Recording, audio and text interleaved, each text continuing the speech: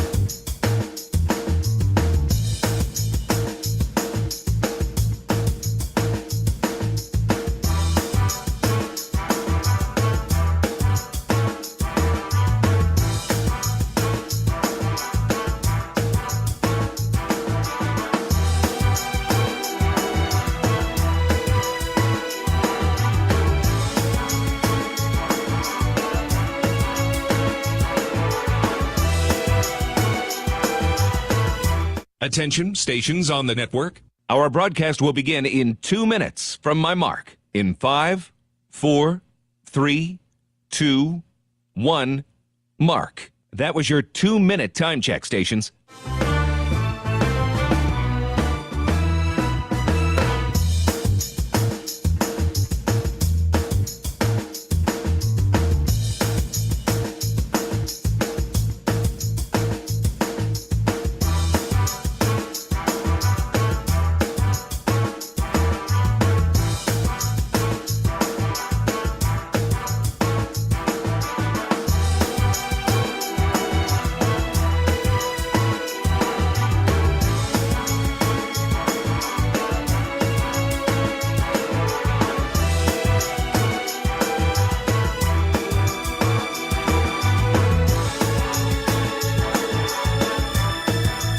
Attention, stations on the network. Our broadcast will begin in 1 minute from my mark. In 5, 4, 3, 2, 1, mark. That was your 1-minute time check, stations.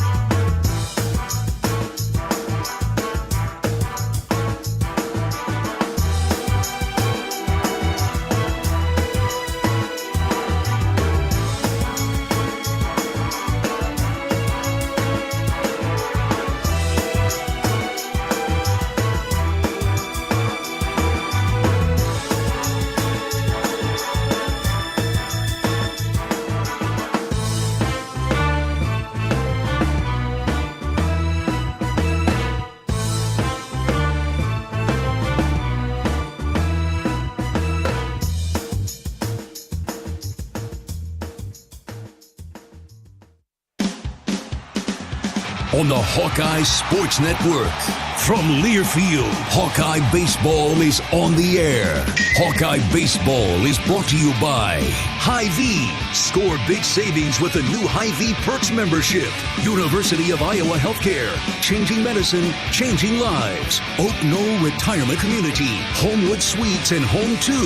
Hawk fans, experience your home away from home at Coralville's finest all-suite hotels. Iowa Corn. You might think Iowa just grows corn, but the truth is, corn grows Iowa. Brought to you by Iowa's corn farmers of the Iowa Corn Growers Association and the Iowa Corn Promotion Board. Also brought to you by Mediacom, home of extreme and 1 gig internet speeds. Wimmer's Meats, the official hot dog of the Hawkeyes. Travel Leaders, Destinations Unlimited, the official travel partner of the Hawkeyes. And by Bud & Mary's. There's no THC cap on Iowa medical cannabis, and getting a card is fast and easy online. Get your medical card today. Visit budmary.com. This is Iowa Hawkeye Baseball. From the campus of the University of Iowa, it's baseball time in Iowa City. Live from Duane Banks Field, it's Game 2 of the series between the visiting Michigan Wolverines and the Iowa Hawkeyes. Welcome to the broadcast booth alongside my fine color analyst John Evans. I'm John Leo. We'll have a doubleheader against the Wolverines today. Marcus Morgan will start Game 1 on the mound, while Brody Brecht gets the nod in Game 2 as we wrap up the series with Michigan this afternoon.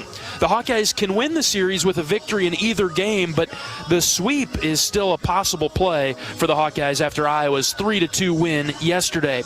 With Sam Peterson and Andy Nelson out of the lineup this weekend, Will Mofler and Merrick Matthews were heroes yesterday.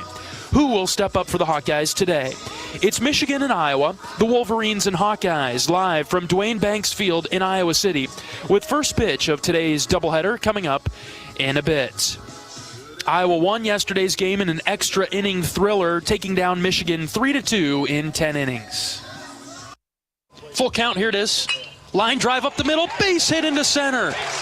RBI single for Will Mofler, and the Hawks have the lead in the second. One out, bases loaded. Squaring to bunt is Timbrook, and he missed it. Now a throw down to third. Got him at third base. And that's how you limit the damage, is by blowing a squeeze play. Obermueller's delivery. Ground ball left side. Seager's backhand. Jump throw from the hole. Got him at first. How about that play? Seager's the shortstop. 1-1 hit on the ground. Ooh, Seager's backhand stop. Long throw to first. Got him again. Seager's a la Derek Jeter. 2 down. This is lined into right. Wilmus coming forward. Ben got it. The runner will not be able to tag from third. Good job, Datay and Wilmus. Bar comes set. The pitch to Matthews. Ground ball. Base hit into left. Here comes Hennings. He scores. Hawks win. Merrick Matthews, the Hawkeye hero. And Iowa wins it 3-2 in 10. Yes. The Hawkeyes out in front this weekend with a Friday afternoon thrilling victory over Michigan. Can win the series with a victory today in one of the 2 games of today's doubleheader, but can also get the sweep if the Hawks take both. We'll have Game 1 coming up at about 1 o'clock today. John will talk with Will Mofler right after this. This is Hawkeye Baseball from Learfield. Feel the excitement as NASCAR returns to the Iowa Speedway with Powerball and the Iowa Lottery. Just add the double play bonus to your Powerball ticket for $1, then enter it in the VIP club, and you could win tickets to the sold-out NASCAR race or other exclusive race weekend prizes. Feel the power of NASCAR and double play today. Woohoo! See complete rules and details at ialottery.com/VIP. Hi, it's your friend, social media. You know, where I showcase the cool life of sports stars and friends. But don't fall for the editing and good lighting, because we all have struggles and challenges, like with alcohol or drug use, gambling, or our mental health. You know, talking about it is a sign of strength. Maybe you don't know who to talk to? Your Life Iowa can give you resources or treatment options. Get free 24/7 confidential support. Call, text, or chat online at yourlifeiowa.org. A message from Iowa HHS. Have you heard about this new type of television experience from Epson? It's called the Epic Vision Ultra Laser Projection TV. It combines a new type of laser projection technology along with a unique Epson Silverflex screen to produce an epic 120-inch 4K Pro UHD picture that's up to 4 times bigger than a traditional 60-inch TV. There's no better way to watch live sports, and watching Iowa basketball play live on this big bright TV is simply awesome. If you're a sports fanatic like me, you need to check this new Epson TV out for yourself. Visit Epson.com/TV to learn more. If you've got the right tools and the friendly people at U.S. Bank in your corner, making smarter money choices is a piece of cake. If only our tools and helpful advisors could have helped you avoid some of those not-so-smart choices in life. Like that time you tried to pick up unicycling. Whoa, coming through! Or when you thought it'd be okay to pet that squirrel in the park. Good squirrel, good squirrel. While we can't help you with all that, we can help you bank smartly at usbank.com/smarter together. Member FDIC.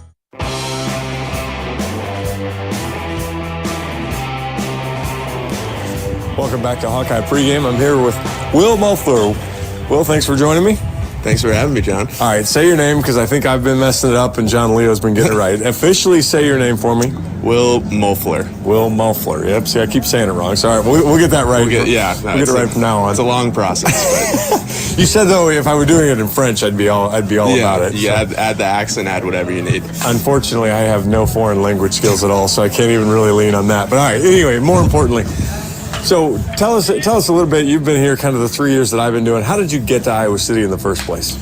I really had no idea in my JUCO days that I would end up in the Midwest, especially Iowa. I didn't really have a lot of knowledge about anything until that summer, but I was just looking for any chance I had to play in the Power 5, and just got a call from Marty Sutherland late in the summer, and it was a very brief conversation. It didn't take a lot for me to say yes compared to the other options I had at my disposal, and all they promised me was a place on the roster and a shot to compete, and that was all I was asking for. So it's been the best 3 years of my life moving out here, just kind of on a whim, not knowing what to expect or what I was getting into, but it's all worked out for the best. Met some great people, been a part of a great program, and hopefully a great last year here. Now, you say you just got a chance to compete. I remember, and I use the story often. You got limited at-bats, and then in a midweek game, you hit a home run against a D3 team into a pretty heavy win, and that got you, 120, 140 at-bats that first year? Yeah, no, I could say, looking back on it now, there definitely wasn't plans in place for me to get those at-bats until I hit that home run. And I remember that was my second at-bat of the year. My very first at-bat on our first weekend, I got up there and I took 3 strikes. Didn't swing the bat once, and I didn't know if I was ever getting another at-bat after that. So the thought process for the second at-bat was might as well swing because you don't know what could happen. And the first swing I took as a Hawkeye happened to be one of the hardest home runs I've hit here. So it was a good life lesson for me as a golfer, we always use the saying, swing hard in case you hit it. Well, that worked out. I mean, yeah, what do I got to lose? I took 3 strikes the first time. I mean, it can't go worse. So let's just give yourself a chance. And it worked out, and it was great to kind of get into the mix that first year and really get rid of the imposter syndrome and make it feel like I belong at this level. So last year battled some injuries. This year kind of working through that. But last few games, with the injuries to other guys, you've been called upon to play. What's it like to again, go from maybe playing every day or most every day to 1, sitting and watching because you can't play, and then 2, when you get that call, having to be ready to go. What are kind of those different phases like for you?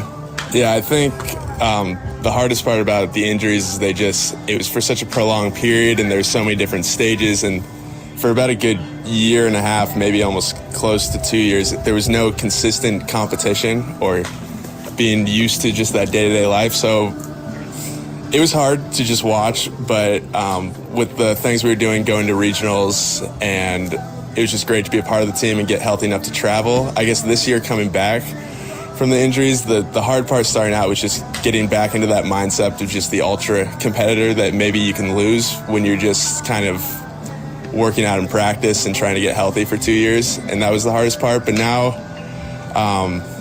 you kind of taste it a little bit. I think it's easier to find what you used to be. And I know I'm not the the athlete I used to be in terms of running and jumping, but just remembering that you can still play baseball. And I love those guys, Sam Peterson, Andy, and just anything I can do to help bridge the gap until they can get back on the field would just mean a lot. So, well, one of the things that I've seen in the 3 years is whether you're on the field a lot, whether you're not, especially this year, really developed into a leader. You're kind of you're still relatively quiet, but you're a vocal leader, and so it's kind of one of those things you don't have to have a lot of playing time to be a big voice in the clubhouse.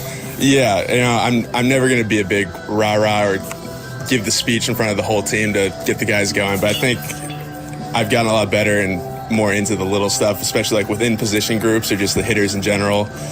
Just it's been kind of a blended role this year between being a coach and a player. I mean, me and Marty joke about it. I'm just the player coach, I go from first base coach to go hitting in the game, and it's a route that my life might take me now at some point to coach. But it's been great to just kind of be the older guy in the locker room, and even if I don't get the opportunity or aren't healthy enough to help on the field, maybe I can help in some other ways to get us where we want to go. Yeah, I've seen a lot of that. And you mentioned coach, and so I kind of one of the last things I got to get here is so you, as a golfer, your mom's a golf coach. Yes. So how does do you play then too?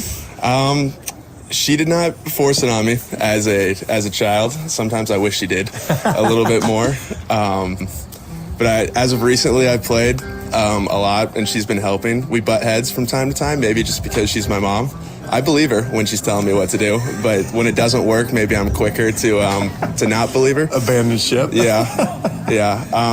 But no, it's awesome. I know she loves that I'm into it now, and hopefully as my baseball career winds down and her coaching career winds down, hopefully there's some more golf time for us, and maybe we can get on the same page. Maybe one day she'll caddy for me or something. I've always found that it was easier to not teach relatives. If there's that extra relationship there, it makes it a little harder.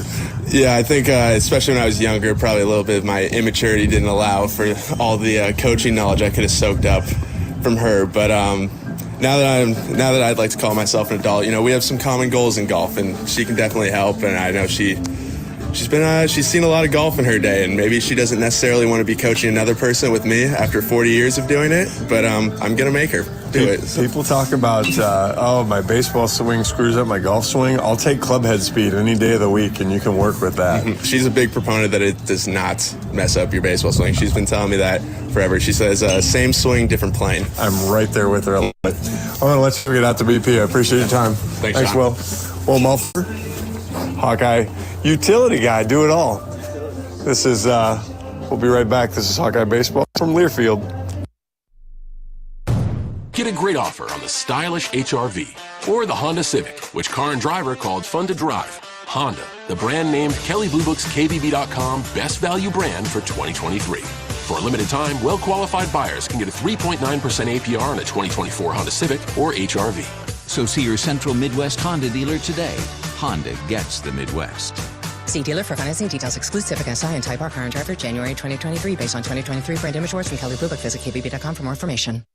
Welcome back to the Nitrogen Stabilizers Draft. Optonite technology, first pick, just like the last 46 years. That's what we love about this sport. We just don't know. We know. It keeps nitrogen in the corn's root zone for 8 weeks. Compare with 2 weeks for others. With the first pick, farmers select Optonite technology from Corteva Agriscience. That's it. I'm going for a pretzel. The pick is in. Optonite technology from Corteva Agriscience with Inserv and Instinct Next-Gen nitrogen stabilizers. American Equity salutes today's hero of the game as a proud sponsor of the ongoing recognition of our military during Hawkeye games this season. Please join American Equity in thanking all who have served our country. American Equity is more than just retirement savings and income products. They are committed to providing you best-in-class service and high-quality retirement income that helps deliver the independence to dream and reach your goals. To learn more about American Equity, please visit their website at american-equity.com. Are aches, pains, or injuries keeping you on the sidelines? At Athletico, our movement experts are here to help you turn your setbacks into comebacks and create a personalized game plan for your recovery. With no prescription or referral needed, Athletico Physical Therapy is where your comeback story begins. Get started today by scheduling a free assessment at athletico.com. Proud partner of the Iowa Hawkeyes.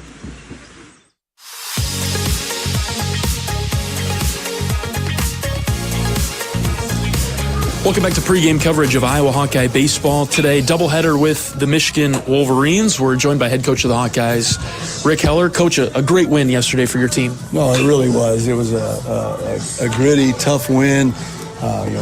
With the guys we had out, and guys really stepped up. Will Mofler had a great game. Merrick Matthews ends up coming off the bench and getting the hit that ended up winning it for us in the 10th. It was a well-pitched game. Cade pitched great for 3 innings. I mean, he was best he'd been maybe this year, and then he got himself in some trouble again in the 4th and 5th, and we survived it. He worked out of it in the 4th, and then Jack Young, with 2 outs in the 5th, ends up giving up a hit for a run, but then gets us out of it. And then after that, Aaron Savory was outstanding. Ben DeTay was outstanding as well, and worked out of a really tough situation. Runner at third and 1 out, and they end up not scoring, which was big in that game, obviously. We had some opportunities offensively where we didn't come through. We hit into a double play that killed what would have been I thought the blow to put them down, and then similar situation where we didn't get runs in. The 2 big opportunities we had, it was a well-pitched game by Michigan. Big U pitched, unfortunately, like you and I had talked before the game, he is that kind of guy that if he's on, he's really tough. And we had talked that, last week he hardly threw his fastball at all. It was all cutters. And then yesterday he was hitting with his fastball and running it in on our hands. And you could see probably from the booth the movement he had on it. And he made things tough on us for a while. We couldn't get a leadoff guy on. I think we only had a leadoff guy on 3 innings. But I thought we hit some balls hard. We hit into some bad luck. Like Kyle Huckstorf had 3 balls. He didn't have a hit, and he had 3 balls that were smoked. And we had several line drives that were right at him. And the thing that saved us was we just kept at it with defending the strike zone, and we ended up with 7 walks and 2 hit by pitches, and that was really big in that ball game. And when Barr came in the game for him, the right-hander, he did well. I mean, he pitched great, and his curveball was effective. And yeah, it was a tough battle, and just really happy that we found a way to get it done. And if you'd have told me that we were going to beat Michigan on Friday night, and with the guys out, that Kyle Huckstorf, Raider Tello, and Davis Kopp wouldn't have a hit, I would have told you you're crazy, and that's exactly what happened. Isn't that something that when you phrase it that way, Coach, it seems like a significant feat, which it was. He stuck with it and played really well. The bullpen, let's go back to that for a second. That's more like it, isn't it, Coach? The pitching, that's probably what you were expecting coming into the year. Yeah, it's exactly what we were expecting, and it's just good it's a good feeling knowing that there's a lot of trust in the guy you're going to bring in, that at the very worst he's going to pound the zone, and if we get beat, it's going to be because they hit us and not because we gave them free bases, and those guys did an awesome job. We only had 1 free base after the 5th inning when the guys started coming in from the bullpen, and that's just tremendous. And that was the key to the game. And the other key to the game that gets lost in that ball game was the outstanding defensive plays that we made. And we talked about making game-saving defensive plays and game-changing defensive plays, and Michael Seegers made 2 unbelievable plays at shortstop. Raider Tello gets a forced out on a sac bunt that was really big, and there was a couple others, but those defensive plays yesterday, and along with no errors and a clean game, was really, really good.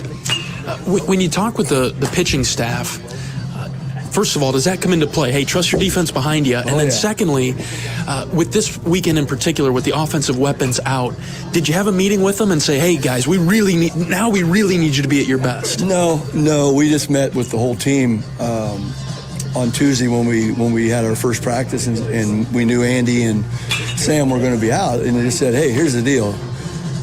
We've we practice the next man up mentality. We talk more about every week the guys who aren't playing, the guys who aren't getting out there, the guys who aren't maybe getting the innings they want. You have to work with intent, and you can't be a victim. You can't feel sorry for yourself. You got to work so that when you do get that chance, and inevitably they will, you'll be ready for it. If you're the victim mentality, if you're complaining or you're making excuses, not working like you should, not throwing your innings or taking your at-bats like it's a game during the midweek, then you won't be ready and you'll blow your opportunity and that'll be it. And so that was the bigger message there was, that's all the time. We talk about that all the time because it's so important and we know it'll happen. And the thing I told the group is that I don't want anybody to try to pick them up or, that type of thing. What we need to do is we just need to be the best version of ourselves, keep doing the 1/9, and then we'll be fine. But when you get guys who are trying too hard or trying to do too much, and I kind of felt maybe that was the deal with the middle of our lineup yesterday, and that's the message to them is like, stop trying so hard. Let's just go. Just be you. You's good enough, and we'll be fine. Head coach of the Hawkeyes, Rick Heller, on our pregame show from Banks today. Michigan, it sounds like they'll throw Mitch Voigt in the first game of today's doubleheader. What do we know about what Michigan's got in their pitching staff today? Voigt is a strike thrower.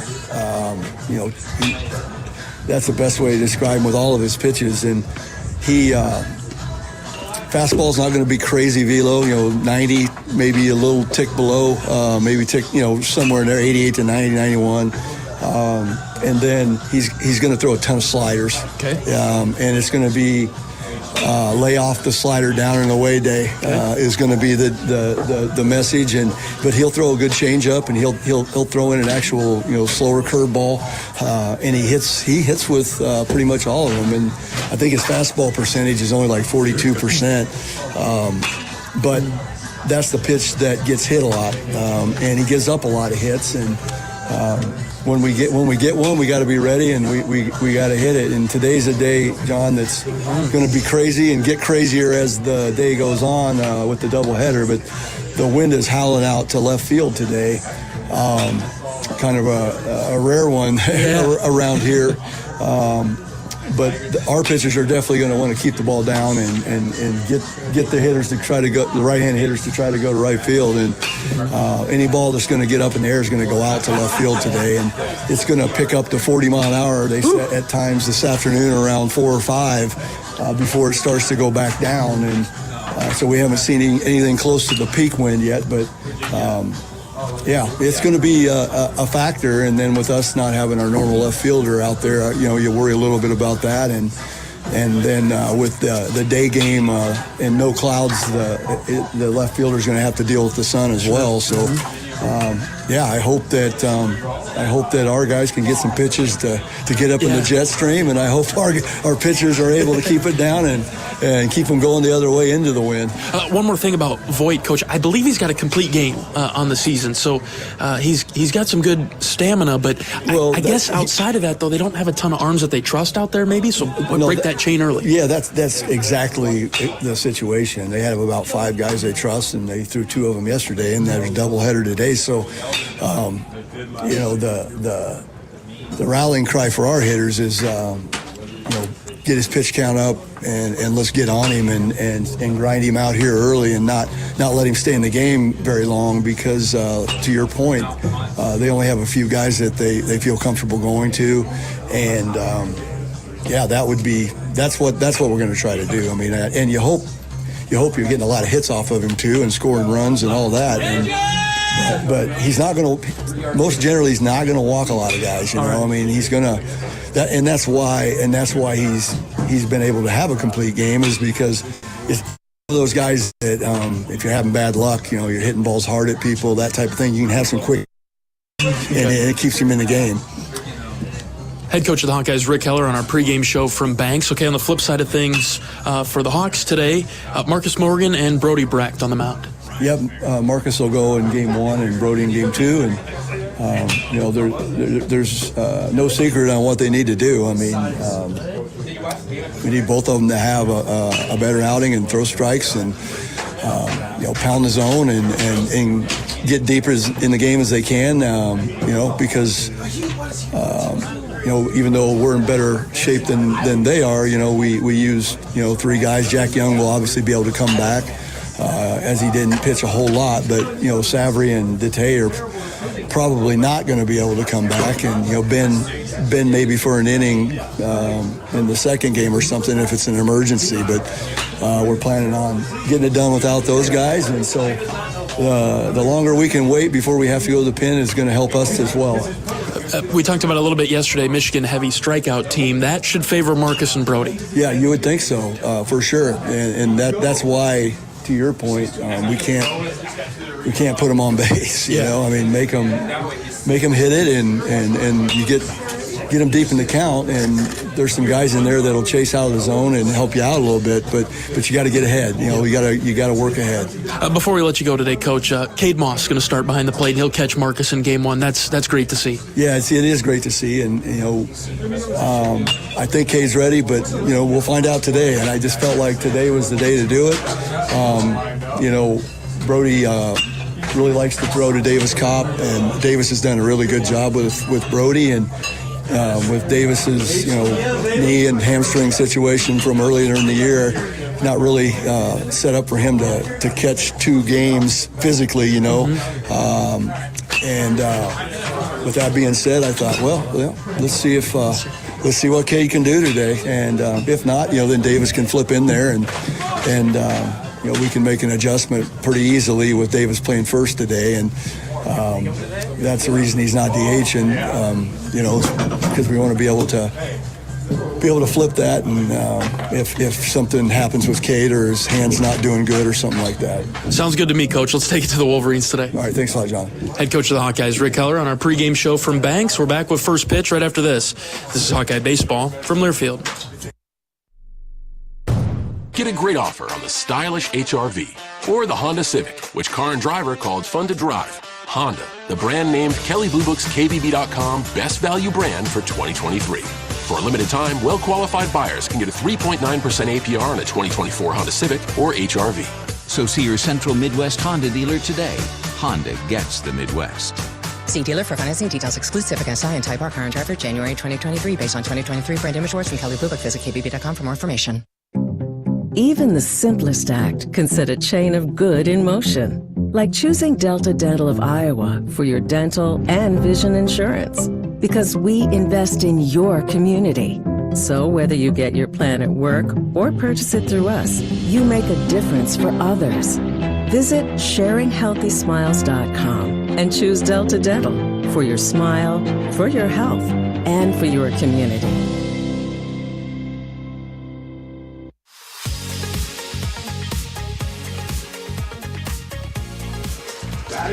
John Evans and John Leo at Duane Banks Field this afternoon. A doubleheader with the Michigan Wolverines. We'll wrap up the series today. Iowa won the opener yesterday 3-2 in extra innings. The Hawks can win the series with a victory in either game today, can sweep with wins in both. Let's pause 10 seconds for station identification. This is Iowa Hawkeye Baseball.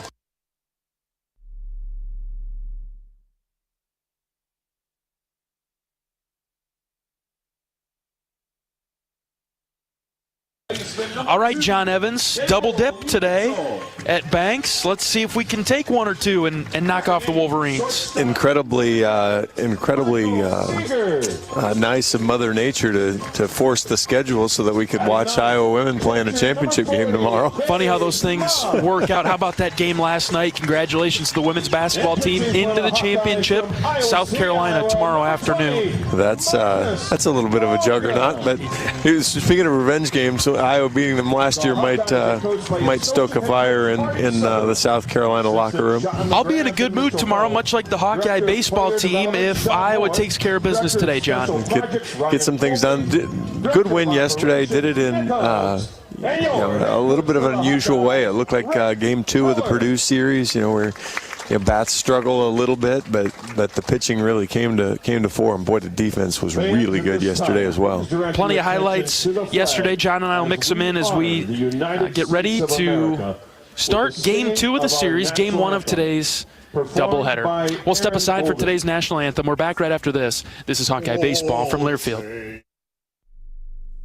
Hi, I'm Gary Dolphin, and if you want your home to be exceptionally comfortable during these cold Iowa winters and hot, humid summers, you need to turn to Dave Lennox and your local Lennox home comfort specialist. Lennox has been serving Iowa consumers since 1895, when Dave Lennox built his first furnace in Marshalltown, and Lennox is still building its high-efficiency furnaces and air conditioners there today. For the best home comfort system you can buy, it's Lennox and your local Lennox dealer. Lennox and the Hawkeyes. Now there's a winning combination. If you guessed that was the sound of a bag of Pioneer brand A-Series soybeans, you guessed right. Well, kinda. It was really the sound of an innovative team that spent decades perfecting a seed with exclusive genetics and the ultimate agronomic advantage. The sort of breeders who don't rest until they've achieved outstanding performance. Pioneer brand A-Series soybeans. #1 for a reason. Visit pioneer.com/genetics. Wave o'er the land of the free and the home of the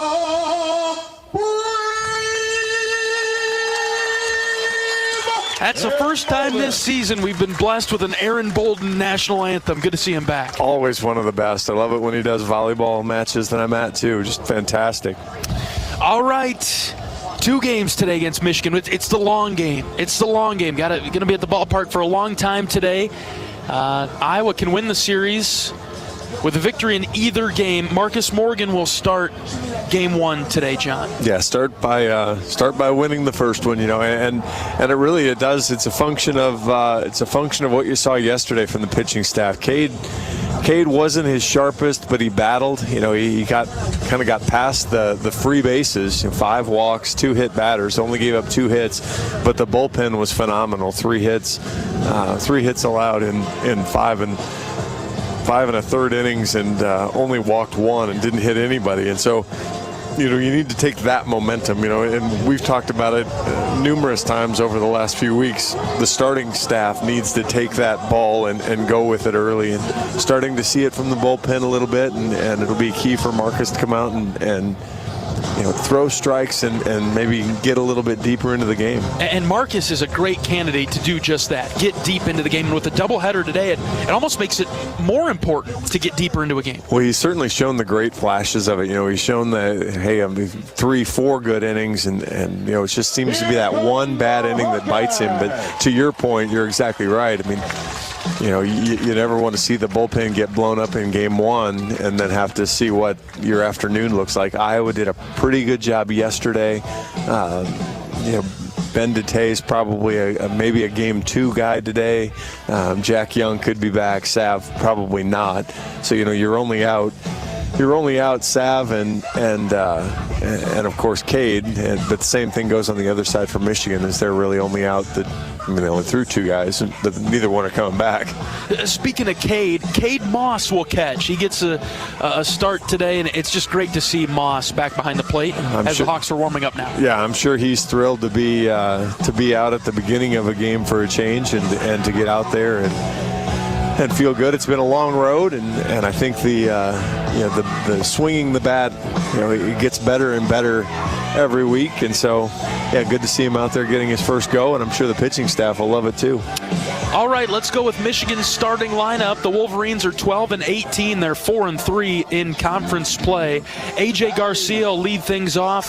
He'll play center today. Mitch Voigt back second, and he'll pitch. He's one of those two-way players, the best one that Michigan has, quite frankly. Steven Rustich is the starting left fielder, batting third. Colin Priest will play first and bat fourth. Dylan Stanton out and right. He'll bat fifth. Batting sixth for Michigan today is Cole Caruso, the third baseman. And then 7, 8, 8-9. Will Rogers, the catcher, Mac Timbrook, the second baseman, and Kyle Dernetti, the shortstop.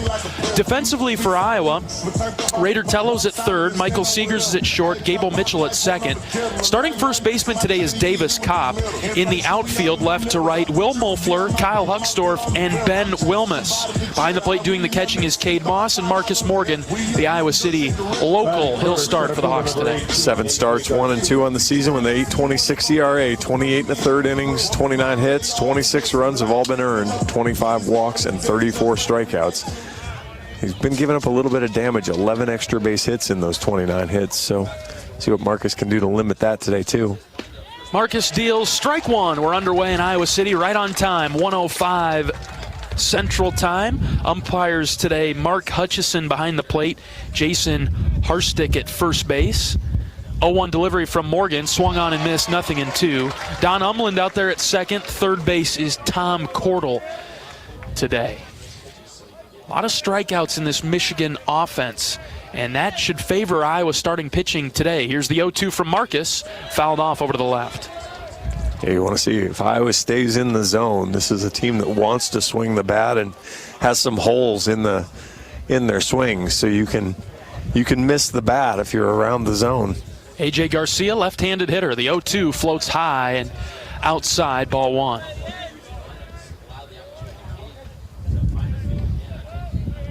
A little different wind today, too, so it'd be important for pitchers to limit sharp contact.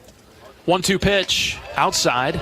Sharp fastball, but away from the left-handed Garcia, starting center fielder. Yeah, not a cloud in the sky in Iowa City today. Mid-upper 50s, but breezy, and it's blowing out to left today towards the big scoreboard in left center field.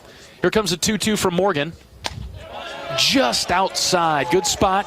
Garcia laid off. He tested the strike zone, and now it's a full count. Yeah, good layoff there from Garcia as that ball did not miss by much, but knew his zone and stayed with it. Full count pitch. Called third strike. Marcus got him with a high fastball. That's a good sign for Iowa if you're going to get the full strike zone with the Iowa pitchers. Is that ball's up? It's in the strike zone, but it's not a pitch you always see college umpires call for a strike. It's one of those coin flips, isn't it, John? Good to know. Good to know what you're going to get early. Here's Mitch Voigt.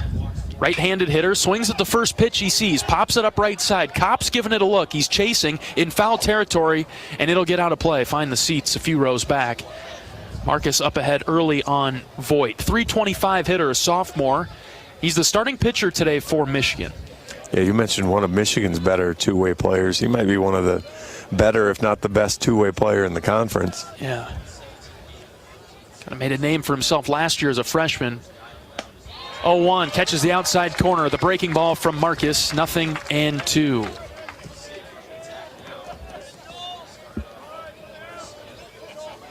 Marcus working quickly, out of the windup, the 0-2 pitch. Fouled back to the screen, we'll do it again.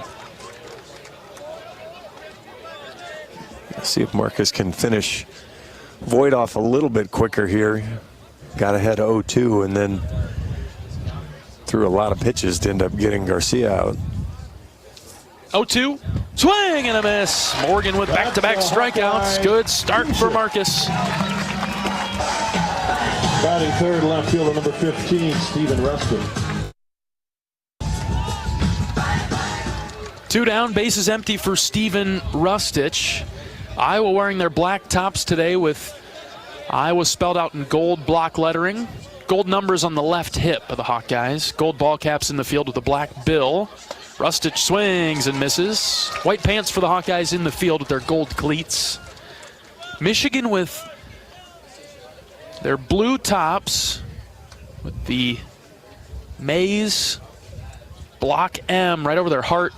Rustich takes strike 2, low outside corner. They've got gray baseball pants today. These are the BP jerseys, the batting practice jerseys for Michigan. They're 4-0 when they wear these jerseys, according to Michigan's SID.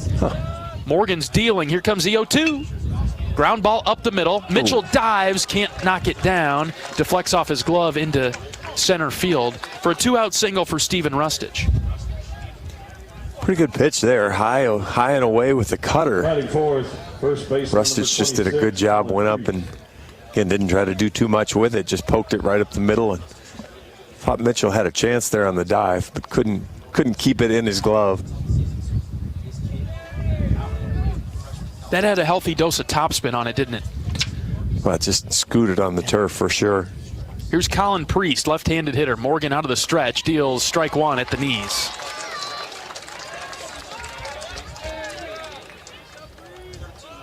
Priest was the DH for Michigan yesterday. Was hit by a pitch and walked, but he also struck out twice. Here's the 0-1. Swing and a miss, nothing in two. Woo, that had some good movement on it, didn't it? Yeah, that was a heck of a cutter there from Marcus. He's kind of shown him the speed range. He went with the 80, that was 88. See if he gives him the 93, 94 fastball here. Here's the 0-2 delivery. Long pause from Morgan. Brings it home. Sharply hit foul over to the left. He did, just couldn't quite sneak it by him. Rustich, the runner at first base. 3 for 6 in stolen base attempts.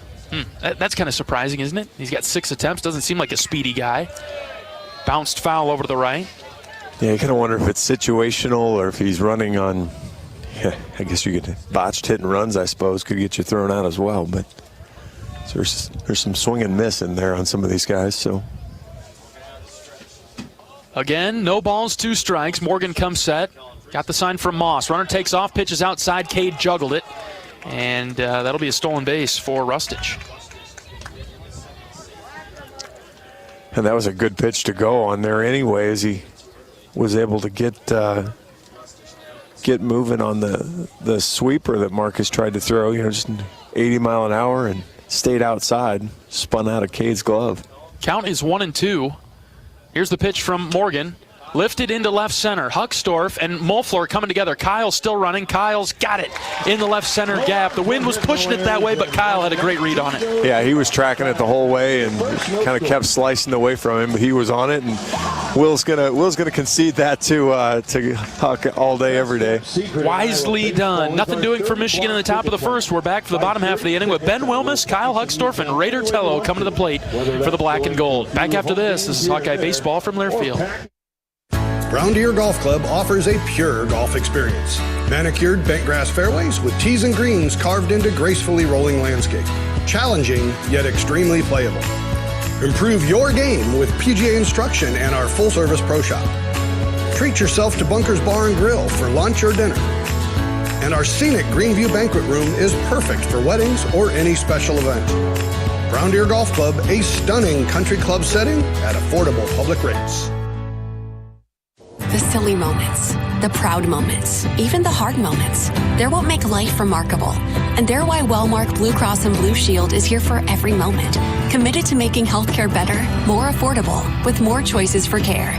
And service and coverage that give you peace of mind no matter what comes your way. So you can show up for every tender moment, every brave moment, and every wouldn't miss it for the world moment. Knowing that Blue is here for you. Go to Wellmark.com/every moment to find a plan right for you.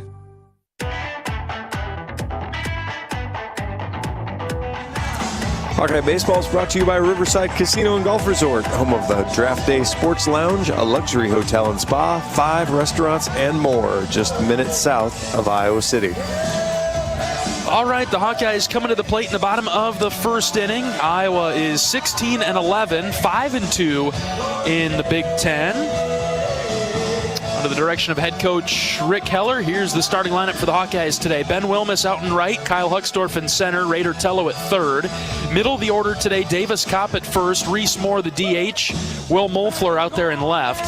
7, 8, 9, Gable Mitchell the second baseman, Michael Seegers the shortstop, and Cade Moss the catcher. Starting pitcher today for the Michigan Wolverines, right-handed sophomore from Whitefish Bay, Wisconsin, Mitch Voigt. 7 starts on the year, 3-3 on the season. He does have a complete game. 6.09 ERA, 44 and a third innings, 50 hits, 36 runs, just 30 earned, only 8 walks, 29 strikeouts. He's given up 23 extra base hits. Opponents hitting .278 against him. Pitches primarily out of, well, solely, I should say, out of the stretch. Doesn't go from a windup.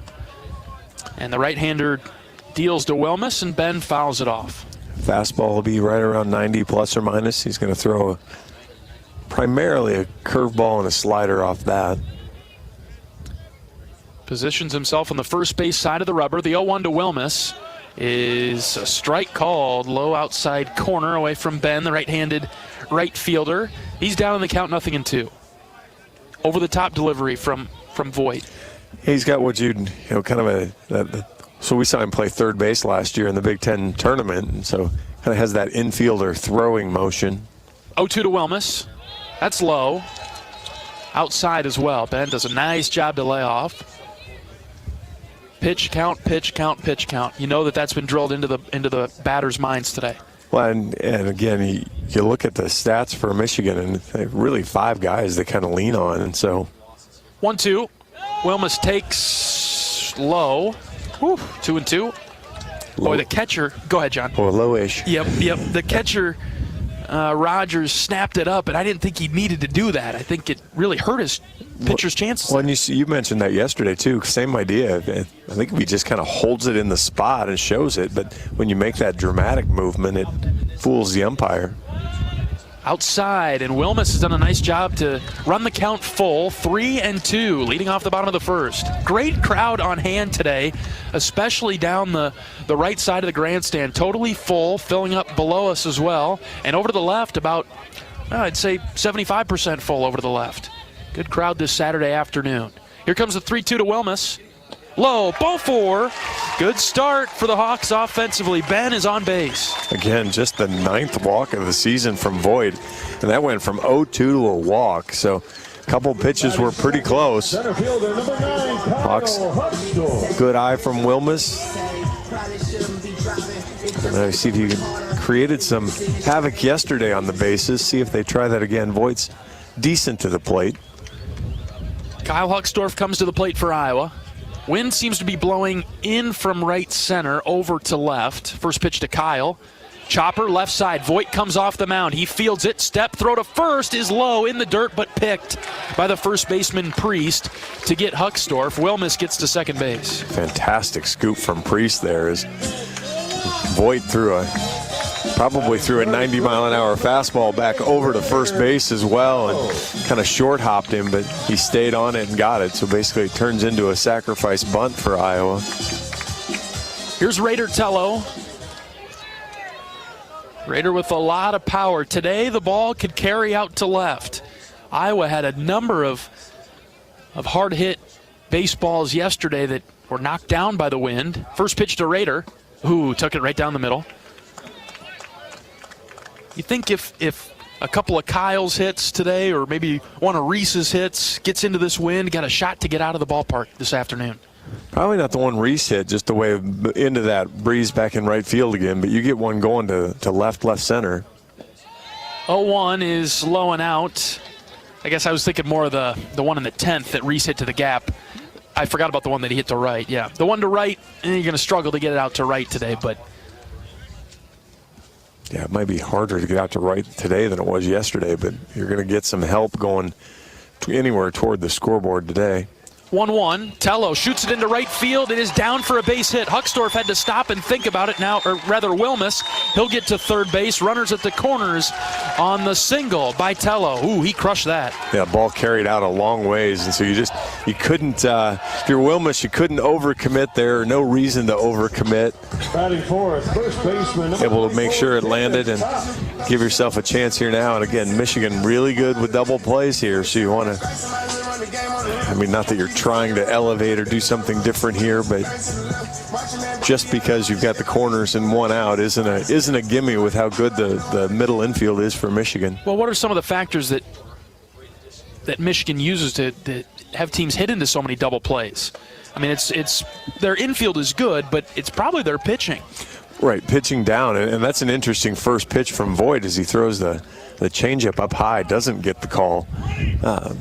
Throws the ball up where you're allowing a guy to elevate a ball instead of getting that ground ball if he stays at the bottom of the zone. Yeah, that's probably a mistake on that pitch, don't you think? I would think so. Yeah. Michigan's got a good middle infield of Dernetti and Timbrook.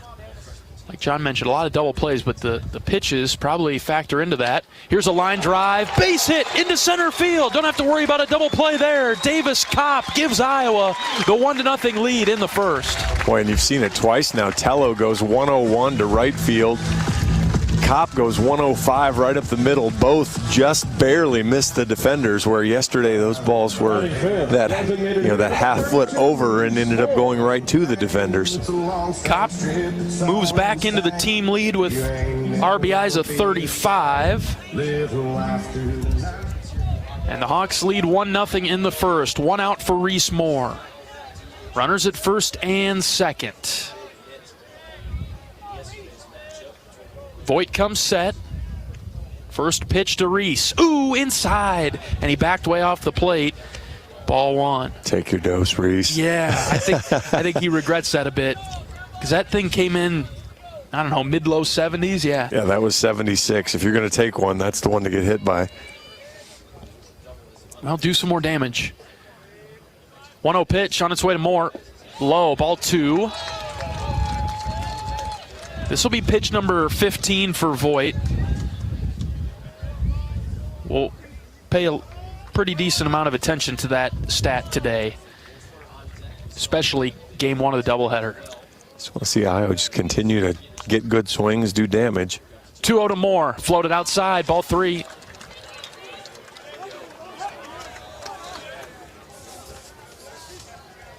Thinking red light for Reese.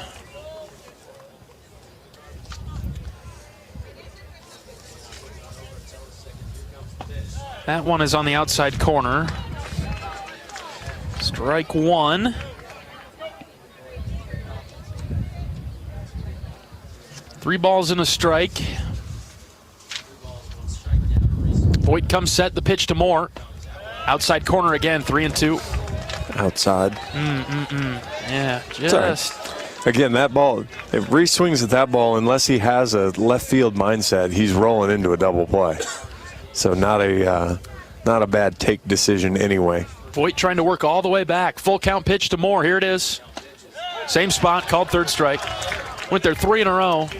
And Moore is down on strikes.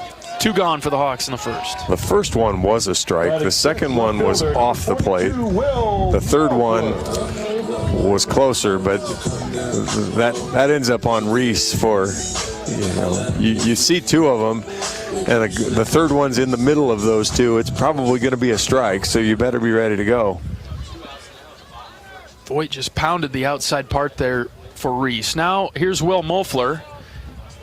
He takes ball one outside. Mofler, the left fielder for the Hawkeyes today, right-handed hitter.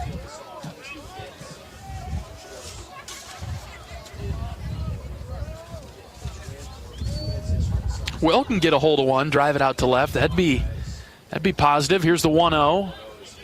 Stayed high and outside a bit. 2-0.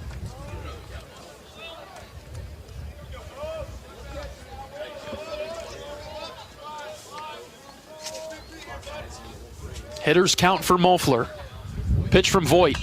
Popped up foul over to the right. Decent pitch there from Voigt. Yeah, got a good fastball inside part of the plate. Will was ready, just couldn't get all the way turned around. Didn't have it timed up quite right. 2 balls and a strike. Voigt's delivery. Swing and a miss. And he went changeups, and now again, you're seeing him pound the zone, which was kind of what the scouting report was. See if Will can fight one off here. Count even at 2 for Mofler. Runners at first and second, 2 outs. Here's the pitch. Swing and a miss. High heater. And Mofler goes down for out number 3. 1 run comes across for the Hawks. 1-0 Iowa. We're back for the second right after this. It's Iowa baseball from Learfield. Are aches, pains, or injuries keeping you on the sidelines? At Athletico, our movement experts are here to help you turn your setbacks into comebacks and create a personalized game plan for your recovery. With no prescription or referral needed, Athletico Physical Therapy is where your comeback story begins. Get started today by scheduling a free assessment at athletico.com. proud partner of the Iowa Hawkeyes. How do you become America's best-selling brand? Let's break it down. Innovative tech means smarter and safer driving. Intelligent all-wheel drive will keep you ready for anything. And built Ford tough trucks will always get the job done. Plus, come into your local Ford store today and get super low APR financing, big cash back, and great lease offers on Ford's full line of cars, trucks, and SUVs. That's Ford, and that's how you become America's best-selling brand. Sales claim based on calendar year sales.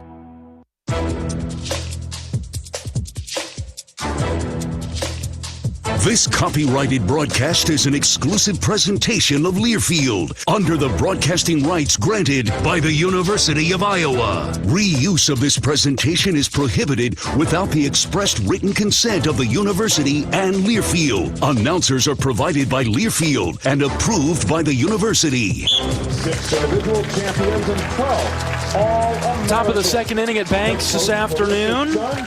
Iowa 1, Michigan nothing. Today's doubleheader. Dylan Stanton will lead it off for the Wolverines as the national champion Iowa women's wrestling team is being recognized in the grandstand down to the right.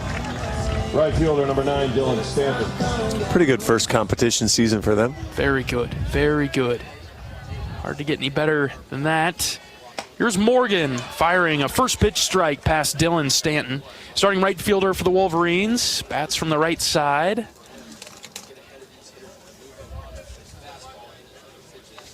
Out of the windup, Morgan winds and fires. Foul ball over to the right.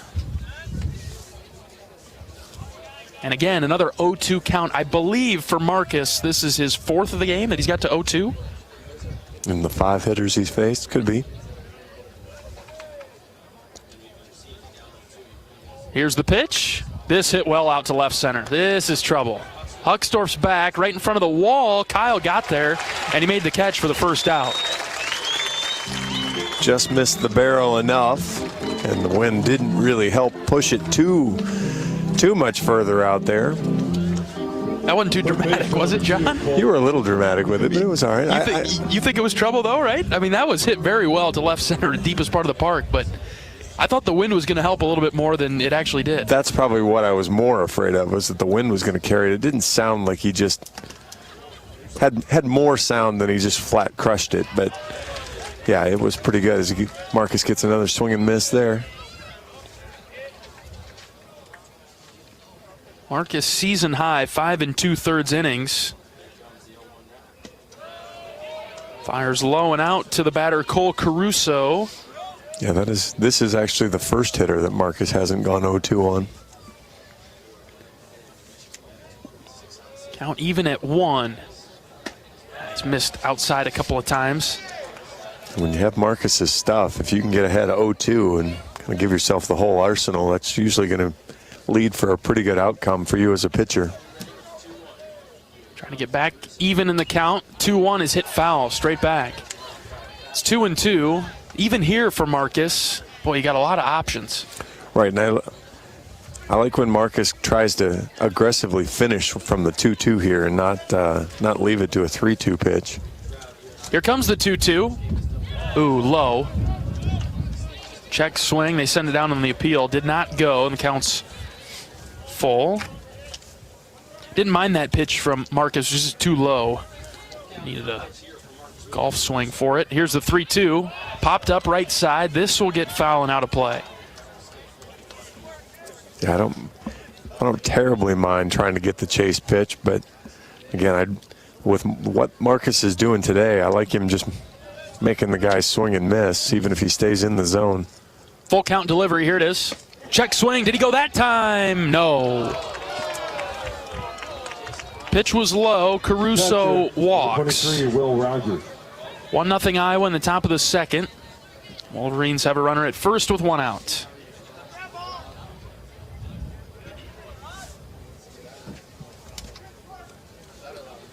Here's Will Rogers, starting catcher for Michigan. Might see him in relief this weekend, too. Another two-way player. Another two-way guy. Morgan starts out in front with a sharp fastball high in the zone. Michigan, they're taking healthy cuts at it, rattling their own helmet with some hard swings, but nothing to show for it yet. Here comes the 0-1 from Morgan. Short lead at first base. The pitch, breaking ball. Ooh, inside. Good looking pitch from Marcus.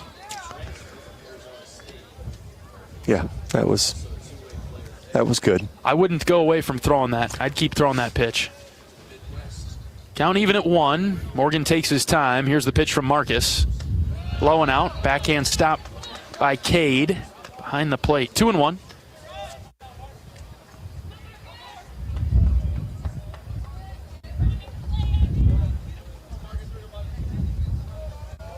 See, Marcus can battle back here, find the strike zone again.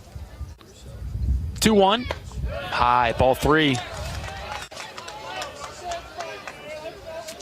And see, this is, you can argue all you want that the 0-1 pitch was a strike, but problem is then the 2 follow-on pitches haven't even been particularly close. Yep. Here's the 3-1. Swing and a miss. That came in at 91, popped the mitt of Cade Moss, and Rogers was way behind it. When Rogers wants that high fastball, and Marcus has been able to throw 2 of them right past him now. Big pitch coming here for Marcus. 3 balls, 2 strikes. Here it comes. Up and in. Called a ball. Back-to-back walks, and the Wolverines have 2 on. Yeah, I get what you're saying, John. You get 0-1, and then the 0-1 call doesn't go your way. Don't let that snowball to 3-1, right? Right. There was no reason it got to where it got to other than, you don't execute 2 pitches after that. And so kind of shake that off and kind of get back to what you're doing. Because, again, it wasn't like he just barely missed off an edge off either the 1-1 or the 2-1 pitch. Here's Tim Brook, the starting second baseman. Morgan fires outside. He'll have to walk off the back of the mound, and we'll see Sean McGrath, the pitching coach for the Hawkeyes, come out of the dugout. If you or someone you know needs support now, call or text 988 or chat 988lifeline.org. It's one of my new ones. In addition, this is a new sheet. Doesn't have all the check marks, John. No, because they added the new reads for us. So 1-0 with the new sheet. We've got Brown Deer coming up later. That's new. We got the 988 was new. Yeah. All right, 1-0 Hawks in the second. Couple runners on though for Michigan after back-to-back walks, and walked batters that were hitting 246 and 210. Now you bring up Tim Brook, who's 272, left-handed hitter. 1-0 pitch, popped up, foul over to the left side near the Michigan dugout.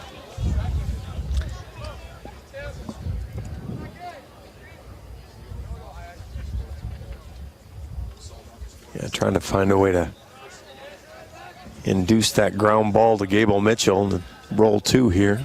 For as much as we talk about Michigan and their ability to turn double plays, the Hawks are very good at that as well. Here comes the 1-1. Fouled off again, left side. Iowa's defense was exceptional yesterday, especially on the left side of the infield with Seegers and Tello. A couple of Seegers had 2 plays going that direction. Raider Tello made at least 1, if not 2, that were really good as well. Morgan's got Tim Brook on the ropes here as he slaps it foul now deep to left into the Michigan bullpen. 1 ball, 2 strikes with 1 out. Morgan's pitch count getting up there.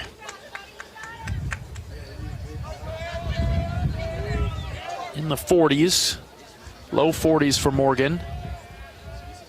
He's ready with the 1-2. Here it is. Swing and a miss. Drop third strike, though. Moss will have to come back and get it. The batter's out, but the runners advance to second and third.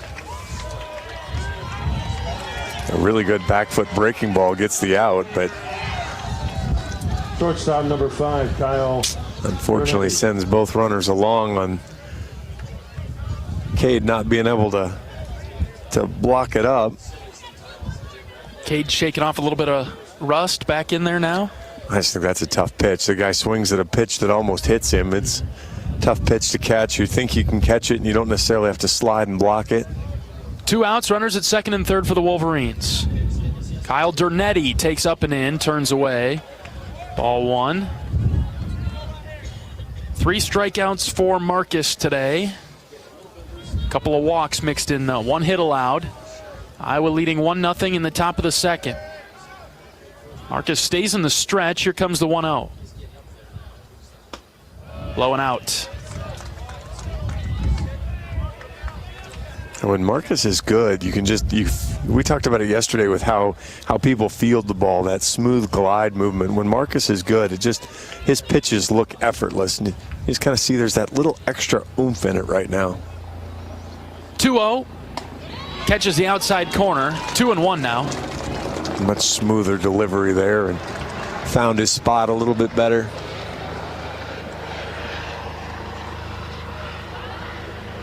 I like that pitch. Low outside corner. Enough movement on it. Here comes a 2-1. Dernetti squared to bunt, pulled it back, and the pitch dropped low. 3-1. Top of the order, Garcia waits on deck. Marcus struggling with control in the second. 3 balls and a strike. Here's the pitch from Marcus. Way outside. Ball 4, and now they're loaded for Garcia. Some activity in the Iowa bullpen already.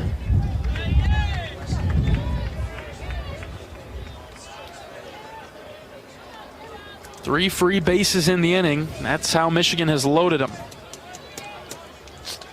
Top of the order for Garcia. 2 outs. Marcus ready for the first pitch. Called a strike, high outside corner. Ooh. Again, it's in the strike zone, but not necessarily a pitch you're going to see called a lot, and certainly not a pitch you're going to see called a lot when pitcher's struggling. Here's the 0-1. Downstairs, count even at 1. Felt big that Marcus threw a first pitch strike there. If he could have doubled back and gotten 0-2, wow, it'd be in really good shape. Now the count's 1-1. Morgan comes set. Here's the pitch. Strike 2. Took it down the heart of the plate. 1 ball, 2 strikes. 2 outs. Bases loaded for Michigan. Morgan quickly back on the rubber. He comes set. He brings it home. High, ball 2.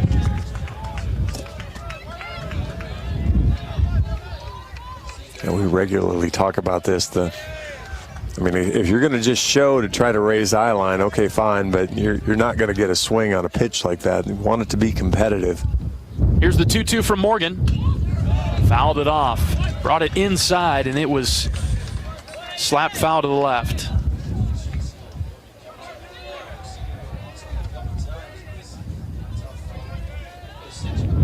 How do you think he could strike Garcia out? He already struck him out in the first.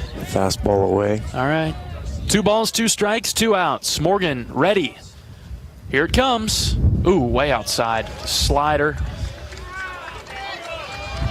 All right. Runners will be going on the pitch. Full count with 2 outs. Boy, if it feels like a big spot in the second inning of a first game of a doubleheader, this is it. This is lifted to left. Mofler moving back in front of the track. Will made the catch for the 3rd out. And Michigan will leave them loaded. That was, boy, was that an adventure in any number of ways, but the Hawks are out of it. We'll head to the bottom of the second. We're still within a 1-0 lead.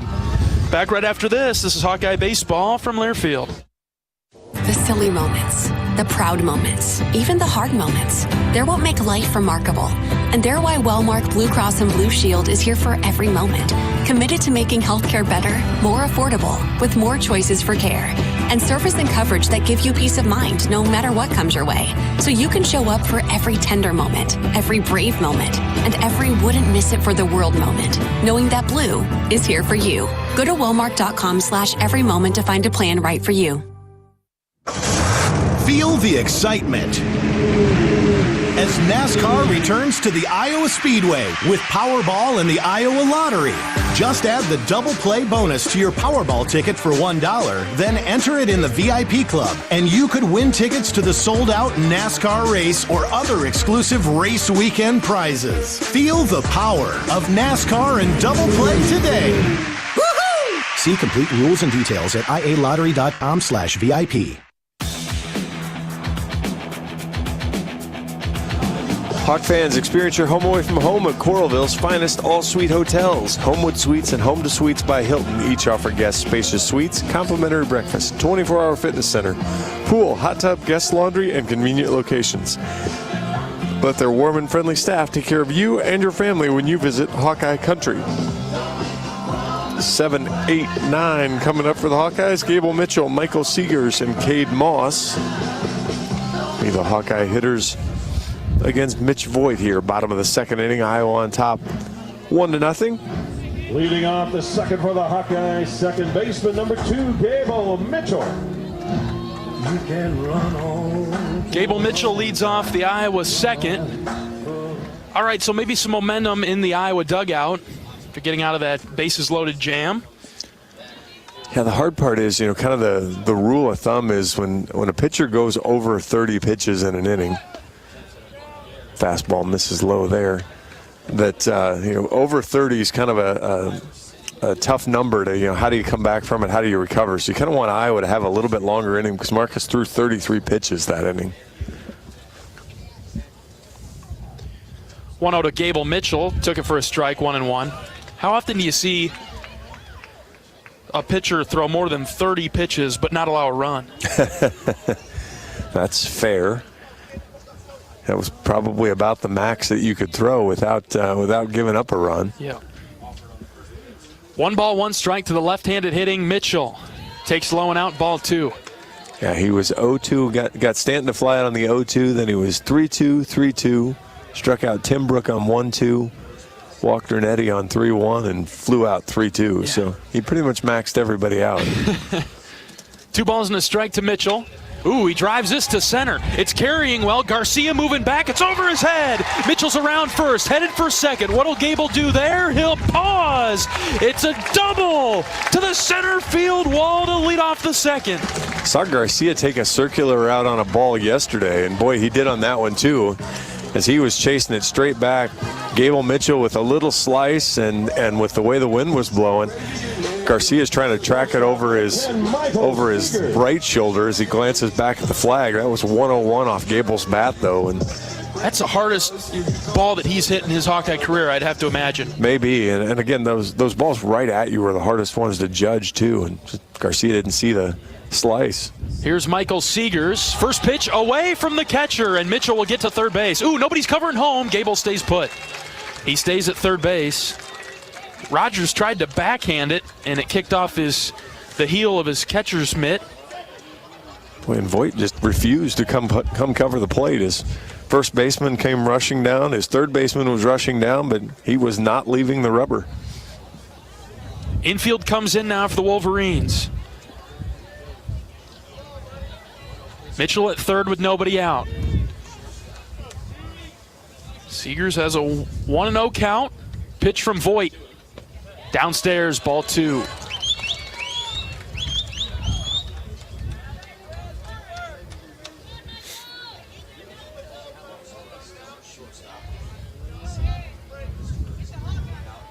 Hitters count for Seegers. Great contact hitter. The 2-0. Ooh, inside, ball 3. Voigt's a guy that they leave out there. 79 pitches, 88 pitches, 96 pitches, 80 pitches, and then 3 times over 100. Wow. Sometimes it's because he's pitching well, and sometimes it's just because he's the guy. 3-0 is down Main Street, 3-1. Voigt had a complete game on March 1st at UCLA. 9 innings, 4 hits, gave up 3 earned. He struck out 3. The Wolverines beat UCLA 4-3. And he did that on 96 pitches. That was really good. But here's the 3-1. Up and in, ball 4. Seegers draws the walk. Runners at the corners for Iowa, and Cade Moss coming to the plate. He threw 8 innings against San Diego. Gave up 11 hits, 7 runs, 6 earned. Didn't walk a guy. He went 3 straight starts without walking a guy as well. And he's got 2 today, John. He's got 2 today as he walks another one there. And see if Iowa plays any games here. Cade Moss, great handling the bat. You got good speed on the base paths. Michigan is 3-4 games that he has started. Here's Moss, squares to bunt, bunts at first base side. Great bunt. Here comes Mitchell. He'll score. High throw to first base. He is out, but Mitchell comes down the line and scores on a great bunt by Cade Moss. 2-0 Hawks. That was perfectly executed. And then Voigt made kind of a lazy throw trying to avoid Cade Moss, and really nice play there from Priest to go up and catch it and land on the bag just before Cade Moss did and avoid the collision. Top of the order now with Wilmus in the box. Runner at second base is Seegers. Ton of speed out there. 1 out. First pitch to Ben. Takes it for a strike. Outer half of the plate.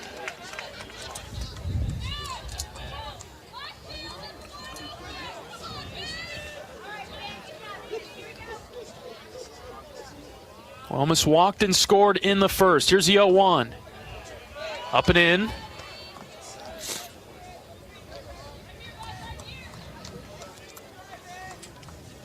Interesting positioning again from Stanton out in right field. What do you see out there, John? Just shallow off the line. Here's a 1-1. Wilmus crushed it to left, but it will hook foul. Ho-ho! 103 off the bat. That ball, that ball went 440. Unfortunately, it might have killed a car in the parking lot over there with where it might have been Wilmus's parents' tailgate. Did you park over there today, John? I did not. I'm safe from Wilmus's drive there. Long strike. Here comes the 1-2. Swing and a miss. Wilmus strikes out for the second out of the inning. That might have been the ideal pitch after you throw the fastball inside. You throw the changeup just off the plate to the outside. Here comes Kyle Huckstorf. Guys didn't maximize the opportunity in the first. See if they can squeeze a little bit more out of this with the runner out there at second again. Been threatening in both innings, but singular runs in each. First pitch to Kyle. Ooh, missed it. Fouled it off over to the left. Yeah, Kyle, first pitch changeup hunting there. That's a fastball. I think Kyle's a little bit more ready for it.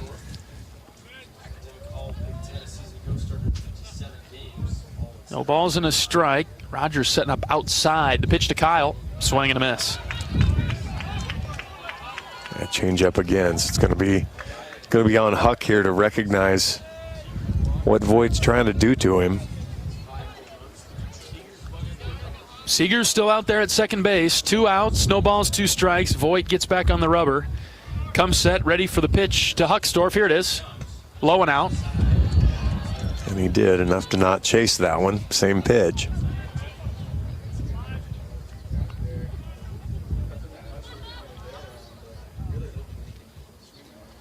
A lot of room in right center for Kyle.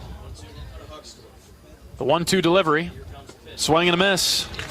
Change up, low outside corner. Huckstorf could not fight it off, and he strikes out. So Voigt with back-to-back strikeouts. Iowa adds another run. We'll go to the third. 2-0 Hawks. This is Iowa baseball from Learfield.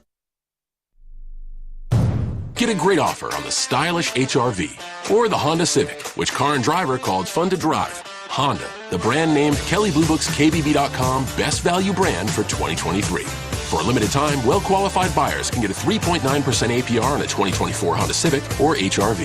So see your Central Midwest Honda dealer today. Honda gets the Midwest. See dealer for financing details. Exclude Civic SI and Type R car and driver January 2023 based on 2023 brand image awards from Kelley Blue Book. Visit KBB.com for more information.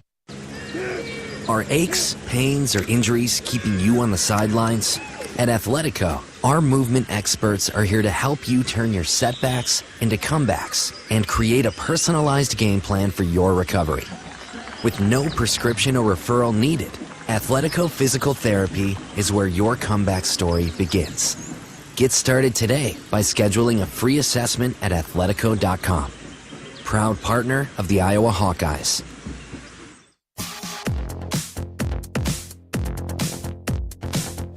For comprehensive coverage of college baseball and softball all season long, tune to SiriusXM Big Ten Radio Channel 372 in the car and on the all-new SiriusXM app. SiriusXM is the home of your favorite team and conference, including live games plus interviews and analysis. So cheer along online with the SiriusXM app and listen to your favorite team anywhere.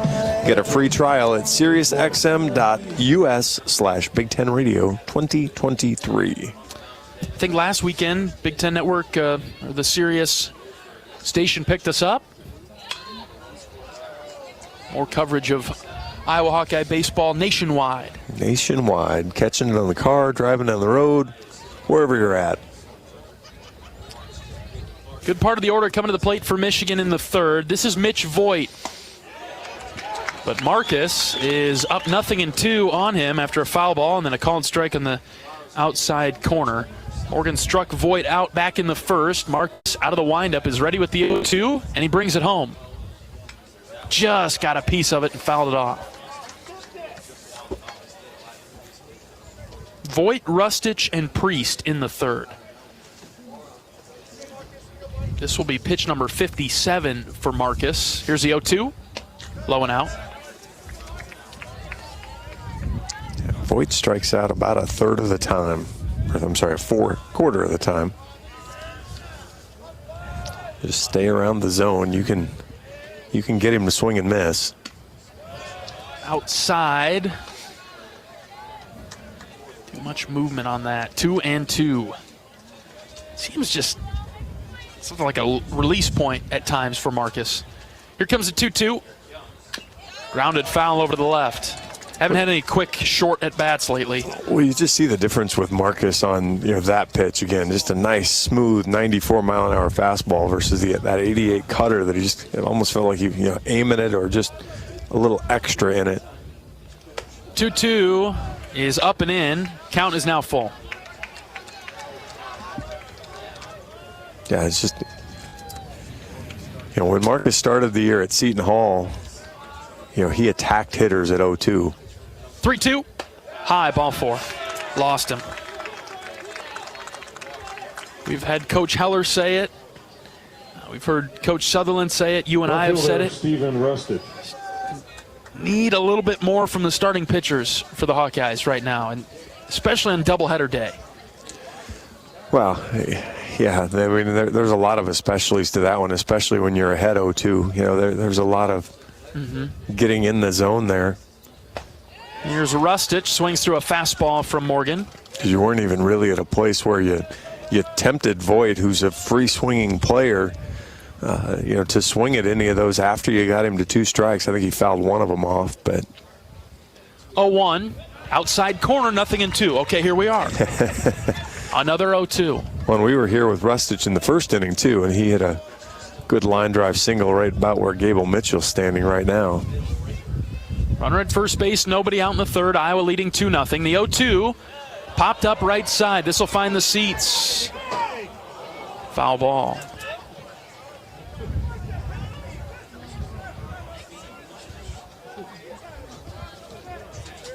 God, fans are killing that poor kid for not making that catch. Fans are letting him hear it. Pure chirp. No balls, 2 strikes. We'll do it again. The pitch from Morgan, just outside. That's a much better pitch. That's what it needs to be, right, John? Right. That's a competitive pitch. It's probably on the black of the plate, maybe just off and a little high, but you're giving the umpire a decision. You're giving the hitter a decision. Here's the 1-2. Check swing. Didn't go. The pitch got by Moss. Runner advances to second. He thought he had it in his glove on the backhand stop. Took his bare hand to his mitt. Ball wasn't there. And now it's 2-2.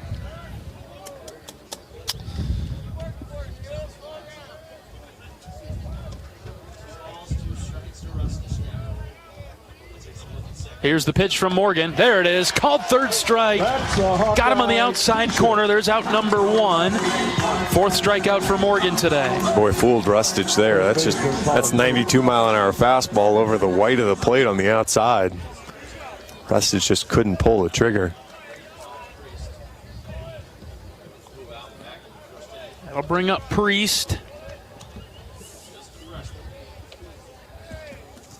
Slide out to center to end the first. Swing and a miss. Morgan out in front early.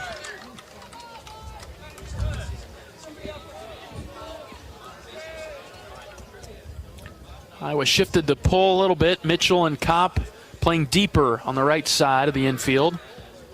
Here comes the 0-1. Off the plate outside, 1-1. Outstanding pitch there, though, again. Just off the edge of the plate. Now he needs to get back in the zone. Here's the 1-1. Hit well to right. That is crushed, and we are tied at 2. That ball is 115 off the bat. 115. Whoa. 397 feet. Probably went less than that into that wind, but that is 115. Wow. Right fielder Dylan Stanton. That ball was blasted to right. There wasn't any wind that was keeping that in. Not this one. You don't add 20 miles and keep it in. That was well hit. Well struck by Priest, and he ties it up at 2 in the 3rd.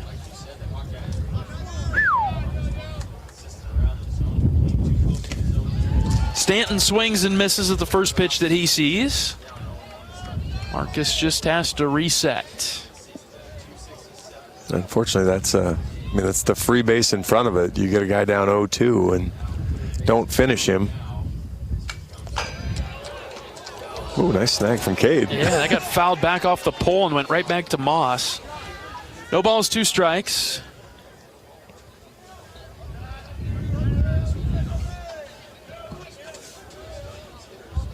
Morgan out of the windup, looking for a strikeout of Stanton. Here's the pitch. In the dirt.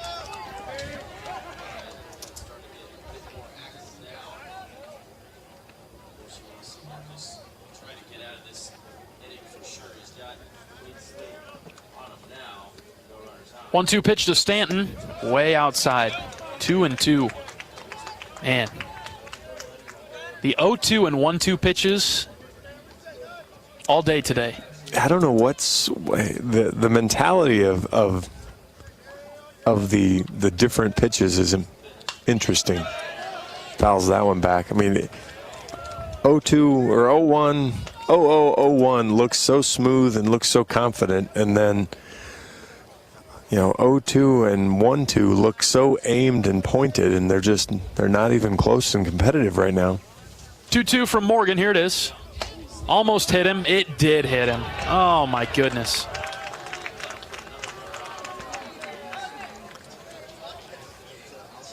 Stanton gets hit by the pitch. He'll take first. Third baseman. Still just one out. Caruso. Cole Caruso's the batter.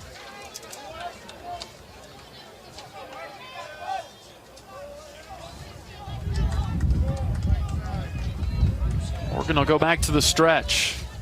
2-2 in the top of the 3rd. Morgan fires. Strike 1. First pitch strike has been outstanding for Marcus today. Well, it was for the first 5 hitters, and then he kind of got away from it there for 5, and then he's been really good now again on this run.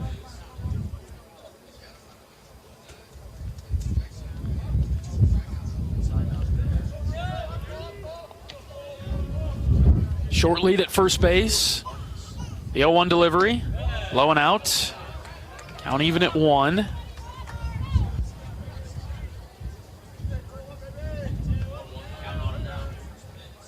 Just the concept of, the chase pitches is hurting today.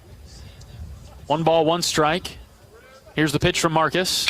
Line drive over Seager's head into left center field. Mofler will cut it off. Will comes up, fires it in, but the runner's taken off for third. He'll get there. Runners at the corners with one out now.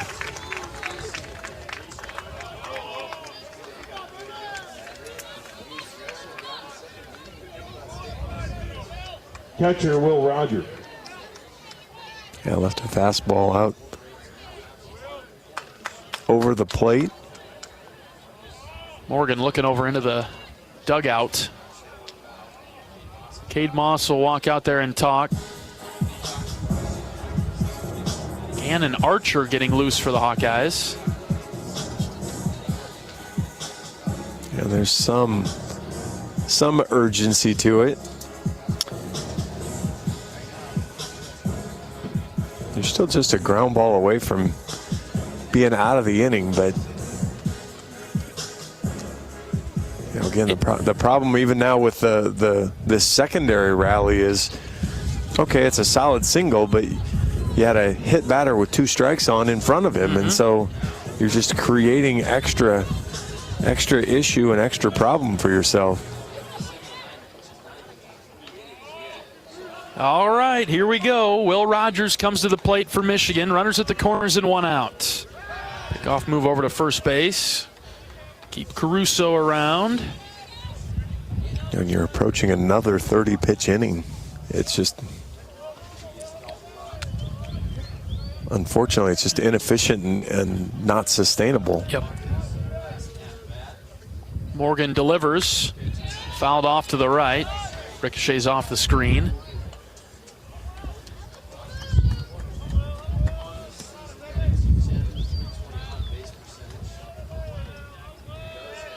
Big hole on the right side with Mitchell playing to pull almost directly behind second base.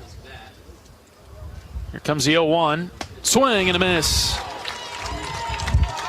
0-2.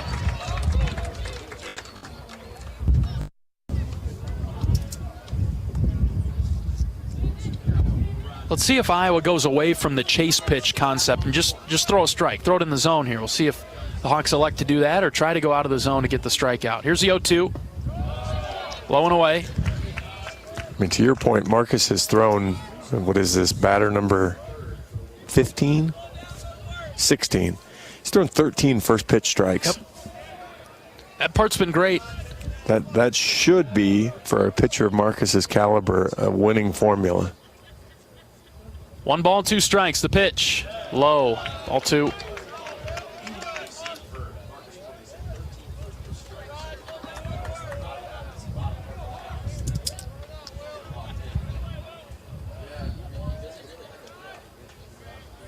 Runners at the corners and one out. 2 balls, 2 strikes.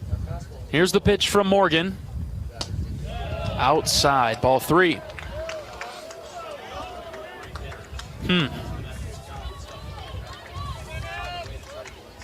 Well, I guess the short answer here is, if this isn't a strike, my guess is this is Marcus's last hitter. Yep. I think you might be right, John. So he needs to battle here to stay in the game. Ball 4, high and out. Bases loaded for Michigan in the third.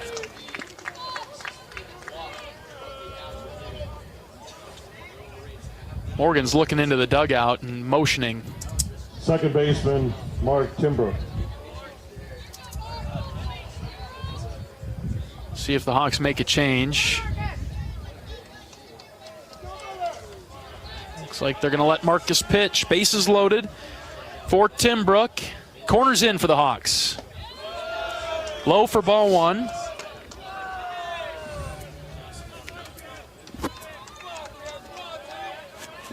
Just feel for Marcus out there, and it's not. Well, yeah, he's not getting ahead and then trying to go full edge as he gets a swing and miss there. He's just there's something right now that he's struggling with that, and 1-1 now. 1 out. Bases loaded for Timbrook. Here's the pitch from Morgan. Swing and a miss. 1-2.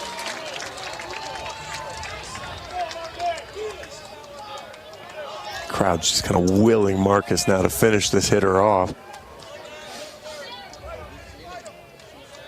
Big spot in the game. 1 ball, 2 strikes. Morgan comes set. Here's the pitch from Marcus. Swing and a miss. That's 2 down. A Hawkeye t-shirt. That was the same pitch that he just walked Rogers on, that high pitch outside part of the plate. And this time Timbrook, he tried to swing at it. Missed it. 2 down. Bases still loaded. Here's the bottom of the order, Dernetti. Dernetti's another big strikeout guy, so if he can get in the zone early again. First pitch, low and out, ball 1.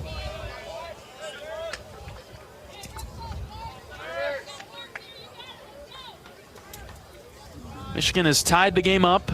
2-run home run in this inning.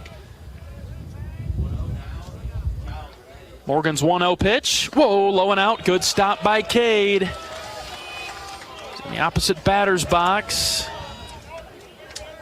Yeah, that was a heck of a backhand scoop there from Cade to get that squared away, keep it right there, handy and around.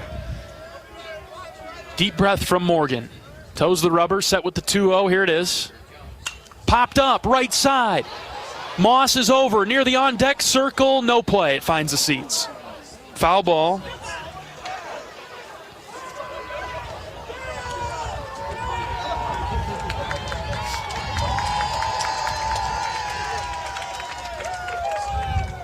Two and 1.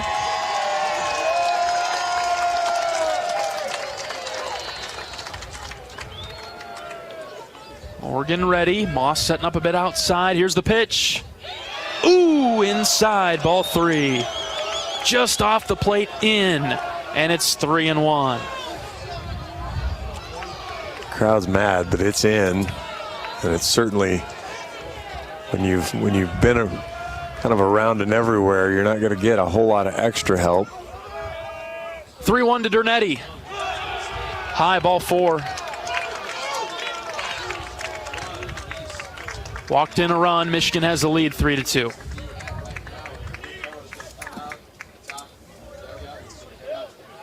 That'll do it for Marcus Morgan as Coach Heller is out of the dugout. Iowa going to the bullpen. We'll take a break. Pitching change break. 3-2 Michigan in the third. This is Hawkeye Baseball from Learfield. The big game. Family. Friends. We know you count on Alliant Energy to deliver the safe, reliable energy you need, whether you're watching the game, cooking your famous burgers, or leaving a light on for loved ones. For us, it means going beyond the expected to make sure we're planning for the energy you need today and tomorrow. That way you can keep your eye on the ball and focus on what's most important to you. Find out more at alliantenergy.com/poweringbeyond. Want to test drive U.S. Cellular's award-winning network? It's free for 30 days. Want to test drive U.S. Cellular even faster? Just get a race car driver to be your personal chauffeur. Just let me buckle my... Whoa! Hey, my calls and data work great out here. Test drive U.S. Cellular free for 30 days. Named the leader in 5G coverage in Iowa. You can pull over now, please. U.S. Cellular, built for us. Terms apply. Awards based on open signal independent data. Visit uscellular.com for details.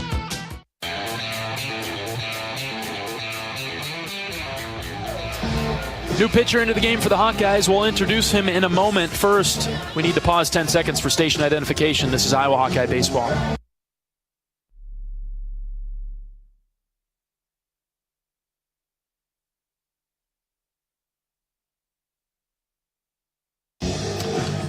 Hawkeyes have to go to the bullpen a little earlier than they were hoping. Sophomore right-hander from Adel, Gannon Archer, into the game. Tough spot for Gannon. 6 appearances with a 4.91 ERA, 7 1/3 innings, 8 hits, 4 runs have all been earned. Just 3 walks, 11 strikeouts.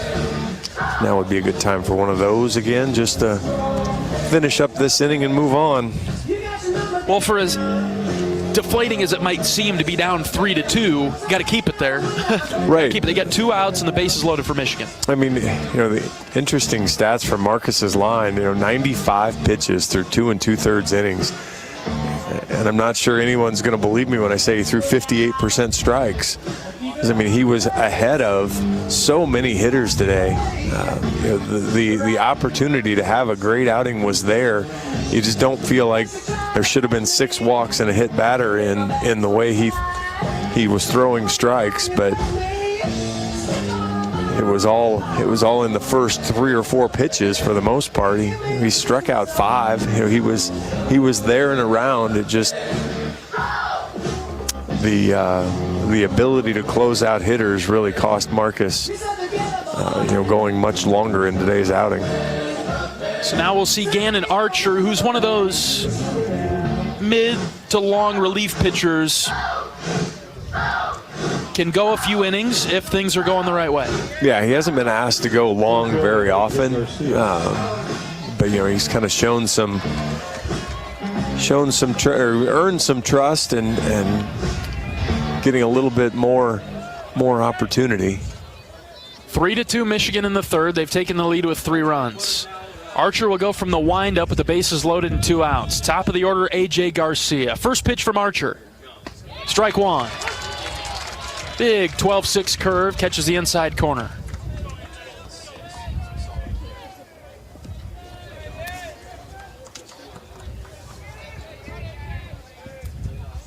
Gannon, the tall right-hander, is ready. Here comes the 0-1.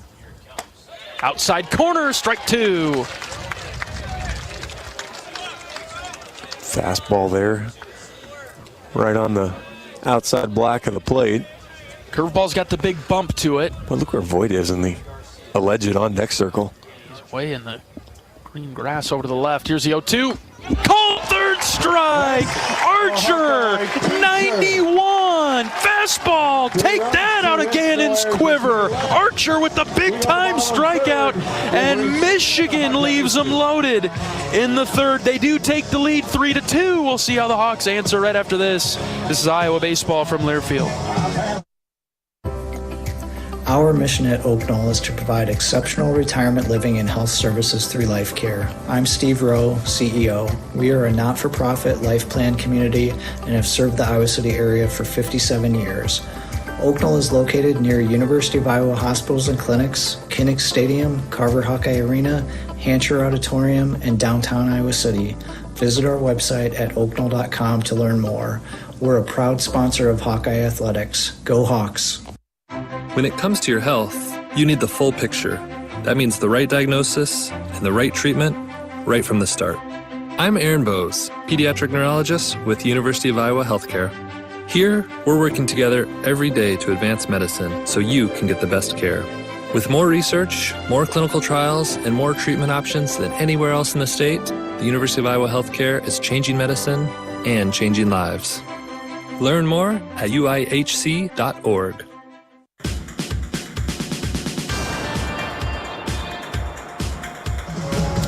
Michigan's Mitch Voigt will have the opportunity to pitch with the lead now in the bottom of the third. He'll face Tello, Kopp, and Moore after the Wolverines plated 3 in the top half of this inning. They lead it 3-2. Hawkeyes going to the bullpen way too early based on what their plan was, and so see if the Hawks can get to Michigan's bullpen now and break their chain. Mitch Voigt has thrown 41 pitches through 2 innings. Iowa's had traffic, had multiple base runners on in each inning, but nothing to show for it other than a singular run in each inning. More meat on the bone for the Iowa offense. Here comes Tello. He'll lead off the Hawkeye third. Down 3-2.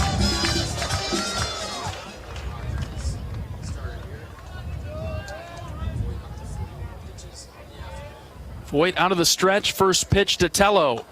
Takes it for a strike. Throw that one again, and Rader can give it a ride, but it was the changeup, bit off speed. No balls and a strike.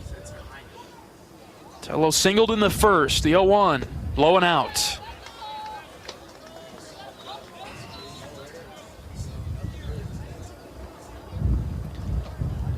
Rader batting .381 for the Hawkeyes this season. The 1-1, high. Good job by Rader not to go after that one. It looks good coming in, that high fastball. Didn't go after it. Grab some of this momentum right back, Hawks. The 2-1, off the end of the bat, foul over to the right side. 2 balls, 2 strikes.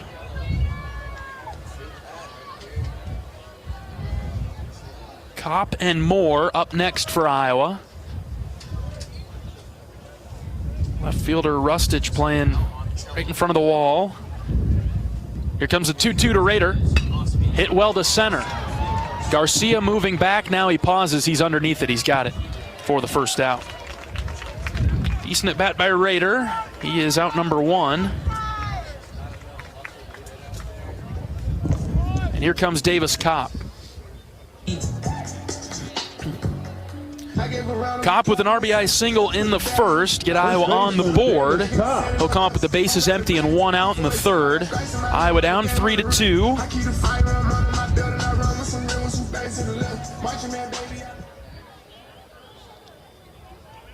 A lot of real estate in right center for Davis. I guess both gaps, but really down the line in right.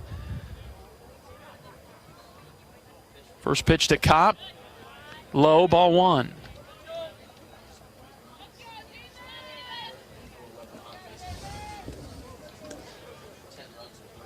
Davis batting .330 for Iowa. 7 extra base hits. The 1-0. Hit on the ground, left side. Third baseman's got it. This is Caruso. He'll throw it across. 2 down. Good job from Voigt, pitching with the lead for the first time. He's been in the zone. And we'll see Reese Moore now. 2 down, bases still empty. Hoping for a little bit of a longer inning for the Hawks. See if Reese can generate some offense with 2 outs. Fastball outside. Moore struck out looking in the first inning. 3 fastballs just dotted up the outside part of the plate after Voigt fell behind 3-0. Check swing. Moore didn't go. Ooh. Pitch was called low. 2-0.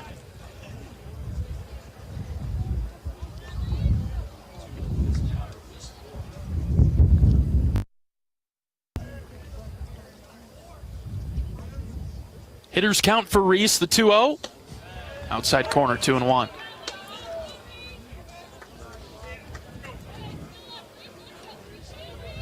Reese has been a mainstay in the Iowa lineup, right in the middle of the order. Batting 5th for the Hawks today. 2 balls and a strike, bases empty and 2 outs. Pitch, swing and a miss.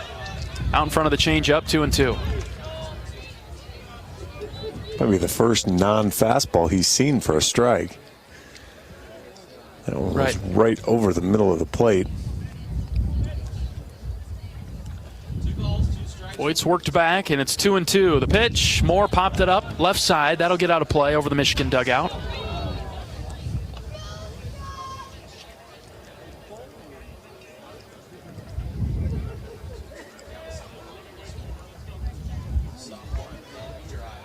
Will Mofler's on deck if Reese can keep the inning alive. 2 balls, 2 strikes. Voigt comes set, he's ready. Here's the pitch. This is hit left side. Blooped up, third baseman going back. Caruso juggled it. Did he catch that? He bobbled it. It came out of his glove, but he recovered and caught it. No runs, no hits, no errors, and no one left. We played near the line in left, and Moore is the 3rd out. Nothing doing for Iowa in the 3rd. 3-2 Michigan.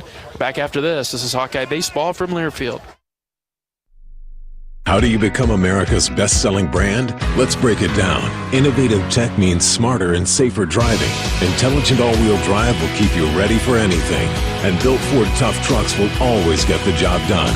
Plus, come into your local Ford store today and get super low APR financing, big cash back, and great lease offers on Ford's full line of cars, trucks, and SUVs.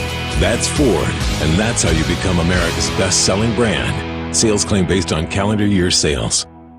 American Equity salutes today's hero of the game. As a proud sponsor of the ongoing recognition of our military during Hawkeye games this season, please join American Equity in thanking all who have served our country. American Equity is more than just retirement savings and income products. They are committed to providing you best-in-class service and high-quality retirement income that helps deliver the independence to dream and reach your goals. To learn more about American Equity, please visit their website at american-equity.com.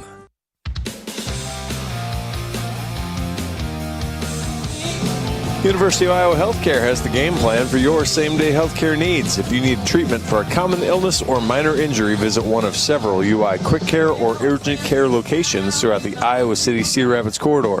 Their care and expertise will help you get back in the game. UI Healthcare is proud to sponsor your Iowa Hawkeyes. Gannon Archer out to the mound for Iowa in the fourth, trailing Michigan 3-2. He'll see 2, 3, 4, Voigt, Rustich, and Priest. These are the three that led off the Michigan third, where the Wolverines batted around and took the 3-2 lead. Nebraska up 7-2 on Ohio State. 6-run fifth inning after Ohio State had gone up 2-0. Huskers look pretty good, don't they? After twirling a little two-hitter yesterday. They're 4-0, looking to be 5-0 here just shortly in the Big Ten. Ohio State, Iowa's next opponent, on the road in Columbus next weekend. Archer deals and fouled back by Voigt. Illinois and Minnesota tied at 4, top of the 8th inning. Minnesota scored 3 in the bottom of the 7th to tie. Illinois threatening in the top of the 8th. Gophers with only 3 hits in that one, huh? But scored 4 runs, so we saw a little bit of that. Illinois currently second in the conference. They're 6-1. Archer deals outside. Count even at 1. Penn State 7-4 over Northwestern, bottom of the 5th. Indiana 5-0 over Maryland. Maryland fell to 3-4 after yesterday's game. Indiana beat them, huh? Mm-hmm. Strike 2 from Archer. Trying to figure out Indiana a little bit too. They're towards the bottom of the Big Ten, but a couple of wins for them. Yeah, 2-2 now. 1 ball, 2 strikes. Archer versus Voigt. Here's the pitch from Gannon. Swing and a miss. Woo! High heater. Voigt went for it. A good fastball there, up and away. Fielder Stephen Rusted. Yeah, Indiana's a little bit like Iowa. You know, you're preseason ranked or close. Then when Iowa fell out, Indiana jumped in, and you thought, okay, here's that team from the Big Ten, and 17-14 record later. You're just kind of riding a little bit of a wave of inconsistent baseball. Here's Stephen Rustich. He takes ball 1 outside. You know, Rutgers is sort of a sneaky team too. They're having a pretty good year. They'll come to Iowa City in a couple of weeks. Yeah, slow start in the Big Ten. They did lose to Purdue last night, but plenty early. Archer's 1-0 is inside, ball 2.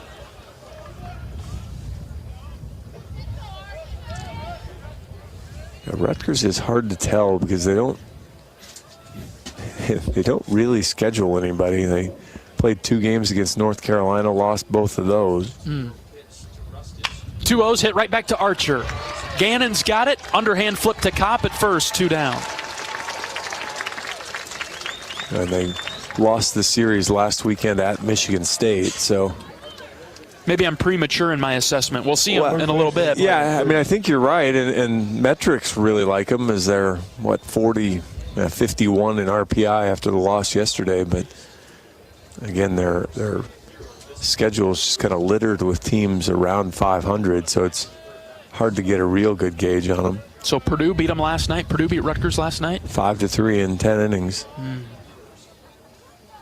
First pitch strike from Archer to Colin Priest. Breaking ball in the inside corner. Yeah, Maryland's kind of in that same boat too, though. 3-4 in the Big Ten. They're not off to the start that they were hoping for. No balls and a strike from Archer. He's ready to bring it home. Here it comes. Strike 2. No, they took a tight series from Michigan State, won 2 games in extra innings, and then lost a series to this Michigan team, and then Indiana just demolished them yesterday. 15-4 in 10 innings? It wasn't in 10. That's the misprint part of it. 0-2, looked good, just outside. Great spot from Archer. It's called a ball. It was outside. It was a well-executed pitch.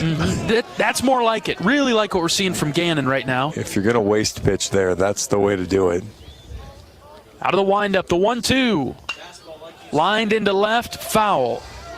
Because really, it's not a waste pitch. You're trying to set up for something. You're trying to do something with it, and in that case, you're trying to get him to chase maybe for some weak contact.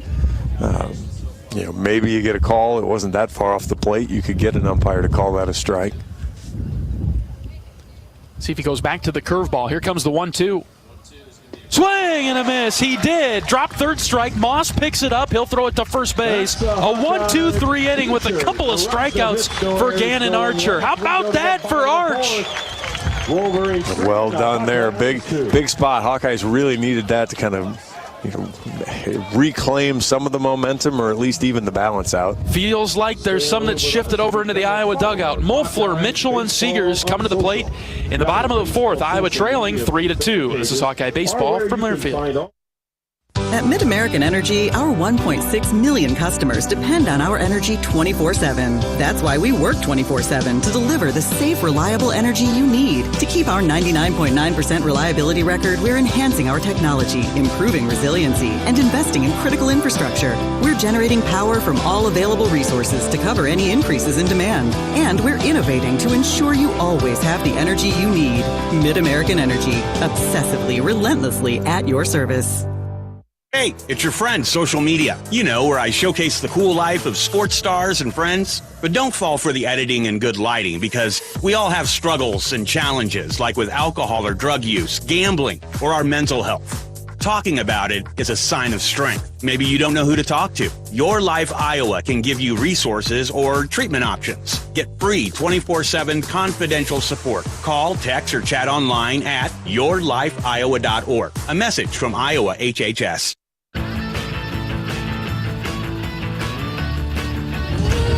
When corn grows fuel, Iowans win. Ethanol is a renewable fuel that's better for our environment, our health, and our wallets. Share your winning moments using hashtag IowансWin, and you could win even more from Iowa corn. John Evans and John Leo at Dwayne Banks Field in Iowa City today. Doubleheader this afternoon. We're in the bottom of the 4th of Game 1 today. Iowa trailing 3-2. Will Mofler will lead off the Hawkeye 4th. Will struck out in the 1st. Mitch Voigt out again for the Wolverines. He's at 55 pitches. Really use a spike in that number. Yeah, you're going to see at least 100. So 3 more innings if you don't work him real hard. Ooh. 1-1 to Mofler. The umpire squeezes him a bit. Maybe he gets 2. You wonder if Coach Sutherland and the Hawkeyes have, addressed that specific topic in the middle of the game now. After you've seen Voigt a time or two. Here comes the 1-1 to Mofler. Downstairs, ball 2. Well, I think it's just recognizing how he's attacking you. He doesn't throw a ton of first pitch fastballs, so swinging at that first pitch, unless you're sitting on something that's spinning, which is hard to do, then you go ahead and tip your cap if it's a strike. Mofler hits the 2-1 on the ground to short. Dernetti's got it. He'll throw to first. 1 down. Otherwise, you do what Will did there. You get a count in your favor, and then you attack the 2-1 fastball that you get. Now, didn't work out, but that's still the approach you want to take. I think you're right on there, John. Mofler sees that pitch again, that middle fastball. I think he drives it. Speaking of driving the baseball, here's Gable Mitchell. Hit a double to the center field wall. He squares the bunt, puts it down the third base side. It'll go foul. Third baseman Caruso playing far off that bag. Yeah, they've got a heavy shift on. Caruso is in, but kind of between a normal shortstop and third base spot. I like that idea from Gable. Hasn't really changed anything that Michigan has done. Defensively, here's the 0-1. Ground ball, fair! No, he called it foul! Third base side. Just foul. He's positioned right over top of the line, and the ball was to his right. Foul ball. 0-2. Mitch Poe chirping at him a little bit, but it was foul. Not by much, but it was foul. The pitch from Voigt. Gable drives this to right. Right fielder Stanton going back. He's at the wall. It's off the wall. Mitchell's around second. He's headed for third. Gable Mitchell with a triple. You bet. He's fired up with a fist pump and a high five. Triple Mitchell, yes.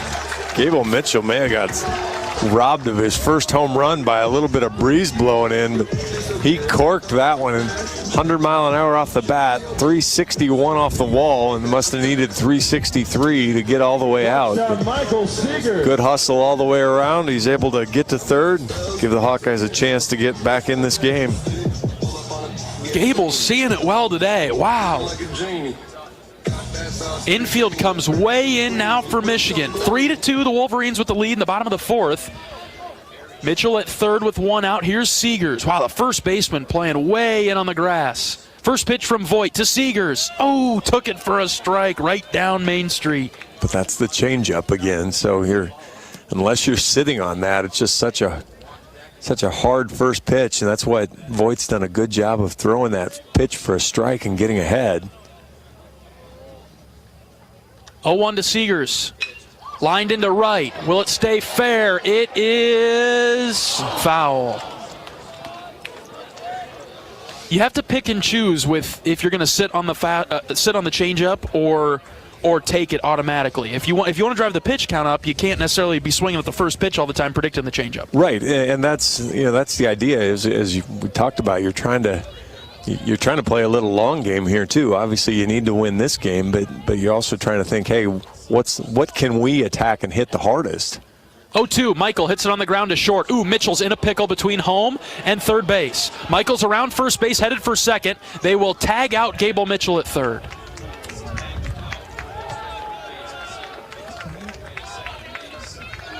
Say more importantly, though, to Gable Mitchell twist his knee trying to spin away.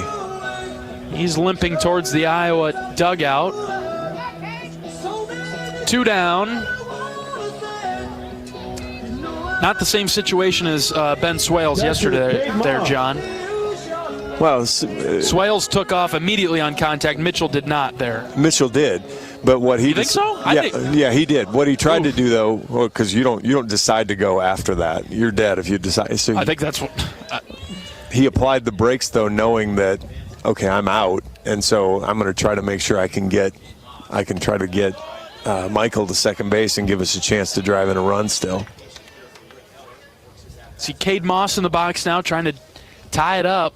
Seegers at second, 2 outs. 7th at bat of the season for Moss. Here's the 1-0. Outside, ball 2. Sorcade strong with good plate discipline. He's got a couple walks and a couple sacrifices, though, so he's been at the plate, probably 10 times, 11 times, so light for him, but sneaking up on it. 2-0 stayed high, ball 3. Tried to drop it down. Not getting the high strike call now. Yeah, and threw the changeup again. So, I mean, really, you've seen Voigt kind of change his approach. Lots of changeup, lots of off speed. 3-0 to Moss. That's a strike.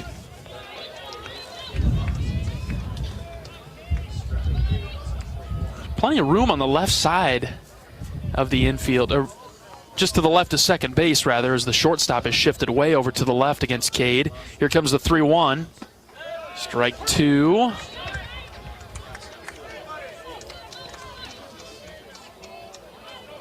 It just depends on what you trust of your Voigt here. You've thrown 2 fastballs that Moss hasn't offered at, but anybody else, I think he's throwing the changeup again and getting him to chase. Full count pitch to Moss. Fouled off over to the right. Tried to throw a fastball by him. Cade did a good job to get a piece of it.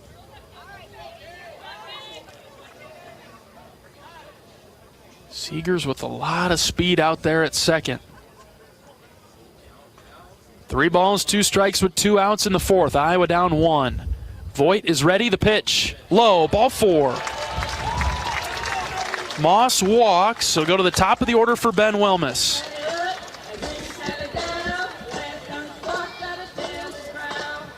Good lengthy at bat too to kind of keep working it. Ben Wilmus. Again, if you think long game side of this, you keep trying to get the pitches up there. And we're just in the bottom of the 4th inning. Feels like we've been playing forever already. No kidding. Much slower than yesterday's game. Here's Wilmus. 2 on, 2 out. First pitch strike. Change up outside corner. Guarantee it every time. I don't say that to imply that Iowa should change their approach. That's a pitch that's not going to really do much with outside like that. Here comes the 0-1 to Wilmus. Grounded left side right to the third baseman. He'll touch the bag, and that'll do it for the 4th. No errors and 2 Iowa leaves a couple on. 3-2 Michigan. Back after this. This is Iowa baseball from Learfield. Even the simplest act can set a chain of good in motion. Like choosing Delta Dental of Iowa for your dental and vision insurance. Because we invest in your community. So whether you get your plan at work or purchase it through us, you make a difference for others. Visit sharinghealthysmiles.com and choose Delta Dental for your smile, for your health, and for your community. American Equity salutes today's hero of the game. As a proud sponsor of the ongoing recognition of our military during Hawkeye games this season, please join American Equity in thanking all who have served our country. American Equity is more than just retirement savings and income products. They are committed to providing you best-in-class service and high-quality retirement income that helps deliver the independence to dream and reach your goals. To learn more about American Equity, please visit their website at american-equity.com. Photo finish. Congratulations. At the game or at home, Wimmer's premium quality hot dogs and sausages will score with family and friends. Take the highest quality beef and pork, and you get the best tasting hot dog. Wimmer's, the official hot dog of the Hawkeyes. All right, top of the 5th inning, 3-2 Michigan. Stanton, Caruso, and Rogers coming to the plate. Gannon Archer out for another inning of work. Arch with 3 strikeouts through an inning and a 3rd. Try to ride Gannon as long as the Hawks can to make up for a short start from Marcus Morgan. Yeah, just need some quality inning eating here.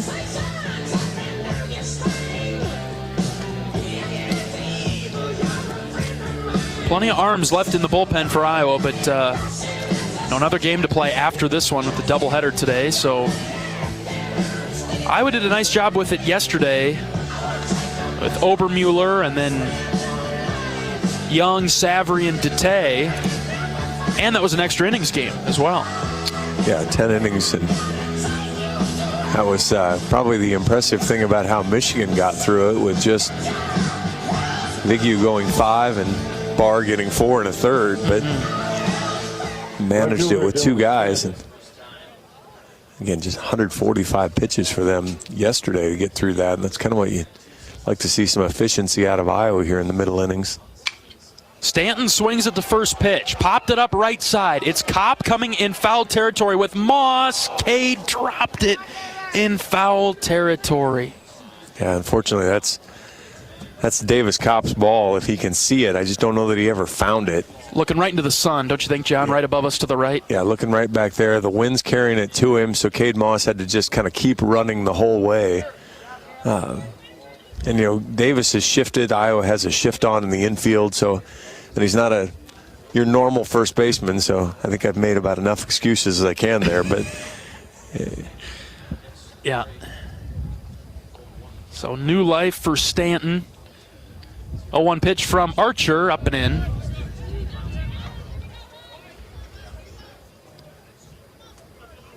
Don't let that hurt. In a way, that's sort of a freebie in terms of not getting an out. The 1-1. Dropped in for a strike, 1-2. Yeah, it won't go as an error on Cade just because of the difficulty of the play, but it's one of those defensive plays that they're just out stealers. You get a chance to get an out. Yeah, it's a special play, but 1-2, swing and a miss. Foul tip into the glove of Moss. Fourth strikeout for Archer. So instead it just cost 3 pitches. Yeah. that's not an exceptional price to pay.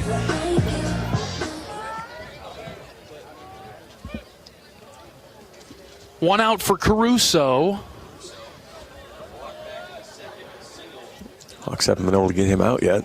Yeah, the bottom part of the order, I was given a lot to the Wolverines. Swing and a miss on the first pitch from Archer. Caruso walked and singled. Rogers is on deck. He's walked twice. The 9-hitter Dernetti has walked twice. So 6, 7, and 9 have been deadly for the Hawks. 0-1. Popped up. Right side. That'll scoop out of play over to the right. Unfortunately, I didn't get a lot of those at-bats.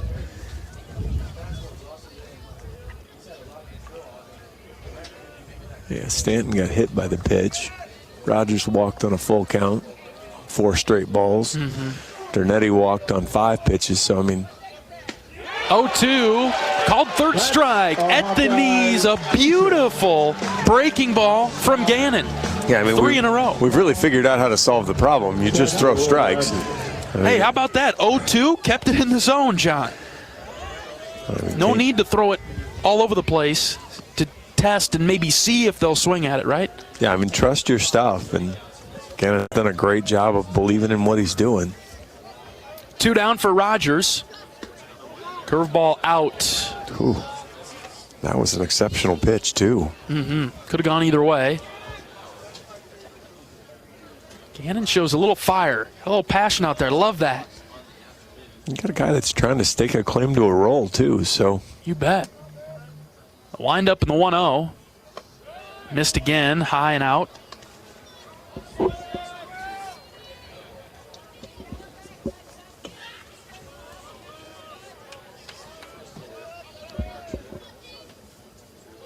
Rogers has walked twice. Must be just something about the way that he stands in the box. The 2-0 from Gannon. Upstairs, ball 3.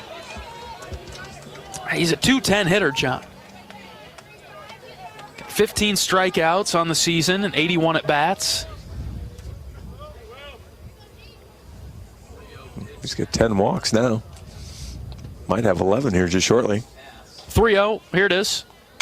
Ooh, he had the green light and he fouled it off. That was going to be ball 4, wasn't it? You got a guy hitting 210 with a green light on 3-0. It's close, but not exactly a pitch you say, hey, this is in your kill zone here. Best case scenario, he's going to roll that through the infield for a single. He's not hitting it anywhere hard. Now see if Gannon can make that hurt. 3 balls and a strike. Out of the windup, here's the pitch from Archer. Popped up.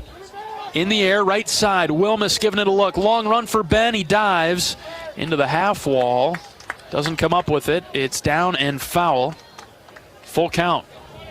Great effort by Wilmus to get there, along with Kopp and Mitchell, too. They were right around. Yeah, that was just in an absolute Bermuda Triangle zone of positioning there. You know, right-handed hitters, everybody shaded to the left field side. Ball landed in play, but no chance to get that. And look what we have here. Opportunity for Archer. 3 balls, 2 strikes, 2 outs. The wind and the fire from Gannon. Low and out. Tried to guide it with the breaking ball. Held on to it too long. And for the 3rd time today, Rogers has been walked. Don't like pitching to him. All right. Like pitching to this guy a little bit better. This is Mac Timbrook, 0 for 2 today with a couple of strikeouts.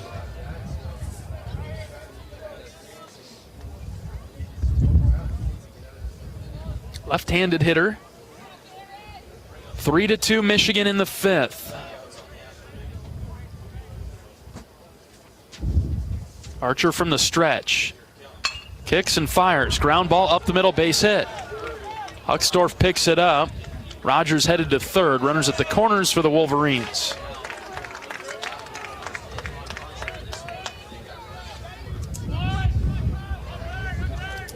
All right, see if you can buckle up here. Kyle Dernetti. Prevent the lousy free base from hurting you. Moss will step in front of home plate and issue signs to his infield. Wonder if Timbrook will think about running. 6 for 7 on the season, so I'd say might cross his mind a little bit.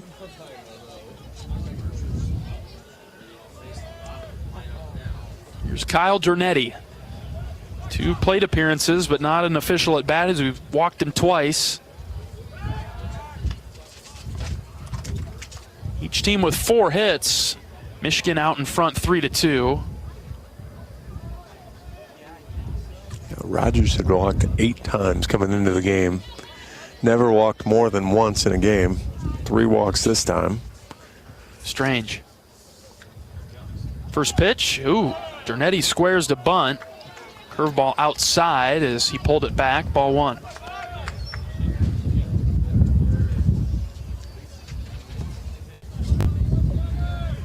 We'll have Coach McGrath come out of the dugout and go talk to Gannon.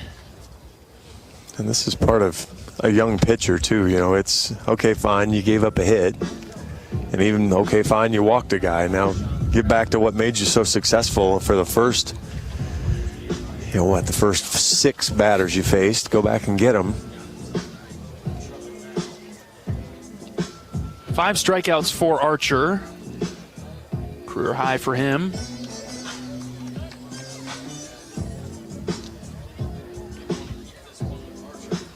Iowa down by 1.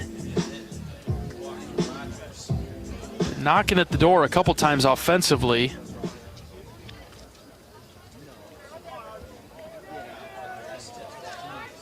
Need to hold here. 1 ball, no strikes. Gannon takes a deep breath. The pitch. High, ball 2. Some Iowa pitchers stretching in the bullpen. Nobody throwing. Somebody's working on rotation by working on their golf swing with the long pipe. So. 2-0 delivery. Low, ball 3.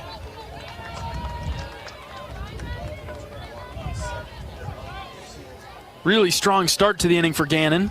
Couple of strikeouts, but a walk and a single, and now 3-0 to the 9-hitter. Already walked him twice today.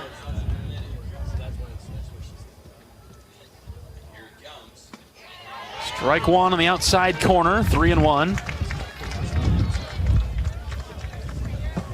You know that the top of the order is dangerous with Garcia and Voit, Rustich. The table's been set a couple of times for them by the bottom of the order. Don't really want to test your luck again. Here's the 3-1. Fouled back to the pad, 3-2.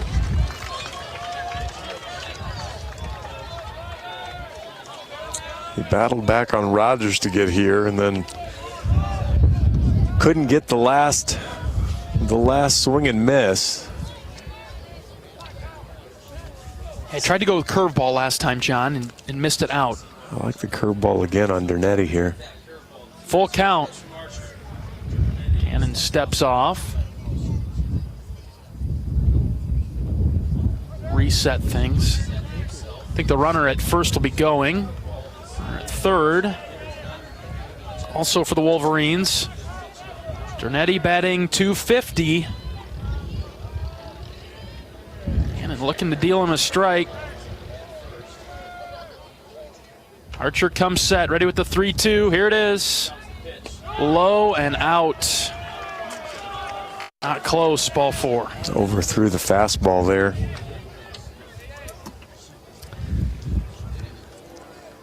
Center fielder, AJ. Free bases are an issue today for Iowa. Totally fine yesterday. Michigan has drawn 8 walks. Struck out 10 times, but 8 walks.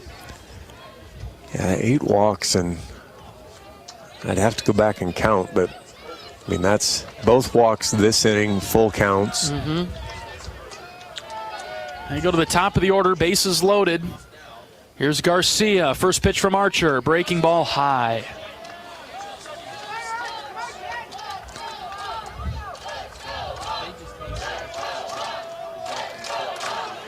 Two of the 3 walks in the 3rd inning were full counts. The other was 3-1. Hit a batter on 2-2. Swing and a miss there. And you get the fans into it a little bit too. They're just begging to support and erupt for something. 2nd inning was the same way. 1-1 is hit high and deep to left, but it'll go foul. 1-2. 2 3-2 walks and a. Do you call those? Sorry, John. Do you call those 50-50s then? I mean, it's just the one pitch left when you get the full count. Well, if it is, Iowa's due for their share of coin flips here coming up. That's what I was getting at. There was a strikeout of Garcia to start the game on a 3-2 pitch. 1 ball, 2 strikes to Garcia now. Here it is. Low and in. Looked great. Oh, my goodness. Called a ball. Oh, boy. That was a strike all day, every day. Instead, it's 2-2. Archer goes from the windup. Here's the pitch from Gannon. Low. All 3. Another full count. Man, oh man.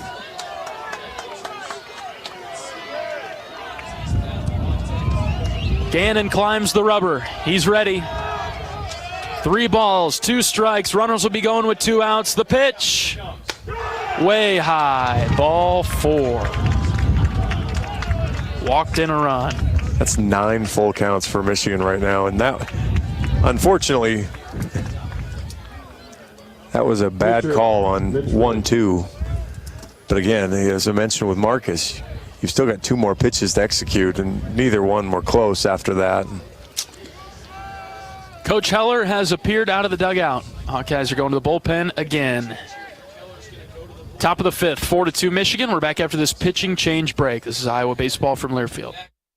Let's be honest, we all like to be noticed. Picture yourself striding into Kinnick Stadium, radiating both style and comfort, while fellow Hawkeye fans can't help but ask, where'd you get that shirt? With pride, you point to the big screen and reply, it's Authentic Brand. Discover the remarkable difference that apparel with the Authentic Brand label brings. Ask for it by name at your favorite boutique, spirit shop, or retailer, or shop online at authentic-brand.com. It's time for a change in your style. It's time for Authentic Brand.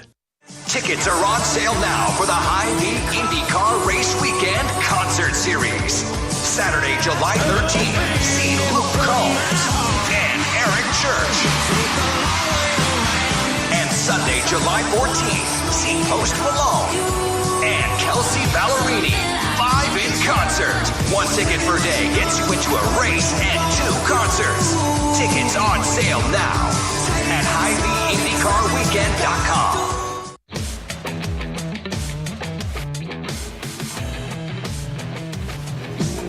New pitcher into the game for Iowa. We'll introduce him in a moment. Let's pause 10 seconds for station identification. This is Iowa Hawkeye Baseball.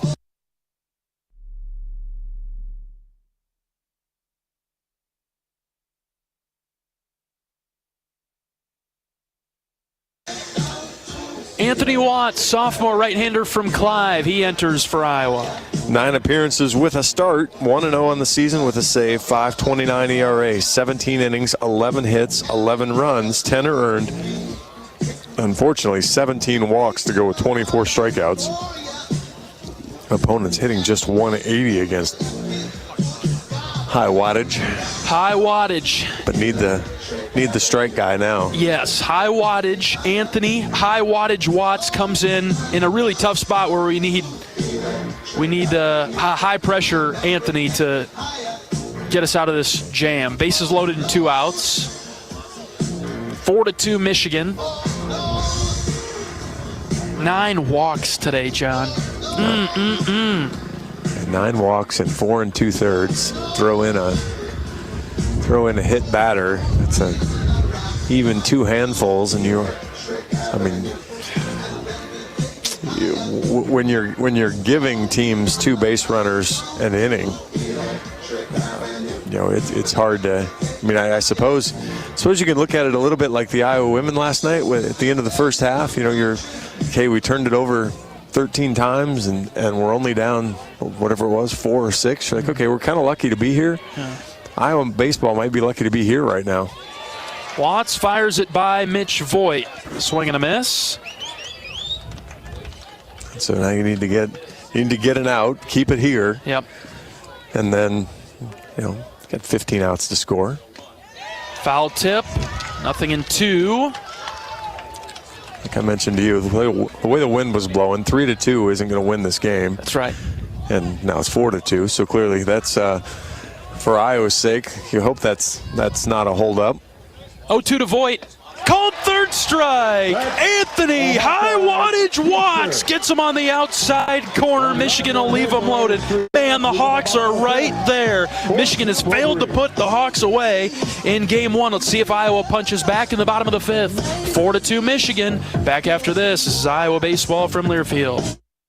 Nestled on the rolling greens of the iconic Finkbine Golf Course, Bumps Restaurant is open to the public year-round. Whether you're swinging by after a round of golf or just in the neighborhood, Bumps is your go-to spot for scrumptious sandwiches, shareable appetizers, and mouth-watering pizzas. Quench your thirst with our selection of local craft beers. Or let our full bar serve you a refreshing cocktail to toast to your game. Or just because it's 5 o'clock somewhere. Our happy hour from 2 to 6 p.m. is the perfect 19th hole. Be sure to follow us on Facebook and Instagram to catch our latest daily specials. And here's a little insider secret just for our radio listeners. Thursdays are not to be missed at Bumps Restaurant. It's BOGO Happy Hour. Buy one, get one free on select beverages from our happy hour menu. Whether you're a diehard golfer or just love a great meal with a view, Bumps Restaurant at Finkbine Golf Course is your destination. We're currently open Wednesday through Saturday. Swing on by today. Bumps at Finkbine Golf Course. Great food, great drinks, and the best views in town. See you at Bumps.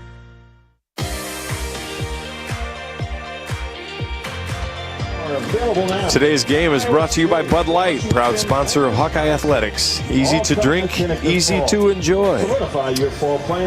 Great part of the order coming up for Iowa. Huckstorf, Tello, and Kopp as Iowa trails Michigan 4-2 in the bottom of the 5th. A couple of hits by this part of the order today for Iowa. Tello with 1, Kopp with 1. Huck looking for his first hit today. Kyle had a slow day yesterday, was 0 for 4, but had a run batted in, was also hit by a pitch. Let's see if Iowa can get to Voigt. He's at 73 pitches through 4. And I'd like to create some traffic and issues here. Wind blowing out to left now for Iowa. First pitch to Kyle. Low and out. He's got his hand started, but laid off. Ball 1. I know, you'll be surprised. Changeup. Yep. I was just thinking in my head, I'm going to really pay attention and focus on if we see a first pitch fastball from Voigt. Haven't seen it in a long time, at least since we started paying attention to it. 1-0 is fouled back. That one caught the catcher, Rogers. He's a little slow to break out of his stance.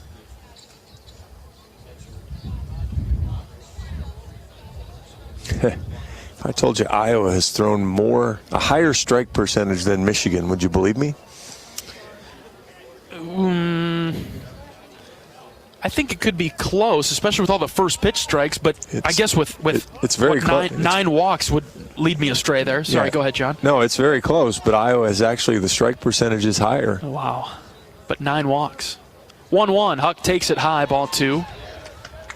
Yeah, Iowa's thrown almost 59% strikes today. What's the benchmark? What's the number they're looking for, percentage-wise? Probably 60, 65. Mm-hmm. So, I mean, not too far south. And again, it's about executing. Huck hits the 2-1 on the ground, base hit into center. Leadoff man on for Iowa in the 5th. A good job there from Huck. Stayed with the changeup, saw it all the way in, just dropped it in, and then line drive right past, and shortstop was shifted over to pull, and he just, we talked about it when Wilmus made the out. You gotta go with that pitch. Stop trying to pull those changeups. I know they feel so enticing to jerk them out of the ballpark, but just stay in the middle of the field. Go to right field if you need to. Now, is Rader a guy that can be sitting on that changeup, or do you still want to see take? I'd still like to see take unless he's willing to go to the middle of the field. Strike one. And he got first pitch fastball. Mm-hmm. But it's elevated a little bit, so. Still okay with the take there. 0-1. Huckstorf at first. Nobody out in the bottom of the fifth. Iowa trailing 4-2 in game one of today's doubleheader. The pitch to Rader. Up and in. Floated close to the hands.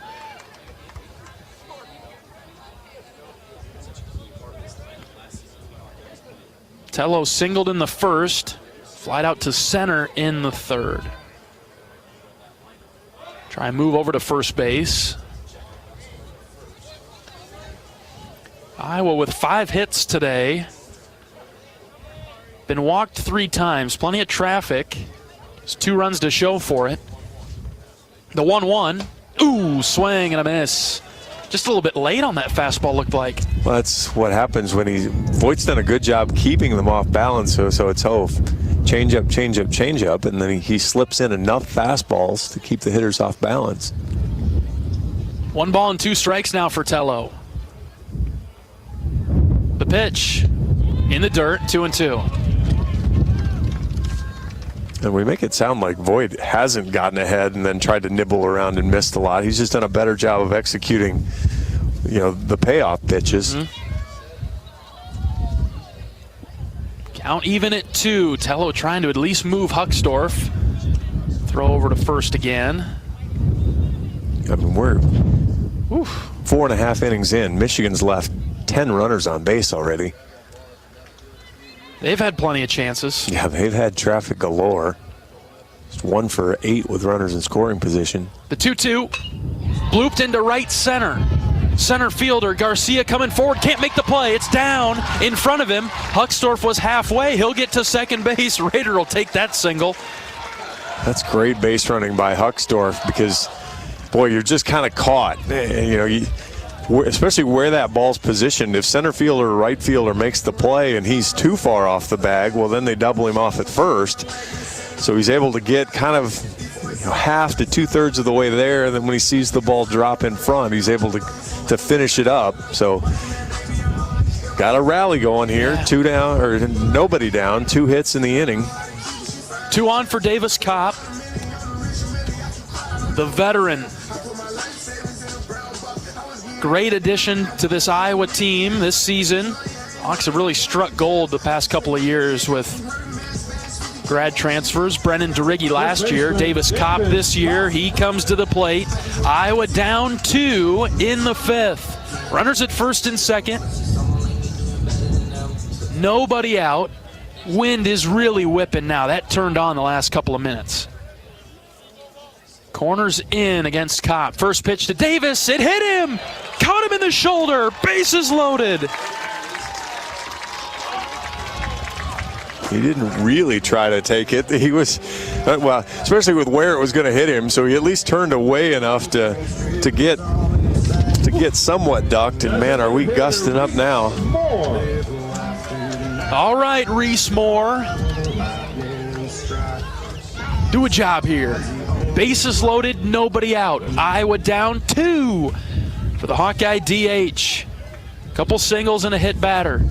Voigt comes set. The righty to the lefty Moore. Grounded foul over to the right. He swung at the first pitch changeup. Probably a strike, so I guess went foul, so you're not. But he tried to pull it, John, and that would have been trouble if that's in between the white lines. Well, yeah, that's, especially that low changeup. If Voigt executes his pitch, it's a double play ball. 0-1. Hit well to right. Get going. It is going to be caught up in the wind and caught by the right fielder. The Hawks will be able to tag from third, pulling within 1. Tello gets to third. Huckstorf scores. Kopp stays at first. Runners at the corners and 1 out, 4-3. 104 off the bat there. Not really much else you can do. I mean, 5 minutes ago, don't you think that's probably out? The wind is really picked up, blowing in even harder. Yeah, 5 minutes ago, it's probably gone. But, I mean, yeah, to your point, both the Michigan left side of the infielders, so shortstop and third base, part of their post-play recovery there was going to grab their hats. Right. As both of their hats blew off as they were chasing balls around. That ball actually ended up, you thought it had a chance to get out, and instead, Stanton had to take steps in. Mofler bunts down the third base side, but it goes foul.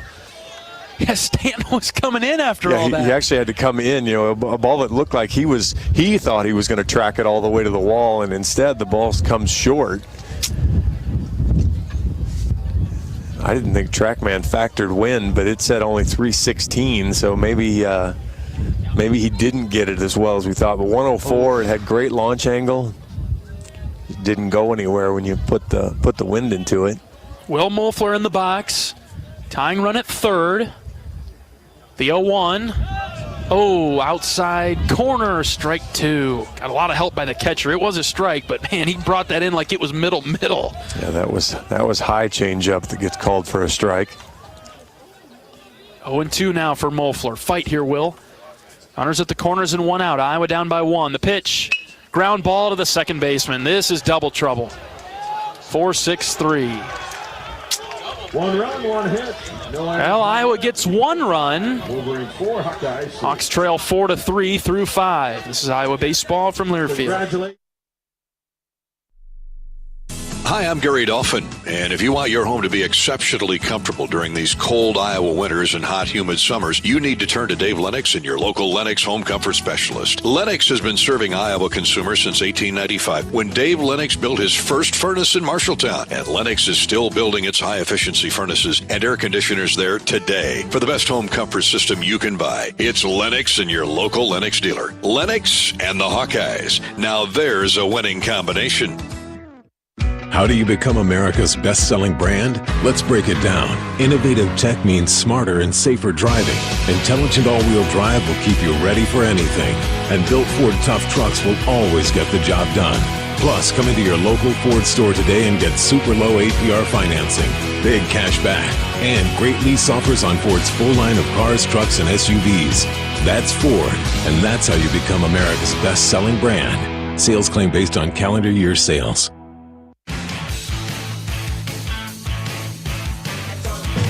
As a proud sponsor of the Iowa Hawkeyes, U.S. Cellular wants you to make the most of today by choosing game day traditions first and scrolling later. U.S. Cellular, built for us. 4-3 Michigan in the top of the 6th. Good answer by the Hawks to at least get 1 back.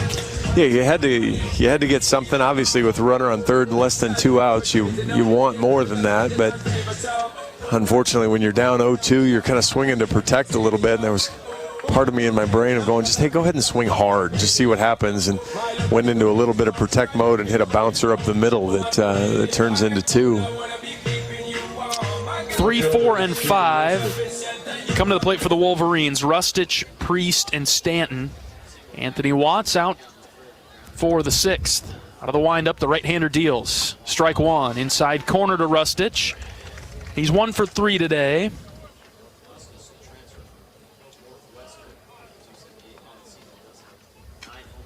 Ooh. Foul in this one, caught the umpire.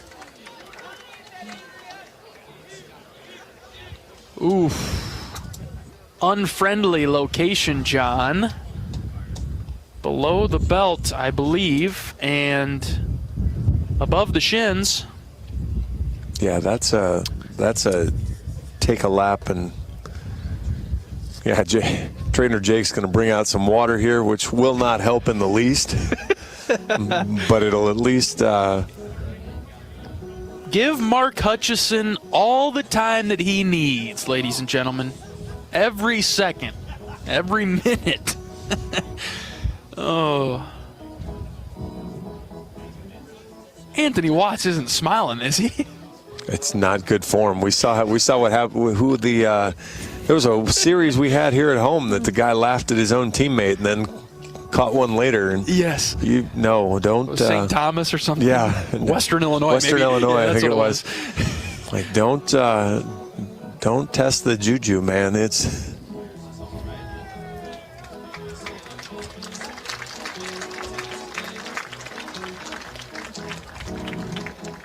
Hutchison bending his knees a little bit, hopping around. All right, he's good to go. Rustich better be ready to swing at this pitch. Yeah. Watts deals the 0-2. It's low. Well, Watts works so fast. He didn't give him any time to think about it. Right. 1-2. Swing and a miss. Watts threw it by him. Back-to-back strikeouts now for Anthony. Outstanding pitch there, up and in. First baseman, Colin. That had some movement on it too, didn't it, John? Not a ton, just kind of stayed up in that spot. Just in a hard spot to hit. Here's Priest, left-handed hitter. He takes strike one, low outside corner. Take that all day.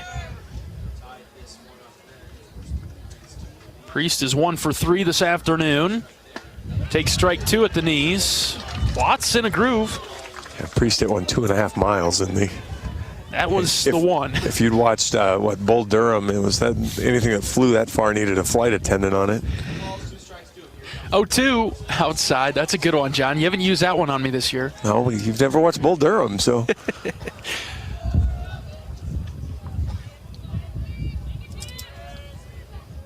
A ball and 2 strikes to Priest. Watts fires, low and in. It's like, how far did it go? I don't know. I'll tell you when it lands. Yeah, it's not down yet.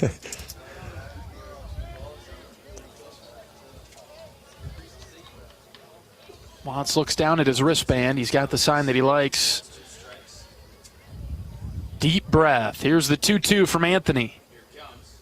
Swing and a miss. 3 in a row. A Hawkeye t-shirt. All right, this is one of the things that we've talked about with Anthony before. You get the 2 outs, get the first 2 outs, finish the deal, get the third without creating any extra drama. Yeah, and you look like you're in line for the Cy Young Award, and so go ahead and finish. Yep. Stay focused, stay locked in. Dylan Stanton is the batter. Outside from Watts to start his at bat.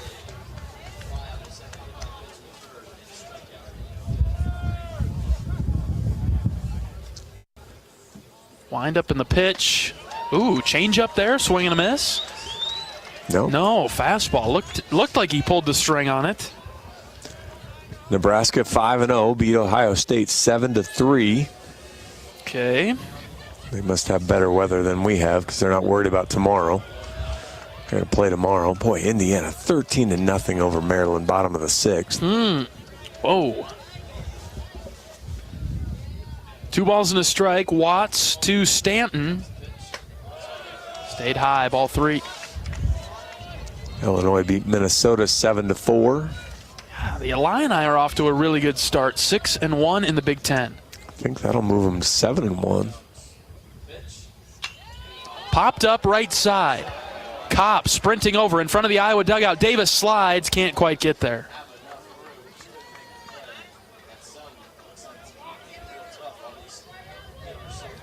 Yeah, it should be 7-1 as Minnesota or Illinois beating Minnesota first 2 games of the series, so another series win for the Illini. Their schedule looks pretty light, doesn't it, in conference play, John? Illinois. Here's the 3-2. This is punched out to left. Seager's going back. It's going to get down for a base hit. 2 out. 4 an hour off the bat, a little cue ball.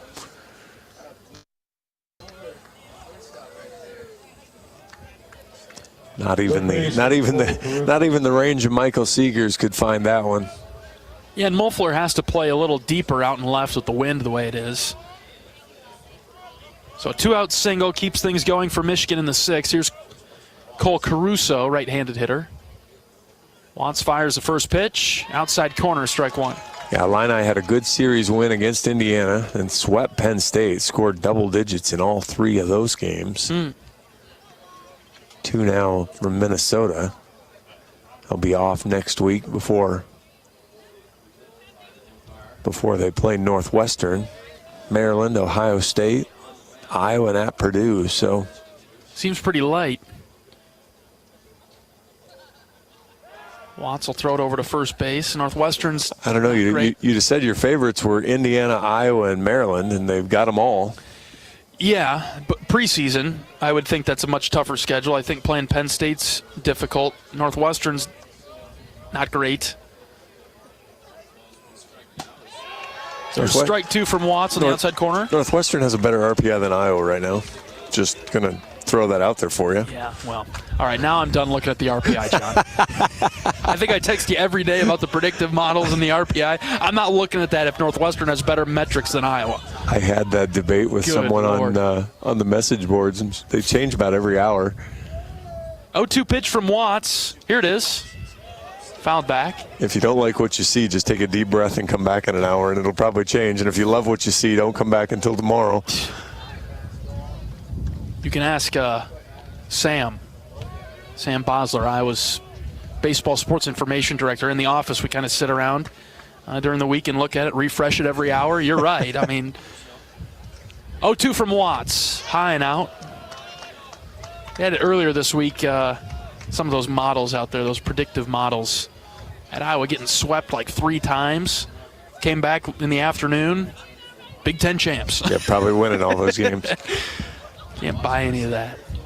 1 ball, 2 strikes. Watts to Caruso with a runner at first and 2 outs. Iowa down by 1. Ooh, look good. Just high. Just high. Yeah, I mean, I think you and I have joked about this, but of all the sports, of all the modeling to predict games, baseball has to be one of the hardest ones. 2-2. Check swing. Didn't go. Full count now. Watts just kind of hanging around. Throw a strike here, Anthony. Well, that's what you saw with Arch. You know, he gave up that first hit and then all of a sudden got a little, or walked a guy and then gave up the first hit right after that. Runner takes off. The 3-2. Popped up right side. Moss removes his mask. Cade's got this one in foul territory. He catches the pop-up for the 3rd out. We'll go to the bottom of the 6th. Iowa sends Mitchell, Seegers, and Moss to the plate. 4-3 Michigan. Back in just a moment. This is Iowa baseball from Learfield. Want to test drive U.S. Cellular's award-winning network? It's free for 30 days. Want to test drive U.S. Cellular even faster? Just get a race car driver to be your personal chauffeur. Just let me buckle my... Whoa! Hey, my calls and data work great out here. Test drive U.S. Cellular free for 30 days. Named the leader in 5G coverage in Iowa. You can pull over now, please. U.S. Cellular, built for us. Terms apply. Awards based on open signal independent data. Visit uscellular.com for details. Brown Deer Golf Club offers a pure golf experience. Manicured bent grass fairways with tees and greens carved into gracefully rolling landscape. Challenging, yet extremely playable. Improve your game with PGA instruction and our full-service pro shop. Treat yourself to Bunker's Bar and Grill for lunch or dinner. And our scenic Greenview Banquet Room is perfect for weddings or any special event. Brown Deer Golf Club, a stunning country club setting at affordable public rates.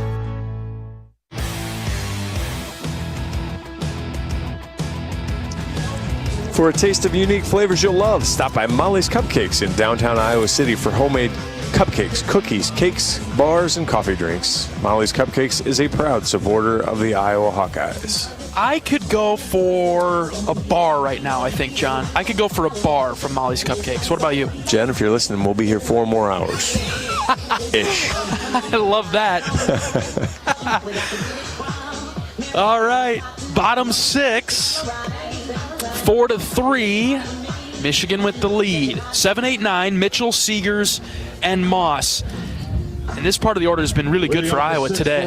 Yeah, much like the bottom half of the bottom portion of the Michigan order, they've found ways on base. Iowa's done it a little differently, especially Gable Mitchell. He's got the He's got 2 of the game's 3 extra base hits.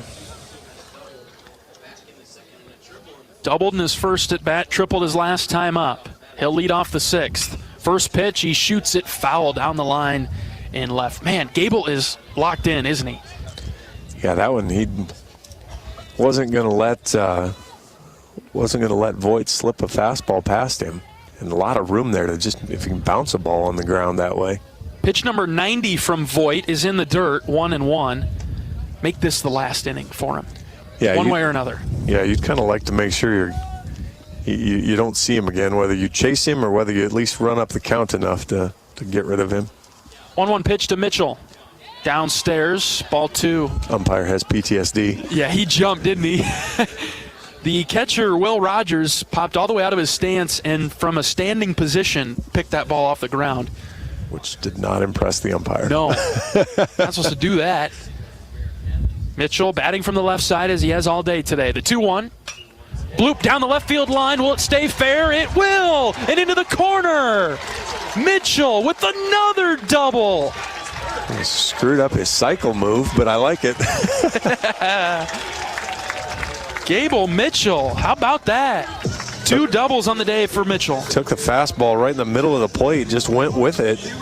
Just look at Mitch, only had 6 extra base hits coming into the game. He's got 3 more now, so 50% of his total. It's a nice ad. See if Siegs moves him along. Here comes Michael. Walked in the second, reached on a fielder's choice in the 4th. First pitch to Seegers in the dirt. Good block by Rogers. Wow, nice job. Yeah, not only a good block, but to keep it in his glove. He made the catch. That ball squirts away. Mitchell had a great secondary lead. He's probably moving. But because he was able to catch it. Iowa down 4-3 in the 6th. Mitchell hits it right to 3rd on a 1-hop. Oh, and now Mitchell's in a pickle between 2nd and 3rd. Seeger stands at first base. Mitchell tagged out. Oh, my. All right, so there's your base running error there. Is Mitchell unaware that somebody was creeping in behind him. He was maintaining a lead, thinking maybe he could go to 3rd on the throw. And without, whether that's first base coach yelling at you that somebody's cheating in behind you or you being aware of it. And Coach Heller will ask. We've got a pinch hitter here. Merrick Matthews will come in for Cade Moss. And so, yeah, that was just the message boards have liked the fact that the 2 guys that have been thrown out at home plate were base running errors, which they really weren't. But that one was not Gable's best move there. Too aggressive, just a little bit too far off the bag. And it's a good play by Caruso. He fielded it and then sort of pumped towards like he was going to first and then got Mitchell in the rundown. Okay, on to the next play. Next pitch, keep playing. Here's Merrick Matthews. The walk-off single yesterday for the Hawkeyes. Seegers at first base and 1 out. Merrick takes low and out. I got to be honest, I don't know where the strike zone is today. Me neither. We're 5.5 innings in now, 6, getting into 6 innings, and I just don't know where it is. 1 out to Matthews, outside, ball 2. We had that called for a little while, but lately hasn't been as much. The low strike has not really been called lately either. I guess it's tightening up. Well, Archer got pinched or out of the inning. That pitch from the first pitch they had back from Voigt was pretty darn good. 3-0 to Matthews now. Top of the order, Ben Wilmus on deck. Only thing different in Seeger's at bat that I would have wanted to see was just he's so good at with the runner on second and nobody out. If you aren't going to bunt, make sure you're shooting it to the right side. Instead, he kind of pulled that one over to 3rd and didn't create the full problem at second base, but made Mitchell try to do a little too much with it. Voigt fires a strike, so he stays alive. 3 balls and a strike to Matthews. Pinch hitting for Cade Moss. The pitch? Ground ball left side. Third baseman Caruso's got it. Throw to second for one. On to first. Double play. Oh, man. Brutal inning for the Hawks. Had opportunity to tie it up, and then a base running error and a double play ends the threat in the sixth. 4-3 Michigan. Back in just a moment. This is Hawkeye Baseball from Learfield. Heard about this new type of television experience from Epson? It's called the Epic Vision Ultra Laser Projection TV. It combines a new type of laser projection technology along with a unique Epson Silverflex screen to produce an epic 120-inch 4K Pro UHD picture that's up to 4 times bigger than a traditional 60-inch TV. There's no better way to watch live sports, and watching Iowa basketball play live on this big bright TV is simply awesome. If you're a sports fanatic like me, you need to check this new Epson TV out for yourself. Visit Epson.com/TV to learn more. Get a great offer on the stylish HR-V or the Honda Civic, which car and driver called fun to drive. Honda, the brand named Kelley Blue Book's KBB.com best value brand for 2023. For a limited time, well-qualified buyers can get a 3.9% APR on a 2024 Honda Civic or HR-V. So see your Central Midwest Honda dealer today. Honda gets the Midwest. See dealer for financing details. Exclude Civic SI and Type R car and driver January 2023 based on 2023 brand image awards from Kelley Blue Book. Visit KBB.com for more information.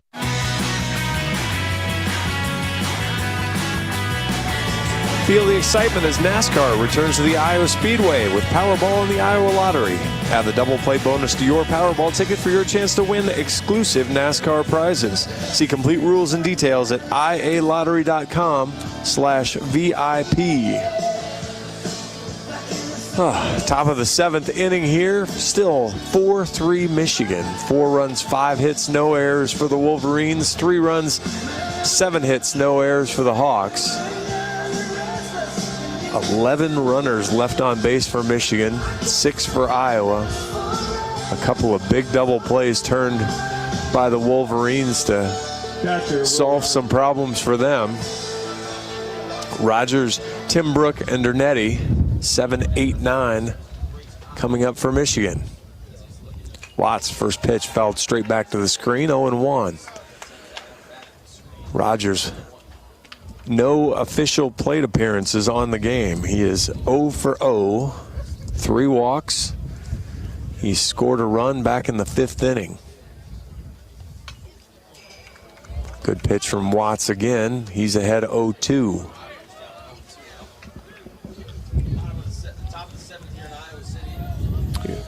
Anthony can finish off the at-bat. Pitch is up and in. 1-2 now as he misses. He went with the changeup again.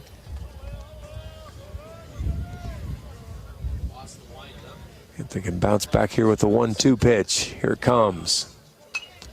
Fouled straight back into the screen. Switch around 2. Matthews stayed in the game. He'll play first base. Davis Kopp put on the catching gear. He moved behind the plate as Merrick pinch hit for Cade Moss, and they did that little position swap. 1-2. Kopp couldn't quite hold on to the foul tip. Try it one more time. Good fastball there from Watts on the outside part of the plate. Watts is on the mound. He's ready. Trying to work fast. Gets the point from the umpire. 1-2. Inside. Rogers thought about getting away from it. Thought about staying in and taking it and getting hit by it. And by the time he figured that out, it was too late. 2-2. Yeah, he'll take a free base any way he can get one, right? 3 walks for him today. Ball low. Full count for Rogers. Boy, this game has been tight the whole way. You just hope that Iowa can get one more hold because offensively the Hawks have squandered a couple of opportunities now. Here's the 3-2. Ooh, chased it and fouled it off. All right, Anthony caught a break there, so swung at ball 4, which he has not done very often today. So see if Anthony can come back into the zone, get him to swing and miss at 1. Full count to lead off the 7th. The pitch. Ooh, he chased it. He swung at that thing in the opposite batter's box. 1 down. Boy, he's had outstanding and amazing discipline all day long, and then swings at ball 4 twice. Hawks will take it, though. 1 away here in the 7th inning. Must be something that looks a little different from Watts, huh? Well, it's funny. You go into protect mode and you think a pitcher's going to be around, and sometimes you just start swinging at everything, and hard to stop yourself. You get so geared up to swing. High fly ball hit to right by Timbrook. Wilmus shielding his eyes from the sun. He's got it. In the middle of right field, 2 down. Well, that's unusual for today. I'd have to go back again and really track through, but I don't feel like Iowa's got many one-pitch outs. I can only think of one opportunity. That was the pop-up in foul territory over here that was a tough play for Iowa's infield to grab. Had a chance at a one-pitch out, but I think you might be looking through the whole game, John. I think that might be the first time. Timbrook singled up the middle back in the 5th inning. Here's the 9-hitter Dernetti. He's walked 3 times today. Watts fires outside. Yeah, that's it. They've only had 2 guys put a ball in play on the first pitch. Ooh. And then Watts hits Dernetti up and in. So we put the 9-hitter on base 4 times. We figured out how to get Rogers out, but we put the 9-hitter on base 4 times. Center fielder, A.J. Garcia. And what's interesting about that is through all that, it's a 4-3 game. Well, because it's not like Michigan has not swung at the first pitch. They just haven't put it in play. Mm-hmm. Top of the order, here's Garcia. Check swing, he definitely went around. They won't even send it down to third. Home plate umpire can call that one. Good start for Watts. I mean, Iowa pitching has struck out 14 Michigan hitters. Problem is the 9 walks and now 2 hit batters. When it's 14 strikeouts but net 3, that's a problem, right? Yeah, if you're only +3 with 14 strikeouts, that's, well, it's not great, Bob. No balls and a strike to Garcia. Left-handed hitter. Really concerned about Dernetti over there at first base. Have thrown it over a couple times. He's got a few stolen bases. I mean, Iowa's thrown 176 pitches in this game. Michigan's thrown 99. Watts with a long pause. Here comes the 0-1. Squared to bunt, popped it up left side in the air and foul. Fan made a catch there. If you're ever going to catch a foul ball, that might be the easiest one you're going to catch. The bunt? The bunt that just loops over the low screen. Had 2 hands, too. It was very good technique there. Got both hands up on it, made the play. 0-2 is the count. Watts looks in for the sign. He's got it from Kopp. Anthony ready. Here's the pitch. Runner takes off. Pitch is low. Oh, no, doesn't matter. Called third strike. It was a late call. Kopp whipped it down to second anyway. Watts with a strikeout. His second of the inning, and that'll end the top of the 7th. Time to stretch things out in Iowa City. Michigan leads it 4-3. Hey, Hawk fans, it's time for the Blue Bunnies 7th inning stretch. You know what to do. Get up, stretch those legs, and go enjoy the best 7th inning stretch tradition of all, Blue Bunny ice cream. Blue Bunny's a proud sponsor of the Hawkeyes in the 7th inning stretch. I'm not sure I'm ready for ice cream yet. This is Hawkeye Baseball from Learfield. Our mission at Oak Knoll is to provide exceptional retirement living and health services through life care. I'm Steve Rowe, CEO. We are a not-for-profit life plan community and have served the Iowa City area for 57 years. Oak Knoll is located near University of Iowa hospitals and clinics, Kinnick Stadium, Carver Hawkeye Arena, Hancher Auditorium, and downtown Iowa City. Visit our website at oakknoll.com to learn more. We're a proud sponsor of Hawkeye Athletics. Go Hawks! The big game. Family. Friends. We know you count on Alliant Energy to deliver the safe, reliable energy you need, whether you're watching the game, cooking your famous burgers, or leaving a light on for loved ones. For us, it means going beyond the expected to make sure we're planning for the energy you need today and tomorrow. That way you can keep your eye on the ball and focus on what's most important to you. Find out more at alliantenergy.com/poweringbeyond.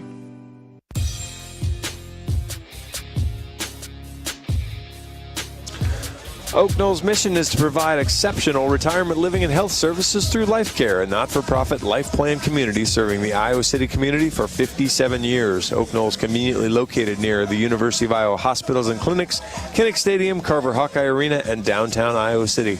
A proud sponsor of Hawkeye Athletics. Visit oakknoll.com to learn more. Top of the order for the Hawkeyes in the bottom of the 7th. Iowa trailing 4-3. Mitch Voigt is out there again. He's thrown 99 pitches.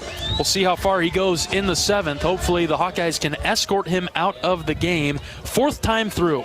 This will be the 4th time that Iowa's seen him. First pitch to Wilmus. Taken for a strike. Saw this with Vignew yesterday, too. He came out in the spot where we thought maybe he'd come out of the game. First hitter got on base, and they immediately went to the bullpen. I don't really see anybody throwing down there, though, so a lot of guys there, but nobody active.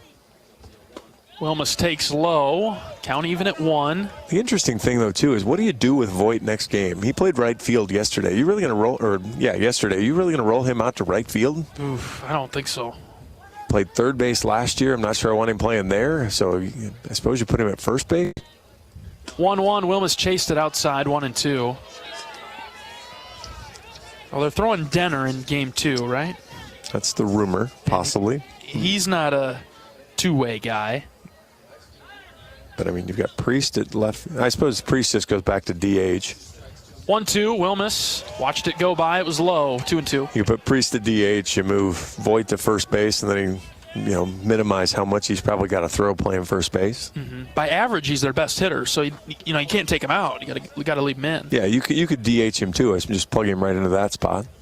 2 balls, 2 strikes to Wilmus. Ooh, Ben crushed it to left, but the wind is going to push it foul. Boy, Iowa has peppered the left field corner, but in foul territory today. Yeah, Ben particularly, the first one, he just absolutely demolished. That one, I like that he finally was looking for the changeup, got it elevated. But again, just love to see him think middle of the field here instead. If he pulls it a little, great. Watch out for the fastball, don't you think? Here, the 2-2. Ground ball to short. Durnetti's got it. He'll step and throw. Safe. Post play. Safe at first. Great call, John. That's just good speed flying down the line. Grit and hustle will have the umpires hold a meeting near the pitcher's mound while they review it. Boy, Dernetti just took forever to come up with it, but Wilmus was sprinting down the line. That's great effort. I don't know what didn't.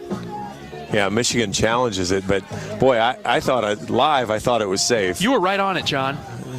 So I agree. I agree wholeheartedly with first base umpire Jason Harstick. I tell you what, though, I don't. You don't want to be too critical of any of the athletes, but that ball was hit right to Dernetti. It's not like he had to move too far to get it, but just took his time. And 101 off the bat, so it wasn't like he a slow roller. But really, that's a testament to Wilmus's speed and hustle, willingness to just go. And I don't really think there's any doubt he's going to be safe here. But as I've mentioned to you numerous times, when I do this for volleyball, I'm always wrong. Better percentage in baseball, John. I don't find you to be always wrong. Well, and we kind of do that without. We do that without. We don't have the benefit of any replay here. We don't have Big Ten Plus up, so no monitor for us. 4-3, bottom 7. Michigan with the lead. We'll have game 2 of today's doubleheader. 30 minutes after the conclusion of this first game. Wilmus is safe at first after the review. And Iowa has the leadoff man on for the 3rd consecutive inning. For a guy that has no stolen bases on the year, that is flying down the line. Now, okay, I've said this a million times with the other guys. If Huck tries to pull a ball here on that changeup outside, it's going to be a 6-4-3 double play. Go with it to right center. Wilmus at first. First pitch is way up and in on Kyle. Sounded like it clicked his guard there, but evidently didn't. And Boy, Voigt hasn't missed with a changeup that bad very often. Huck is 1 for 3 today. Voigt comes set, short lead at first from Wilmus. Fouled back. Unfortunately, expanded the zone there. I'm afraid so, John. I'm just blown away. There's nobody throwing in the Michigan bullpen. So Voigt's this will be pitch 108. So unless Rogers is the guy, the catcher could be the guy. They've got a couple two-way guys. 1-1 pitch to Huckstorf. He squared to bunt, popped it up. Get out of here. Yep. Oof. Fouled back, caught the screen. Tried to pull it back because he realized the pitch was high, but couldn't get out of the road. And now again, you're in that spot where your brain's yelling protect, which is okay, but center, use the middle of the field, use the right side of the field. A lot of room over there. The 1-2. Ooh, called third strike. Way outside, maybe caught the corner, but it's up and it's out, and it's a pitch that, again, I mentioned it last inning. I don't know where the strike zone is, which is the worst strike zone for. I didn't think it was there, John. It hasn't been. I mean, that ball might be on the black of the plate. It's probably off the plate, and even more importantly, it's up. It's just a pitch you don't see called. So Huckstorf is out number 1. Here's Raider Tello. Raiders 2 for 3 today.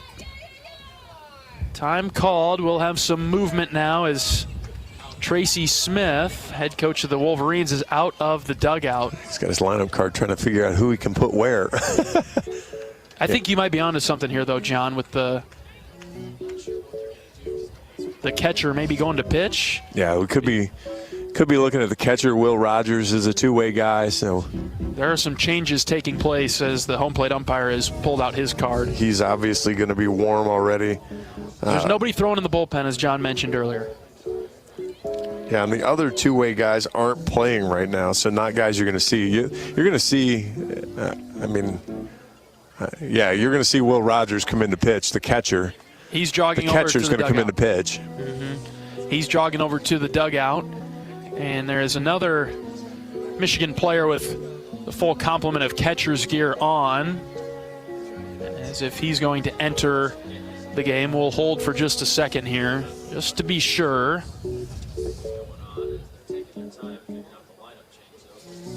I feel like they need to be making a call here, though, at some point. Well, they have. They've sent the catcher into the dugout. I'm just looking at our staff, who's visibly irritated by the fact that they haven't really made a true move, or that it took as long as it did. Now the information's being relayed over to the Iowa dugout, and Coach Sutherland can bring out his binder and begin the rapid scout. And Voigt will become the DH. Actually, look at him walk off the field. He's got the sway. He's pretty cool. He might deserve the sway today. He was pretty good. He'll come out of the game, responsible for the runner at first. Actually, I don't think he's going to come out of the game. I think he's going to right. Oh, man.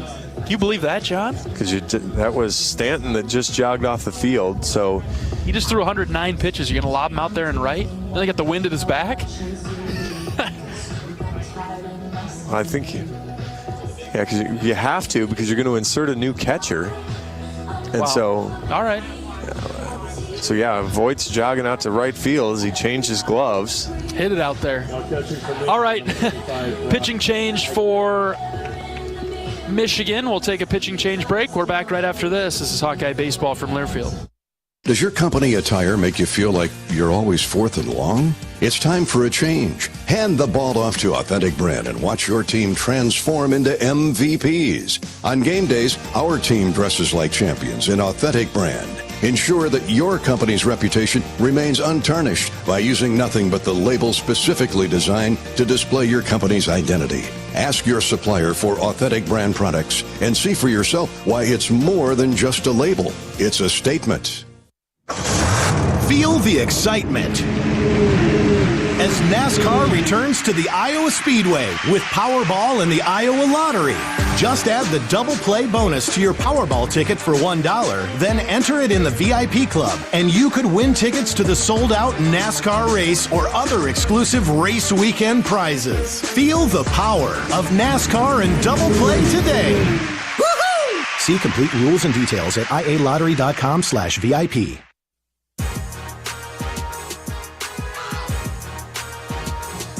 Bottom of the 7th inning. 4-3, Michigan with the lead in game 1 of today's doubleheader. Runner at first is Ben Wilmus. The batter will be Raider Tello, face a new Michigan pitcher. They'll go with Will Rogers, the right-hander from Shoreview, Minnesota. 7 appearances on the year. He's 0-2 with a save. 18 1/3 innings to get a 6.38 ERA. 21 hits, 13 runs have all been earned. 10 walks, 20 strikeouts. Opponents hitting .292 against him. 9 extra base hits in that 21. As you might imagine with a catcher, he's got a short arm action, so the ball kind of gets on you quick if you're not paying attention. Fastball will be right around 90. Curveball, slider, changeup. He's got the whole mix, but you know, as you also might imagine from a guy that's been playing catcher all game, command can come and go. So really hold the zone, make sure he throws you strikes. First pitch to Tello is a breaking ball low and out. New catcher into the game is Brock Lightgib for Michigan. Yeah, he will have to hit because the DH is gone. Voit is out and right. 1-0 pitch, way outside, ball 2. 1 out in the inning after Hucksdorf was called out on strikes. And Rogers is really quick to the plate again with that short arm action, so not a huge stealing opportunity here. 2-0, outside corner, 2-1.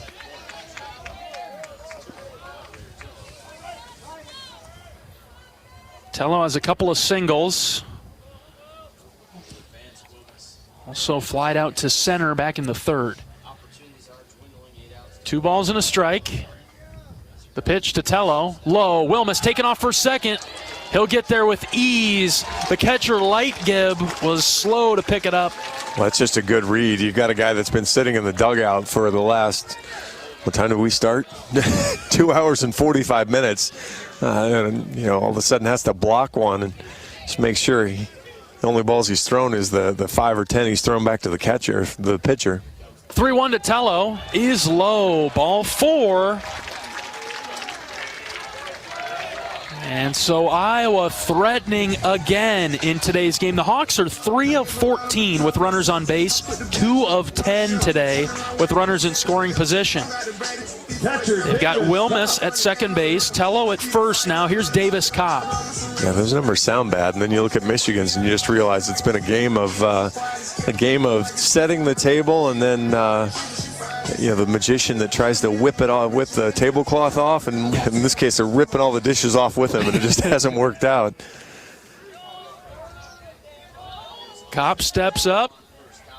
Davis is 1 for 2 today. Rogers fires low and out. He's missed everything over there. Yeah, he's been trying to work that outer part of the plate, and that's Davis is such a good hitter to right center field. 1-0. Slapped foul over to the right.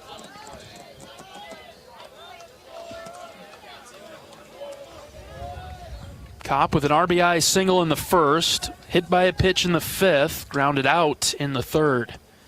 Can't have that. A lot of room on the right side, John, between the first baseman and second baseman. Yeah, shoot one into right center field here, and we'll have a tie game, maybe plus. The 1-1. This one is hit well to right. Moving back is Stanton. He's at the track, he's at the wall, and he made the catch against the base of the wall. Strong throw into third as Wilmus is trying to tag, and he's safe. What a throw. That's Voit out there in right. I stand corrected. What a throw by Voit to third. Wilmus is safe, but barely. Yeah, that is not very good base running again from Ben Wilmus, as he was off the bag there, you know, like 2 steps. So you're really not even doing anything. He hustled back well, but be on the bag, be ready to tag. Boy, Cobb gave that a ride. That got a lot further than I thought. 103 off the bat. And now you need the big hit, or you need the pass ball. You'll take either. And that pass ball could be a possibility here with Rogers throwing a number of pitches low and out. Boy, the Hawks cannot get the ball over the right field wall today. Even yesterday, too. They haven't hit 115 yet like Priest did. That's true. Reese Moore's the batter, takes it up and in. Kopp crushed that. Runners at the corners now for Iowa, 2 outs. How many times will the Hawks knock on the door? Hopefully this time it opens. Fouled back to the pad. And clearly Voigt's arm isn't lacking at all, because he was basically standing at the base of the wall, threw that in the air the entire way to third base. And perfectly done. Yeah, I mean, that might have been called a strike. Right. Third baseman Caruso didn't have to move forward at all. 1 ball, 1 strike. Rogers comes set. The pitch. Swing and a miss. Moore chased a fastball out of the zone high. Come on, Reese. Hawks have not found a hit today with 2 outs. Tello takes off for second base. They will throw it to second. Raiders out. Wilmus came down to score. Raider thrown out at second base. And 1 left. We played 7. Wolverines 4. Yeah, he's supposed to stop. That's the whole point. And that'll end the inning. All right. We'll go to the 8th. Michigan 4-3. This is Hawkeye Baseball from Learfield. Our mission at Oak Knoll is to provide exceptional retirement living and health services through life care. I'm Steve Rowe, CEO. We are a not-for-profit life plan community and have served the Iowa City area for 57 years. Oak Knoll is located near University of Iowa hospitals and clinics, Kinnick Stadium, Carver Hawkeye Arena, Hancher Auditorium, and downtown Iowa City. Visit our website at oakknoll.com to learn more. We're a proud sponsor of Hawkeye Athletics. Go Hawks! Even the simplest act can set a chain of good in motion, like choosing Delta Dental of Iowa for your dental and vision insurance. Because we invest in your community. So whether you get your plan at work or purchase it through us, you make a difference for others. Visit sharinghealthysmiles.com and choose Delta Dental for your smile, for your health, and for your community.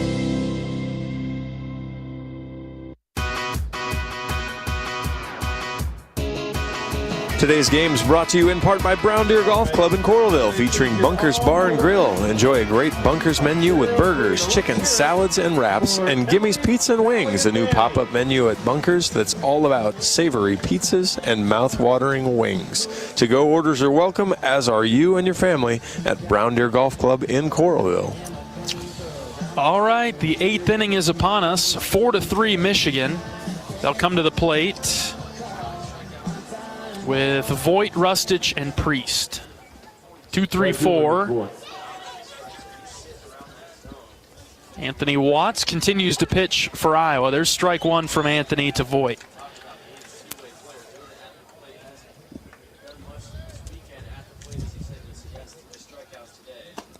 Swing and a miss, 0-2. This has been a very strange game in its own right, John. Yeah, I thought we'd filled up the bingo card a while ago, but boy, we've added some new squares, and we're filling in a new row here on this one. 1 ball and 2 strikes. Watts is ready. Out of the windup, the pitch. Grounded to Seegers at short. He'll spin and throw to first base. Accurate throw to Merrick Matthews. 1 down. That ball, it took a funny hop off the turf again. And one of those you talked about it yesterday, a little top spin, and kind of shot forward, caused Michael to have to spin around and not just be able to take it and throw it normally. Leadoff hitter is retired. We'll see Rustich now. 4-3 Michigan in the 8th. Watts fires low and out. Generous. Held on to that a bit too long.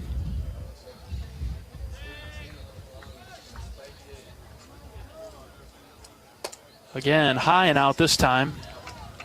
Got to figure out the release point, Anthony. 2-0. Catchable. Yeah, that one was a little bit closer.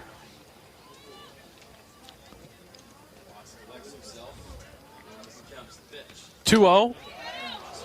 Inside, ball 3. Rustich 1 for 4 this afternoon.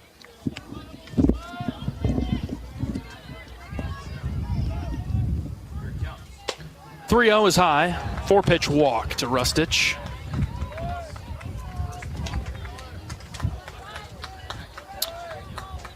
And we'll see Colin Priest come up.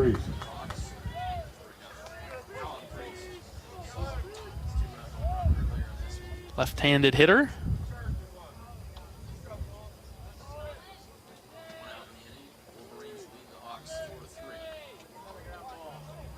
Watts will go from the stretch now with the runner at first and one out. Here's the pitch. Inside. Call the ball.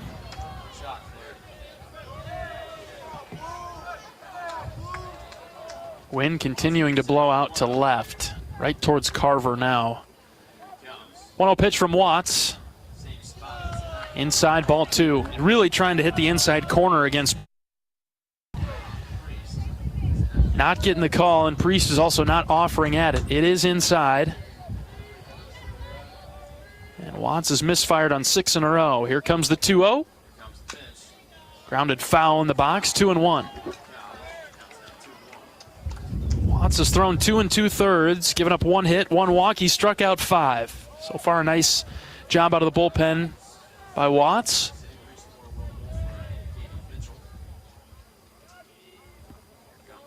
The 2-1, another ground ball foul in the batter's box, count even at 2. Continues to work the inside part of the plate.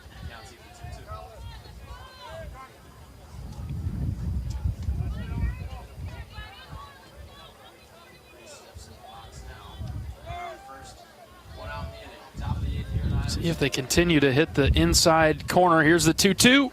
Called third strike. Right down the heart of the plate with the breaking ball. 2 down. Big time strikeout from Watts, his 6th of his appearance. And 2 down for Dylan Stanton. Iowa down 4-3. Check that, not Stanton. This is Lightgib.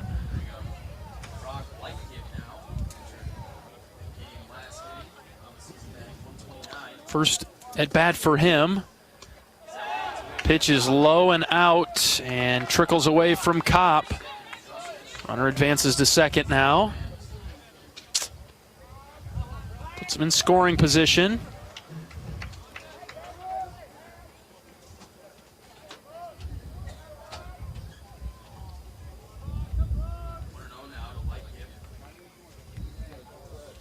Coach Heller is out of the dugout.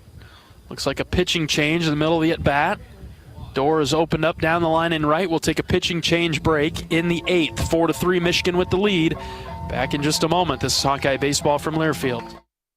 At Mid-American Energy, our 1.6 million customers depend on our energy 24/7. That's why we work 24/7 to deliver the safe, reliable energy you need. To keep our 99.9% reliability record, we're enhancing our technology, improving resiliency, and investing in critical infrastructure. We're generating power from all available resources to cover any increases in demand. And we're innovating to ensure you always have the energy you need. Mid-American Energy, obsessively, relentlessly at your service. Our mission at Oak Knoll is to provide exceptional retirement living and health services through life care. I'm Steve Rowe, CEO. We are a not-for-profit life plan community and have served the Iowa City area for 57 years. Oak Knoll is located near University of Iowa hospitals and clinics, Kinnick Stadium, Carver Hawkeye Arena, Hancher Auditorium, and downtown Iowa City. Visit our website at oakknoll.com to learn more. We're a proud sponsor of Hawkeye Athletics. Go Hawks!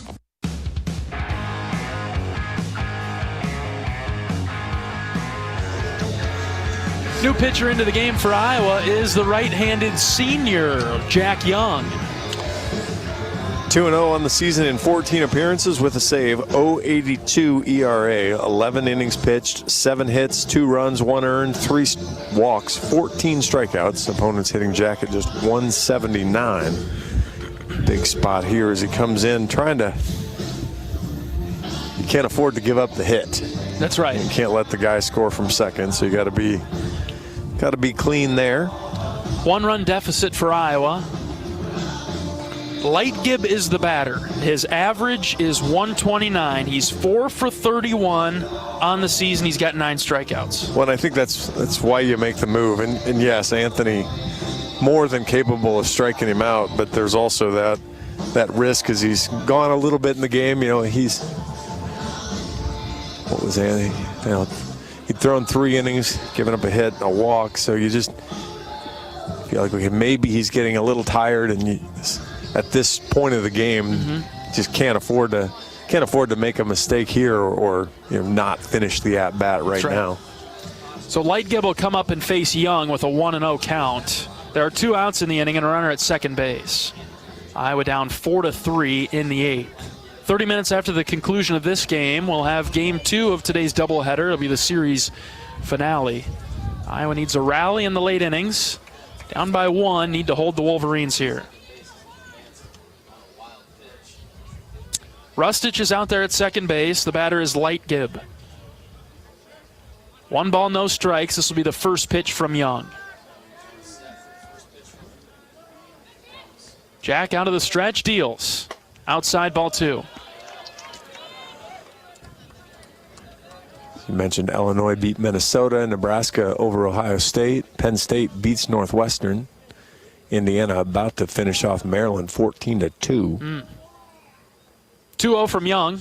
That's in there for a strike. That looked good, 2-1. Purdue and Rutgers tied at 5 in the 6th inning. Niagara and Michigan State tied at 6. And Illinois and Minnesota will actually play another game as well. 2-1 is high, ball 3.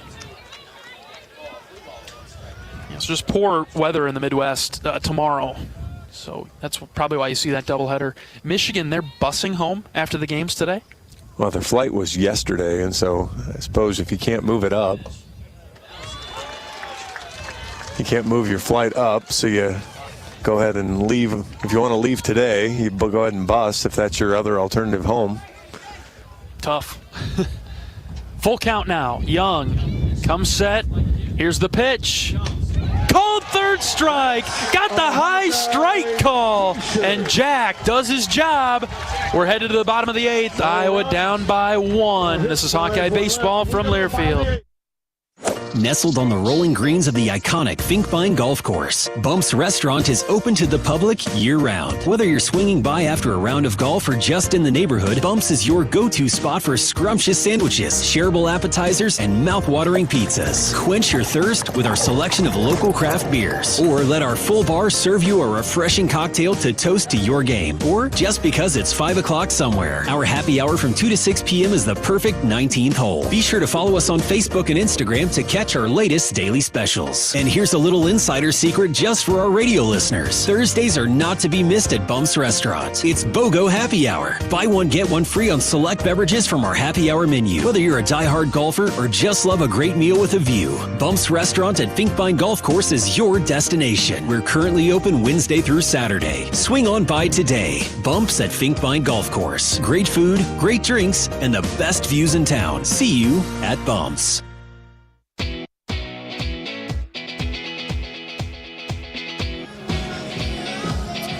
Iowa trailing Michigan 4-3 in the bottom of the 8th. Let's see if the Hawks can have a late inning rally again. Let's pause 10 seconds for station identification. This is Iowa Hawkeye Baseball.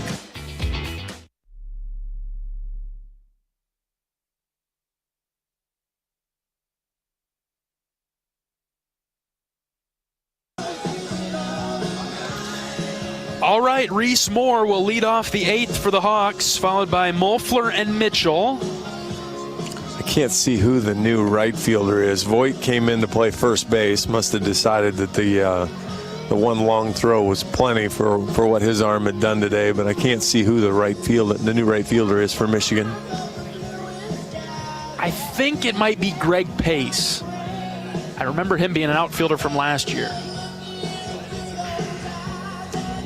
You just had so many guys that have been injured. I'm not sure who all's available and around. Now playing first base for the Wolverines. So Voigt moves in. He'll play at first. Hitter Reese Moore.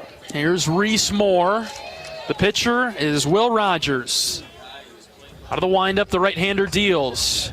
Moore takes down and in, ball 1. Cool. Again, I don't know where the strike zone is.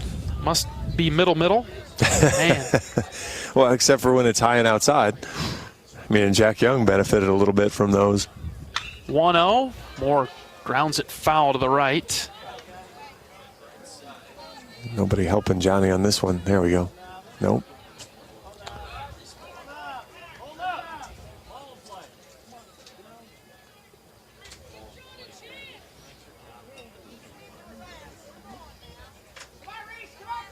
Zach Volker showing the agility out there over the short wall. I haven't seen Volk in a while. Good to see he's actually that was that Reese? That was Buter? That was Butte, yeah. 1-1 to Moore. Check swing. Did he go? He did. Sorry, I sold you short. Sorry, I sold you short there, Butte. Find a way on here, Reese. Reese is 0 for 2 today. Here's the pitch. Line drive. Base hit into left. Caruso dove for it. Couldn't come up with it. Couldn't reach it. Reese with a single to lead off the 8th. 4th inning in a row. 1, 2, 3, 4 that the Hawks have had the leadoff man on.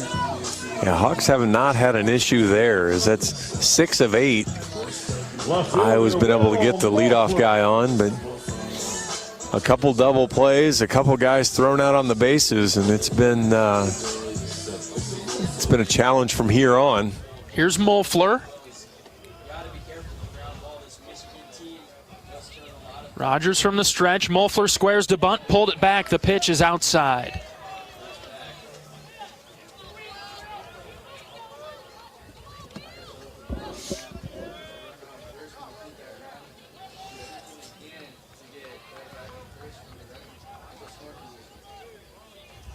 Mofler showing the early bunt, bunted it right back to the pitcher. The third baseman picks it up, throws it to second, and Reese is out at second.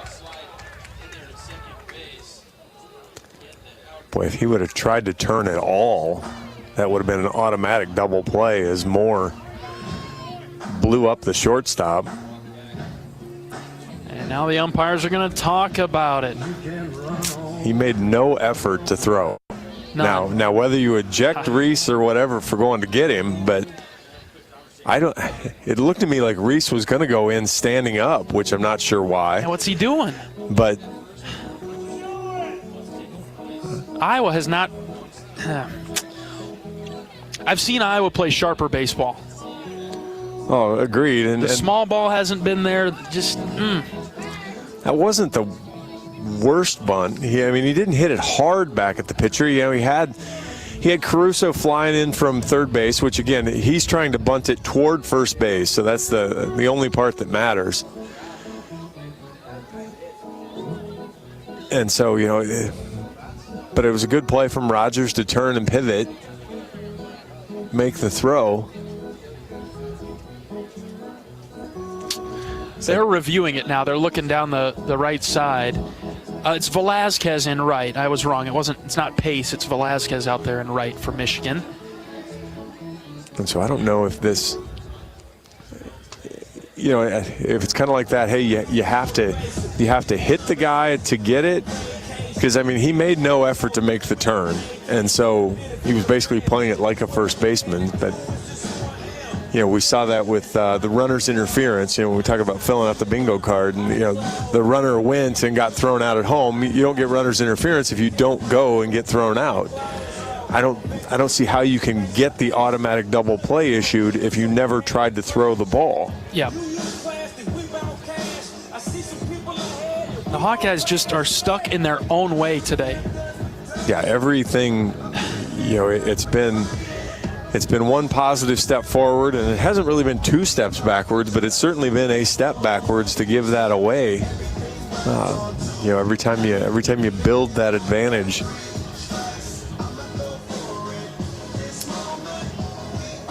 Still going with a replay down the right field line, checking things out. As it stands right now, there will be a runner at first. I believe there will be a pinch runner for Will Mofler. And the batter would be Gable Mitchell with 1 out. Yeah, hopefully, that's the best case scenario. Well, yeah, I think they're trying to decide. You can't put in a pinch runner if you don't. If Will gets sent back to the dugout too. Not sure what Reese was doing there. Could not slide. Again, it just looked like he got, the old I'm of 2 minds thing. I'm going to go in standing up, which I'm not sure why he would ever even consider that anyway. Yep. All right, here we go. Here's the call. Out at second, out at first. Wow.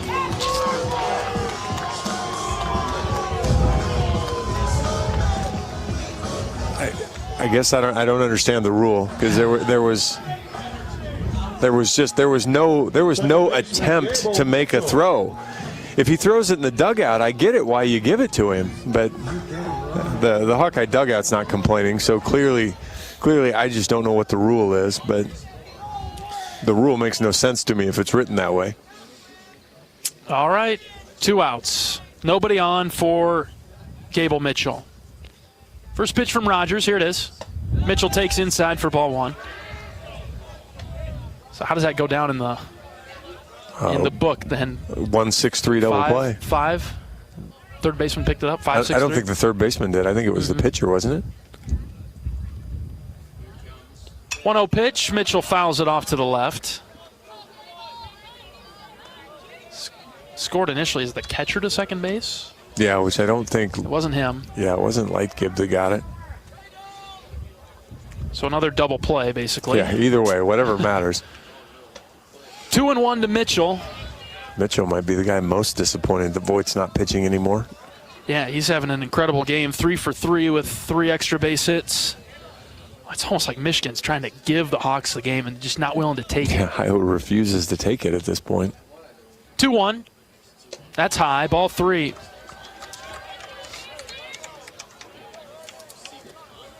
Trying to get to Seegers, who is next up for Iowa, but the count's 3-1. We'll see if Mitchell can find a way on. Rogers out of the windup. Here's the pitch. High, ball 4.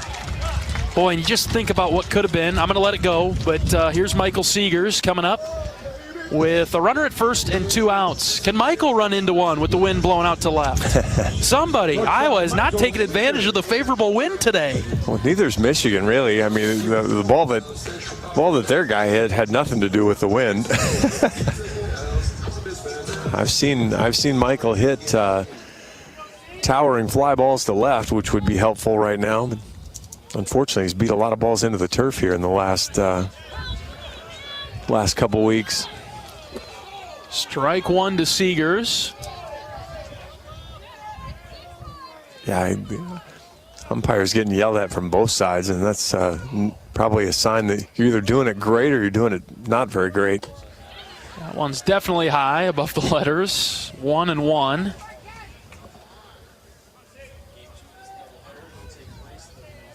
And the wind is ripping the flags off the poles out towards left. The 1-1 pitch. Michael popped it up right side.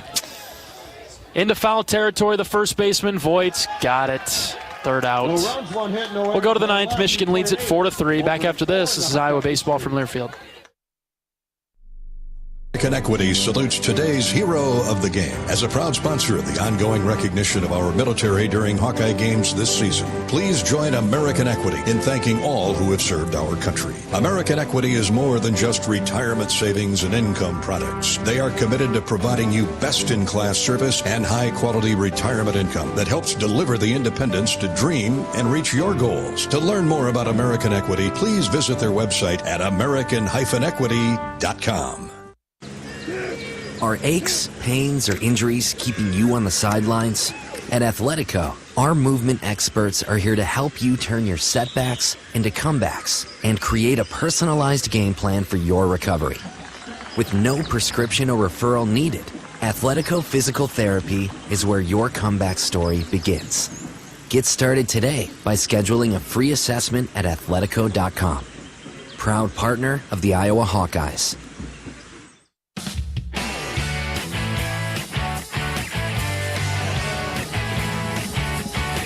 Top of the 9th inning in Iowa City. Game 1 of today's doubleheader. Michigan leads it 4-3. Jack Young is out to pitch the 9th. Got to hold him here. And will be facing 6, 7, and 8 for the Wolverines. They've been pretty good against Iowa today. Michigan hitters have struck out 17 times. Incredible. Today. 17 times in, 24 outs? They have 5 hits. Young deals a first pitch strike to Cole Caruso to get us started in the ninth. Iowa down 4-3. Frustrating game for the Hawks. Well, of all the free bases, three free bases scored against Iowa. 2 walks and a hit by pitch. Mm-hmm. And then, of course, the other one was Priest as he scored on his own home run. But margin is thin, isn't it? Room for error. Here's a ground ball to the left side. Raiders got it. Tello picks it up, throws to first base for the first out. it is when you decide to walk on a tightrope with walking guys and hitting guys. I mean, that's, the other side of that is 2 of those runs have come in on walks. They walked guys in. So not only did you basically either walk the bases full or something similar to that, then you walked another one. So it's not like there were 3 hits and then you happened to walk a guy. Here's Rogers, 0 for 1 today, 3 walks and a strikeout. Young whips it outside. I mean, you're lamenting the missed opportunities for Iowa. Michigan is 0 for 4 with the bases loaded. Isn't that something?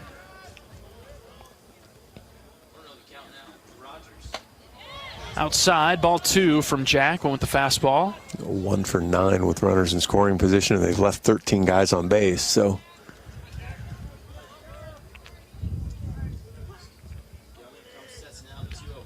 (2-0) is hit right back to Jack. Fields it with the glove. He'll overhand toss it to Matthews at first base, 2 down.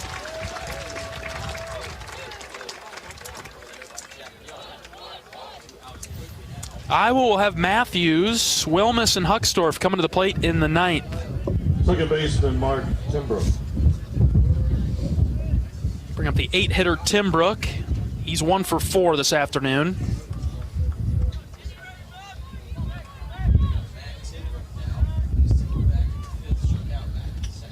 Left-handed hitter. Young is ready to roll, takes a deep breath. Base is empty and 2 outs. First pitch. Strike 1. Good spot from Jack. Brody Brecht will start the next game. A few arms in the bullpen for Iowa as well to back him up. Hawkeyes need a rally to win game 2. Here's a ground ball foul over to the right.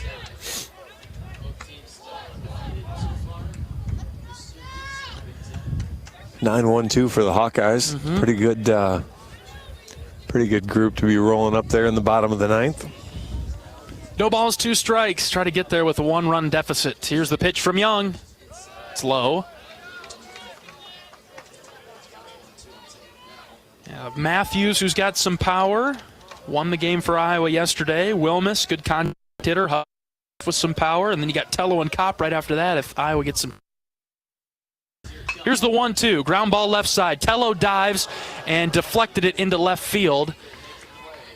That'll be a single with 2 outs for Timbrook. Actually knocked it behind Michael. I'm not sure Michael was going to be able to make a spectacular play there. Even if he caught it, I don't think there's any throwing out Timbrook there, but would have liked to have seen him try. Yeah. He had a couple of those plays yesterday. That one could have been just too difficult. Here's the 9-hitter, Dernetti. First pitch is a fastball out.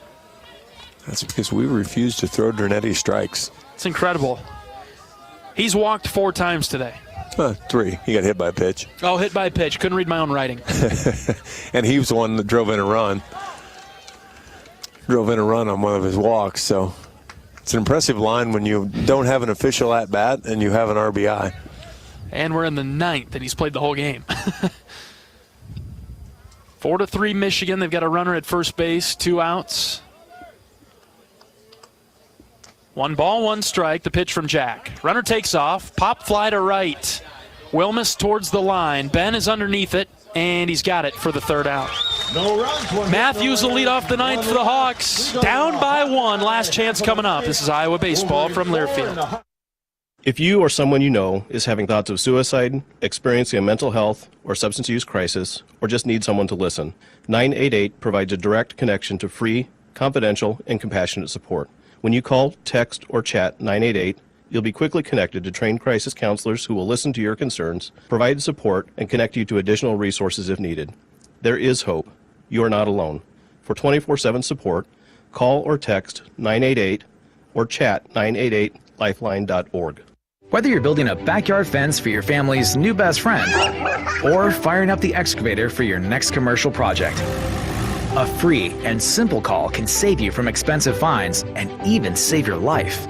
Call 811 at least 2 days before you start your next project to have underground utility lines located and marked. At Mid-American Energy, your safety is our #1 priority. So, make it your priority to call 811 before you dig. Paid for by the customers of Mid-American Energy.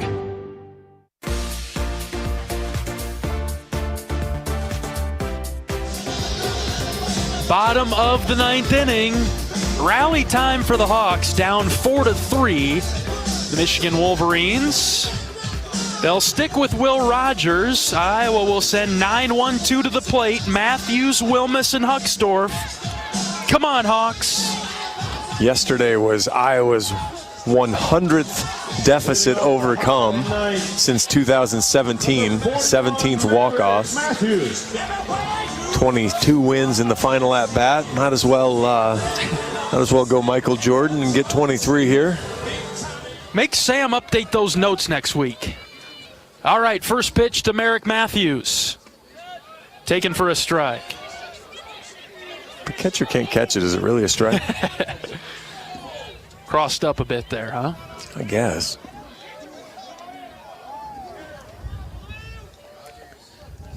Hawkeye fans asking the same question.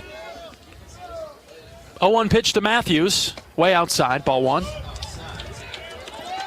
And I think he's throwing fastballs now. I just think his velocity's dropped down so much already. He's just in the mid-80s now. Yeah. When you think about it, he was catching the first, 7 innings. 1-1 to Matthews. Here it is. High and out, ball 2. Yeah, that seems to just be where he's at. Fastball doesn't have a lot of movement on it either, so really got a chance here. Can watch the look middle of the field, drive one back up the box. Here's the 2-1. Outside corner, 2-2. Found something there. Yeah, that one he got back over 90. He hasn't been there for, most of the last inning he's pitched. Maybe he's throwing kind of the 3/4 strike and found the little gear. 2-2. Fouled back to the screen. Good hang by Matthews. They really found another gear there. Came to 93. 10-mile-an-hour difference. I take back everything I said about you, Will Rogers. Well, you were certainly right, but it's got a little more in the tank, I suppose. 2 balls, 2 strikes. Matthews trying to find a way on to lead off Iowa's 9th. Down by 1. Here's the pitch. Check swing. Did he go? No. Full count. Woo-hoo-hoo-hoo.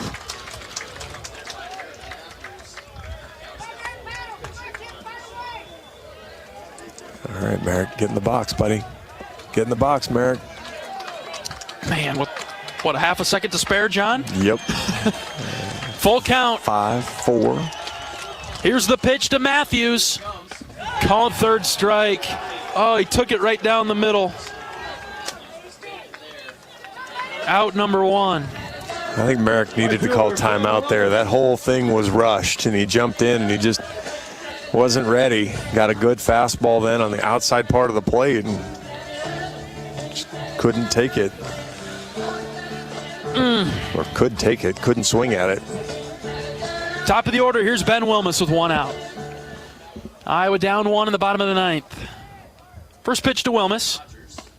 Strike 1, outside corner. He's pretty much just gone almost exclusively the harder fastball now, so whatever he was throwing before, and it has more movement, so his changeup is what seems to not move. Wilmus hits the 0-1 on the ground to short. 2 down. Ben's just trying to pull everything so hard. He's just hitting ground balls or hard foul balls. And he's at his best when he's trying to go to right field or right center field, letting the pull stuff kind of come a little more naturally. Last chance for the Hawkeyes. Here's Kyle Huckstorf. 2 down. Out of the windup, the pitch from Rogers. Low. Huckstorf is 1 for 4 today. A couple of strikeouts, though. Iowa down 4-3, bottom 9. Pitch to Kyle. Low and out, ball 2.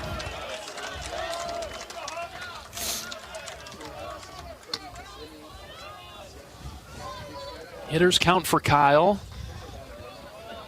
Punish him if it's there, Huck. Here's the pitch. Popped it up. Shallow center. Garcia has it. No runs, no hits, no That'll do errors, it. Michigan wins it 4-3. Frustrating game for Iowa. And the Hawks drop game 2. And we'll pause 30 minutes before be sure to grab a snack at our the second game of the doubleheader. And stop by our marketing table. And the winner of that game wins the series. Iowa just the elusive sweep. Just can't get it. And we'll have to win the third game to take the series over Michigan. The Wolverines win this game 4-3. We'll take a 2-minute break. We'll be back after this. This is Hawkeye Baseball from Learfield. The silly moments, the proud moments, even the hard moments. They're what make life remarkable. And they're why Wellmark Blue Cross and Blue Shield is here for every moment. Committed to making healthcare better, more affordable, with more choices for care. And service and coverage that give you peace of mind no matter what comes your way. So you can show up for every tender moment, every brave moment, and every wouldn't miss it for the world moment, knowing that Blue is here for you. Go to Wellmark.com/every moment to find a plan right for you. Want to test drive U.S. Cellular's award-winning network? It's free for 30 days. Want to test drive U.S. Cellular even faster? Just get a race car driver to be your personal chauffeur. Just let me buckle my... Whoa! Hey, my calls and data work great out here. Test drive U.S. Cellular free for 30 days. Named the leader in 5G coverage in Iowa. You can pull over now. Please? U.S. Cellular. Built for us. Terms apply. Awards based on open signal independent data. Visit uscellular.com for details. If you or someone you know is having thoughts of suicide, experiencing a mental health or substance use crisis, or just need someone to listen, 988 provides a direct connection to free, confidential, and compassionate support. When you call, text, or chat 988, you'll be quickly connected to trained crisis counselors who will listen to your concerns, provide support, and connect you to additional resources if needed. There is hope. You are not alone. For 24/7 support, call or text 988 or chat 988lifeline.org. If you've got the right tools and the friendly people at U.S. Bank in your corner, making smarter money choices is a piece of cake. If only our tools and helpful advisors could have helped you avoid some of those not-so-smart choices in life. Like that time you tried to pick up unicycling. Whoa, coming through! Or when you thought it'd be okay to pet that squirrel in the park. Good squirrel, good squirrel. While we can't help you with all that, we can help you bank smartly at usbank.com/smarter together. Member FDIC.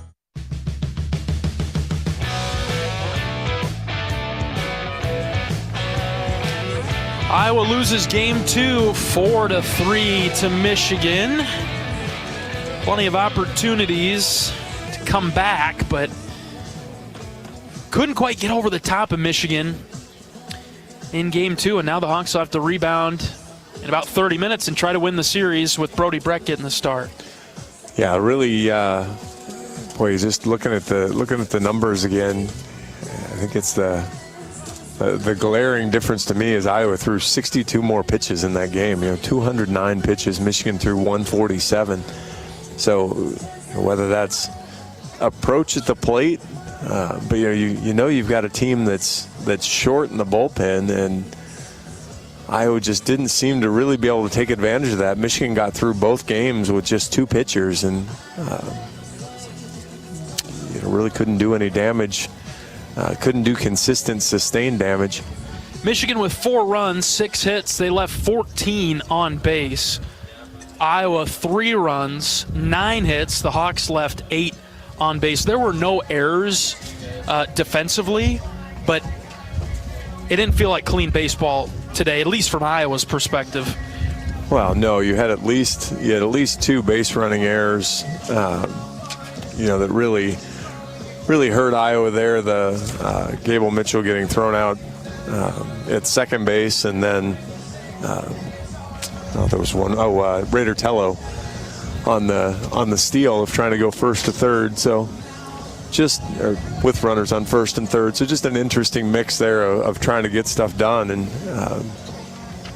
just not the best effort.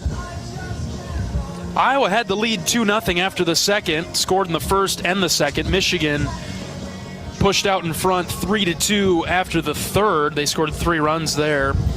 They would lead 4-2 going to the bottom of the fifth. Iowa answered with 1 to make it 4-3, and then scoreless the rest of the way. Man, it's just offensively, Iowa had the leadoff guy on in the 5th, 6th, 7th, and 8th, and did not score in the 6th, 7th, and 8th. Oh, what, got erased on a double play? Double plays all over the place. Double play in the 6th. Sorry, John. Double play in the 6th. Caught stealing in the 7th. And interference in the 8th. Yep, and an interference double play type of deal in the 8th. So just brutal. Marcus Morgan got the start. 2 2/3 for Marcus. Only allowed 3 hits, but he walked 6. He threw 95 pitches, struck out 5. Just not quite there with Marcus in the starting pitching. Well, yeah, that's 95 pitches in 2 2/3 innings. I mean, that's just really unimaginable, especially with a guy with Marcus's stuff. And what did I go back and look at one point? 13 of 16 first pitch strikes. And so, you're ahead. You're in command on 13 of 16 hitters, and you still end up at 95 pitches. And you look at it, really it was just Iowa couldn't find the timely hit, because we've got 1, 2, 3, 4, 5, 6 different guys had hits, but the problem is Will Mofler batting 6th didn't have a hit. Gable Mitchell had 3. Then Michael Seegers doesn't have a hit, and Cade Moss and then Merrick Matthews in the 9 spot don't have a hit, although Cade did drive in a run with the squeeze bunt and walked. So there's some production there, because you had Seegers actually walk down there as well, but just not able to string together and sustain, and that shows in the stats there with flipping back. Iowa was 2 for 11 with runners in scoring position, just 3 for 17 with runners on base. Again, didn't have a 2-out hit. Lots of stuff that all contribute to you losing a baseball game. Really missing Sam Peterson and Andy Nelson in the lineup. Yeah, I'll give you that part of it, but it's the guys that are in there are capable. I mean, maybe they're maybe you give up some of the power and things, but they're guys that are capable. It's just Michigan pitching unfortunately did a better job than Iowa hitting did, and in reverse of that, Michigan hitting did a better job than Iowa pitching did in the key counts. We went back and I don't know how many 3-2 counts in a row that I counted that Iowa ended up walking the. Didn't even get an out. Forget strikeout. Didn't get a flyout or anything on that, and that's it's just tough baseball. We'll take a 2-minute break. We'll be back right after this. This is Hawkeye Baseball from Learfield. The silly moments, the proud moments, even the hard moments, they're what make life remarkable. And they're why Wellmark Blue Cross and Blue Shield is here for every moment. Committed to making healthcare better, more affordable, with more choices for care. And service and coverage that give you peace of mind no matter what comes your way. So you can show up for every tender moment, every brave moment, and every wouldn't miss it for the world moment, knowing that Blue is here for you. Go to Wellmark.com/every moment to find a plan right for you. Want to test drive U.S. Cellular's award-winning network? It's free for 30 days. Want to test drive U.S. Cellular even faster? Just get a race car driver to be your personal chauffeur. Just let me buckle my... Whoa! Hey, my calls and data work great out here! Test drive U.S. Cellular free for 30 days. Named the leader in 5G coverage in Iowa. You can pull over now! Please? U.S. Cellular. Built for us. Terms apply. Awards based on open signal independent data. Visit uscellular.com for details. If you or someone you know is having thoughts of suicide, experiencing a mental health or substance use crisis, or just need someone to listen, 988 provides a direct connection to free, confidential, and compassionate support. When you call, text, or chat 988, You'll be quickly connected to trained crisis counselors who will listen to your concerns, provide support, and connect you to additional resources if needed. There is hope. You are not alone. For 24/7 support, call or text 988 or chat 988lifeline.org. If you've got the right tools and the friendly people at U.S. Bank in your corner, making smarter money choices is a piece of cake. If only our tools and helpful advisors could have helped you avoid some of those not-so-smart choices in life. Like that time you tried to pick up unicycling. Whoa, coming through! Or when you thought it'd be okay to pet that squirrel in the park. Good squirrel, good squirrel. While we can't help you with all that, we can help you bank smartly at usbank.com/smarter together. Member FDIC.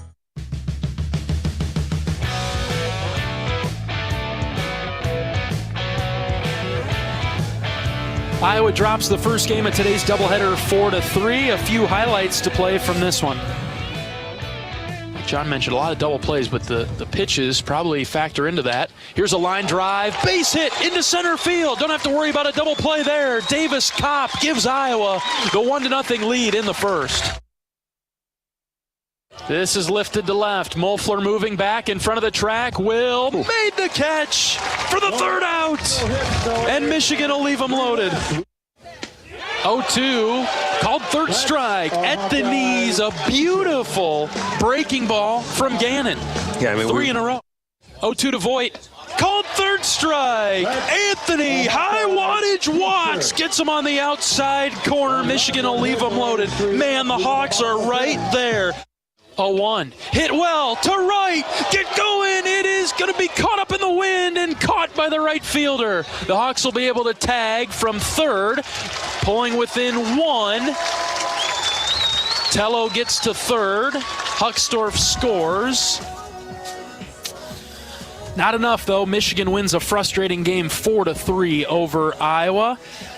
Can't wait to put this one behind us. John, a final thought. Well, the final thought was, and you're setting me up here to get in trouble, but 13 Michigan hitters went to 3-2, and Iowa only went 5. We got 5 of those batters out and gave up 8 bad outcomes, whether it was a walk or a hit or whatever. So, you get to 13 coin flips. You need to win. You need to win more if you're Iowa there, and just didn't get it done. And probably more importantly, don't have 13 coin flips in the game. That's a whole lot of 3-2 counts.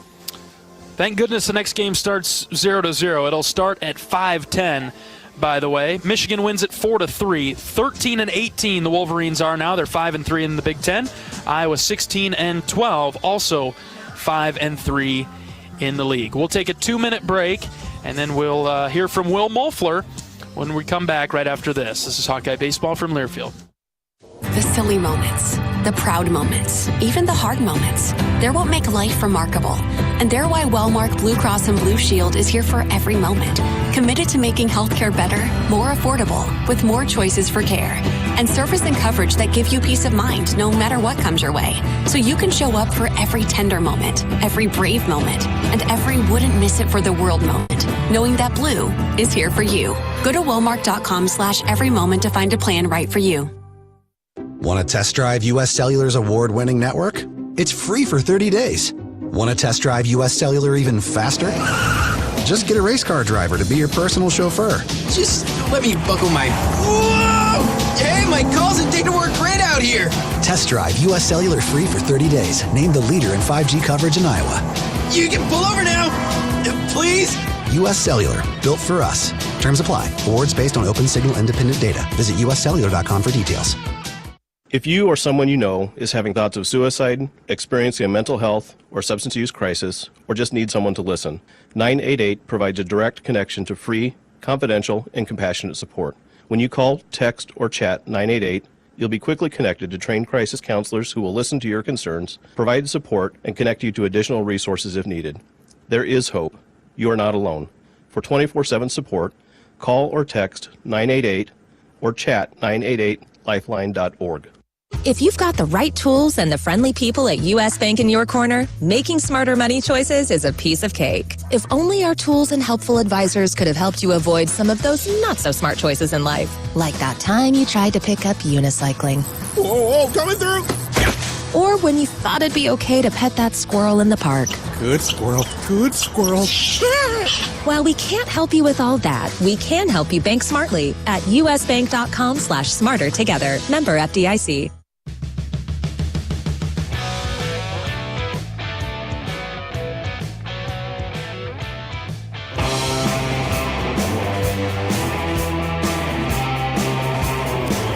Welcome back to Hawkeye Pregame. I'm here with Will Mofler.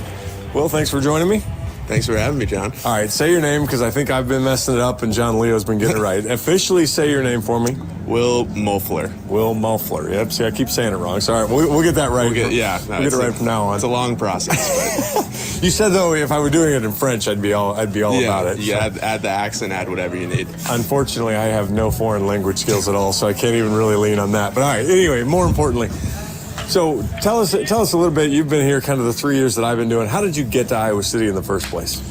I really had no idea in my JUCO days that I would end up in the Midwest, especially Iowa. I didn't really have a lot of knowledge about anything until that summer, but I was just looking for any chance I had to play in the Power 5, and just got a call from Marty Sutherland late in the summer, and it was a very brief conversation. It didn't take a lot for me to say yes compared to the other options I had at my disposal, and all they promised me was a place on the roster and a shot to compete, and that was all I was asking for. So it's been the best 3 years of my life moving out here, just kind of on a whim, not knowing what to expect or what I was getting into, but it's all worked out for the best. Met some great people, been a part of a great program, and hopefully a great last year here. Now, you say you just got a chance to compete. I remember, and I use the story often. You got limited at-bats, and then in a midweek game, hit a home run against a D3 team into a pretty heavy wind, and that got you, 120, 140 at-bats that first year? Yeah, no, I could say, looking back on it now, there definitely wasn't plans in place for me to get those at-bats until I hit that home run. And I remember that was my second at-bat of the year. My very first at-bat on our first weekend, I got up there and I took 3 strikes. Didn't swing the bat once, and I didn't know if I was ever getting another at-bat after that. So the thought process for the second at-bat was might as well swing because you don't know what could happen. And the first swing I took as a Hawkeye happened to be one of the hardest home runs I've hit here. So it was a good life lesson for me as a golfer, we always use the saying, swing hard in case you hit it. Well, that worked out. I mean, yeah, what do I got to lose? I took 3 strikes the first time. I mean, it can't go worse. So let's just give yourself a chance. And it worked out, and it was great to kind of get into the mix that first year and really get rid of the imposter syndrome and make it feel like I belong at this level. So last year battled some injuries. This year kind of working through that. But last few games, with the injuries to other guys, you've been called upon to play. What's it like to again, go from maybe playing every day or most every day to 1, sitting and watching because you can't play, and then 2, when you get that call, having to be ready to go. What are kind of those different phases like for you?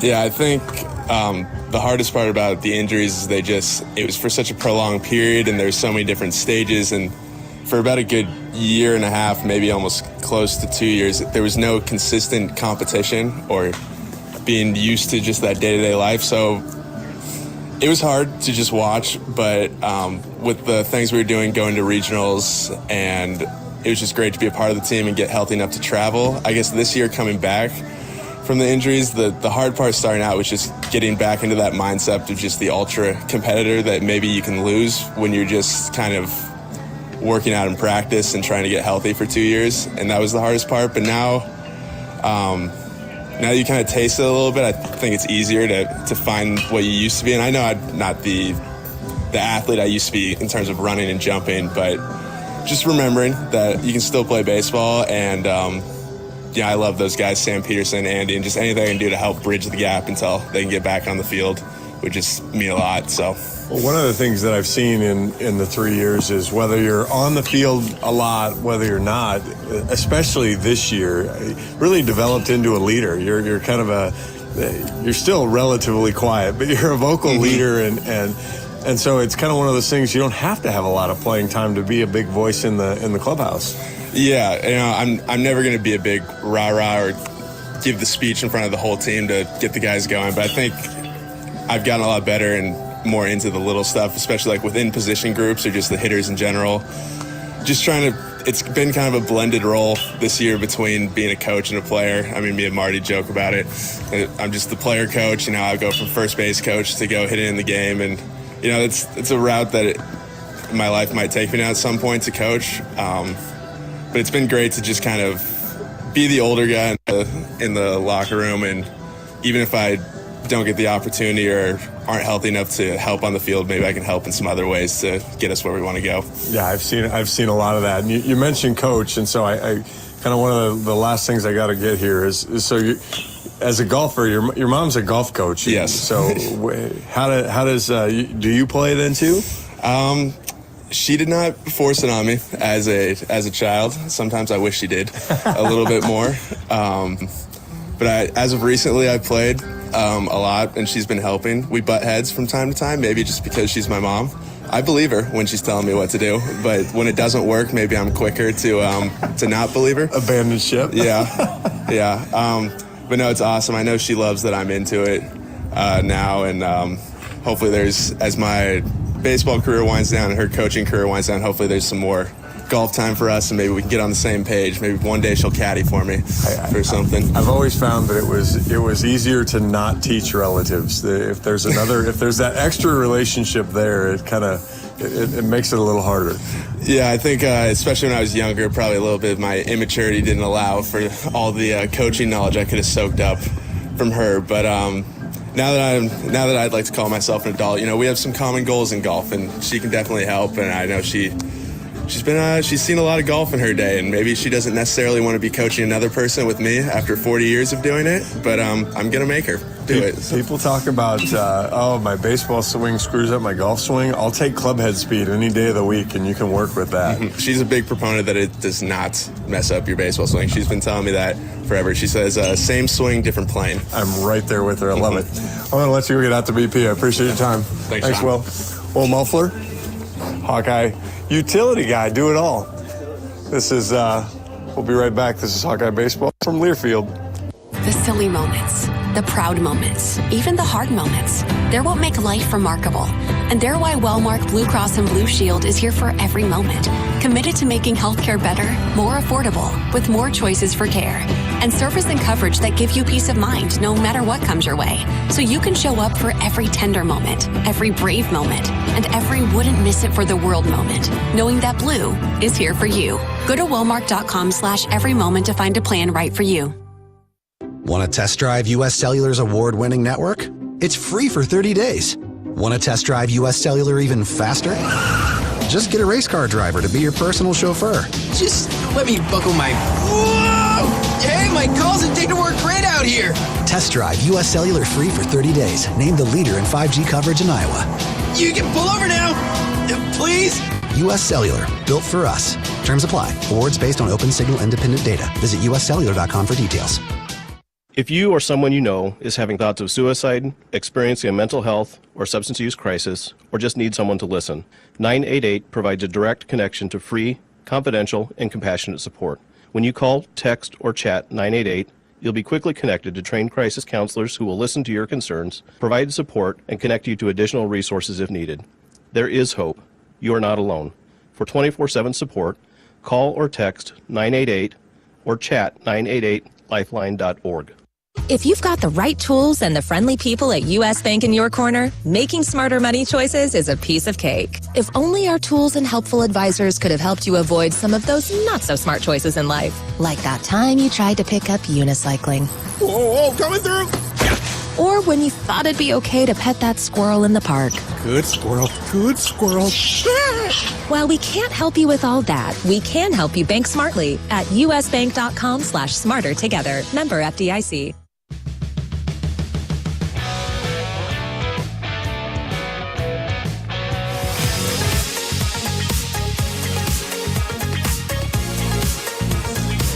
Welcome back to pregame coverage of Iowa Hawkeye baseball. Today, doubleheader with the Michigan Wolverines. We're joined by head coach of the Hawkeyes, Rick Heller. Coach, a great win yesterday for your team. No, it really was. It was a gritty, tough win. with the guys we had out, and guys really stepped up. Will Mofler had a great game. Merrick Matthews ends up coming off the bench and getting the hit that ended up winning it for us in the 10th. It was a well-pitched game. Cade pitched great for 3 innings. I mean, he was best he'd been maybe this year, and then he got himself in some trouble again in the 4th and 5th, and we survived it. He worked out of it in the 4th, and then Jack Young with 2 outs in the 5th, ends up giving up a hit for a run, but then gets us out of it. And then after that, Aaron Savary was outstanding, and Ben Dete was outstanding as well, and worked out of a really tough situation. Runner at third and 1 out, and they end up not scoring, which was big in that game, obviously. We had some opportunities offensively where we didn't come through. We hit into a double play that killed what would have been I thought the blow to put them down, and then similar situation where we didn't get runs in. The 2 big opportunities we had, it was a well-pitched game by Michigan. Big U pitched, unfortunately, like you and I had talked before the game, he is that kind of guy that if he's on, he's really tough. And we had talked that, last week he hardly threw his fastball at all. It was all cutters. And then yesterday he was hitting with his fastball and running it in on our hands. And you could see probably from the booth the movement he had on it. And he made things tough on us for a while. We couldn't get a leadoff guy on. I think we only had a leadoff guy on 3 innings.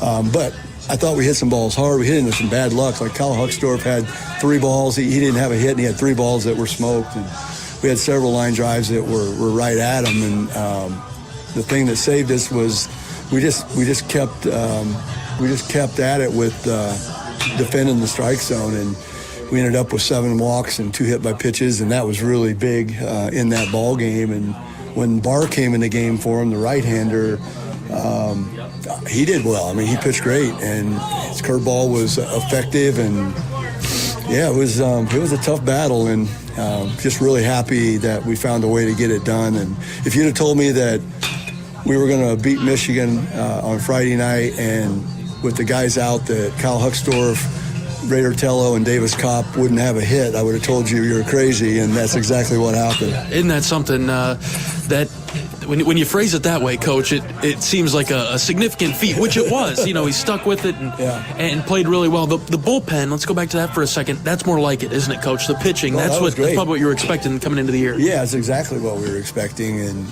it's just good it's a good feeling knowing that there's a lot of trust in the guy you're going to bring in, that at the very worst he's going to pound the zone, and if we get beat, it's going to be because they hit us and not because we gave them free bases, and those guys did an awesome job. We only had 1 free base after the 5th inning when the guys started coming in from the bullpen, and that's just tremendous. And that was the key to the game. And the other key to the game that gets lost in that ball game was the outstanding defensive plays that we made. And we talked about making game-saving defensive plays and game-changing defensive plays, and Michael Seegers made 2 unbelievable plays at shortstop. Raider Tello gets a force out on a sac bunt that was really big, and there was a couple others, but those defensive plays yesterday, and along with no errors and a clean game, was really, really good. When you talk with the pitching staff, first of all, does that come into play? Hey, trust your defense behind you. And then secondly, with this weekend in particular, with the offensive weapons out, did you have a meeting with them and say, hey, guys, we really need you to be at your best? No. We just met with the whole team on Tuesday when we had our first practice, and we knew Andy and Sam were going to be out. And they just said, hey, here's the deal. We practiced the next man up mentality. We talk more about every week the guys who aren't playing, the guys who aren't getting out there, the guys who aren't maybe getting the innings they want. You have to work with intent, and you can't be a victim. You can't feel sorry for yourself. You got to work so that when you do get that chance, and inevitably they will, you'll be ready for it.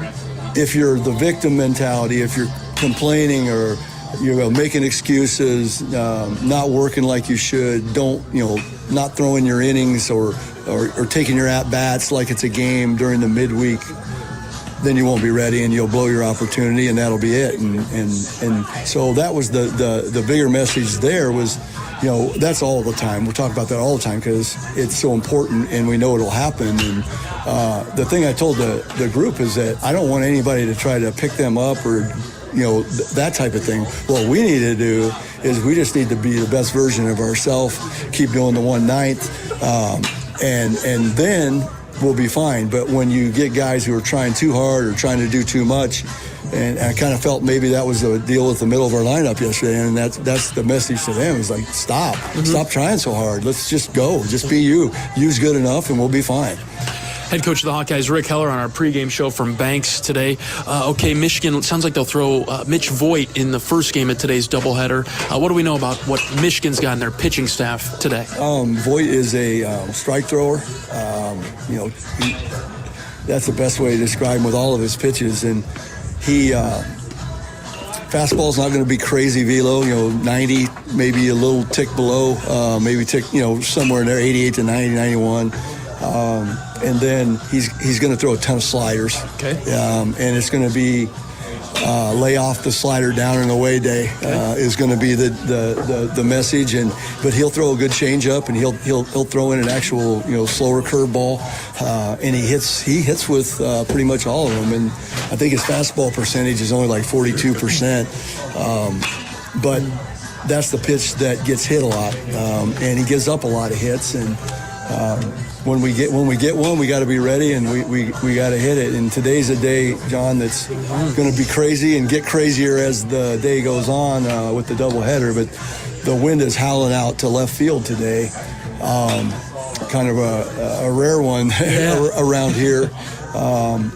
But our pitchers are definitely going to want to keep the ball down and get the hitters to try to go, the right-hand hitters to try to go to right field. And any ball that's going to get up in the air is going to go out to left field today. And it's going to pick up to 40 mile an hour, they said, at times this afternoon around 4 or 5 before it starts to go back down. And so we haven't seen anything close to the peak wind yet, but it's going to be a factor. And then with us not having our normal left fielder out there, you worry a little bit about that. And then with the day game and no clouds, the left fielder is going to have to deal with the sun as well. So, I hope that our guys can get some pitches to get up in the jet stream, and I hope our pitchers are able to keep it down and keep them going the other way into the wind. One more thing about Voigt, Coach. I believe he's got a complete game on the season, so he's got some good stamina. But I guess outside of that, though, they don't have a ton of arms that they trust out there, maybe. So break that chain early. Yeah, that's exactly the situation. They have about 5 guys they trust, and they threw 2 of them yesterday, and there's a doubleheader today. So, the rallying cry for our hitters is, get his pitch count up and let's get on him and grind him out here early and not let him stay in the game very long because, to your point, they only have a few guys that they feel comfortable going to. And, that's what we're going to try to do. I mean, and you hope you're getting a lot of hits off of him too and scoring runs and all that. But he's not going to. Most generally, he's not going to walk a lot of guys. I mean, he's going to. That's why he's been able to have a complete game is because he's one of those guys that if you're having bad luck, you're hitting balls hard at people, that type of thing. You can have some quick innings, and it keeps him in the game. Head coach of the Hawkeyes, Rick Heller, on our pregame show from Banks. Okay, on the flip side of things, for the Hawks today, Marcus Morgan and Brody Brecht on the mound. Yep, Marcus will go in game 1 and Brody in game 2, and there's no they need to do. I mean, we need both of them to have a better outing and throw strikes and pound the zone and get deeper in the game as they can. Because even though we're in better shape than they are, we use 3 guys. Jack Young will obviously be able to come back. As he didn't pitch a whole lot, but Savary and Dete are probably not going to be able to come back, and Ben maybe for an inning in the second game or something if it's an emergency. But we're planning on getting it done without those guys, and so the longer we can wait before we have to go to the pen is going to help us as well. We talked about it a little bit yesterday, Michigan heavy strikeout team. That should favor Marcus and Brody. Yeah, you would think so, for sure. And that's why, to your point, we can't put them on base. You know, I mean, make them hit it, and you get them deep in the count. And there's some guys in there that'll chase out of the zone and help you out a little bit. But you got to get ahead. You know, you got to work ahead. Before we let you go today, Coach, Cade Moss is going to start behind the plate, and he'll catch Marcus in Game 1. That's great to see. Yeah, it is great to see, and I think Cade's ready, but we'll find out today. And I just felt like today was the day to do it. Brody really likes to throw to Davis Kopp, and Davis has done a really good job with Brody, and with Davis's knee and hamstring situation from earlier in the year, not really set up for him to catch 2 games physically, and with that being said, I thought, well, let's see what Cade can do today, and if not, then Davis can flip in there, and we can make an adjustment pretty easily with Davis playing first today, and that's the reason he's not DHing, because we want to be able to flip that, and if something happens with Cade or his hand's not doing good or something like that. Sounds good to me, Coach. Let's take it to the Wolverines today. All right, thanks a lot, John. Head coach of the Hawkeyes, Rick Heller, on our pregame show from Banks. We're back with first pitch right after this. This is Hawkeye Baseball from Learfield. The silly moments, the proud moments, even the hard moments. They're what make life remarkable. And they're why Wellmark Blue Cross and Blue Shield is here for every moment. Committed to making healthcare better, more affordable, with more choices for care. And service and coverage that give you peace of mind no matter what comes your way. So you can show up for every tender moment, every brave moment, and every wouldn't miss it for the world moment. Knowing that Blue is here for you. Go to Wellmark.com/every moment to find a plan right for you. Want to test drive U.S. Cellular's award-winning network? It's free for 30 days. Want to test drive U.S. Cellular even faster? Just get a race car driver to be your personal chauffeur. Just let me buckle my... Whoa! Hey, my calls and data work great out here! Test drive U.S. Cellular free for 30 days. Named the leader in 5G coverage in Iowa. You can pull over now! Please? U.S. Cellular. Built for us. Terms apply. Awards based on open signal independent data. Visit uscellular.com for details. If you or someone you know is having thoughts of suicide, experiencing a mental health or substance use crisis, or just need someone to listen, 988 provides a direct connection to free, confidential, and compassionate support. When you call, text, or chat 988, you'll be quickly connected to trained crisis counselors who will listen to your concerns, provide support, and connect you to additional resources if needed. There is hope. You are not alone. For 24/7 support, call or text 988 or chat 988lifeline.org. If you've got the right tools and the friendly people at U.S. Bank in your corner, making smarter money choices is a piece of cake. If only our tools and helpful advisors could have helped you avoid some of those not-so-smart choices in life. Like that time you tried to pick up unicycling. Whoa, coming through! Or when you thought it'd be okay to pet that squirrel in the park. Good squirrel, good squirrel. While we can't help you with all that, we can help you bank smartly at usbank.com/smarter together. Member FDIC.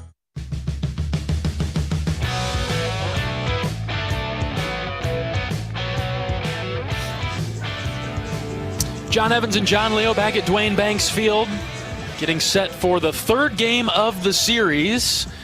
And it's turned into a rubber match after the Hawks dropped the first game today. Let's pause 10 seconds for station identification. This is Iowa Hawkeye Baseball.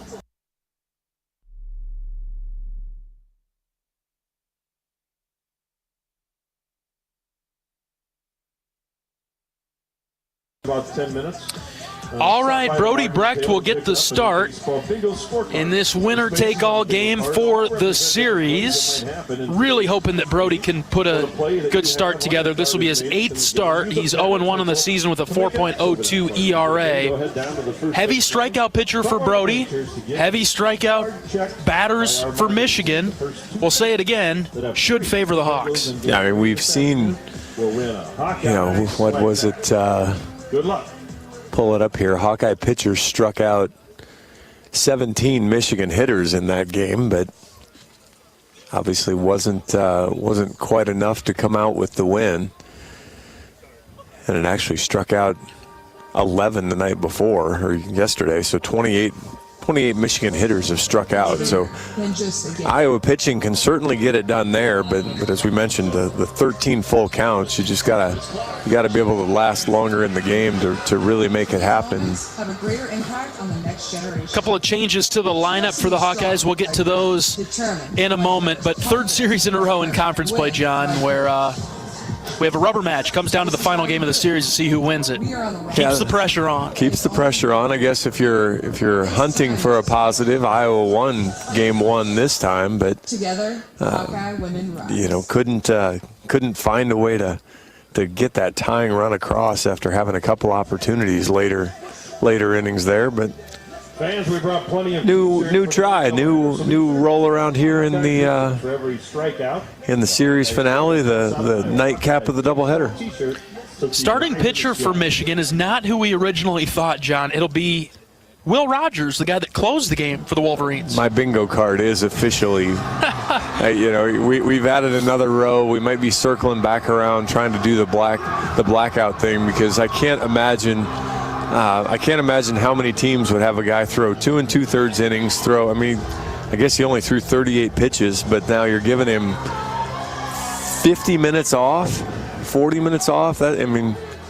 That's a long rally to then come back and try to give him the ball again and do it. But, because he's a catcher, so he throws a lot anyway, and so I just don't know. Well, even though he held the Hawks scoreless, do you see it as a benefit, as a positive for Iowa that we've already seen this guy and he's going hot, cold to hot again? I would think so. You've got everybody seen him a time through. Iowa had some traffic. It wasn't like there was nobody on base. He just mowed everybody down. But Caitlin Clark and your Iowa women's basketball team defeated. Again, I guess it goes a little bit. There was a series earlier in the year that we kept wondering why they weren't bringing in their closer and why they didn't finish. And I guess we don't really know what their injury situation is or what their trust situation is in the bullpen. Maybe you think if you can get 2 quick innings out of him, then you go to maybe then you go to Denner if Denner's not hurt, because Denner was, if I remember right, I'm just looking here real quick. Yeah, Denner was pitcher of the week last week. He had a great outing last weekend, and so against Maryland he threw 7 2/3 innings of 1-run baseball, and so I don't know why you don't trust him to go. But again, if you're thinking, hey, how do I get 9 innings? It's I get 2 innings out of Will Rogers to start, and then I get 7 to finish. And if you're going to do it that way, it's safer to have him start and keep going while he's warm than it is to try to bring him back in 2 hours. We'll see if it all becomes a moot point and the Hawks jump on Rogers early. Iowa's run production a bit down so far this weekend, with 3 runs yesterday, 3 runs in the first game today. So a couple of changes to the starting lineup for Iowa. Gable Mitchell will move up a bunch. Connor Hennings is in to start. Blake Guerin is back in the lineup. We'll give you the official starters in just a moment. But I guess when you look at Iowa's keys, let's go from the offensive side. We all know that the starting pitching needs to be a little bit better. The bullpen needs to continue to be strong as possible. But offensively, John, where do they start? Where do the Hawks start today? Got to stay in the zone. That's, you saw it a little bit yesterday, guys expanding the zone. Weak contact leading to some of those double plays because you're expanding the zone. I'll give you that the umpire wasn't terribly consistent that game, but you still have to be ready and in the zone and not get yourself out. And Iowa has, for the most part, been really good at that, and just had some unfortunately untimely at bats where that kind of reared its head again, and then they weren't able to string it together. This is a massive game now. Win the series, stay up in the Big Ten standings, and keep some momentum as we head on the road at Ohio State next weekend. Big time matchup, this game coming up. Well, you've got Illinois that's moved to 7-1. Now they are losing in the nightcap to Illinois 5-0, but Nebraska 5-0 now. It's getting late early, I guess, so to speak. If you get too far behind, now good news is you get Nebraska somewhere along the way, but you don't really want to go into that series going, man, we have to sweep to get to where we want to get to. Well, for now, let's take care of business against Michigan and win this series against the Wolverines. We'll take a 1-minute break. We're back after this for first pitch of the series finale with the Wolverines. A 1-minute break. Back in a moment. This is Hawkeye Baseball from Learfield.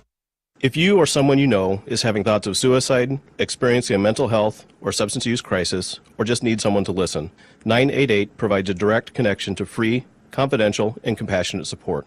When you call, text, or chat 988, you'll be quickly connected to trained crisis counselors who will listen to your concerns, provide support, and connect you to additional resources if needed. There is hope. You are not alone. For 24/7 support, call or text 988 or chat 988lifeline.org. If you've got the right tools and the friendly people at U.S. Bank in your corner, making smarter money choices is a piece of cake. If only our tools and helpful advisors could have helped you avoid some of those not-so-smart choices in life. Like that time you tried to pick up unicycling. Whoa, coming through! Or when you thought it'd be okay to pet that squirrel in the park. Good squirrel, good squirrel. While we can't help you with all that, we can help you bank smartly at usbank.com/smarter together. Member FDIC.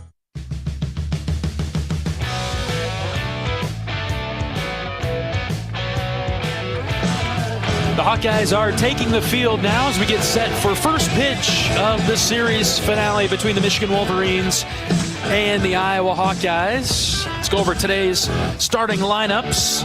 The infield, left to right, Raider Tello at third, Michael Seegers at short. Second baseman is Gable Mitchell. The starting first baseman in the finale is Blake Guerin. Catching for Iowa today is Davis Kopp. In the outfield, left to right, Connor Hennings gets the start.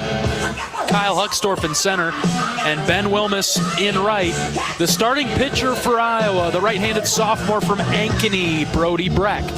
0-1 on the season in 7 starts, 4.02 ERA, 31 1/3 innings, 25 hits, 19 runs, only 14 earned, 26 walks, 58 strikeouts. Opponent batting average is up to 207. Hit him a little hard lately, too, something Brody hadn't really ever done. Giving up 9 extra base hits in his 25 hits now. So see how he settles in. You know, the idea of moving him back a little bit was to give him 2 extra days to work on bullpen. It gave him 1. So we'll see how all that pans out for him. See if we can notice a change, something improved from Brody. He's had a hard time. He hasn't thrown his slider much because he hasn't had a feel for his slider the last 2 weeks. So what had typically been his out pitch, struggling with that a little bit. Before we jump into this game, just the viewership numbers came out for the game last night for the Iowa women's basketball game. So let's see if I can get some of this stuff right. The average view was 14.2 million viewers, which is the most watched college basketball game ever. Wow. And then it peaked at 17 million viewers. It had more viewers than every NBA Finals game and every World Series game in the last 4 years. It's ESPN's highest audience for any basketball game on record, and it's the second best non-football telecast ever, only beaten by a World Cup game. How about that? I mean, that is just mind-blowing what the Iowa women have been a part of. And my guess is you're take those numbers and ratchet them up just another gauge tomorrow on because they're on ABC tomorrow. They're on regular TV tomorrow against South Carolina. So that should be even more and even better.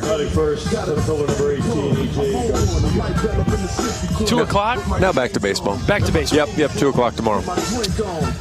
All right, let's get this one. A.J. Garcia, Mitch Voigt, Steven Rustich come to the plate for Michigan.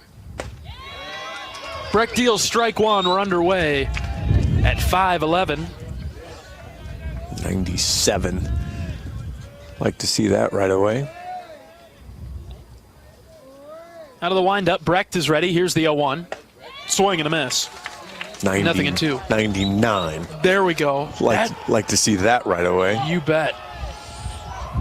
And honestly, hadn't seen that in a little while from Brody, really pumping it close to 100. 0-2 pitch on its way home. Hit foul over to the left.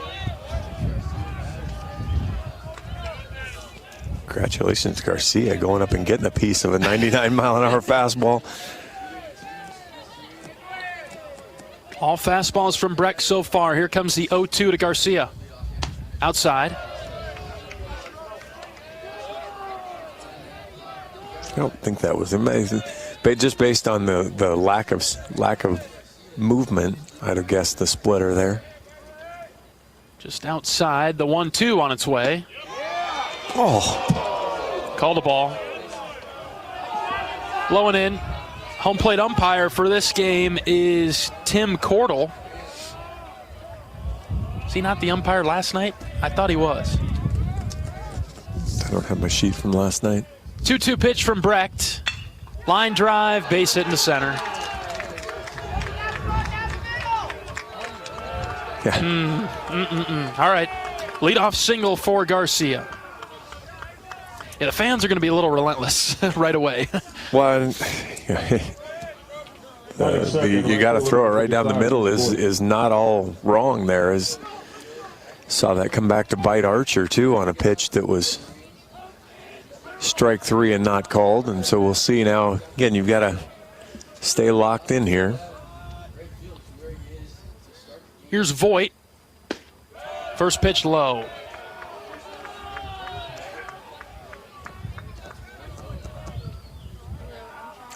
Yeah, Tim Cordell was the home plate umpire for the. So I wonder if they just rotated the wrong direction on our sheet. Oh, okay. Swing and a miss. Because it looks like gun show guy out at second base. Oh, that's right. You're right. I was just thinking name only. I was not, yeah. I just would have taken a look. 1-1 is tapped foul over to the left. Brody in a good spot once again.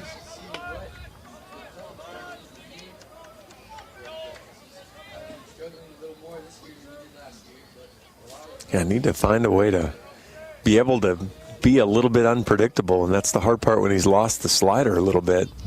1-2, low and out.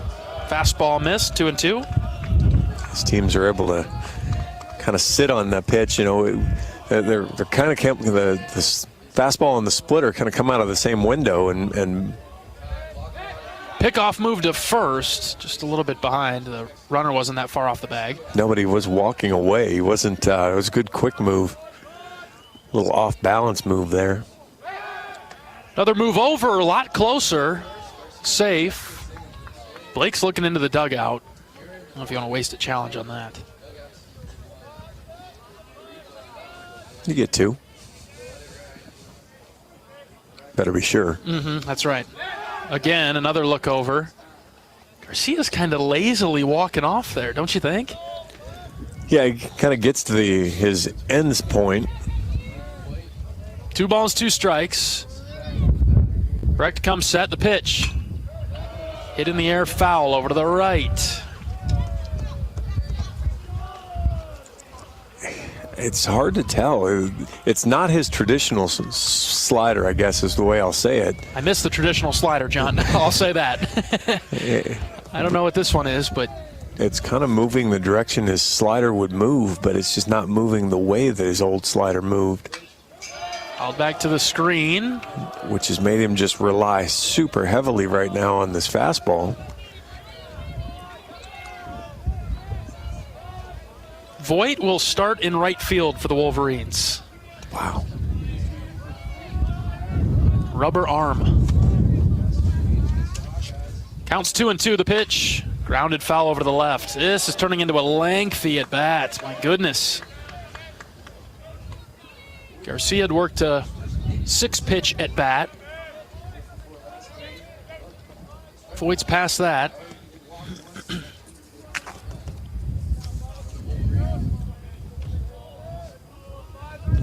Wind continues to blow over to left. Still a sunny day in Iowa City. 2 balls, 2 strikes. The pitch. Fouled over to the left again. That would look more like his normal. Actually, no. You look at the spin rate on that one. That looks like this splitter fell off. That pitch was out of the zone, too, so Voigt did a nice job to get a piece of the bat on it.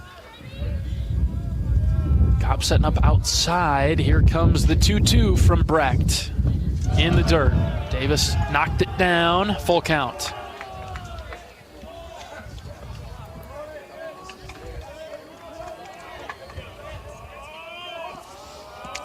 If you've got high heat and you trust it, that's probably where I go for strike 3 here.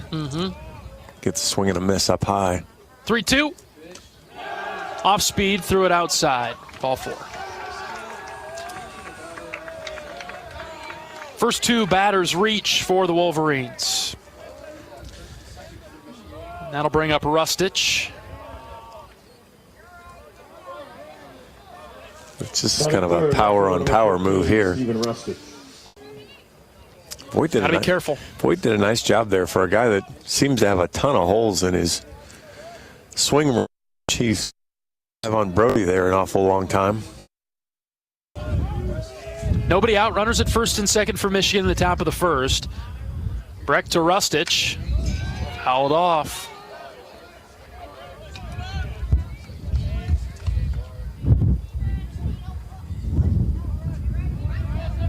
The wind is just whistling. It's blowing in. It's really making it uncomfortable for the fans here today. Pickoff move to second. Still an okay crowd now. Yeah, the third base line is empty. First base is still pretty full.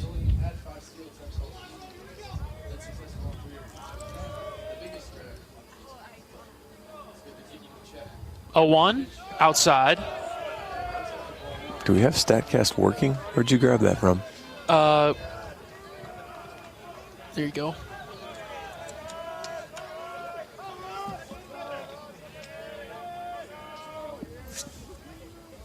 One ball, one strike. The pitch from Brecht. Outside again. Ball 2.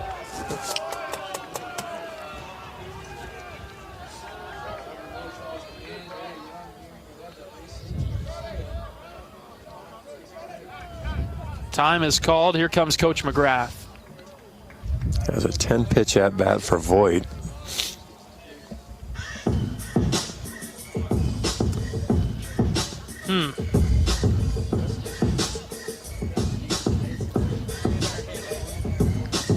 I don't know what to make of this so far. A single and a walk, and 2-1 on Rustich. You just kind of back yourself into a corner against him, who's a major power hitter. If you or someone you know needs support, now call or text 988 or chat 988lifeline.org. Red pen today. I think it's red pen. We need to change things up. Yep, got to keep the... This is a pretty lengthy conversation between Coach McGrath and Brody Brecht. Have you had any idea, John? What are you guessing? Well, if he had something he's working on, you kind of go back, because when you make a change and then you get under fire, your goal or your body is going to go back. It's going to revert back to what's comfortable, and that might not be what you've changed to if you're still working your way through it. So just a reminder to stay mentally locked in, stay focused. Brody's 2-1. Swing and a miss. Off speed again, low and out, and this time Rustich went after it.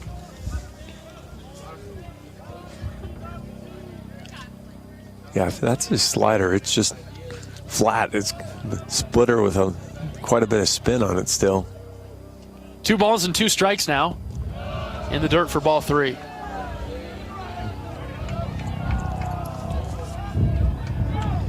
And what you've seen from Brody the last couple weeks that we haven't seen in the 2.5 years is, less swing and misses. You've seen a lot more contact off of him. Full count pitch. High pop up right side. Guerin is underneath it at first base. Should have infield fly, and they do. Blake makes the catch for 1 out. Just hasn't, and I think that's part of when you lose one of your pitches to throw strikes with, they're able to just sit on the other stuff. So even with plus fastball, plus fastball, hitters can kind of get tuned into it a little bit. Started with a couple swings and misses with the fastball, but hasn't featured it as much the past couple hitters, really trying to work in that splitter. Here's Colin Priest, DH, left-handed hitter, fouled off the first pitch that he saw. He stands in with 1 out, just underway in game number 3 of the series.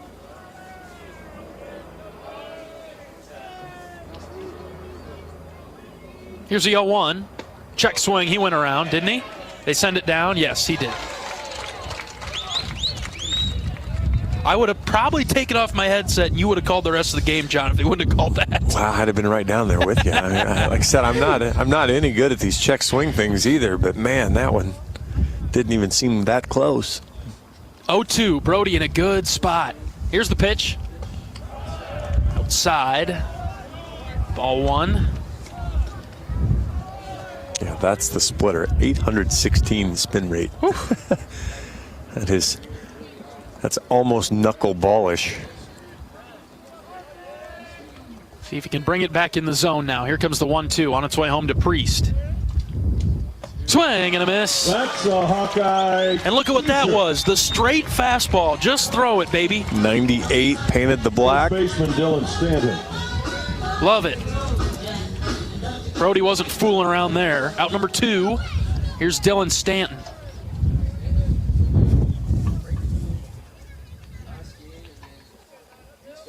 Stanton will start at first. 5-hitter for the Wolverines. Runners at first and second and 2 outs. Brody deals. Strike 1. We've got a new zone to learn, don't we, John? We do. We'll see what we think of it overall. First inning, top of the first inning even, we'll give it some time to settle in. 0-1 pitch from Brecht. Check swing, he definitely went around. Home plate umpire will call that himself. 0-2. Looks much better from Brody now after the mound visit. Stay locked in here. Fastball or you want some junk? I want fastball. I want guys out. No balls, 2 strikes, 2 outs. Brody comes set. Here is the pitch. Line drive, base hit into right center. Michigan will take the 1-0 lead. On the single to right. I got the fastball. I don't think he hit his spot. The scouting report is all his damage comes on a fastball in, and that's where that ball was. And so Brody just missed his spot, got it into an area where Stanton didn't do like hard damage, but was able to kind of get it into his sweet spot and kind of beat the shift a little bit. Yeah, Mitchell was playing a little closer to the bag at second. He dove for it, but never going to reach it. 1-0 Michigan in the first. Here's Caruso now. Runners at the corners and 2 outs. First pitch is slapped foul over to the right.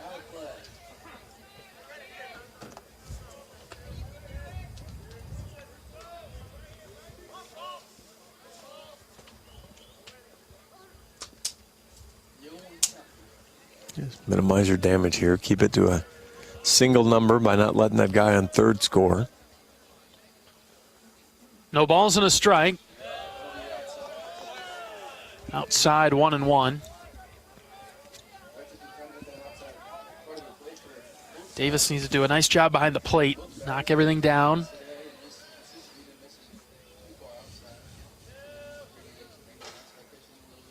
One. In the dirt. Good block by Kopp. Check swing didn't go. Not quite as obvious as the other ones, but boy. Close. It's got to be our guide. Oh, which way do you go around? They're coming around. I'm trying to figure out who's who. Yeah, I'm confused on the come around now. 2-1 from Brecht. High fly ball to right. Wilmus is underneath it. Hang tough through the wind there, Ben. He's got it for the 3rd out. 1 run comes across for Michigan. Ben Wilmus, Gable Mitchell, Raider Tello will come to the plate for the Hawkeyes in the bottom half of the first. Right after this is Hawkeye Baseball from Learfield. Brown Deer Golf Club offers a pure golf experience. Manicured bent grass fairways with tees and greens carved into gracefully rolling landscape. Challenging, yet extremely playable. Improve your game with PGA instruction and our full-service pro shop. Treat yourself to Bunker's Bar and Grill for lunch or dinner. And our scenic Greenview Banquet Room is perfect for weddings or any special event. Brown Deer Golf Club, a stunning country club setting at affordable public rates. The silly moments, the proud moments, even the hard moments. They're what make life remarkable. And they're why Wellmark Blue Cross and Blue Shield is here for every moment. Committed to making healthcare better, more affordable, with more choices for care. And service and coverage that give you peace of mind no matter what comes your way. So you can show up for every tender moment, every brave moment, and every wouldn't miss it for the world moment, knowing that Blue is here for you. Go to Wellmark.com/every moment to find a plan right for you.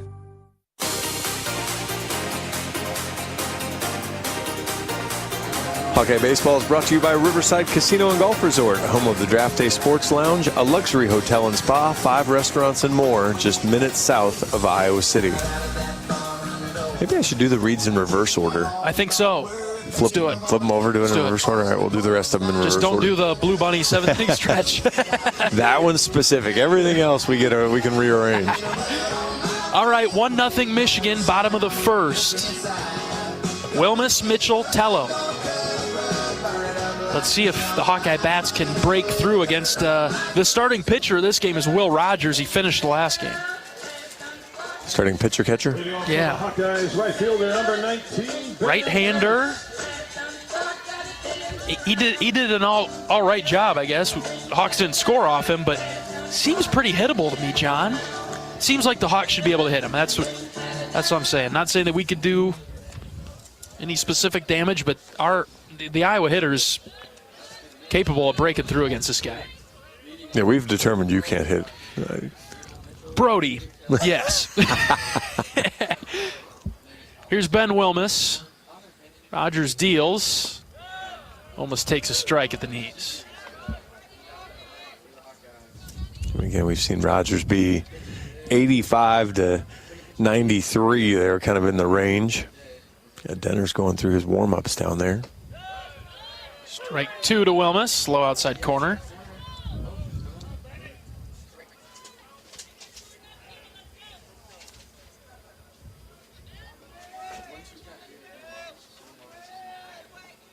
Ben will shoot one to right for a change. Popped it up instead, foul territory, third base side. Caruso's under it, and he's got it for the first out. Again, it's a changeup away. Now, I think that time he was fooled, so he was a little bit out in front of it. But it's just the, again, kind of the, I don't think it's an unwillingness, but boy, just not a recognition from the Hawkeye hitters of how they're pitching you and how they're trying to get you out. Adapt. Here's Gable Mitchell. First pitch swinging, ground ball right side, diving stop by Timbrook. He'll throw to first. Got him.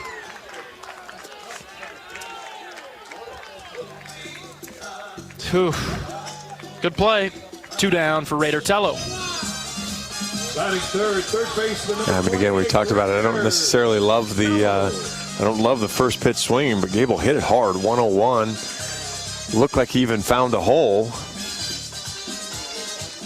A diving play there by Timbrook, kept it in the infield and got up and made a strong throw to get the speedy Mitchell. Tello swings at the first pitch and fouled it back.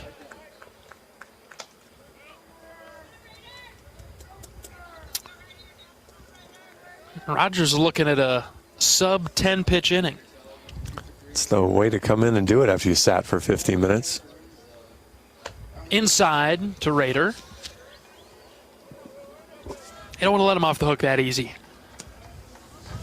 Yeah, because another game got done over an hour ago, so it's been 60 minutes since he's been out on the mound. 1-1 to Raider. That's high. Good hold there from Raider. Yeah, that's one that you'd think he'd really consider swinging at. Oh, Good thing he didn't. He considered it. Yep. Rogers out of the windup, the 2-1. Raider hit it foul, straight back, 2-2 now.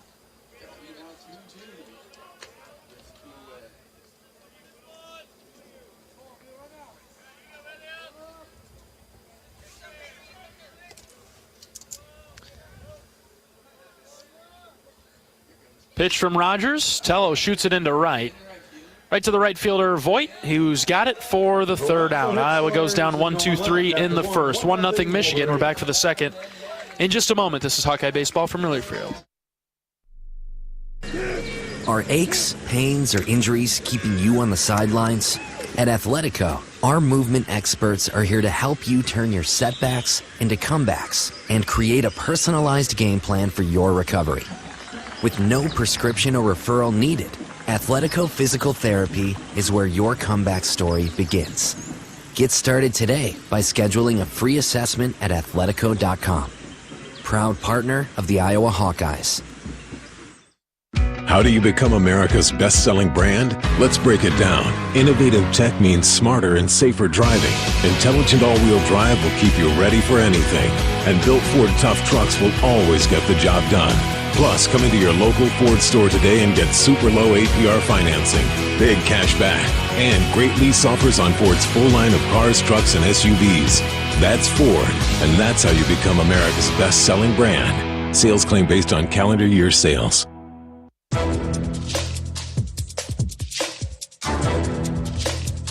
This copyrighted broadcast is an exclusive presentation of Learfield under the broadcasting rights granted by the University of Iowa. Reuse of this presentation is prohibited without the expressed written consent of the university and Learfield. Announcers are provided by Learfield and approved by the university. 7-8-9 coming to the plate for the Wolverines in the second. Timbrook, Lightgeb, and Dernetti. And the Wolverines have a 1-0 lead. Brody threw 33 pitches in the first inning. That's less than ideal. If that happens again, you're going to have trouble getting out of the second.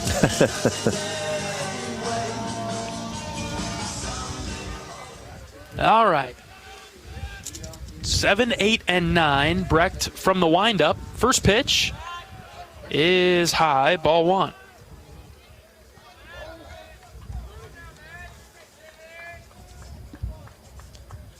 Timbrook is the starting second baseman.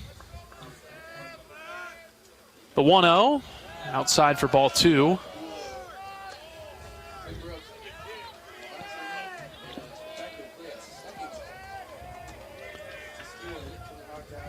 See if Timbrook has a green light, if Brody can find the zone. Here's the 2-0 pitch. High and out, ball three.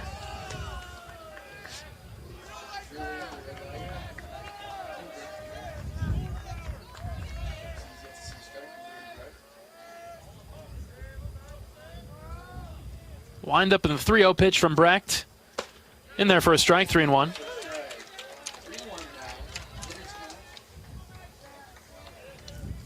See if Brody can battle back here. 3-1. Strike two. Ooh, Timbrook tossed his bat. He thought he was walking. Full count now. Why's the pitch clock not going? There it is, finally. Got 3 seconds to get in, right? Got in. No cheap outs, right, John? 3-2. Fisted over to Tello at third. He caught it on the run. Out number one. Well, that was a good battle back there from Brody. He needed to come all the way back and get it done. We've seen some guys come, you get it back to 3-2 and then don't get the out. That time he gets weak contact that stays in the field of play. Tello's able to grab it. One down for Brock Lightgeb, starting catcher for the Wolverines. Fouled it back to the net.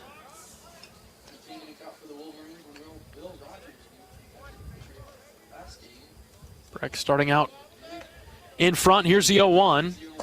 In there for strike number two. There's the slider.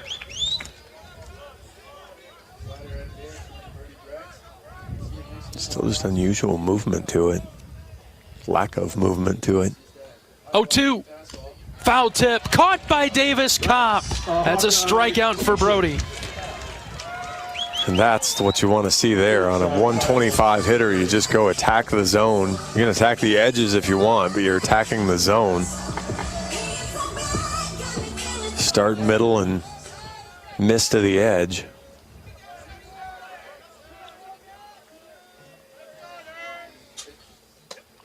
Fastball out to Dernetti.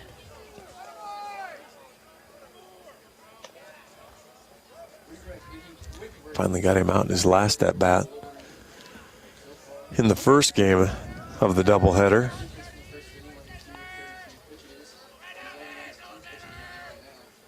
One-0 pitch in there for a strike. It's 1-1.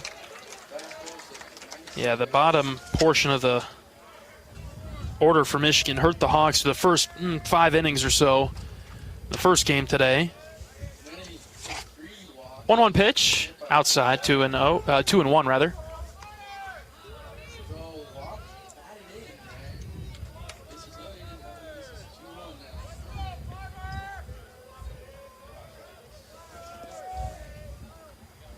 See if Brody can even the count. Fouled off over to the right.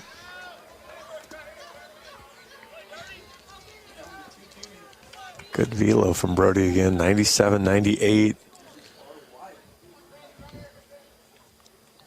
See if we can get a swing and a miss here on something that looks a lot like that. Sure. Here's a 2-2. Popped up on the infield. Kopp can't locate it. Brody comes off the mound. Rader calls everybody off. Tello made a catch.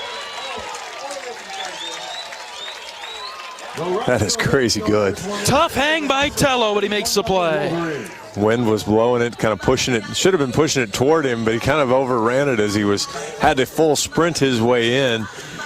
But Cobb couldn't find it right away. You don't really want Brody to have to go catch it. Nice job from Rader to pull it in. Bottom of the second coming up, 1-0 Michigan. This is Iowa baseball from Learfield. The silly moments, the proud moments, even the hard moments. They're what make life remarkable. And they're why Wellmark Blue Cross and Blue Shield is here for every moment. Committed to making healthcare better, more affordable, with more choices for care. And service and coverage that give you peace of mind no matter what comes your way. So you can show up for every tender moment, every brave moment, and every wouldn't miss it for the world moment, knowing that Blue is here for you. Go to wellmark.com/every moment to find a plan right for you. Feel the excitement as NASCAR returns to the Iowa Speedway with Powerball and the Iowa Lottery. Just add the double play bonus to your Powerball ticket for $1, then enter it in the VIP club, and you could win tickets to the sold-out NASCAR race or other exclusive race weekend prizes. Feel the power of NASCAR and double play today.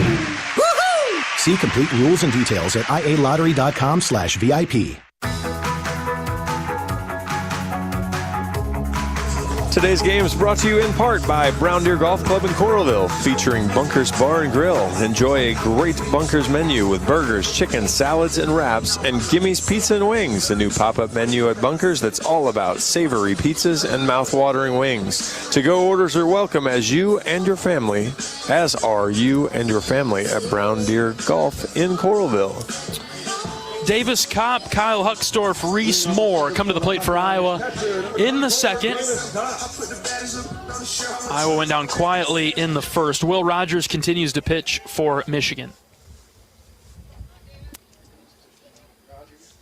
First pitch to Kopp. He chops it on the ground to third. Caruso charges and throws across the diamond for the first out. First pitch swinging again.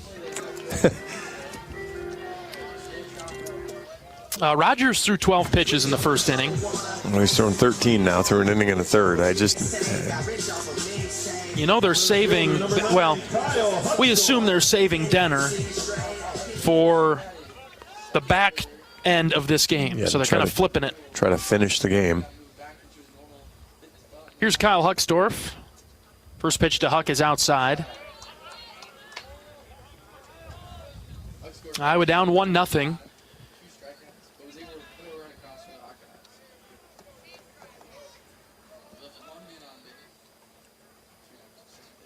Huck drives the 1-0 out to left. Left fielder moving over towards the line. He dives, can't make the play. It one hops off the wall. Huck will be into second with a double for Iowa's first hit of the game. Great effort there from Rustich, but not able to make the grab as Huck got jammed. still was able to kind of fork it out into left field. And then a great job from Rustich, too, to get back to his feet and make sure the speedy Hucksdorf only got to second base.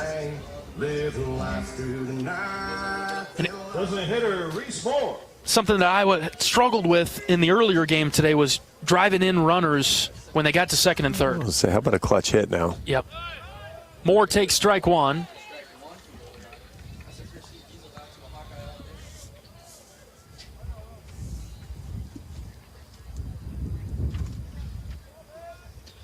Moore batting from the left side takes strike number 2 at the knees. 1 out. Huge gap in left center for Reese, and he's gone there a couple times in this series. He's been a willing opposite field guy. Boy, that was unique and new. Was that an EFIS pitch, John? Pretty close. What was that? 65 miles an hour there. Rogers lobbed it in there. Thankfully, it missed. I'm sure that startled Reese. That one's not on the scouting report anywhere. Here's a 1-2. Popped it up left side, and that will get foul and find the seats. We'll do it again. And actually, what I really expected was after you throw 65 to throw 93. Yeah. Instead, he gave him the 77-mile-an-hour changeup instead. But I thought, well, all right, really changed the eye line. Fouled off the end of the bat. All right, this is coming out of nowhere from Rogers. Now he's dipping into the 60s on a few pitches now. What this kind of feels like right now is old guy at the Y basketball. I'm gonna score on you in some really weird ways, and you're just not gonna know what hit you. And it's kind of what it looks like with I'm gonna throw strikes to you, and you're just not gonna be used to seeing anything like it. 1-2, grounded right side through into the outfield. They're going to hold Huck at third base. Good strong throw. Huck would have been out at the plate. Well, we've seen Voigt's arm. They kind of knew that was. Now I don't know if he can feel his fingers or if he'll be able to on the bus ride home, but yeah, I don't know that. I don't know if that's an arm that I'm going to test very often. He got it in quickly. A 2-strike single for Moore puts runners at the corners for the Hawkeyes. 1 out for Connor Hennings. Big spot for a guy with limited at-bats. Connor is 4 of 13 on the season. Doesn't have any walks, but he's been hit 3 times. Right-handed batter, takes up and in for ball 1.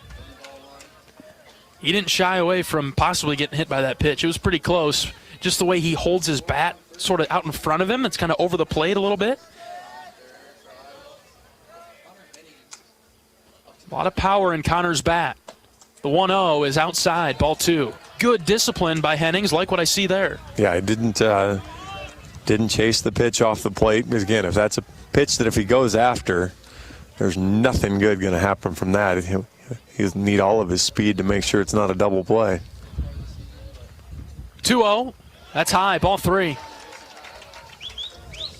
Denning is throwing from the rubber now. Okay. That's an upgrade for Michigan out there in the bullpen. Still has his jacket on, though, so I'm not sure. Denner, I'm sorry. So it doesn't look like he's necessarily really there. He's just stripping it off now, so maybe he's getting ready for real. Getting close, maybe. 3-0 is up and in. Ball 4. 4-pitch walk for Hennings. Take that. Boy, bases are loaded. Go ahead, John. Well, it's funny how the spots find you. Yep. I was thinking the spot was finding Connor Hennings. The spot's going to find Blake Guerin now, but we might have a pitching change before that as a Michigan coach is headed out to the mound. Blake Guerin back in the lineup after not seeing time in the earlier game today. He started yesterday, but we'll see if he'll face Will Rogers or a new Michigan pitcher. Mound visit going on. Whoever Blake faces, Blake has to understand how they're trying to get him out. They're trying to get him out with off-speed stuff away. And what they've been able to do to him in his last 2 at-bats is go off-speed away, and he's swung at it. And they've created weak contact, which has created a double play and created a runner getting thrown out at home plate on contact. So if you recognize that, go to right field. And for a period of time this season, Blake was doing that. He was taking it to right. Just to your point right there, John, needs to get back to that. There was a midweek game where he just lasered 2 doubles into the right center field gap. And if he's willing to do that in this situation, recognizes how Michigan pitched him yesterday, particularly in this spot, because now look where the shift is. They're trying to shift back. He's got it. He's got the whole right side to just, I mean, he can end cap roll one through there, and it's going to work. It's going to drive in two if he is just willing to do it. Bases loaded for Blake with 1 out. The pitch. Guerin takes in the dirt, low and out. Iowa down 1-0 in the second. I mean, you can see the struggle now from Rogers as he's going to all kinds of crazy things trying to get an out.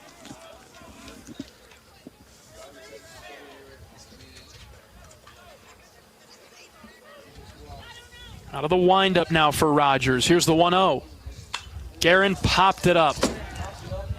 Foul territory, left side. The catcher will give it a look. Thankfully, the wind drifted it out of play, and Blake will get new life. 1-1. Off the bat, I thought that was trouble, and not in a good way. I thought possibly popping up into foul ground. We've seen enough of those today. Let's see if we can get Blake to hit one in between the white lines. Here comes the 1-1. Took it downstairs, ball 2. Ooh. I don't blame him for not swinging. I'm not sure how the umpire didn't call it a strike. Blake's tall frame maybe helped him out there, but man. 2-1. Outside. Oh, called a strike. 2-2.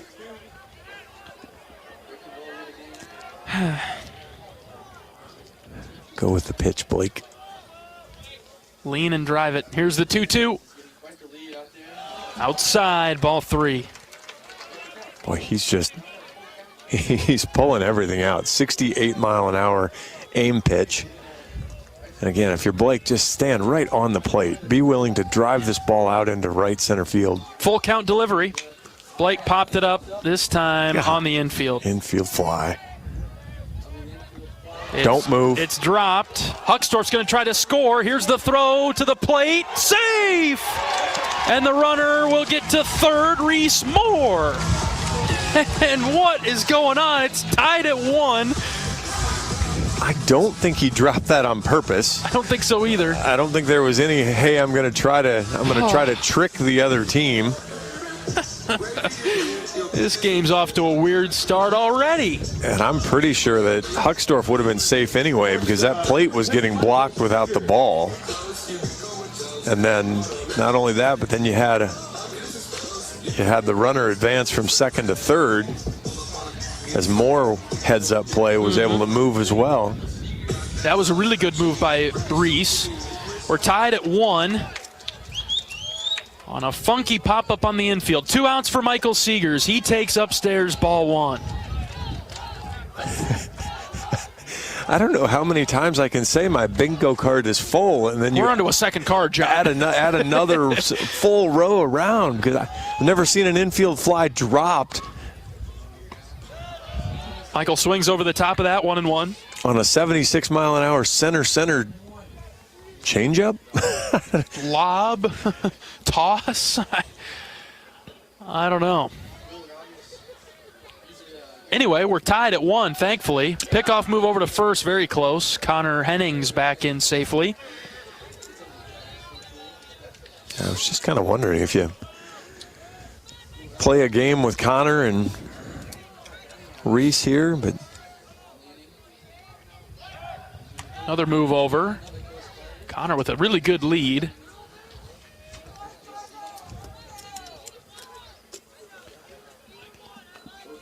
One ball, one strike with 2 outs for Seegers. Here's the pitch, outside.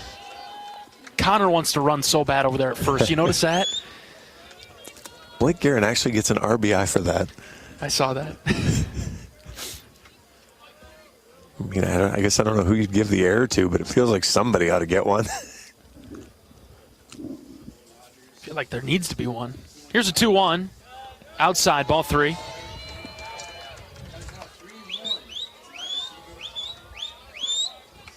I don't know, I'm kind of 50-50 that if Seegers could find his way on base, that we might see Denner. Mm-hmm. Top of the order is on deck for the Hawks. Here's the 3-1. Michael popped it up. Straight back to catcher. Will lose his mask. And he will make the play as he tumbles down to the turf. Seegers pops up to the catcher. That'll do it for the second. Iowa ties it up 1-1. Back for the third right after this. It's Iowa baseball from Learfield.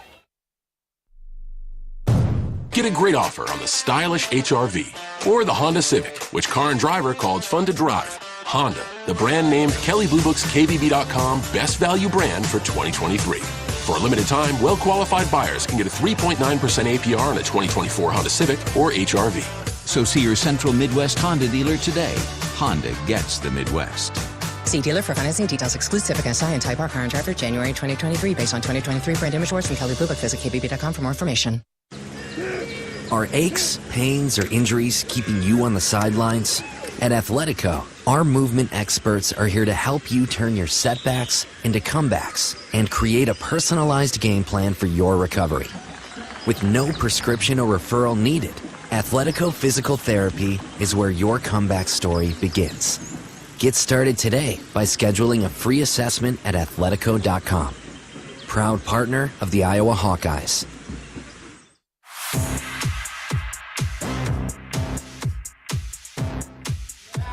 Oak Knoll's mission is to provide exceptional retirement living and health services through Life Care, a not-for-profit life plan community serving the Iowa City community for 57 years.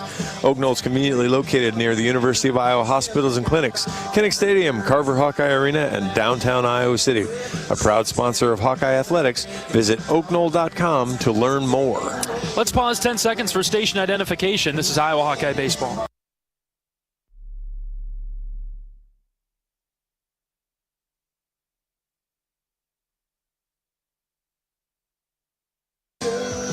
All right, we're all tied up in the third. Go to the top of the order for the Wolverines. A.J. Garcia coming up for Michigan. Each team with 2 hits. Brody Brecht out for the third. Brody's at 47 pitches. Could really use an efficient, heavy strike-throwing inning. He'll wind and fire to Garcia. Strike 1. I like how you call that before the umpire comes with it. Trusting soul. I'm a little testy right now, John. I'm a little edgy. I've gathered that. We've been around each other long enough. I've gathered that. Here's the 0-1 from Brecht. Swing and a miss. That looks good. 0-2.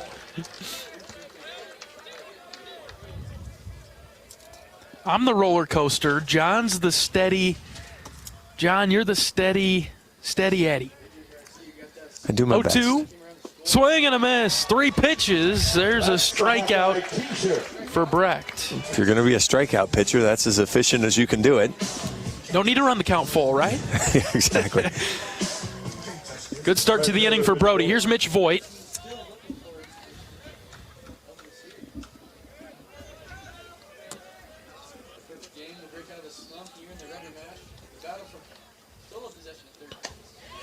Fastball right by him.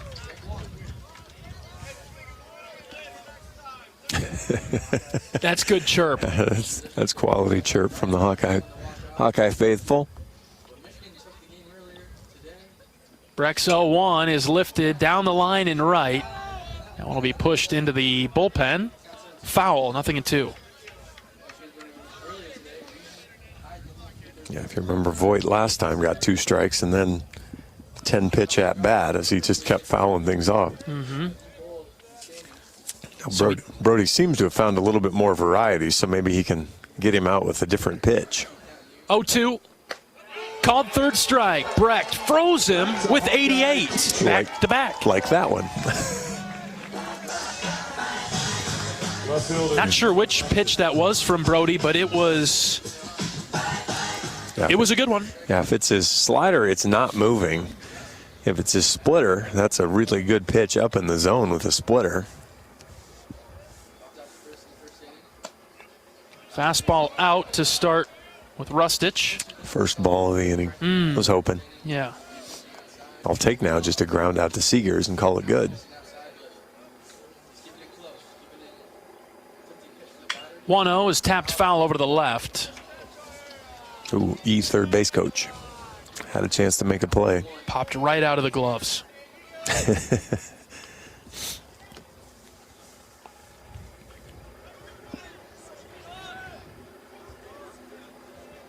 1 ball, 1 strike. Brecht has the sign that he likes. The pitch to Rustich. High, ball 2.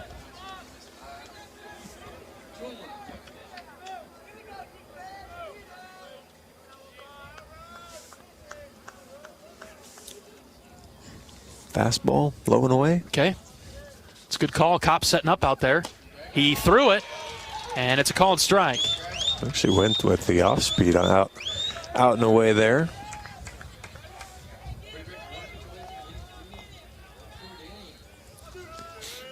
Fastball up. Okay, 2-2. John's calling it. Slider low and out, swing and a miss. Brecht strikes out the side, and how about that inning for Brody? That looked a lot more like it. Last 2 innings have both been really sharp after kind of battling his way through the first inning. See if the Hawkeyes can finally take a lead here. We'll be right back for the bottom of the third, 1-1 between Michigan and Iowa. This is Hawkeye Baseball from Learfield. Our mission at Oak Knoll is to provide exceptional retirement living and health services through life care. I'm Steve Rowe, CEO. We are a not-for-profit life plan community and have served the Iowa City area for 57 years. Oak Knoll is located near University of Iowa hospitals and clinics, Kinnick Stadium, Carver Hawkeye Arena, Hancher Auditorium, and downtown Iowa City. Visit our website at oakknoll.com to learn more. We're a proud sponsor of Hawkeye Athletics. Go Hawks! When it comes to your health, you need the full picture. That means the right diagnosis and the right treatment right from the start. I'm Aaron Bose, pediatric neurologist with University of Iowa Healthcare. Here, we're working together every day to advance medicine so you can get the best care. With more research, more clinical trials, and more treatment options than anywhere else in the state, the University of Iowa Healthcare is changing medicine and changing lives. Learn more at uihc.org.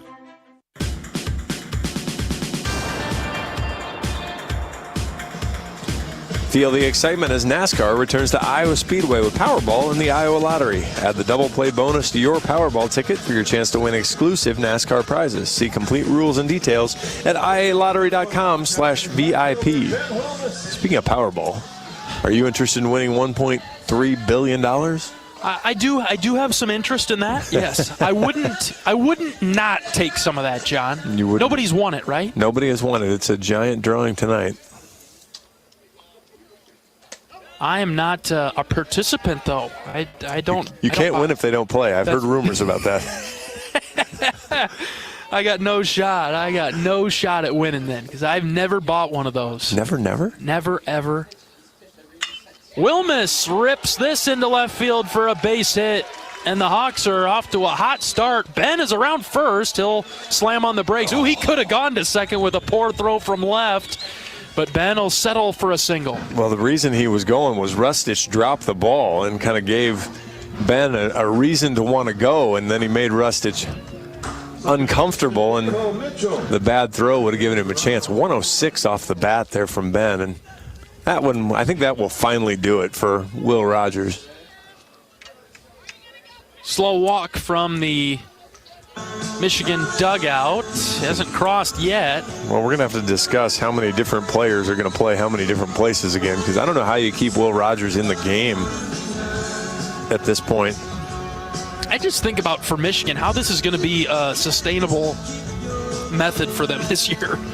It doesn't feel like it's a way to win a lot of games, but they've won both series. And the great news for Denner is he's getting more pitches here as coach goes through all of his rigmarole to mess his lineup around. What is Rogers' number? 25? Just trying to see. 23. 23. Still waiting for the official move. I know the head coach is talking with the home plate umpire, and the fans here are getting pretty irritated. I mean, Rogers threw 81 pitches against Coastal Carolina in 4 1/3 innings. That's basically where he ended up today. 74 pitches overall, 75 on the Wilmus single. And again, I'm not sure Why are we allowing such a long conversation here? Make the change. I don't understand how the change hasn't been made. Are they not taking him out of the game? Denner's still on the mound in the bullpen, and we finally get. All right, we'll have a pitching change. The door opens up down the line and left. We'll step aside for a pitching change break. Back after this. This is Hawkeye Baseball from Learfield. The big game. Family. Friends. We know you count on Alliant Energy to deliver the safe, reliable energy you need, whether you're watching the game, cooking your famous burgers, or leaving a light on for loved ones. For us, it means going beyond the expected to make sure we're planning for the energy you need today and tomorrow. That way you can keep your eye on the ball and focus on what's most important to you. Find out more at alliantenergy.com/poweringbeyond. Want to test drive U.S. Cellular's award-winning network? It's free for 30 days. Want to test drive U.S. Cellular even faster? Just get a race car driver to be your personal chauffeur. Just let me buckle my... Whoa! Hey, my calls and data work great out here. Test drive U.S. Cellular free for 30 days. Named the leader in 5G coverage in Iowa. You can pull over now. Please? U.S. Cellular. Built for us. Terms apply. Awards based on open signal independent data. Visit uscellular.com for details.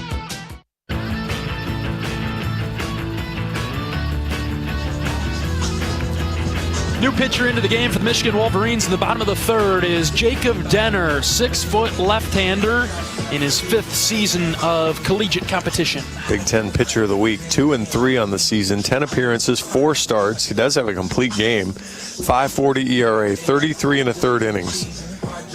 Man, some of those numbers just don't line up. With 10 appearances, 33, he's got a complete game in there. 37 hits, 22 runs, 20 earned, 13 walks, 27 strikeouts. He's given up 12 extra base hits, including 4 home runs. Opponents hitting .280 against him. Looking at the sheet, Denner's going to have a fastball in the upper 80s. Left-handers will see quite a few sliders there. Right-handers might see a few more change-ups then as well. Okay. Pretty standard in terms of approach then. Yeah, you'd expect the lefties to see the sliders. Yeah, you expect lefties to see the sliders. Righties are going to see more of the fastball. That's his better pitch. All right, here we go. Bottom 3. Tied at 1. Gable Mitchell's the batter for the Hawks. He'll go from the right side, the switch hitter. Denner deals. Mitchell flares it to right, out of play, foul ball. And I'm trying to figure out how. And again, the DH rules are a little funny, so I'm not sure how you get Will Rogers back in the game unless Will Rogers the pitcher and Will Rogers the hitter are 2 different people. Mitchell fouls it off, 0-2. I guess we'll have to wait and see, because I'm going to be honest, I'm right there with you. Because you've got a DH already. Obviously, you have a catcher. And so you've now taken Will Rogers, the pitcher, out of the game. And so unless you brought him right back into the game, I don't know how he can come back in, but we'll see. 0-2 for Mitchell.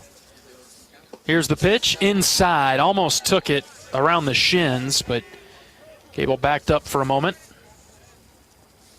And he only hits .210, so it's not like you're giving away a ton there. It's just, is he that much better of a receiver than the guy now? 1-2, swing and a miss.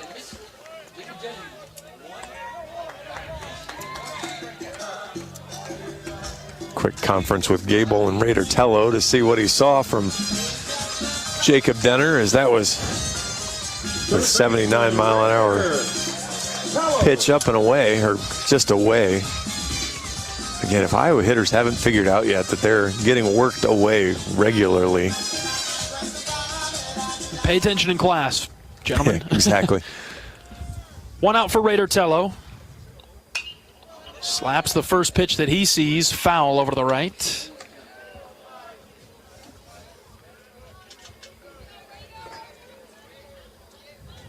So far, the scout has been correct. Change up to Mitchell that struck him out. I move over to first base. Just a lob over there. Hawks haven't had an opportunity to get the short game going or the run game very much today. 0-1 to Tello. Fouled it off.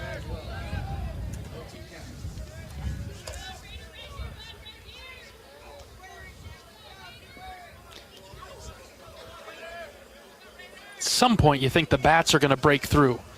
A lot of pitches to hit for Iowa.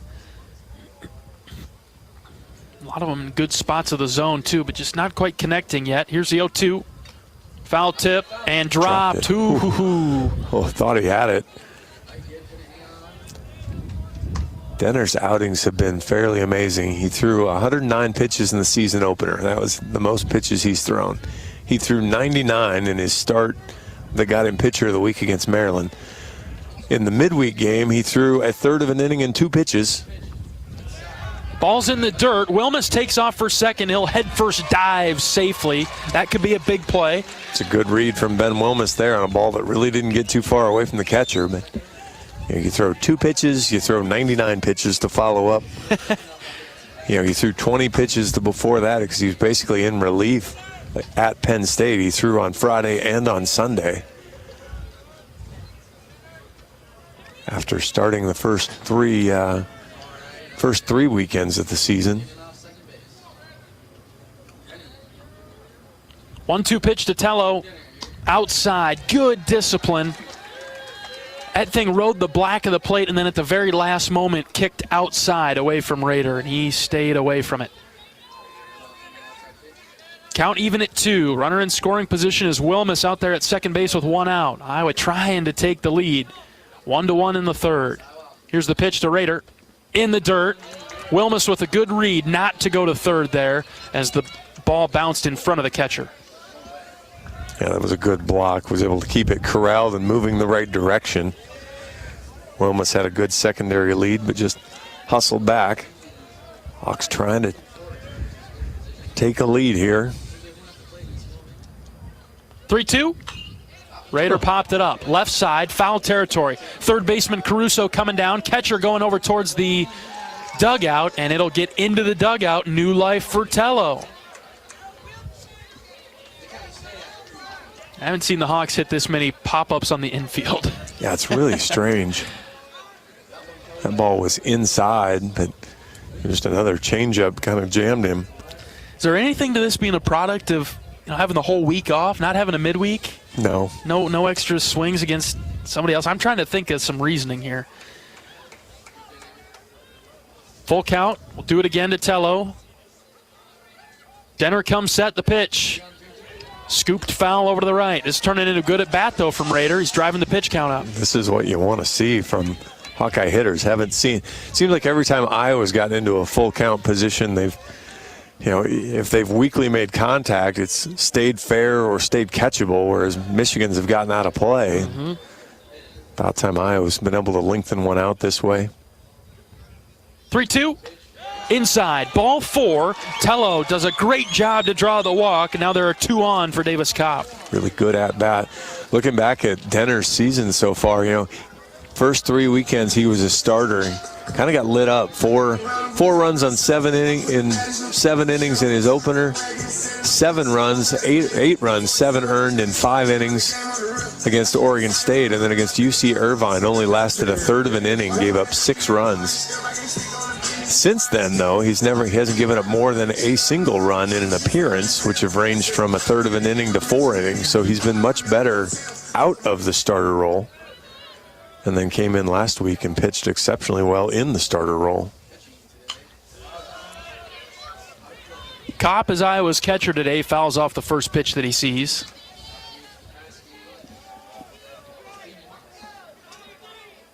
When you're locked in, I get swinging at the first pitch. We don't feel locked in, though. But, yeah, I guess that's also a reason why you don't want to get behind if you can hit a good first pitch. Breaking ball stayed outside away from Davis. Didn't offer at it. The Hawks are just a touch off. Seen a lot of foul balls and a lot of weak pop-ups. Not as many barrels. I don't have an explanation for it. Which is really difficult when you're playing, too. And it kind of trying to find your way. Runners take off, hit and run. Kopp swings and misses, but there's no play on any of the bags. And now there are 2 in scoring position for Kopp, but he's got 2 strikes on him. He did a good job of staying in the box, because he swung at a pitch that wasn't even close, trying to protect his base runners. And so by doing that, if he goes out and gets over the plate, he kind of lends himself into getting a runner called out. But he held his position.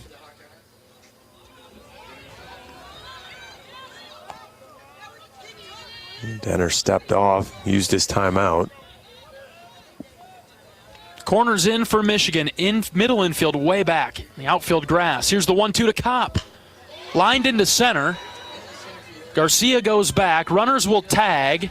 Wilmus will score from third. Tello's got to stay put at second. Iowa has the 2-1 lead on the sac fly from Davis Kopp. Hey, that's a good at-bat from Davis there as he protected his base runners and then did his job with less than 2 outs and a runner on third. He got one airborne and was able to drive in the run. Now, and we talked about this last game. We talked about it early in this game. You got another guy out there that you can score. It's been singular runs. Correct. All weekend. Correct. Haven't put up anything other than a 1 in 1 inning. Yeah, I was just struggled to string it together. 2-1 Hawks. Here's Huckstorf. First pitch from Denner, dropped in for a strike. And part of that is when the other team is throwing strikes, you have to continue to string hits together. Mm-hmm. Now the kicker of that is, Iowa had 2 extra base hits on Friday. They had 3 extra base hits, all from the same guy in the first game of the doubleheader.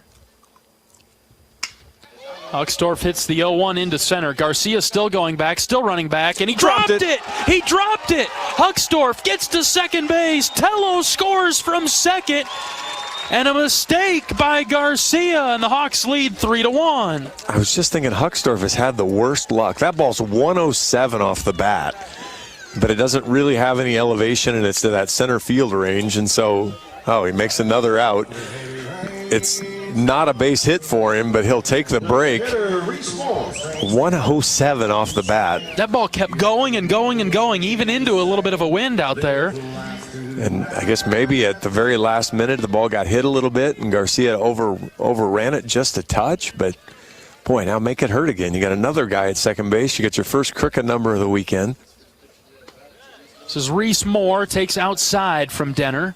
Boy, make him throw a ton of pitches, John. Well, yeah, and add up. They've got 2 guys that it looks like they trust in Chase Allen and Ricky Kidd, who've thrown enough innings that you think they might go to those guys. But Iowa has not been able to break the Michigan pitching chain this weekend, so this would be a good time to cause some issues.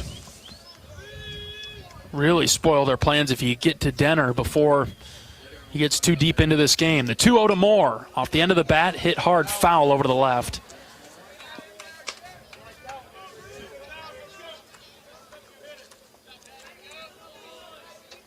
Two balls and a strike.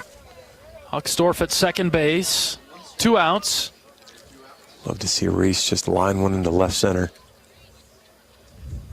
Here's the pitch. Swing and a miss. Maybe got a piece of it. I'm not sure, though. 2-2.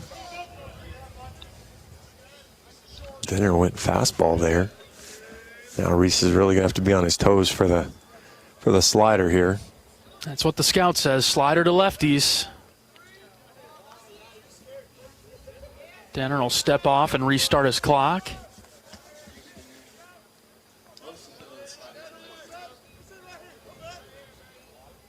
Two balls, 2 strikes. Huck takes off for third. The pitch is low and in the dirt.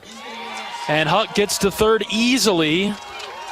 Somehow, Lightgib put a decent throw on the bag at third, but it was just late. It was a heck of a throw on that pitch. And risky throw because he was never getting him. And from the position that he threw it from, that ball easily skips out into left field. But Caruso does a good job catching it. And good throw. 3-2 to Moore. Ground ball left side. This could be a tough play. Caruso picks it up. He'll throw to first base to get Moore. That's a good play by Caruso there to cut off the shortstop. Caruso had him shifted over just enough that it made it a little bit easier than you might have imagined. 2 runs come across for the Hawkeyes, 3-1 Iowa. We'll go to the 4th right after this. This is Hawkeye Baseball from Learfield. How do you become America's best-selling brand? Let's break it down. Innovative tech means smarter and safer driving. Intelligent all-wheel drive will keep you ready for anything.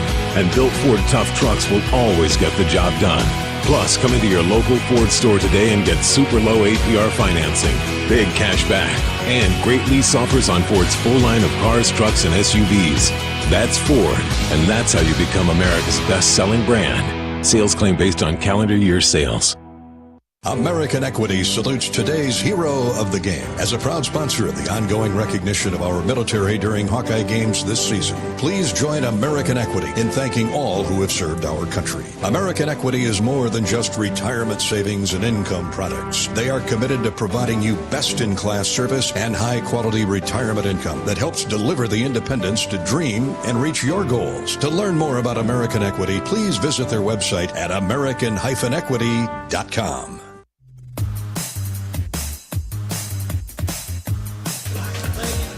For a taste of unique flavors you'll love, stop by Molly's Cupcakes in downtown Iowa City for homemade cupcakes, cookies, cakes, bars, and coffee drinks. Molly's Cupcakes is a proud supporter of the Iowa Hawkeyes. Brody Brecht will get to pitch with the lead as we get to the 4th inning, 3-1 Iowa. Hawkeyes have scored the last 3 after Michigan got things started in the 1st inning. Brody will face the heart of the order, middle of the lineup for the Wolverines, Priest, Stanton, and Caruso. Brody was sitting in the dugout for a little bit. Brecht at 58 pitches as he begins the 4th. Well, Roger sat in the dugout for an hour. Up and into Priest. It's ball 1. Brody struck him out in the 1st.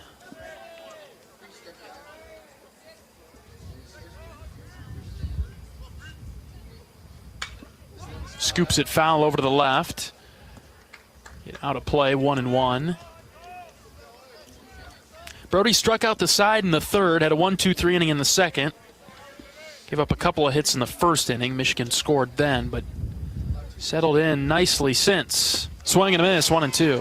The first multi-run inning for Iowa of the weekend, and which leads to the first, no, that's not true. They were ahead 2-0. I was going to say the first multi-run lead of the weekend also, but they were up 2-0 in the last game. 1-2 from Brecht. Downstairs. Counts even at 2.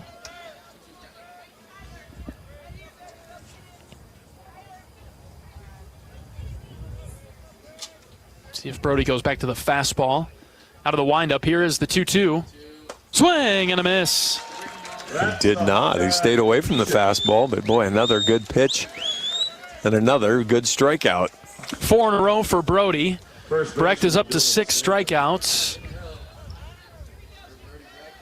We'll see Dylan Stanton now.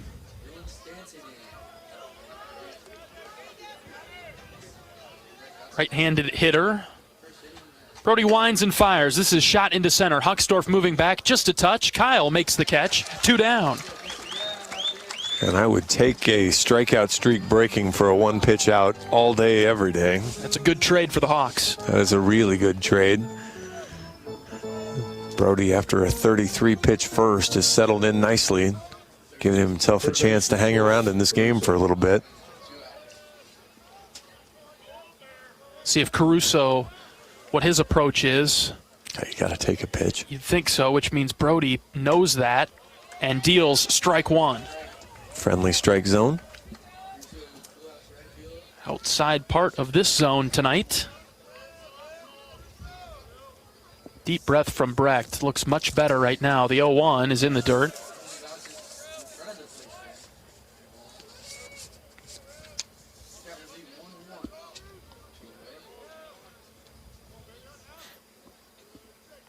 Caruso's 0 for 1 in this game. Here's the 1-1 from Brecht. Popped up straight back, the top of the net. 1-2 now. Purdue gets 3 runs in the top of the 9th to come back and beat Rutgers 8-6. Michigan State beats Niagara 7-6. Minnesota trying to close out Illinois in the second game of their doubleheader 8-3. Blocked behind the plate by Davis. That would do Iowa a small solid. That'd be good. Big Ten standings, that'd be good. Knock Illinois down just a bit. What do you feel about the Purdue-Rutgers series? Just missed outside. You kind of want to see them split it somehow. You don't really care as long as they don't. You just don't want to see one team win all three, really. So you kind of need Rutgers to win tomorrow, then. Probably like to see a bounce back there, yeah. Purdue's won the first two. 3 balls, 2 strikes. Here's the pitch from Brecht. Ball 4. Up and in. Oh, boy. Every single Iowa player was running to the dugout. Home plate umpires trying to explain with palms up to the Iowa dugout why he didn't call a 97-mile-an-hour fastball at the top of the zone. Top of the zone must be off limits. Somebody is letting him know about it from the Iowa dugout. I'm guessing pitching coach Sean McGrath. That was a nice pitch from Brecht. Doesn't get the call, so the inning continues. Here's Tim Brook. Strike 1 on the outside corner there.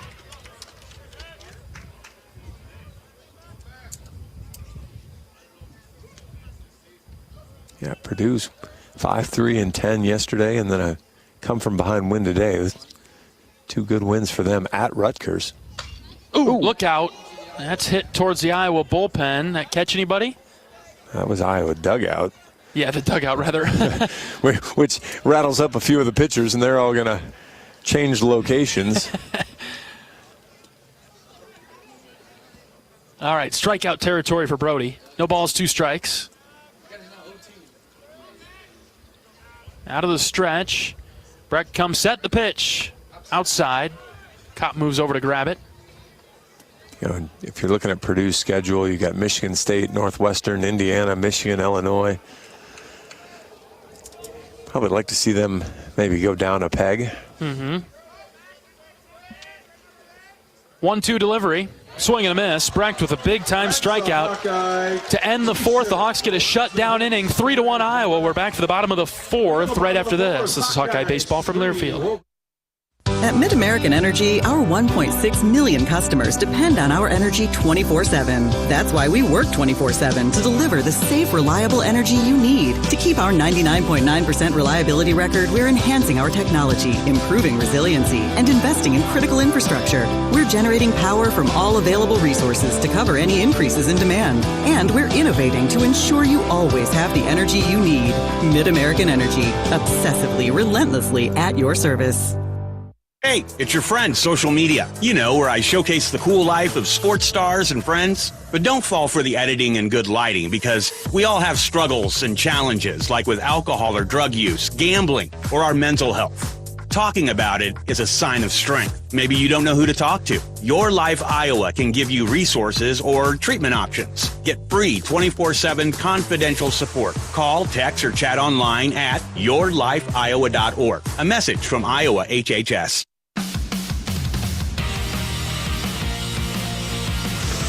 As a proud sponsor of the Iowa Hawkeyes, U.S. Cellular wants you to make the most of today by choosing game day traditions first and scrolling later. U.S. Cellular, built for us. Hennings, Guerin, and Seegers come to the plate for the black and gold in the bottom of the 4th. Iowa with 3 runs on 3 hits. Flawless defense. Michigan 1 run, 2 hits. They've committed an error. Non-flawless defense. Non-flawless. I already did the Riverside read, but tomorrow, now with the extra day off, we're going to go celebrate my daughter's birthday a couple days late at one of the 5 restaurants at Riverside Casino. Wonderful. Just good. Have to be home in time for the game. Yes, good for you, John.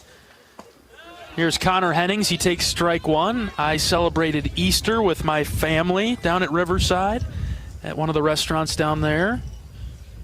Did you do the brunch? Did do the brunch. It was good. Is that what you're doing? I believe so. Hennings shoots it into right for a base hit, and Speedy Connor leads off the 4th with a single. I think you'll find something on the brunch. Chocolate fountain. Yeah, I believe there's plenty of seats, John. I can guarantee you that. The chocolate fountain will suit me just fine. You said a birthday. Peyton's birthday.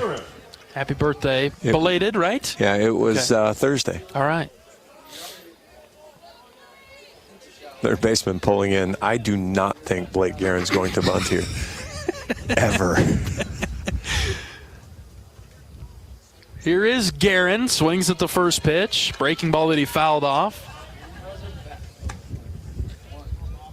Irresistible.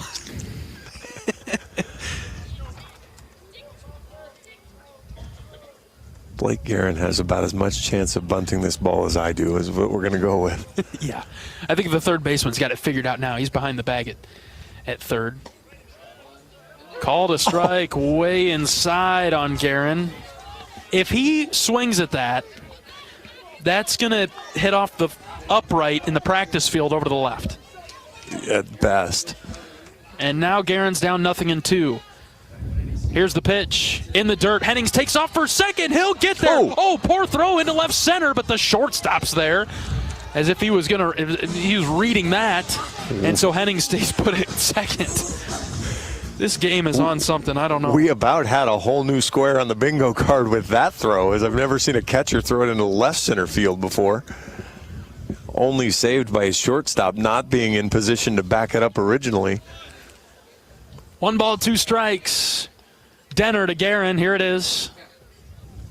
Blake takes upstairs. Check swing, didn't go. I would take a 100-hopper through the right side right now. A ground squirrel killer roller right through the right side of the infield. First baseman is lonely. He's on an island by himself over there. Here's a 2-2. Foul tip caught by the catcher. Swing and a miss. Guerin is the first out of the fourth. Yeah, just not overwhelming velocity, but just up in the zone. Probably a strike. You just got to be ready to go get it. Blake swings just a little long right now, and he's just not getting around through the zone in a quick manner. That brings up Seegers, 0 for 1 today. Runner at second base with 1 out. Michael takes upstairs and outside for ball 1. 3-1 Iowa in the fourth, trying to add to it. Plenty of space in left center for Michael. If he could put it over Connor Hennings' head as he gets his lead from second base. 1-0 pitch. Michael hits it in the air down the right field line. Fouling out of play, 1-1. I'm not sure. They're playing more traditional now. They had him shifted way in the hole, and shortstop at the last second there came running over behind Hennings to try to. He's responsible for holding him on. Haven't seen anybody play Michael this way. Ground ball to short. 3-hopper thrown over to first base. Good hang by Stanton to get Seegers. Hennings moves up to third in the meantime. They turn a lot of double plays and do a lot of good things, but Dernity does some funny things there. He did a couple, the pat in the glove there again, and then made the throw on Seegers, and it wasn't a good throw, and held a foot on the base and didn't beat him by that much anyway. See if Iowa can get a 2-out RBI. So Wilmus takes a strike low and in. That should be the lowest and the insidest the strike zone is. The absolute corner. Could handle a bounced pitch again. 0-1. Wilmus hits on the ground to third. Backhand stop by Caruso. He'll throw it across the diamond for the third out. Nothing doing for Iowa in the fourth. We'll bring you the fifth right after this. 3-1 Hawkeyes. It's Iowa baseball from Learfield. Even the simplest act can set a chain of good in motion. Like choosing Delta Dental of Iowa for your dental and vision insurance. Because we invest in your community. So whether you get your plan at work or purchase it through us, you make a difference for others.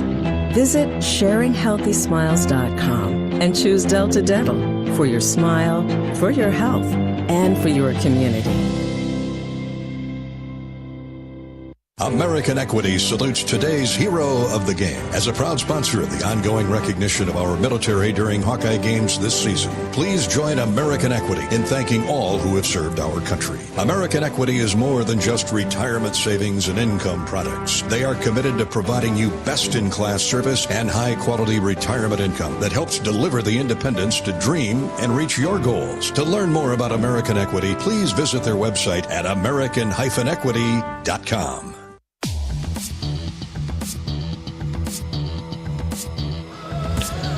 Today's game is brought to you by Bud Light, proud sponsor of Hawkeye Athletics. Easy to drink, easy to enjoy. 3-1, Iowa on top here as we head to the top of the 5th inning. 8-9-1. Lightgib, Dernity, and Garcia, the Michigan hitters, to face Brody Breck. Brody, 4 innings, 2 hits allowed, 1 run, couple walks, 7 strikeouts. Catcher, Brock Lightgib.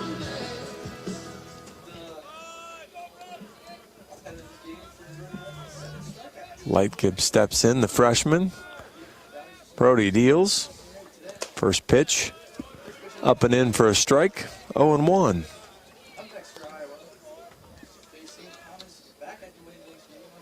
Brody just climbs back up, working quickly, goes into the motion. Right across, 0-2. Love the attack here on the, just going right after. Lightgib struck out back in the 2nd. I believe it was on 3 pitches. Brody pulled that one outside. Lightgib got started, but held himself up, 1-2. 121 hitter on the season, 11 strikeouts in 33 at-bats, just 4 hits. 1-2 from Breck. Swing and a miss. 1 away here in the 5th inning. Back-to-back strikeouts going back to the 4th inning for Brody. You were out there catching your free T-shirt for the strikeout, weren't you? Right. I got to get my hands on one of those. They're pretty nice T-shirts. As if I think I could speak for both of us. I need to add another Iowa T-shirt to my collection. Probably don't. I'd turn it into something else. I don't know. Not sure I have enough room in my Hawkeye T-shirt drawer for another one. Man. Dernetti in the box for Michigan. Ooh, line drive up the middle, base hit. First base hit for Michigan since the 1st inning. My wife's put me on the buy a golf shirt, get rid of a golf shirt program. I think I'm probably on that with T-shirts as well. I'm not looking forward to that stage in my life where I have to go through all the things that I don't wear anymore and donate them or send them somewhere else. When you've moved as often as we do, you're kind of just good at that naturally anyway. We just moved last summer, so we had a downsizing adventure then anyway. Now, are you somebody that collects things, or are you happy to get rid of them? I am not a collector. Not a collector. Not a collector of anything. Or a hoarder or any type? I'm certainly not a hoarder. Again, that's what least surprising statement of the day. That's what moving will do for you for sure too. Here's the top of the order, Garcia. Brecht has a 1-1 count on him. My wife is not. She's not a hoarder, but with our 2 girls, she has kept some things that travel around with us on the premise that the girls will eventually want them. Sure. Foul ball from Garcia. Looks like it caught Kopp in the hand. Ouch. But yeah, when we've moved, we make tons and tons of trips to restore Goodwill. Any family and friends that decide they want used apparel. I've decided that my closet or a wardrobe I've decided it's just too small for anything other than black and gold, anything other than Iowa Hawkeyes. So when you have to wear neutral clothing to work the NCAA women's basketball tournament, it gets a little tricky. Oh. You keep talking so I don't complain about that being a strike.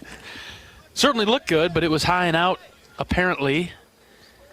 I bet if Breck throws that pitch again, it'll get called a strike. See if he does it. 2 balls, 2 strikes. Here it comes. Chopped foul over to the right. Yeah, I have a section in my closet dedicated to black and gold. So I have some, obviously I've got my baseball sweatshirt on now. I have some volleyball specific apparel, and then I have the general black and gold gear. 2-2 from Brecht, low and out, ball 3. Every single time Iowa has thrown a strike 3 pitch that hasn't been called, they haven't been able to finish off the at-bat after that. Nicely articulated, John. Here's the 3-2. Oh, called third strike, inside corner. I see what you did there. When Garcia jumped back like he was about to get shot, and that ball catches all the white part of the plate. I mean,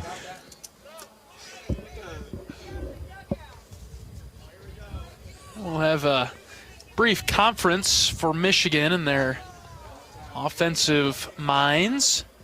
Third base coach, head coach, bring the runners off the base paths. Just the one runner over at first and the batters. Interesting conference too. Garcia's still in it. You know, he didn't walk all the way back to the dugout. First, I thought they were complaining about the pitch, trying to figure out what in the heck they're going to appeal. Turns out, obviously nothing, but trying to give Voigt a little bit of coaching, trying to break Brody's rhythm that maybe he was developing.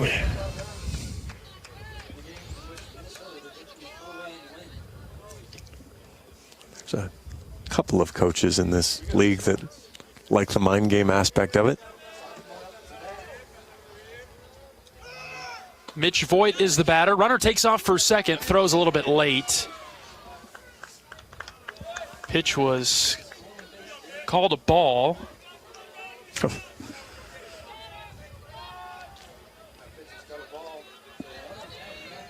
That was a strike as well. Yep.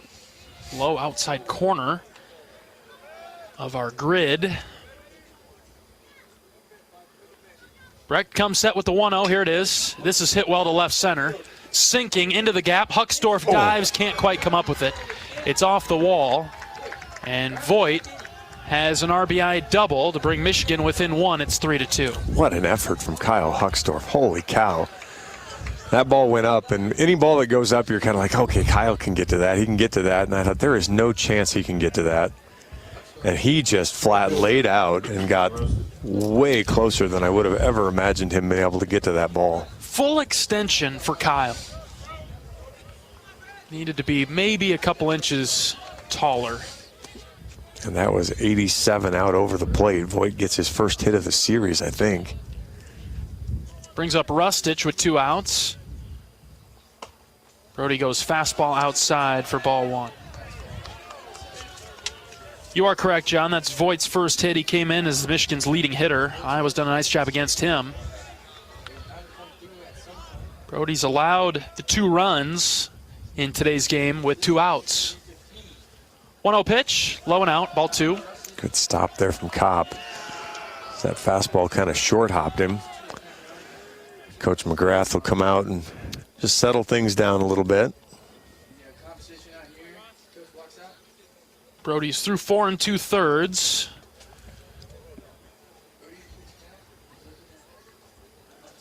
I think you're right, John. You know, settle things down, calm things down a little bit. Brody appears to be a touch fired up right now. Well, Michigan dugout was sensing that a little bit as they're oddly vocal about things. Just kind of, hey, you're on edge. We're just going to poke you and see how close to the edge you are.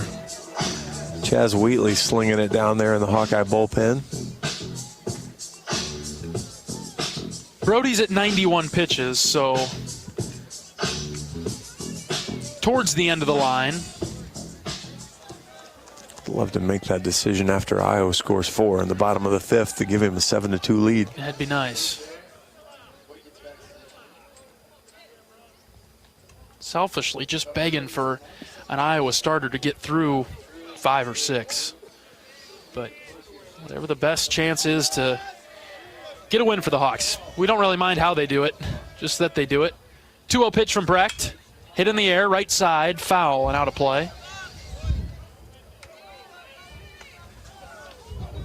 Good fastball there from Brody down at the bottom of the zone.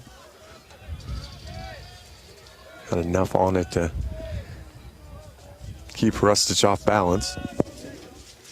Runner at second and 2 outs. 2-1 pitch from Brody. High. Ball 3. Right on the edge of the zone. Didn't get the call. Brody has to show composure here, though. Yeah, he's already back on the rubber. 3 balls and a strike. The delivery. Popped up. Center field, Huckstorf. Sprinting forward, Kyle's underneath it, and he makes the play for the 3rd out. 1 run for Michigan. They come within 1. It's 3-2. Hawks with the lead. Back in just a moment. This is Iowa Baseball from Learfield. Nestled on the rolling greens of the iconic Finkbine Golf Course, Bumps Restaurant is open to the public year-round. Whether you're swinging by after a round of golf or just in the neighborhood, Bumps is your go-to spot for scrumptious sandwiches, shareable appetizers, and mouth-watering pizzas. Quench your thirst with our selection of local craft beers, or let our full bar serve you a refreshing cocktail to toast to your game, or just because it's 5 o'clock somewhere. Our happy hour from 2 to 6 p.m. is the perfect 19th hole. Be sure to follow us on Facebook and Instagram to catch our latest daily specials. And here's a little insider secret just for our radio listeners. Thursdays are not to be missed at Bumps Restaurant. It's BOGO Happy Hour. Buy one, get one free on select beverages from our happy hour menu. Whether you're a diehard golfer or just love a great meal with a view, Bumps Restaurant at Finkbine Golf Course is your destination. We're currently open Wednesday through Saturday. Swing on by today. Bumps at Finkbine Golf Course. Great food, great drinks, and the best views in town. See you at Bumps.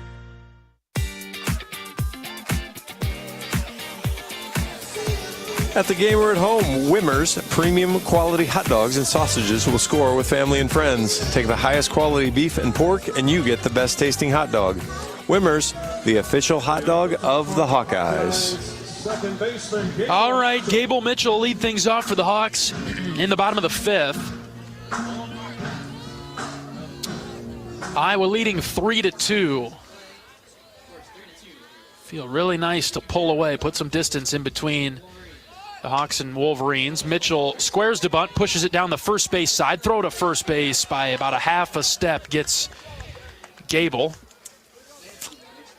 That was close to a perfect bunt. He just got it a little closer to the pitcher than he wanted, or didn't hit it hard enough to get it past the pitcher. One or the other, as he had the second baseman playing deep.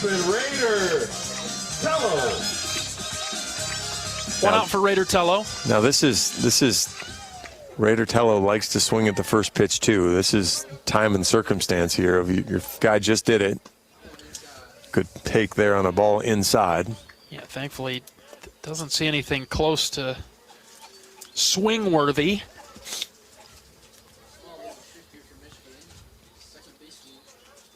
One-0 pitch to Tello. Grounder, left side. This is the shortstop, Dernetti. He'll throw it across the diamond for the second out. Raider chase that. Well, and again, I hate to keep harping on it, but it's starting to drive me a little crazy here. Pitch is outside. If you're going to swing at the pitch, go with the pitch. Iowa hitters have continued to try to pull those pitches, and they're just weak ground balls to short and third.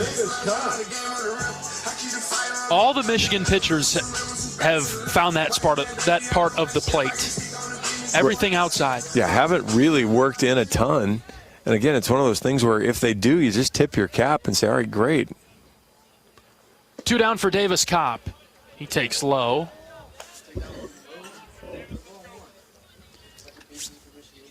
I mean, if Davis decides to swing at this pitch, it could be a 5-pitch inning.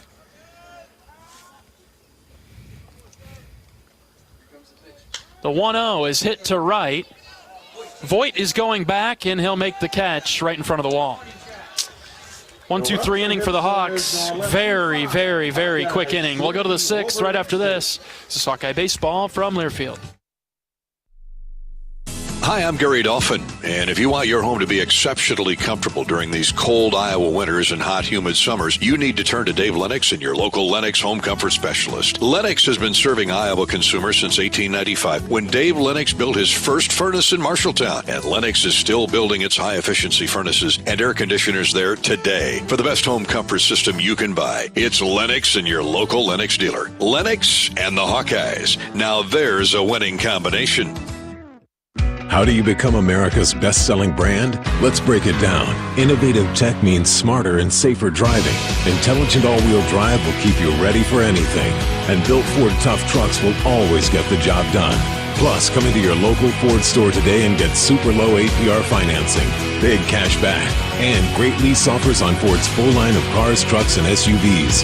That's Ford, and that's how you become America's best-selling brand. Sales claim based on calendar year sales.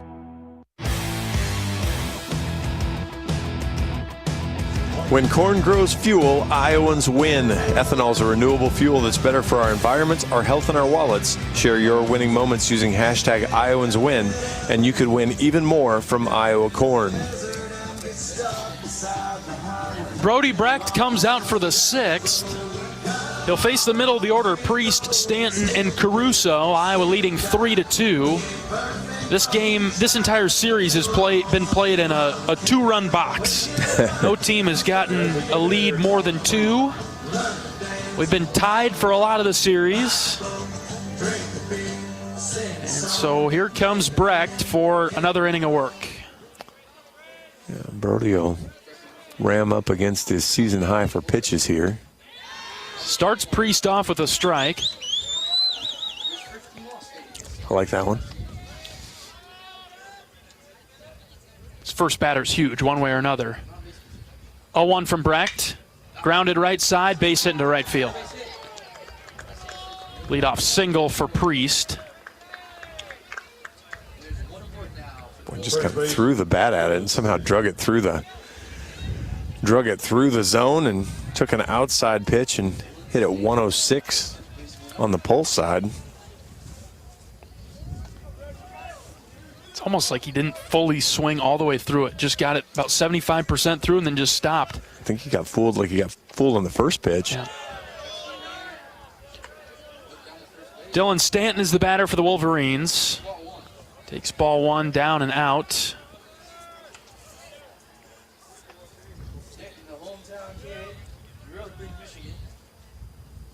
One-0 catches the outside corner. It's 1-1.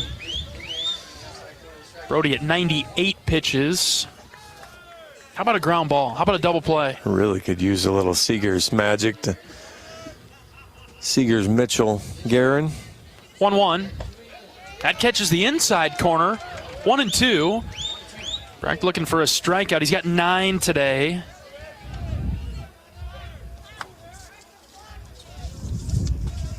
Brody looks in for the sign from Kopp. He's got it. Comes set. Here's the pitch. High. Ball 2. Not part of the strike zone for the home plate umpire today. Most of the time, no.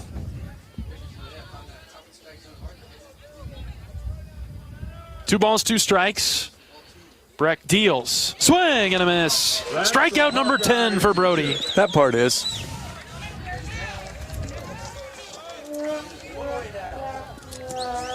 That's a really nice job by Brecht to move on from the last pitch to the next one. Yeah, and again, that's something Iowa hasn't done terribly well through the series, but the guy he can get a rollover with here, too. Yeah. Here's Caruso. Strike 1 from Brody. You've mentioned it with Marcus a little bit earlier today. When Brody is in that rhythm, everything looks really smooth. And he seems, for the past couple pitches now, to be in that. 0-1. Swing and a miss. 0-2. Kopp gets him the ball right back. Brody already on the rubber, ready to go. Yeah, he's checking the wristband quickly. He's on and ready. Caruso jumps in. 0-2 on its way home. Called third strike. Back to back. That's number 11 for Brody. Really well done there.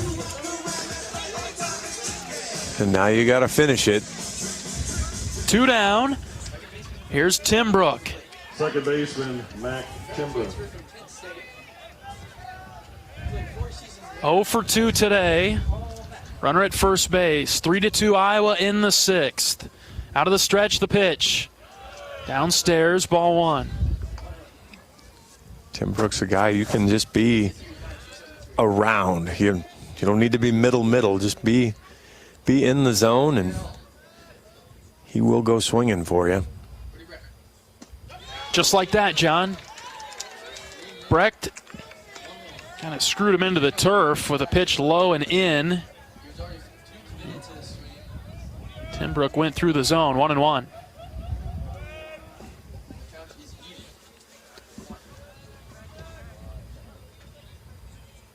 Next pitch hit him.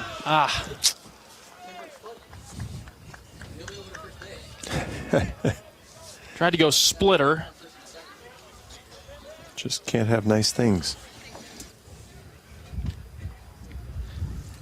Well, to be honest, all 3 of the pitches that Timbrook saw were out of the zone. He just swung at one of them. All right, still 2 outs. Runners at first and second. Here is Lightgib. 0 for 2 with a couple of strikeouts. First pitch to him. Catches the outside corner, 0-1. Yeah, I mean, here's a guy you should be able to, again, just kind of spin him right into the ground.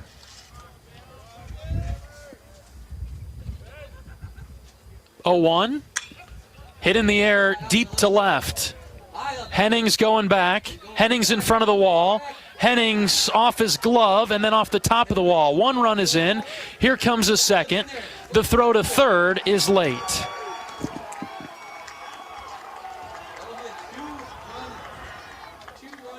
Did he have that? I think so, John. Lightgib batting 118. Drives one to left, and I knocked off a Connor's glove right in front of the wall and then bounced off the wall. And that'll do it for Brody. 4-3, Michigan in the 6th. Again, with 2 outs, the runs come across for Michigan. All 4 of them today have come across with 2 outs. We'll make a pitching change break. 4-3 Wolverines in the 6th. This is Hawkeye Baseball from Learfield. Let's be honest, we all like to be noticed. Picture yourself striding into Kinnick Stadium, radiating both style and comfort, while fellow Hawkeye fans can't help but ask, where'd you get that shirt? With pride, you point to the big screen and reply, it's Authentic Brand. Discover the remarkable difference that apparel with the Authentic Brand label brings. Ask for it by name at your favorite boutique, spirit shop, or retailer, or shop online at authentic-brand.com. It's time for a change in your style. It's time for Authentic Brand. Tickets are on sale now for the Hy-Vee IndyCar Race Weekend Concert Series. Saturday, July 13th, see Luke Combs and Eric Church. And Sunday, July 14th, see Post Malone and Kelsey Ballerini live in concert. 1 ticket per day gets you into a race and 2 concerts. Tickets on sale now at HyVeeIndyCarWeekend.com.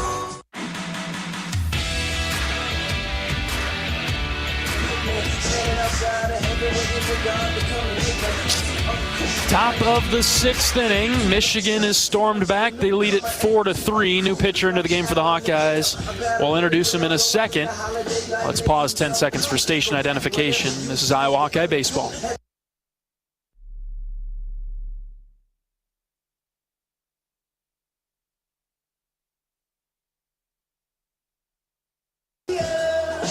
All right, new pitcher into the game for the Hawkeyes is Chaz Wheatley, the right-handed junior from Canada. 10 appearances, 6 2/3 innings. I'm sorry, 6.23 ERA, 8 2/3 innings, 7 hits, 6 runs have all been earned, 4 walks, 6 strikeouts. Opponents hitting Chaz at just .233.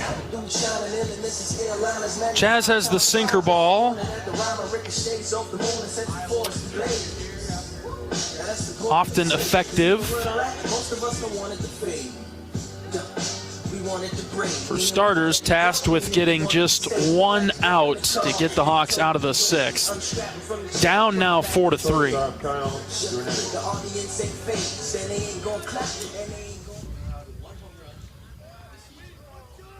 Two down for Kyle Dernetti. Wheatley out of the windup with a runner at third. Deals it to the backstop. Here comes the runner, and he will score.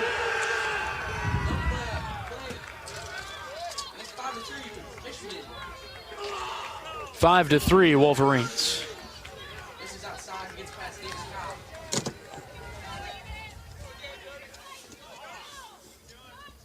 I got nothing brilliant for you there. Base is empty for Dernetti. Here's the 1-0 from Chaz. Same thing. Threw it way outside again to the backstop, 2-0.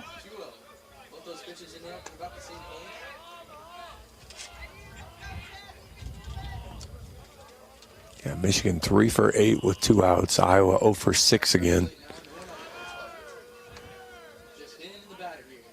After going 0 for 6 in the first game. Outside again, 3-0. Wheatley trying to find the zone. 2 outs. And yesterday, Iowa was 1 for 9. So I guess that makes 1 for 21 with 2 outs in the series, which is why you've scored 9 runs total. Oof. Wheatley's 3-0 is in there for a strike.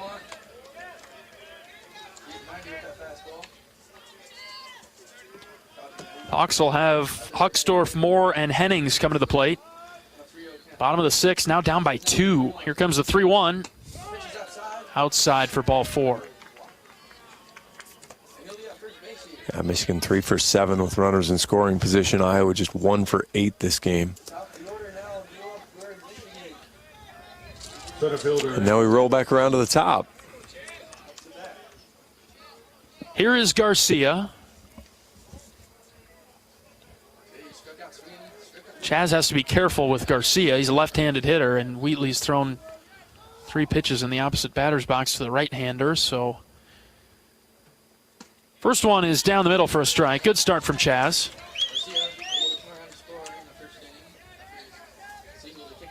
Just needed the left-handed hitter to bring his focus in. Yeah, that's what has occurred here so far through one pitch. Here comes the 0-1. Pitch is outside.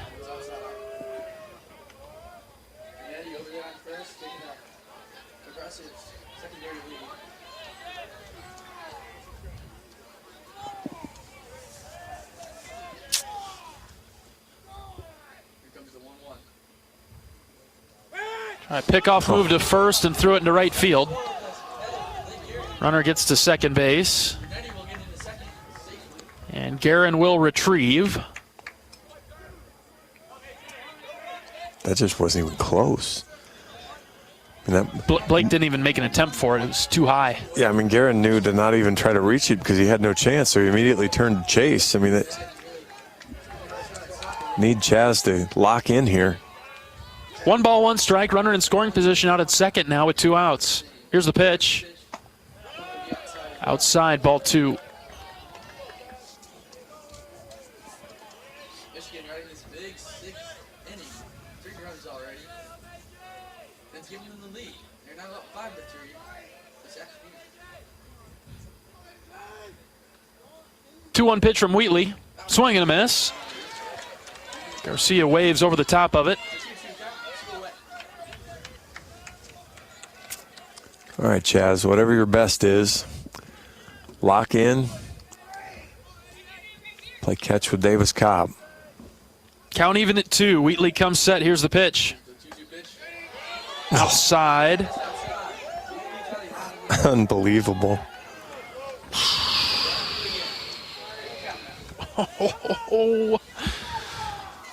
Ball 3. Wheatley focusing the 3-2. Foul tip.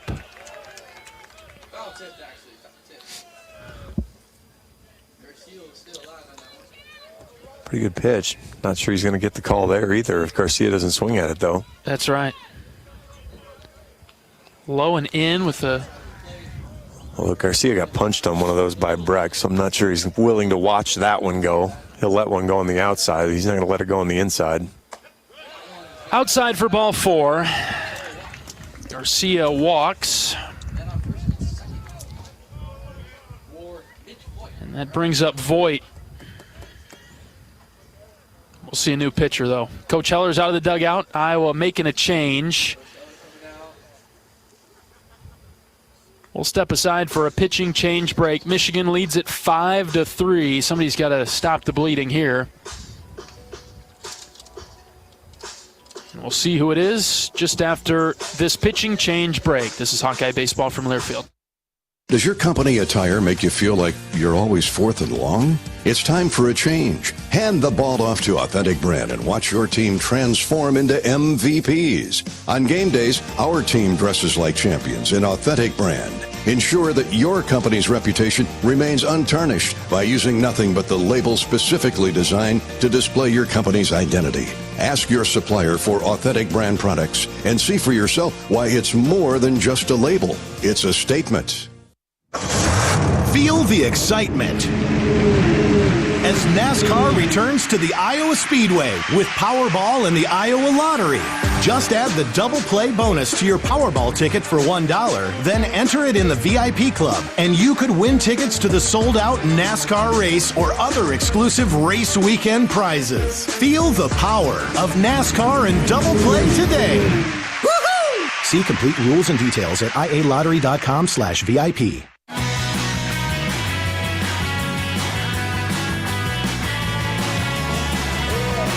Iowa makes a pitching change in the top of the 6th, trailing Michigan 5-3. The Hawkeyes will turn to the right-handed redshirt junior from Cedar Falls, Reese Buter. Reese is 0-1 on the season in 6 appearances, 5 2/3 innings. Only thrown 3 innings. Only threw 3 innings in March. Hasn't been on the mound since March 19th and hasn't been on the mound since in a weekend since the 20-1 win at Jacksonville State. So big spot for a guy that hasn't been called on a lot recently, but we've heard Coach Heller talk about wanting to get him the ball a little bit more, just hasn't had the opportunity to get him in there. The last 3 appearances, he's given up just a hit and a walk in his 3 innings. Struck out 5, so he's been better, been in the zone. You're right, John. This is a big spot for Reese. You can confirm, and solidify your place on the weekend.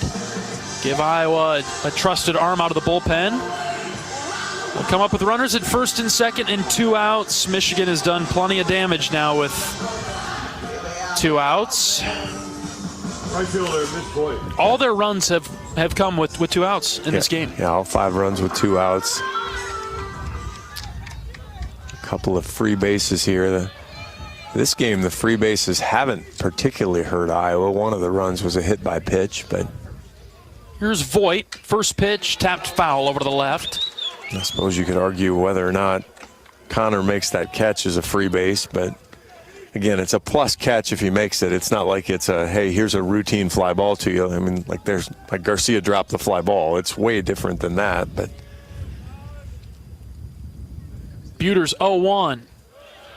Low and out, 1-1. Yeah, it would have been a tremendous play by Hennings. Was a very tough chance. Especially with the way the wind's blowing. But it's a play that when you're struggling as a team, you need somebody to step up and grab it and say, I'm the guy for you. I got you. 1-1 to Voigt. Fouled back to the screen. Buter challenging. Hard fastball. It's 1-2 now. And unfortunately, right now in this game so far, Iowa hasn't got that hey, I got you play. Great point. 5-3 Michigan in the 6th. 1 ball, 2 strikes. Buter comes set. Delivers to Voigt. Grounded to Tello at third. He'll go to the third base bag and get there in time for the force out. Nice job by Reese Buter to stop the bleeding in the 6th. 3 runs for Michigan. They take the 5-3 lead. We're back right after this. This is Hawkeye Baseball from Learfield. Want to test drive U.S. Cellular's award-winning network? It's free for 30 days. Want to test drive U.S. Cellular even faster? Just get a race car driver to be your personal chauffeur. Just let me buckle my... Whoa! Whoa! Hey, my calls and data work great out here. Test drive U.S. Cellular free for 30 days. Named the leader in 5G coverage in Iowa. You can pull over now. Please? U.S. Cellular, built for us. Terms apply. Awards based on open signal independent data. Visit uscellular.com for details. Brown Deer Golf Club offers a pure golf experience. Manicured bent grass fairways with tees and greens carved into gracefully rolling landscape. Challenging, yet extremely playable. Improve your game with PGA instruction and our full-service pro shop. Treat yourself to Bunker's Bar and Grill for lunch or dinner. And our scenic Greenview Banquet Room is perfect for weddings or any special event. Brown Deer Golf Club, a stunning country club setting at affordable public rates.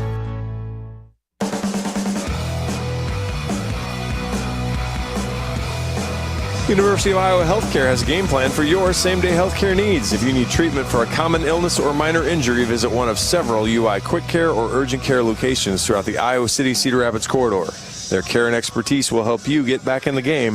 UI Healthcare is proud to sponsor your Iowa Hawkeyes. All right, punchback Hawks. Kyle Huckstorf coming to the plate. He'll be followed by Reese Moore and Connor Hennings with Iowa down by 2 in the bottom of the 6th. Plenty of time left with Denner continuing to pitch for Michigan. First pitch to Kyle. Swing and a miss.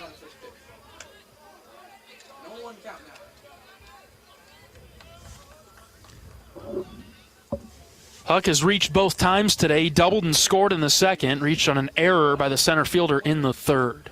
0-1. Low and out. Laid off. That's a ball. Good take there. Good discipline. And that's what we were just talking about between innings. You know, the last Denner got through the bottom of the 5th inning in 5 pitches, and then the Michigan offense comes and gets 3 runs. Iowa has to find an answer here, as that's across for a strike, and Huck's in the hole 1-2.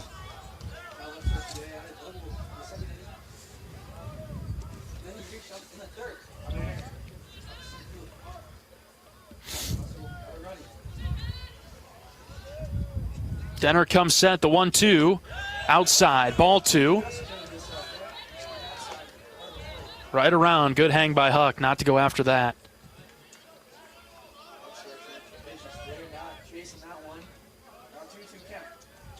The Hawks got Denner to his 5th inning pitch total already. 2-2, fouled off to the right side.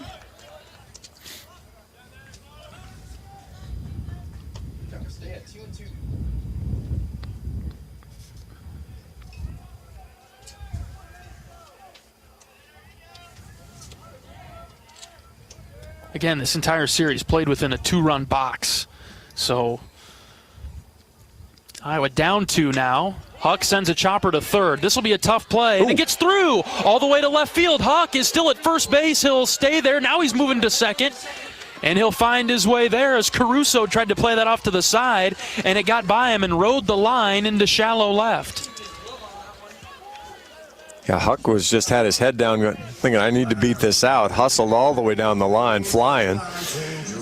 And by the time he got stopped in the in short right field, and the first base coach got his attention to, hey, go. Go. We'll see how that's scored. It's got to be a hit. It's going to end up being, if it's a hit, it's a double.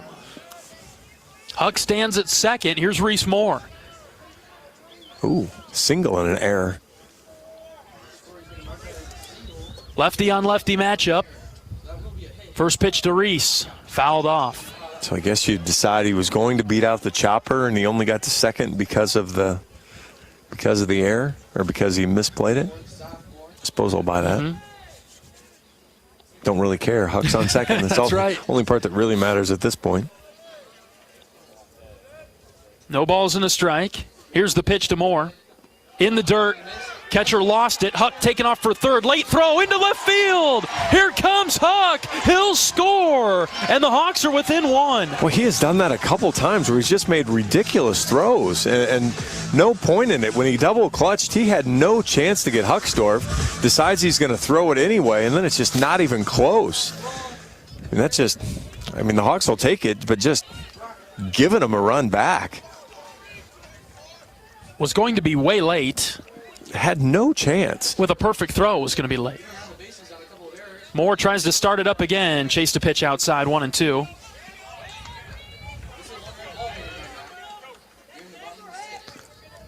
Just the strangest 2 games you're ever going to watch.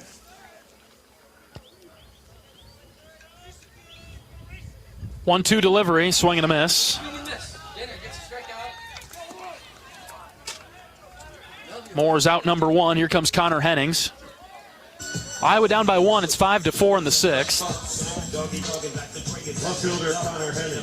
I mean, there's times where it feels like Iowa should be up and in command of this game, and then there's times where it feels like Iowa should be behind by 5 or 8 runs. And it's another 1-run game, just like it's pretty much been all weekend. Within striking distance. First pitch to Hennings. Breaking ball, drifted in for a strike.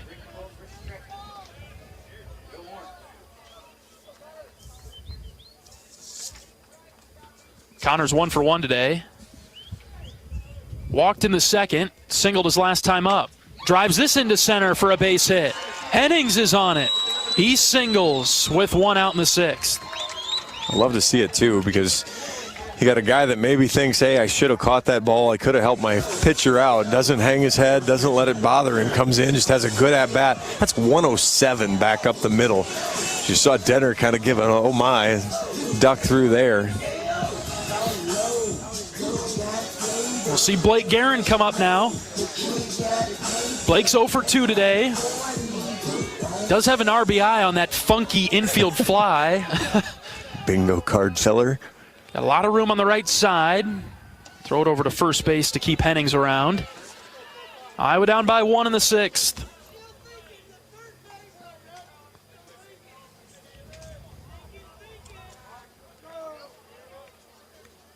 Denner is ready. First pitch to Blake. Low and out. Ooh, called a strike. Man, Hawkeye fans are a little angry for a pitch that was a strike. About as low as you can go at Blake there. 0-1, outside.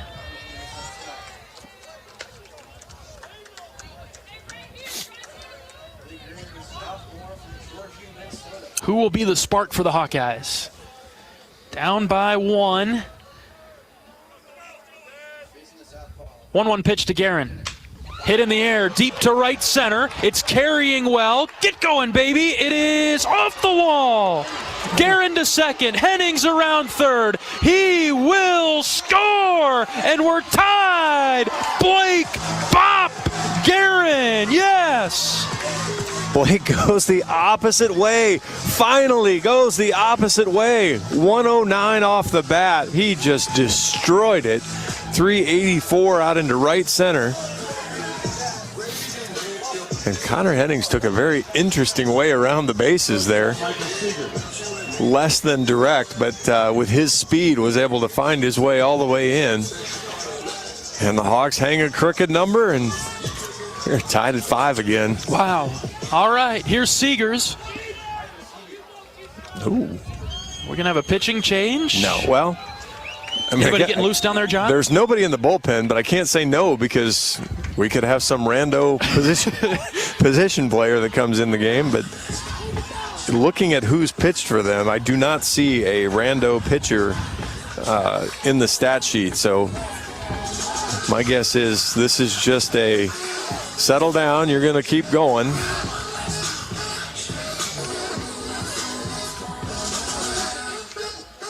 Tied at 5 in the bottom of the 6th.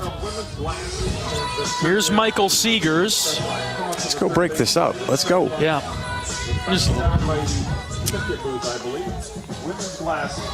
All right, mound visit has concluded.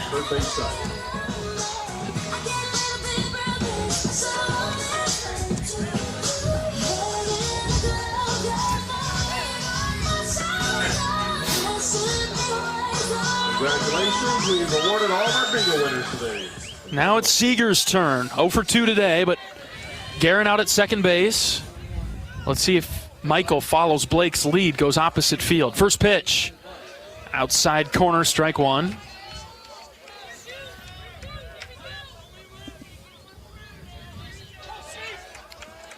143 with runners in scoring position, down to 241 on the season. 0-1 catches the inside corner.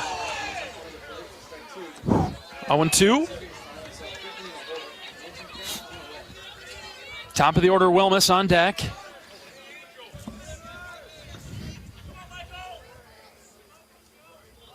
Oh-2. Hit in the air to right. Voigt moves back a couple of steps. We'll see if Guerin tries to tag. He will not. Voigt gets it in very quickly. And 2 down now for Wilmus. With Voigt's arm, Caruso could have had a cup of coffee and then still tagged Guerin out. And that's not that one actually isn't a testament to Blake's speed. That's a anybody. That's a praise to Voigt's arm. Yep. Right fielder Ben Wilmus. See if Wilmus can find some grass in the outfield. I like Michael's approach, though. He was trying to go to the right side with less than 2 outs to move Guerin up. He just got it elevated.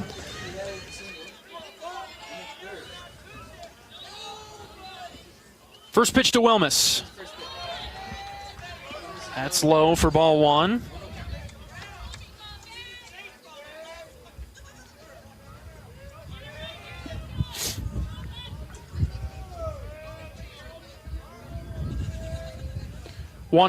Swung on and missed. 1-1.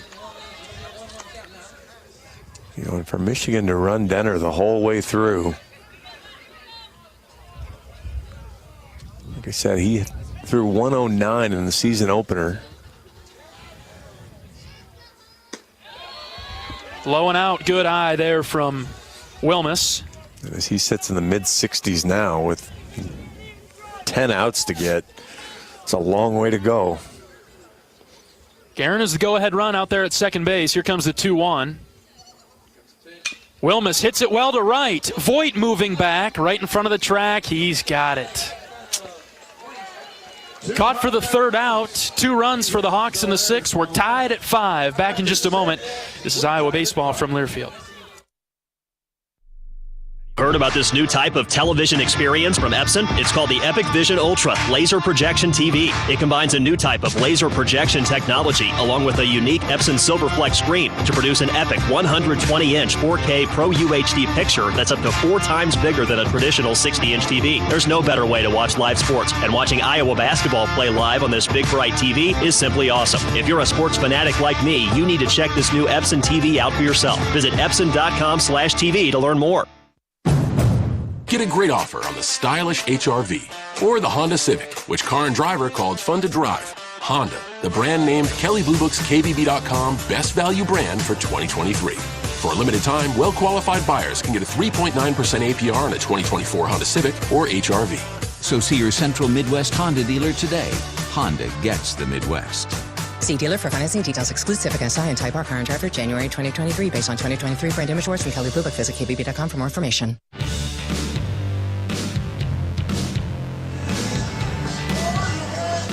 For comprehensive coverage of college baseball and softball all season long, tune to Sirius XM Big Ten Radio Channel 372 in the car and on the all-new Sirius XM app. Sirius XM is the home of your favorite team and conference, including live games plus interviews and analysis. So cheer along online with the Sirius XM app and listen to your favorite team anywhere. Get a free trial at SiriusXM.us/Big Ten Radio 2023. All right, top of the 7th, tied at 5. Reese Buter back to the mound for the Hawkeyes. First pitch swinging and hit on the ground to short. Seegers throws it across to Guerin for the first out as Rustich is retired. Good 1 pitch, 1 out there.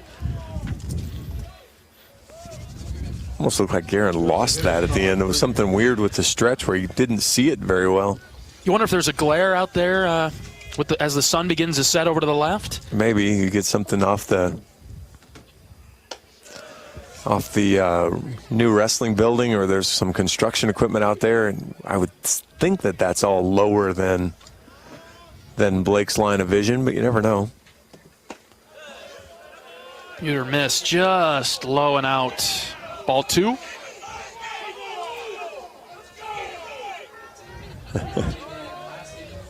Two-0 count. Here's the pitch from Reese. Way outside, ball 3.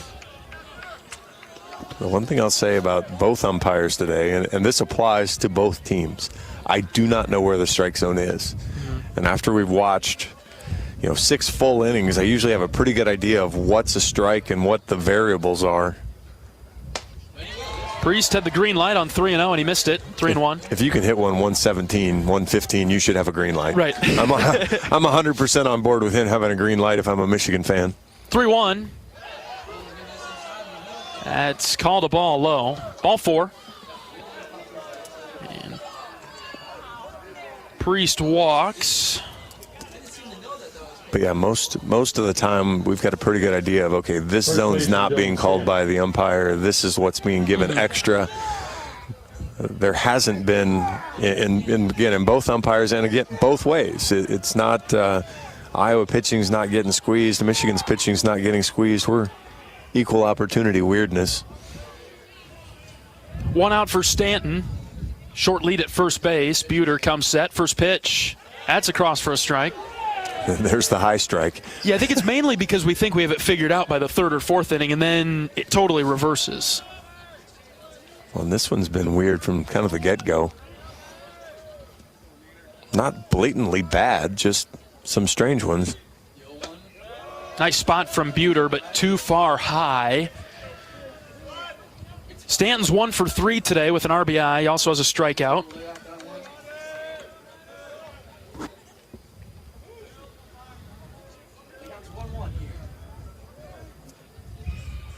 Reese comes set. The 1-1 is high again, ball 2. Yeah, you really need to validate your 2 runs and tying the game if you're Iowa. That means putting up a 0 here in the top of the 7th.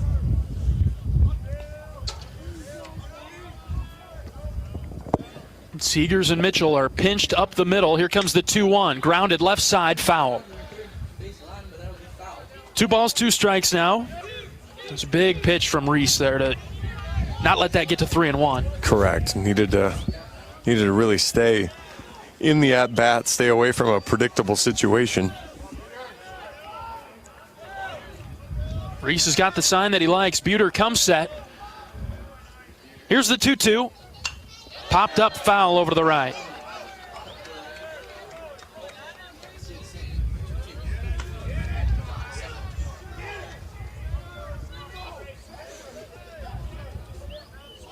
That's where you want to see Reese trust his stuff. Some of these times when he gets fouled off, he kind of guides it a little bit. Trust what you're doing. 2-2 is grounded foul past the third base coach's box. We'll do it again. And if you're Stanton, you feel pretty good. You fouled off a high fastball. You stuck with a breaking ball. Fouled them both off to stay alive. Probably feel like you're seeing all of the stuff pretty well.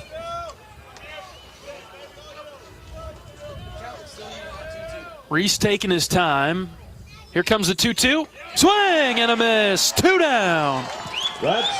Maybe not seeing the changeup as well as you want to. Great pitch from Buter. That's exactly where that's got to be. Right down at the bottom of the zone. Swing and a miss is great. The other thing you're going to get out of that is a ground ball right at Seegers. And so now you've got to finish the inning. Third baseman Caruso comes up. Runner at first and 2 outs. Buter's pitch. Catches the outside corner. Strike number 1.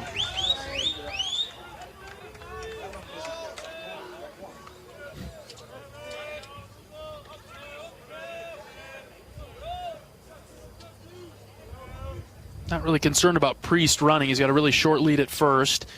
The 0-1 pitch. Tapped foul over to the left. Priest isn't concerned about Priest running. That too.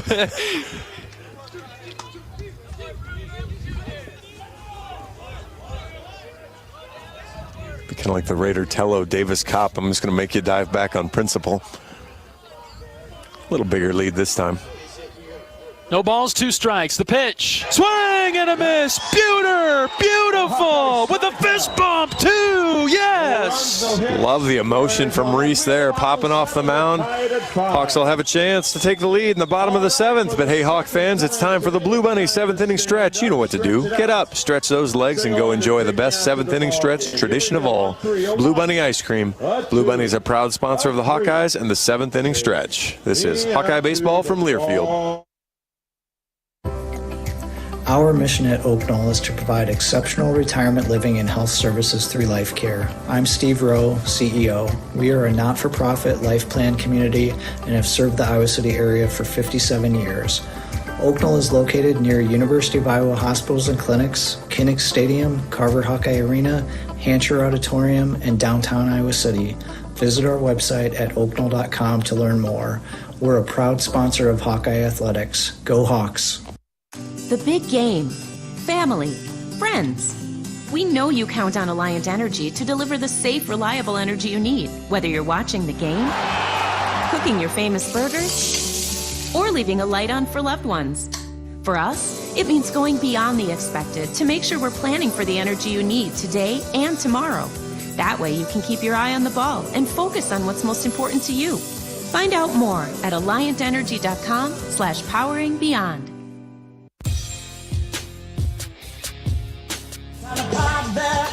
Bottom of the 7th inning in Iowa City, all tied up at 5 with the Michigan Wolverines. Gable Mitchell, Raider Tello, Davis Kopp coming to the plate for the black and gold. Jacob Denner still pitching for the Michigan Wolverines into his 5th inning now. He pitched number 65, the first one to Mitchell. He's done a good job. He's been efficient for the most part. Gable batting from the right side, swings at the first pitch, pops it up right side. 3 Wolverines come together, and the second baseman, Tim Brook, makes a acrobatic catch. He overran it and then reached over his shoulder to make the play for the first out. Third baseman, Raider Tello. Here's Tello. Raiders 0 for 2 today. He has walked and scored.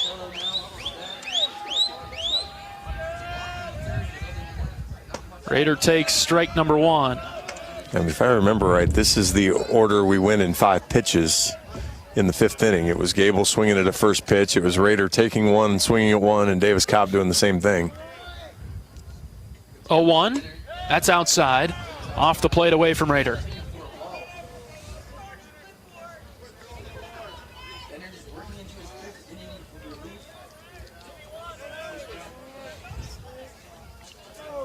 Ball and a strike to the Iowa third baseman. There's strike 2. Low part of the zone. Maybe I'm a little bit of the old man in the cloud thing, but just old school baseball with, work the guy a little bit, make him throw some strikes late in the game. 1-2, Raider shoots it to right, base hit. Past the first baseman and a 2-strike single for Raider. His first hit of the game, and the Hawkeyes have a base runner in the 7th. Because he will make some mistakes for you. You don't have to swing at that first one. He'll come back to you. Really interesting thing with Voigt there. And again, you gotta see the pitcher's arm. You always see outfielders come up. They throw it over the top, and they make good throws because they can control it. It doesn't spin sideways. Voigt came up that time, just dropped down, almost threw it sidearm to underhand. I'm sure the arm's got to be a little barking at him a little bit. Sure. That brings up Davis Kopp, Iowa's catcher, batting in the cleanup spot. Tello's the runner at first. Tie game, bottom of the 7th. The lights are on at Banks. Is anyone home? Big gap in left center for Davis. They're really concerned about Tello. Why wouldn't you be? And that blazing speed of Raider Tello. Got to see his dad again this weekend. Great to see him in town. Always fun.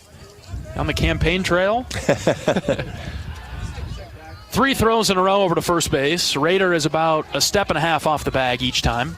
Yeah, I mean, I was kind of joking about that when Priest had his massive lead over there about what a wasted pickoff throw would be, and we've seen 3 wasted ones.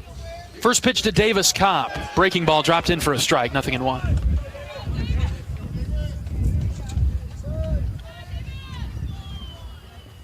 Our crowd is sparse now.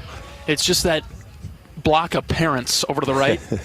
Concentrated. Kopp hits it on the ground, left side. Shortstop fields it. His only play will be across to first base to get Kopp. Tello gets to second.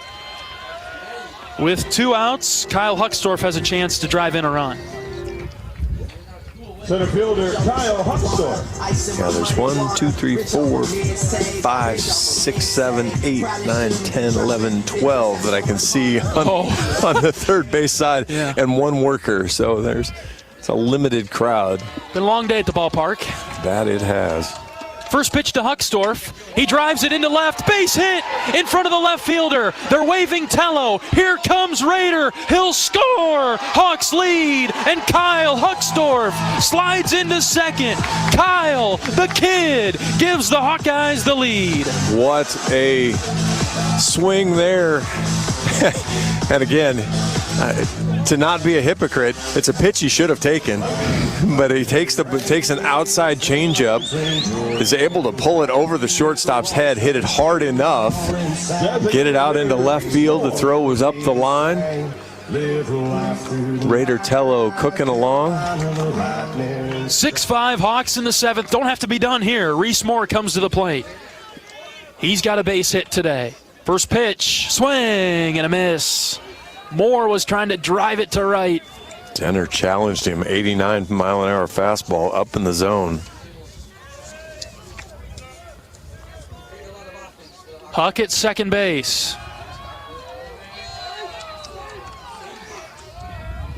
That's his timeout since he didn't throw it, I think. Rule's still a little odd. 0-1, Huck takes off. This is fouled back to the screen. So Kyle has to go back to second base. Reese is close, isn't he, John? He's got a ton of pitches that are right in his wheel. Based on the way Liedtke was throwing it, I'd just assume Reese either swung and missed that or took it. And Huckstorf was going to beat the throw and let it go into left field again. Instead, it's a 0-2 count for Moore. Got to watch that slider. That's what the scout says. Here's the pitch to Moore. Into left and down for a base hit. They're going to wave Huckstorf. Here he comes around third. Here's the throw. Play at the plate. He's out. He blocked the plate. You can't block the plate. Yeah, Coach Heller's already out of the dugout. They're going to review it. Stay right where you are. He is up the line. He is standing in the line. You cannot block the plate. It's not allowed anymore because you're not allowed to truck a catcher. I mean, it's for everybody's safety, and that's why he can't be there. And yeah, he had done it the play before. Coach Heller was instantly out of the Iowa dugout, and so we'll have a challenge.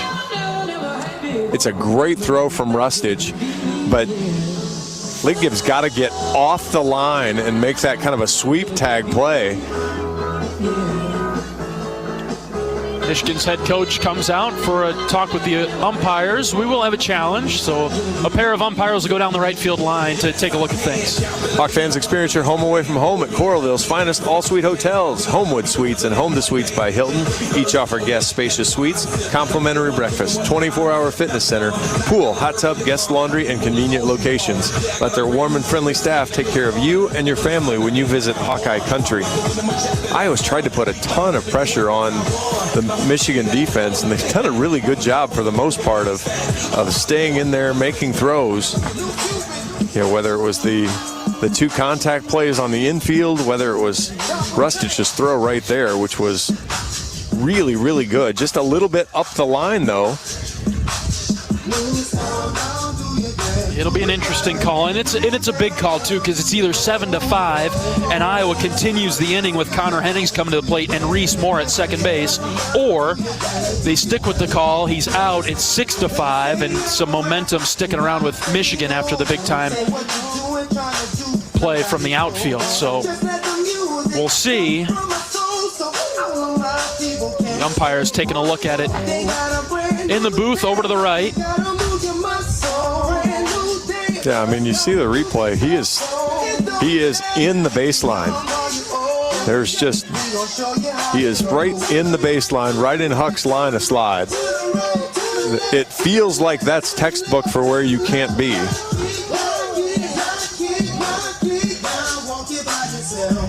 Now, again, I don't know the actual application of the rule well enough to know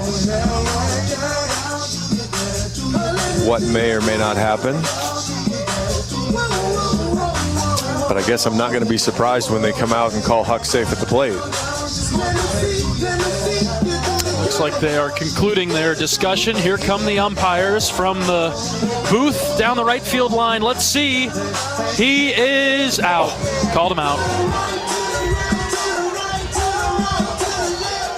Called him out, and that will do it for the 7th. I don't think Coach Heller can believe it. Merrick Matthews is getting the explanation as the first base coach. And that will do it for the 7th. All right, we'll go to the 8th. Iowa leads it 6-5. Back in just a moment. This is Hawkeye Baseball from Learfield. Our mission at Oak Knoll is to provide exceptional retirement living and health services through life care. I'm Steve Rowe, CEO. We are a not-for-profit life plan community and have served the Iowa City area for 57 years. Oak Knoll is located near University of Iowa hospitals and clinics, Kinnick Stadium, Carver Hawkeye Arena, Hancher Auditorium, and downtown Iowa City. Visit our website at oakknoll.com to learn more. We're a proud sponsor of Hawkeye Athletics. Go Hawks! Even the simplest act can set a chain of good in motion, like choosing Delta Dental of Iowa for your dental and vision insurance. Because we invest in your community.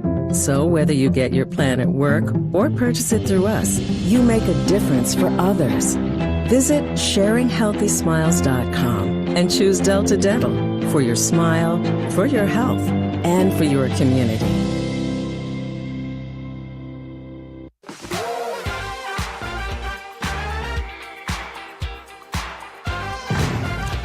Seven, 8, 9 coming to the plate for the Michigan Wolverines in the 8th. Iowa's regained the lead. It's 6-5. These middle innings have been back and forth, back and forth.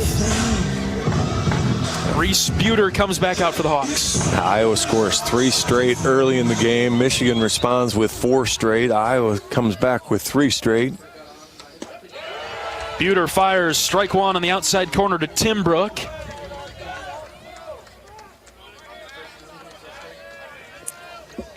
The Iowa fans have been here a long time, so they're getting a little feisty. Low and in, 1-1. Been a cool enough day. The fans, and they're in it for the long haul today. 1-1 pitch from Buter. Grounded to the right side. I think that was foul. Yes, it's foul in the box and then trickled foul anyway. 1-2.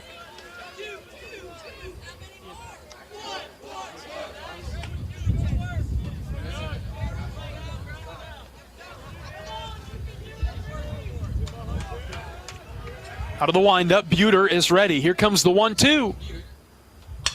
Into center field off the end of the bat. It'll drop in front of Huckstorf for a single. Yeah, I mean, that's a good pitch from Reese. That's a changeup up and away. Flares it off the end of the bat at 75 miles an hour and just finds a hole.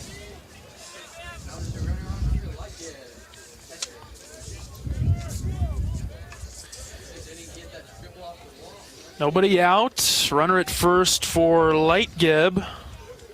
His last plate appearance drove one out to left. Triple that brought home 2 and gave Michigan the lead. At that time, it's 6-5 Iowa now in the 8th. Buter out of the stretch. Delivers and throws it right by Lightgib. Strike 1. High cheese. You bet.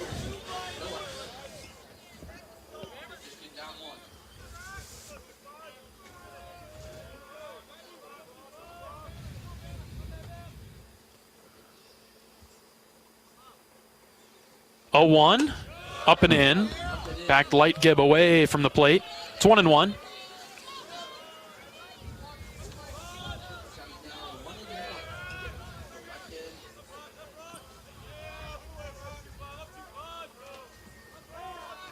Squaring to bunt is Lightgib now. Throw it over to first base just to see.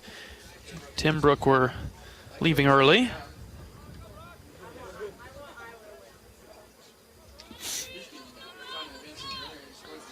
Tello paying attention at third base.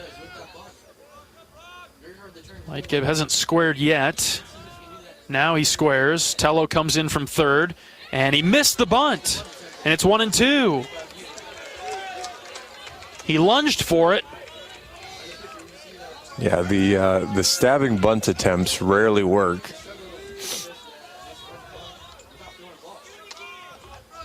Ball and 2 strikes. He squares the bunt with 2 strikes, rolls it down the first base line. It was going to stay fair, so Kopp did the right thing, picked it up, and threw it to first to get the out.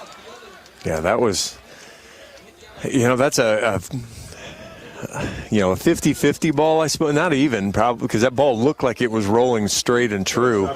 You can try to let it go, but if you give away the out and it stays fair, now you're in big trouble. So go ahead and take the out, get it done. Davis didn't hesitate at all, did he? No, and that's the part I like about it too, was he just went and took care of business. Dernetti comes up, right-handed hitter. Buter fires.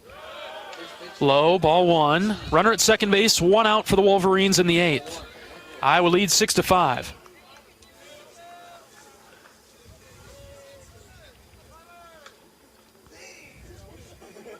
Inside on the 1-0. Almost hit him. Ball 2.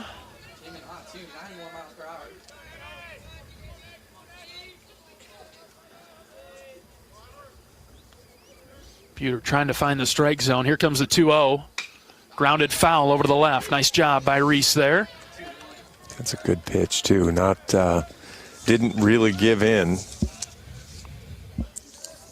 Hawks just have not found a way to even semi-consistently get Dernetti out. He's 1 for 2 today with a walk. Here's the 2-1. Hit into left. Hennings moving back. Connor still going. He'll make the catch for the second out. Runner tagging from second to third. He'll get there, as Hennings was having to track back to grab that one. 2 down. Yeah, just never really got to a place where he could get his feet set. Great play by the base runner there. Heads up, he went back when he saw that Connor was tracking it backwards, and then Tim Brook was able to tag and take off and get to third, which now opens the door for some more opportunity. 2 down for Garcia, top of the order. Buter deals. Strike 1, down the heart of the plate. Reese up ahead.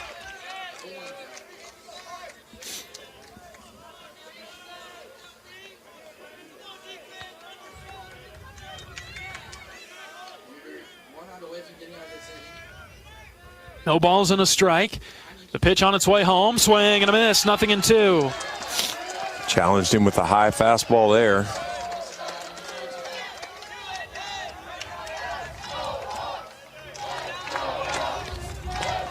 Big pitch. No balls, 2 strikes with 2 outs. Buter's got the sign from Kopp. Pause in the pitch. Inside, ball 1. Close, but Garcia's tight to the plate, so it makes it look way more inside than it is. Yeah, Garcia's back left foot's kind of on the corner of the box, inside and back. So anything on that inside part is going to be tight to him. 1-2 delivery. Line drive, base hit into right. Into the corner. Garcia speeding around first. He's at second. He's headed for third. He'll stop at second base. And an RBI double ties us in the 8th.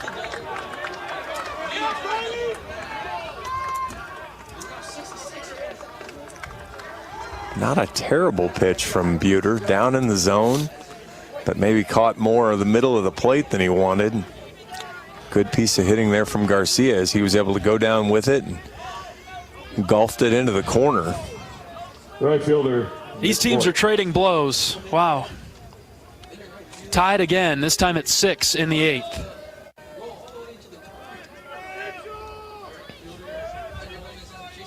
We'll see Mitch Voigt come into the box for the Wolverines. Voigt doubled in the 5th, hit a ball hard at Tello to end the 6th. Reese deals downstairs for ball 1. Runner at second base and 2 outs.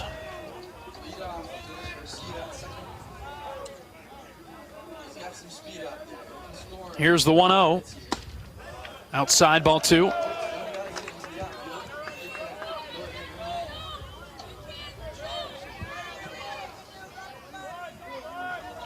Tense times in Iowa City. 2-0 is the count. Here's the pitch from Buter. Hit well to center. Huckstorf on his horse. Running back. Still running. Kyle couldn't make the play. Over his head. Michigan takes the lead, 7-6.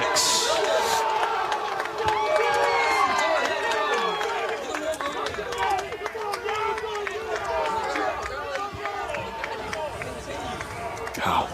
All 7 runs with 2 outs. Hard to fathom. At least those are all just good baseball runs. 1 out away 7 times. Michigan leads at 7-6. We'll have a pitching change. We're back right after this. This is Hawkeye Baseball from Learfield. At MidAmerican Energy, our 1.6 million customers depend on our energy 24/7. That's why we work 24/7 to deliver the safe, reliable energy you need. To keep our 99.9% reliability record, we're enhancing our technology, improving resiliency, and investing in critical infrastructure. We're generating power from all available resources to cover any increases in demand. And we're innovating to ensure you always have the energy you need. MidAmerican Energy, obsessively, relentlessly at your service. Our mission at Oak Knoll is to provide exceptional retirement living and health services through life care. I'm Steve Rowe, CEO. We are a not-for-profit life plan community and have served the Iowa City area for 57 years. Oak Knoll is located near University of Iowa hospitals and clinics, Kinnick Stadium, Carver Hawkeye Arena, Hancher Auditorium, and downtown Iowa City. Visit our website at oakknoll.com to learn more. We're a proud sponsor of Hawkeye Athletics. Go Hawks!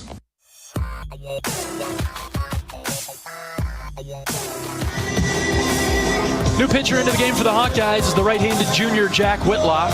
2-3 on the season in 10 appearances, 13 1/3 innings, 18 hits, 19 runs have all been earned, 9 walks, 14 strikeouts.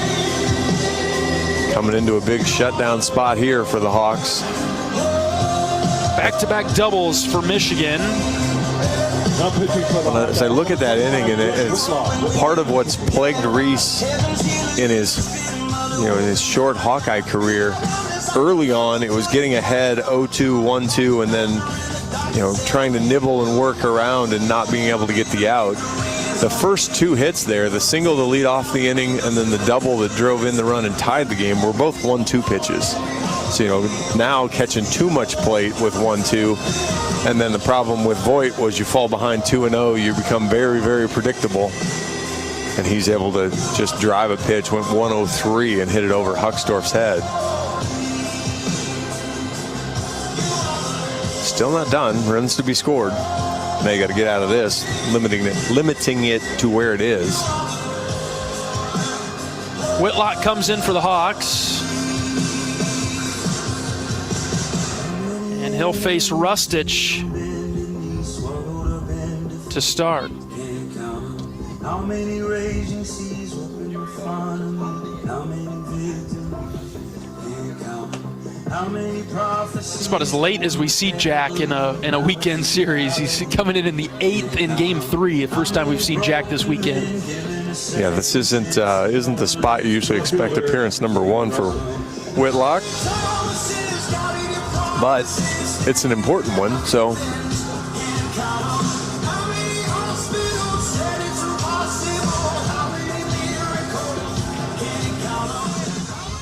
All right, here we go. Michigan 7-6 in the top of the 8th. 2 down. Here's Rustich. Voigt out there at second base. Whitlock fires. Strike 1. High outside corner.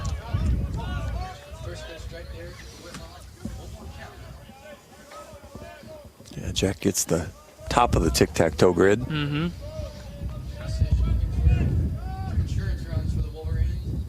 A 1 pitch, outside. Kopp moves over to grab it.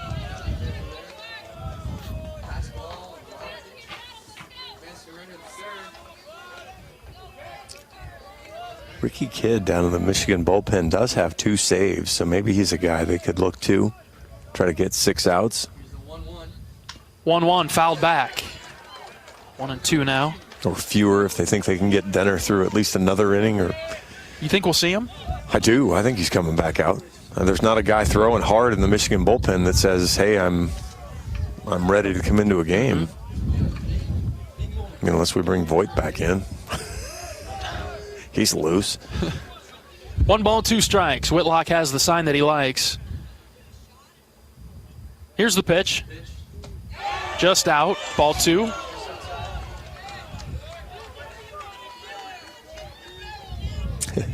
Iowa fans going full bag mode now. Mm-hmm. Get us out of here. Yeah, there might be some of that too. Count even at 2. Whitlock is ready. Rocks and fires. Fouled off over to the right. Be tough to strike out Rustich. Unless you get him to chase that breaking ball. Yeah, you're gonna have to somehow kind of trick him. He's gonna have to think it's something different, and maybe Jack could stand him up with that fastball on the inside part of the plate if you trust it, because then that's obviously not going to sweep across. You get him to swing over the top of it. Here's a 2-2. Just in. I like the idea. He threw changeup instead on the inside part of the plate. Just missed. It's got that same speed coming out of the same slot. Rustich wasn't fooled, though, into thinking it was the sweeper and stayed off of it. Full count. Here's the delivery. Hit high in the air to center. Huckstorf, I don't think he can find it. Does Kyle have it? No, and Wilmus comes over it, drops for a hit, and the run scores from second. Kyle never saw it. He had palms to the sky. Wilmus came sprinting over from right. Couldn't get there in time. It dropped right in front of Kyle, and it's 8-6 Michigan. I don't even know what to say about that one. It's a weird, it's not dark yet, but it's dark enough. You need the lights, and so Kyle just never saw that one off the bat. And so all of a sudden you get a weird pop-up double.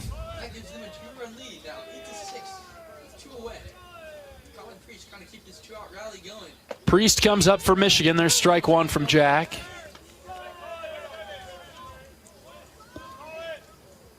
I was hoping he was going to figure it out at the last second there, but it's a great hustle by Wilmus to get as close as he could. Nice looking pitch from Whitlock, just outside. Called a ball, 1-1.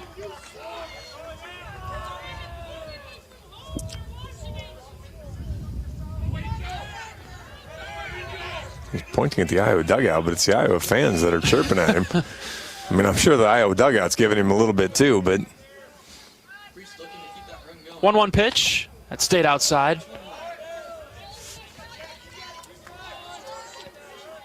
The Hawks will have Hennings, Guerin, and Seegers coming to the plate in the bottom of the 8th, down by 2.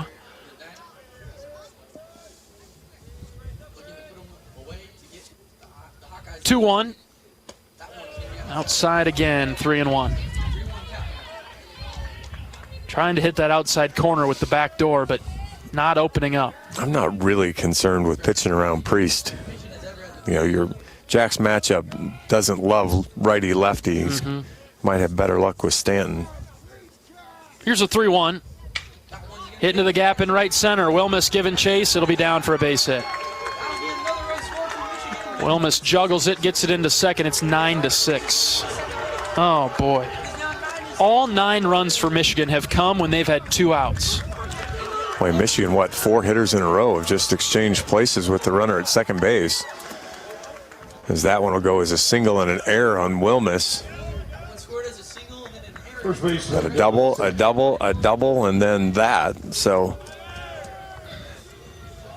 again, that's another one of those hit hard, but not that hard. And kind of why I was all for staying away from Priest there. Kopp will walk out and talk with Jack. Iowa down 9-6 in the 8th. Biggest lead of the series now at 9-6.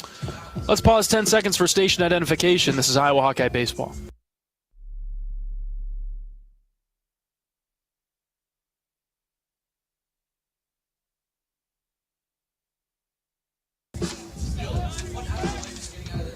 Here comes Stanton. but not before a pitching change for the Hawkeyes. Coach Heller making his way to the mound.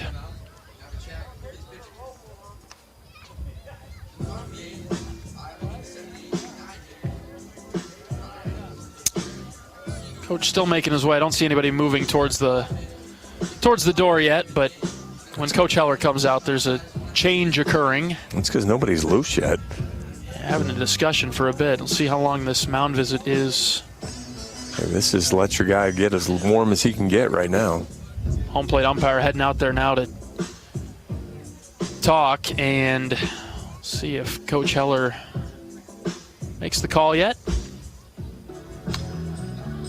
And they will go to the bullpen. New pitcher coming into the game for Iowa. 4 runs across for Michigan in the 8th. They lead at 9-6 back after this pitching change break. This is Hawkeye Baseball from Learfield.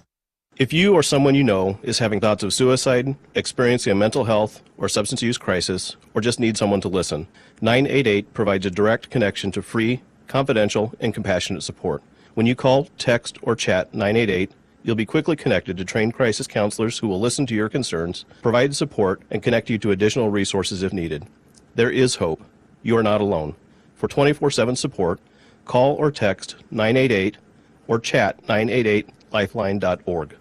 The silly moments, the proud moments, even the hard moments. They're what make life remarkable. And they're why Wellmark Blue Cross and Blue Shield is here for every moment. Committed to making healthcare better, more affordable, with more choices for care.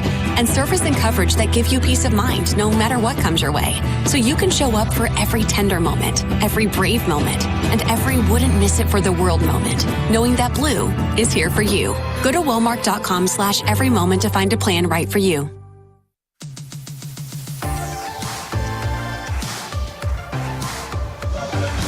New pitcher into the game for the Hawkeyes is Justin Hackett, right-handed sophomore from Winterset. He's made 4 appearances on the season, 3 2/3 innings, giving up 3 hits, 3 runs. Those are all unearned, though. 3 walks, 9 strikeouts. Opponents hitting Hackett 188. And just on principle, I have to say he's from Winterset, Iowa. Yes. You are tasked with that introduction. All right, well, this is taking a turn for the worst the time being. 9-6 Michigan. They've put 4 across in the 8th. So Hackett will try to stop this. Michigan has scored 7 runs since the 6th.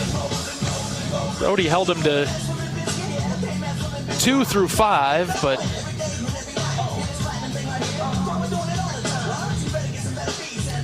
three in the 6th for the Wolverines and 4 in the 8th, and they're up by 3 now.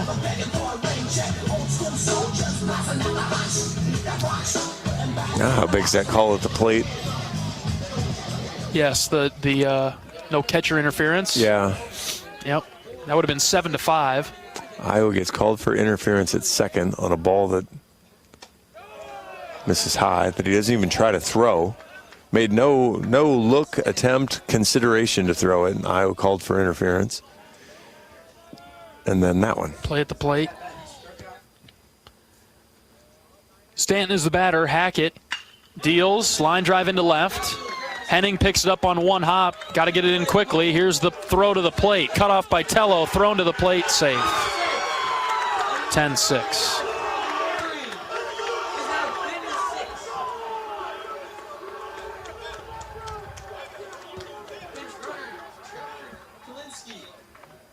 Does not sound like I have a review or replay. He was safe at home. Well, he was, yeah.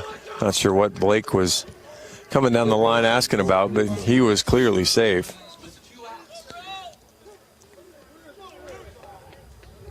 Raiders' throw was just up to the first base side, so really wasn't in a perfect tag position, and it had to be to get the out.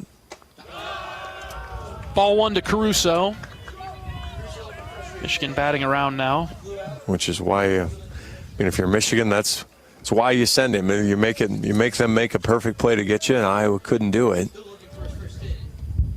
Swing and a miss on the 1-0 pitch.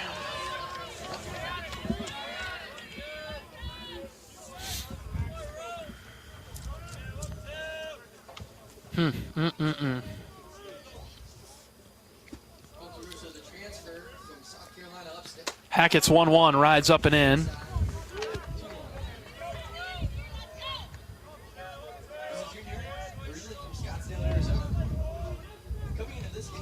One, two, three, four, 5 straight hits for Michigan.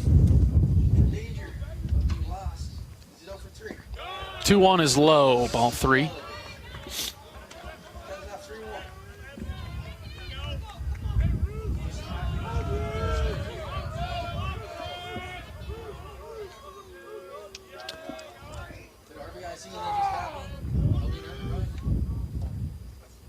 Swing and a miss, full count now.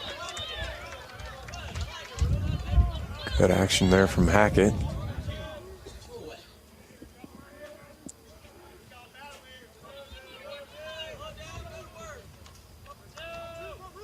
Three balls and 2 strikes. Runner takes off. Pitch is hit well to left. Hennings going back in front of the wall. Connors got it for the 3rd out. 5 runs come across for Michigan in the 8th. It's 10-6. The Wolverines lead. Back for the bottom half of the inning right after this. This is Hawkeye Baseball from Learfield. Nestled on the rolling greens of the iconic Finkbine Golf Course, Bumps Restaurant is open to the public year-round. Whether you're swinging by after a round of golf or just in the neighborhood, Bumps is your go-to spot for scrumptious sandwiches, shareable appetizers, and mouth-watering pizzas. Quench your thirst with our selection of local craft beers, or let our full bar serve you a refreshing cocktail to toast to your game, or just because it's 5 o'clock somewhere. Our happy hour from 2 to 6 p.m. is the perfect 19th hole. Be sure to follow us on Facebook and Instagram to catch our latest daily specials. And here's a little insider secret just for our radio listeners. Thursdays are not to be missed at Bumps Restaurant. It's BOGO Happy Hour. Buy one, get one free on select beverages from our happy hour menu. Whether you're a diehard golfer or just love a great meal with a view, Bumps Restaurant at Finkbine Golf Course is your destination. We're currently open Wednesday through Saturday. Swing on by today. Bumps at Finkbine Golf Course. Great food, great drinks, and the best views in town. See you at Bumps.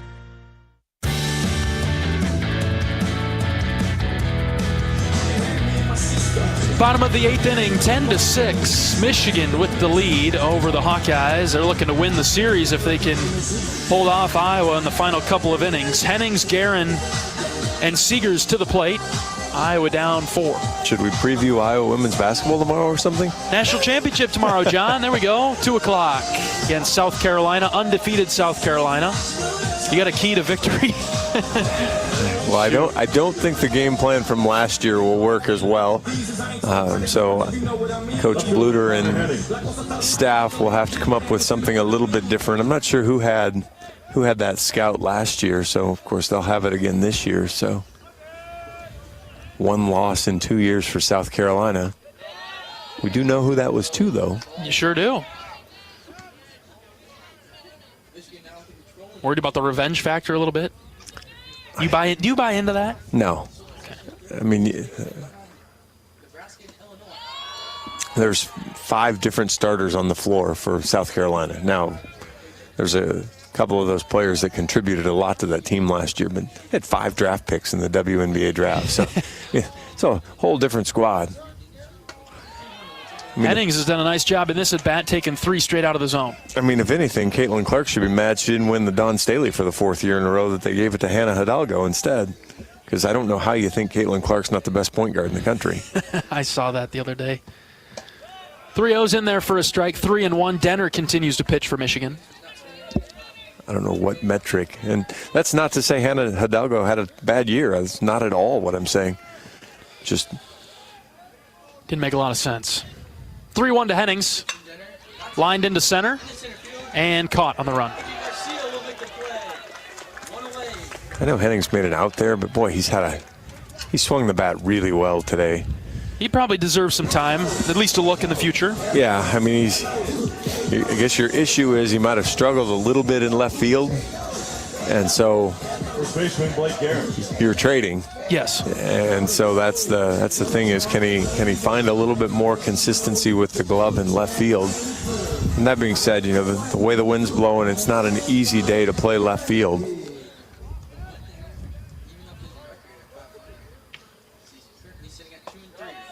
Strike 1 to Guerin, way inside, called a strike.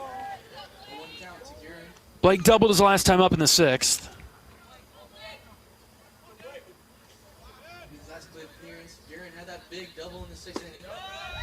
There's strike 2, low part of the zone. 0-2.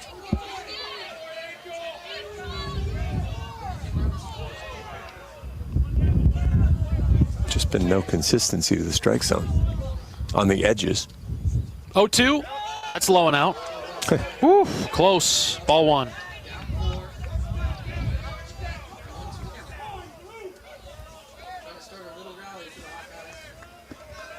Again, I think Guerin probably catches a break that Lightgib kind of over-framed it. Right. That snap was pretty dramatic. 1-2. Oh, my goodness. Called a third strike on a pitch that was above Blake's letters for out number 2. Coach Heller's out of the dugout. Coach is letting him know. Coach is tossed from the game. That is. Get your money's worth, Coach. This strike zone has been awful. And Coach Heller gets run again, and my goodness. That ball isn't even at the top of the, that ball is over the grid. Just unbelievable right now. That pitch was above Blake Guerin's letters. Called a strike, and now 2 down. Oh, brother.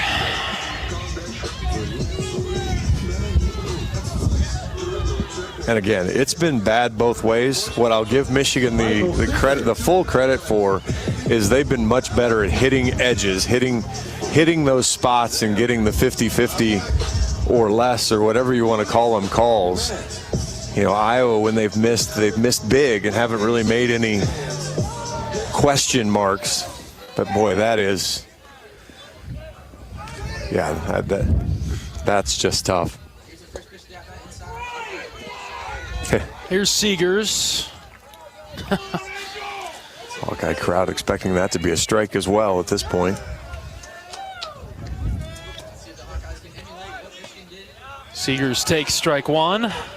Outside corner, 1-1.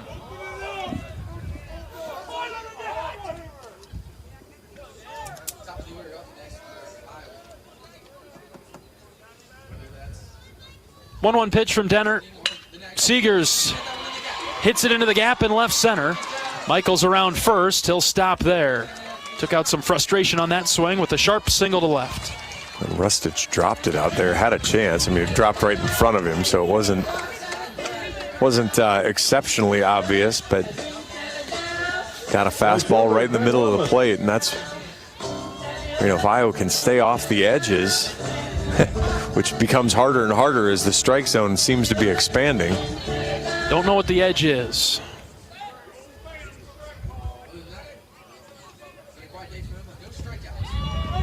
Downstairs for ball 1 to Wilmus. Top of the order for the Hawks. Iowa can just hang in there, just focus in. 2 outs in the inning, runner at first. 1-0 pitch, Wilmus takes for strike 1.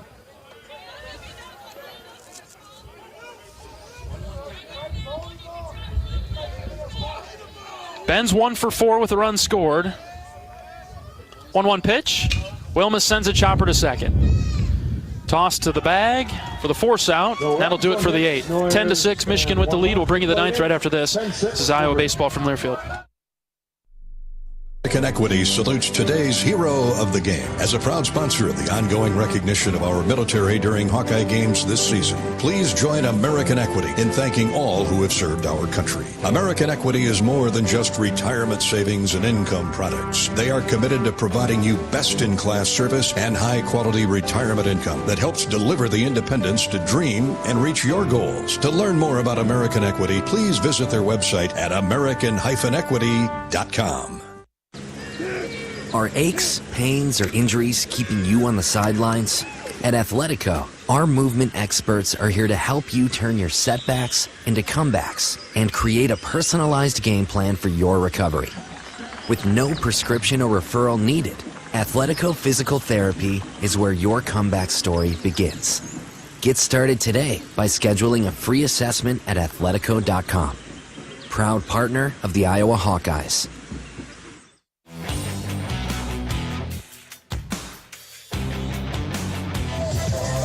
Top of the ninth at Banks this evening. New pitcher into the game with Iowa trailing 10-6. We'll see redshirt junior right-hander Zach Volker enter. 1-0 on the season with a save in 10 appearances, 10 2/3 innings, 12 hits, 11 runs, all earned, 7 walks, 10 strikeouts. He's also given up 4 home runs, so need to keep the ball down here to the, where are you at, the middle of the Michigan order? Middle to bottom? Bottom of the Michigan order? Bottom third, yep. Tim Brook will lead it off, 7, 8, 9. Tim Brook, Lightgeb, and Dernetti.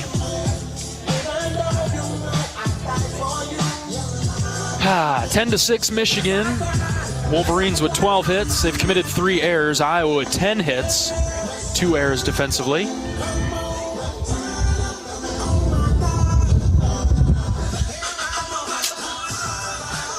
Iowa returns to action on Wednesday, the 10th of April. St. Thomas returns to Iowa City. 4:05 first pitch. 3-game series at Ohio State next weekend, beginning Friday at 5 p.m. Central Time. 3 games with the Buckeyes. Next chance to see Iowa at home in a conference series will begin April 19th. Rutgers comes to town. You're on your own for that one. Yeah. Handing you my color headset, too. First pitch. Called a ball from Volker.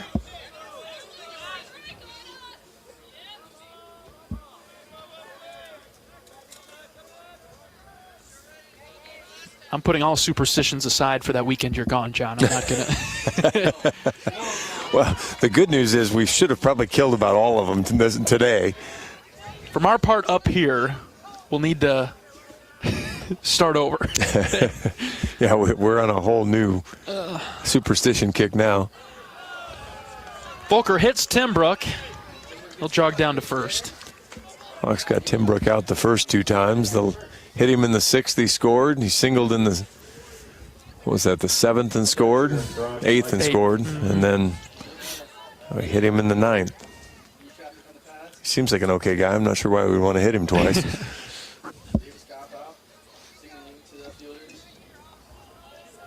Iowa's world's kind of spinning right now. Michigan is 8 for 16 with 2 outs. All 10 runs. 8 for 14 with runners in scoring position. Lightgib squares to bunt. He pulled it back, and the pitch missed low and out.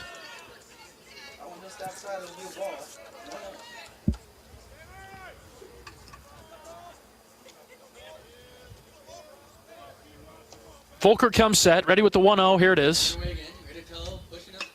Bunted foul over to the right.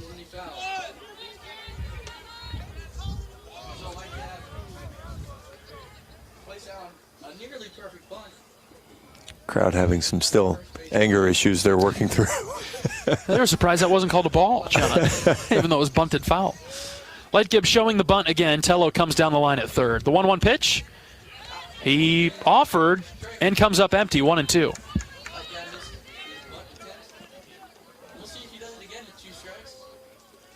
Yeah, last time looked pretty bad on a 1-1 bunt attempt and then laid down an excellent bunt on a 1-2. Squaring again with 2 strikes. The pitch from Volker is bunted in front of the plate. Kopp removes the lid. He'll throw to first base for the out. And he did it again, John, just as you were saying. Yeah, that one wasn't as good as the first one, but wasn't too bad. Made Kopp make a pretty good play to pop out and grab it. Shortstop, Kyle Dernetti. 1 out for Dernetti with Tim Brook at second base.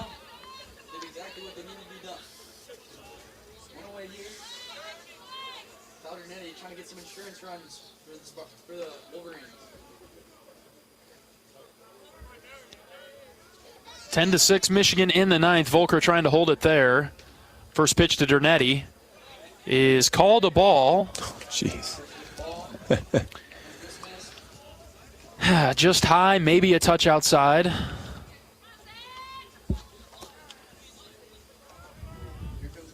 Volker tries to get back in the zone now. The 1-0. Foul tip in the box, 1-1.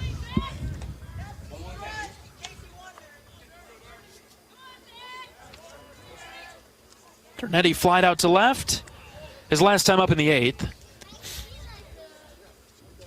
Volker set with the 1-1. Zach deals.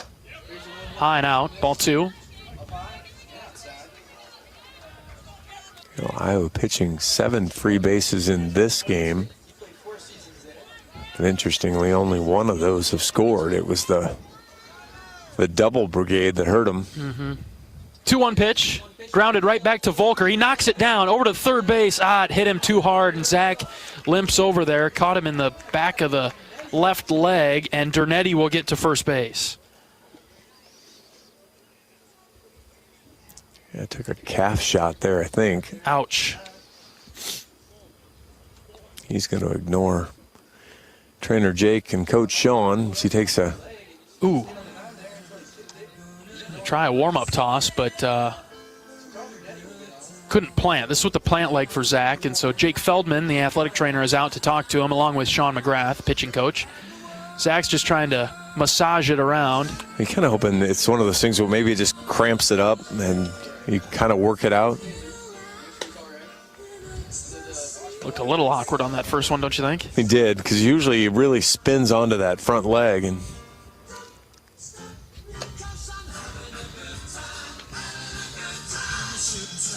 are we? Interesting song choice.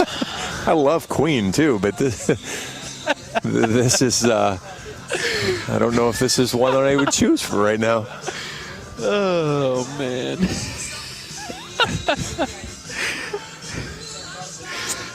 Oh boy. I got the crowd mic turned down pretty good for right now, John. So they can't hear the I don't know if we're having a good time at the ballpark right now. 10-6 Michigan in the ninth. I'm not sure if Zach's going to be able to go here. Still working on something. Well, it's because Jake's now putting him through the paces, and Jake's not going to let him throw. Jake's one of the best in the business. Elliot Cadu-Lanu appears to be warming up for Iowa. Down in the bullpen. Zach gets as many as he needs, right? Elliot would, and that's kind of the... I mean, it certainly doesn't look like at any point Zach's, oh, hey, I'm trying to find some extra warm-up pitches here. It's just he'll stay in the game. He's going to give it a shot. He walks around, though. Trying to loosen back up. All right.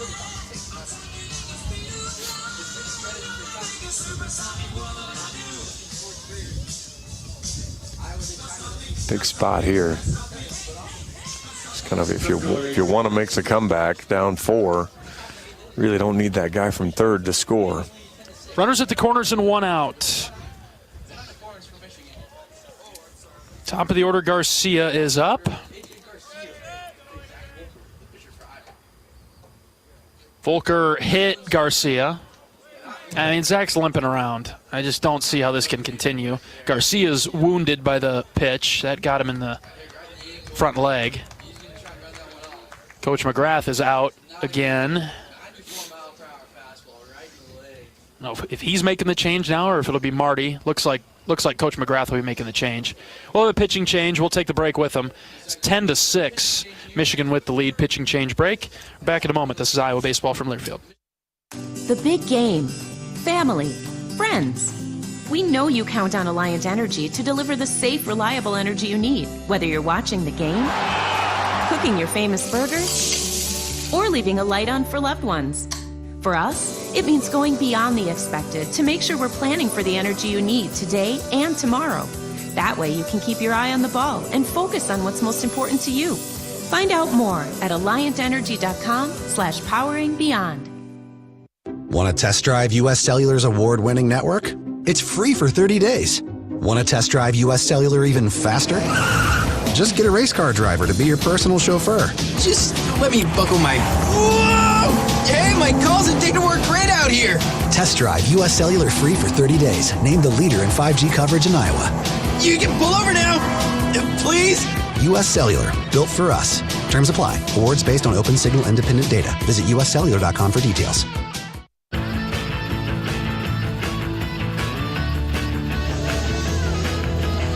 Pitching change in the ninth for Iowa, down 10-6. The Hawkeyes bring in freshman left-hander Elliot Kadu-Lanu. 3-1 on the season in 8 appearances with 3 starts, 11 innings, 12 hits, 11 runs have all been earned, 8 walks, 13 strikeouts, also given up 4 home runs. I like the way he competes. He's got a willingness to stick his nose in there and go get it. He'll come in a tough situation. Bases loaded and 1 out for the Wolverines. And it'll be Voigt who's really picked up his offense the past few at-bats. Got a couple of doubles, 2 RBIs, run scored. Yeah, I like him better when all he did was pitched and played field. No kidding.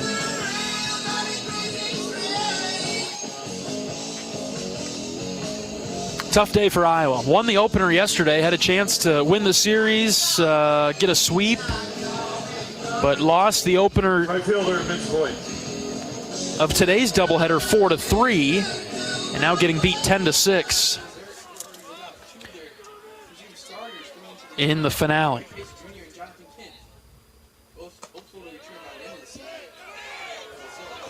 Kadu-Lanu missed high and out for ball 1.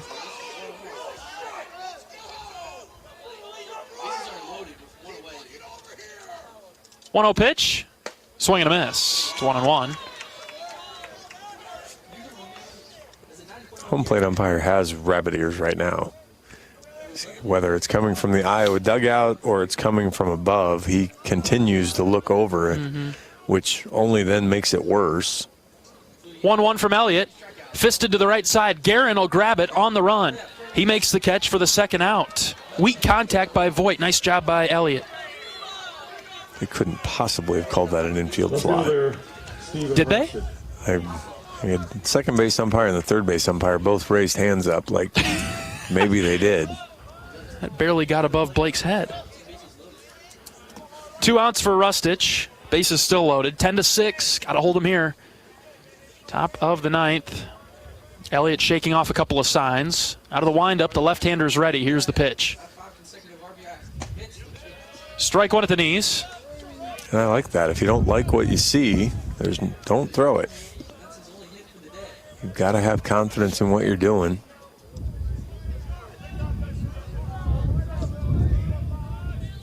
Elliott working quickly. Here's the 0-1. Swing and a miss. 0-2.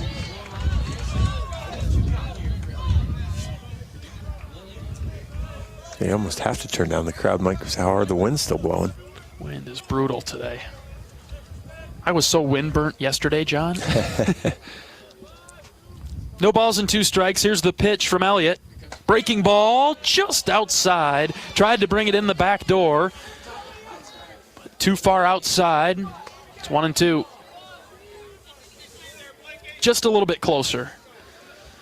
Yeah, that's not right around. It's not a bad pitch. It's probably a little high, but 1-2, hit on the ground, up the middle. Mitchell, backhand stop, race to the bag. No, he'll throw it to first in time. That's a great play by Mitchell.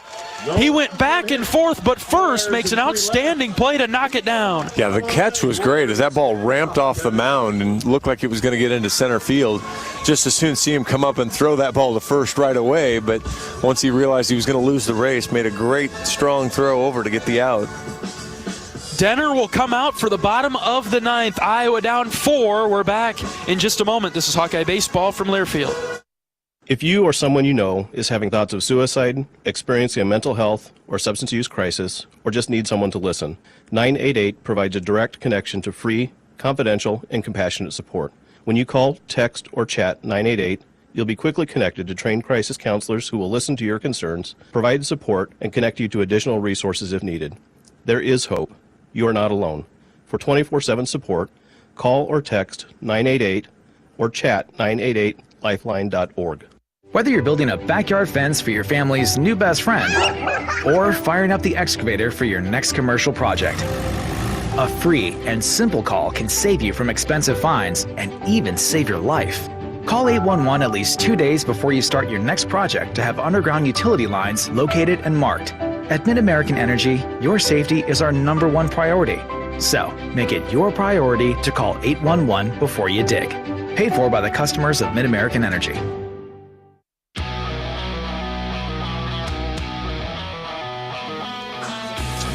Gable Mitchell will lead off the bottom of the ninth for Iowa. The Hawks down by 4.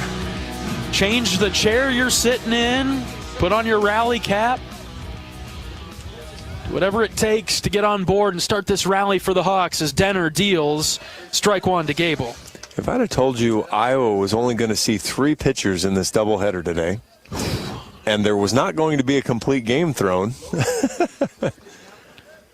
I would have found that unlikely. Check swing. Mitchell did not go. He was able to hold off. 1-1. Thought he was strange day, start to finish. Ever since we got to the ballpark today. A ball and a strike to Mitchell, who bats from the right side. Here's the pitch from Denner. Mitchell bloops it foul over to the right. Nearly 10 hours ago. Right.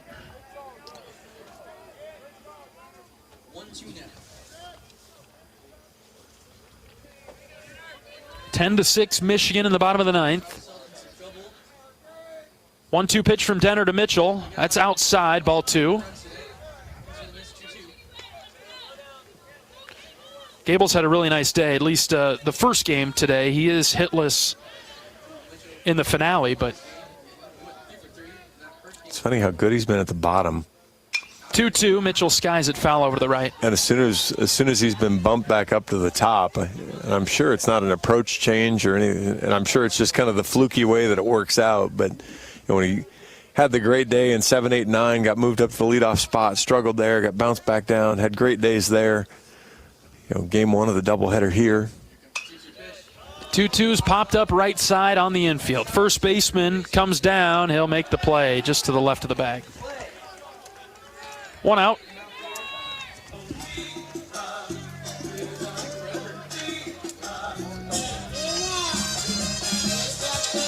Here's Raider Tello with 1 out. Bases empty. Iowa down by 4. Baseman Raider Tello. Fastest post-game show on record. Get your stopwatch ready. Hey, 4 runs from now, we'll be talking a whole different tune. Ball 1 to Tello. Raiders reached a couple of times. This whole day's been wild enough. Maybe Iowa can generate some of the magic. 1-0 pitch to Raider. Took it at the knees for a strike. 1-1. I still love Raiders' courteous approach to just stepping back. Where was it? Yep. Oh, really? Okay. I don't believe you. Foul tip into the glove, 1-2.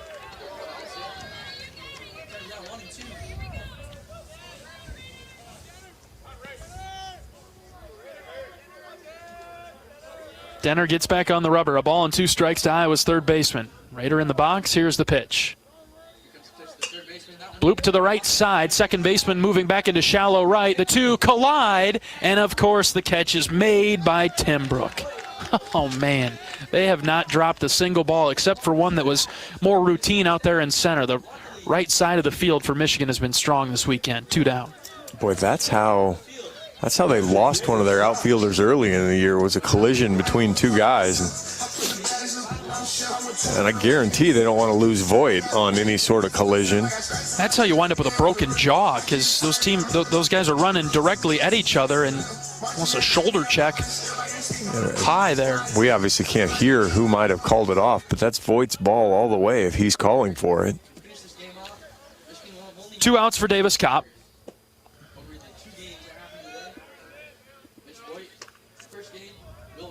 Kopp is 0 for 3.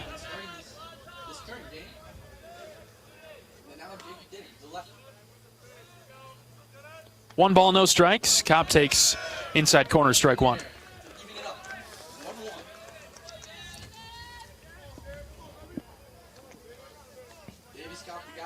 Don't be sad. Just be glad it happened or something like that. 1-1. Kopp smokes it foul over to the right. Iowa down to their final strike. I really didn't think Denner would find his way through the end, as he's going to be 105, 106, but he's actually gotten stronger, thrown strikes better, gotten some help from both Hawkeye hitters and the home plate umpire. 1-2 to Kopp. Line drive foul to the right side. which has helped prolong the outing and shorten some Hawkeye at-bats. Yeah, not the time for that.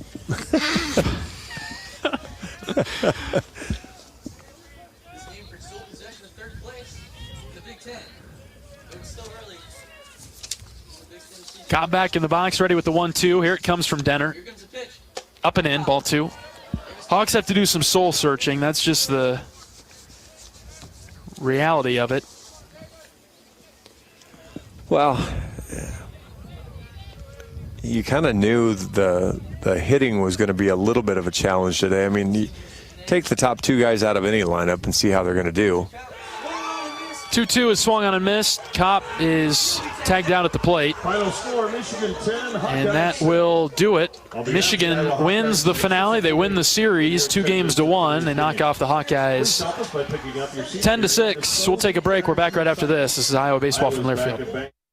Nestled on the rolling greens of the iconic Finkbine Golf Course, Bumps Restaurant is open to the public year-round. Whether you're swinging by after a round of golf or just in the neighborhood, Bumps is your go-to spot for scrumptious sandwiches, shareable appetizers, and mouth-watering pizzas. Quench your thirst with our selection of local craft beers. Or let our full bar serve you a refreshing cocktail to toast to your game. Or just because it's 5 o'clock somewhere. Our happy hour from 2 to 6 p.m. is the perfect 19th hole. Be sure to follow us on Facebook and Instagram to catch our latest daily specials. And here's a little insider secret just for our radio listeners. Thursdays are not to be missed at Bumps Restaurant. It's BOGO Happy Hour. Buy one, get one free on select beverages from our happy hour menu. Whether you're a diehard golfer or just love a great meal with a view, Bumps Restaurant at Finkbine Golf Course is your destination. We're currently open Wednesday through Saturday. Swing on by today. Bumps at Finkbine Golf Course. Great food, great drinks, and the best views in town. See you at Bumps.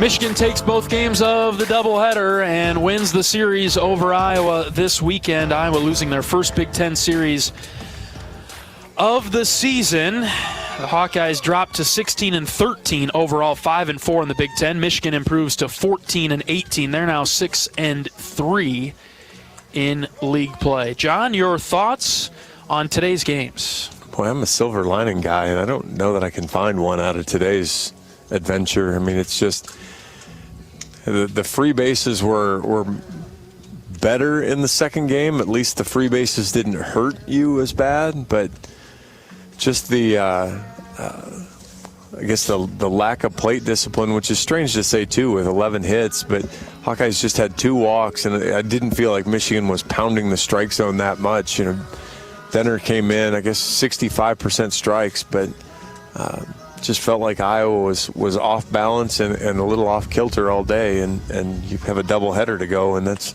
a tough recipe. Didn't feel like many adjustments were successful or really made at all in the batter's box today for the Hawks, because Michigan, you touched on a number of times, they just pounded the outside of the zone.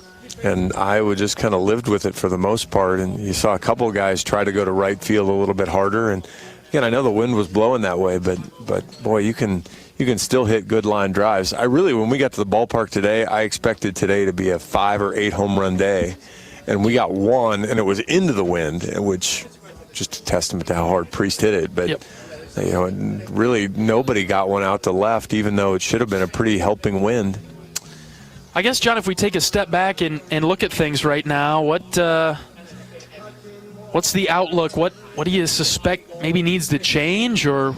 You got to throw more strikes. You just have to. And when I'd have to go back through the scorebook on 0-2s that didn't turn into outs today. But that's the hard part to me, is the lack of outs there. We'll take a break. When we come back, Associate Head Coach Marty Sutherland is on his way up for a chat. We're back after this. This is Hawkeye Baseball from Learfield.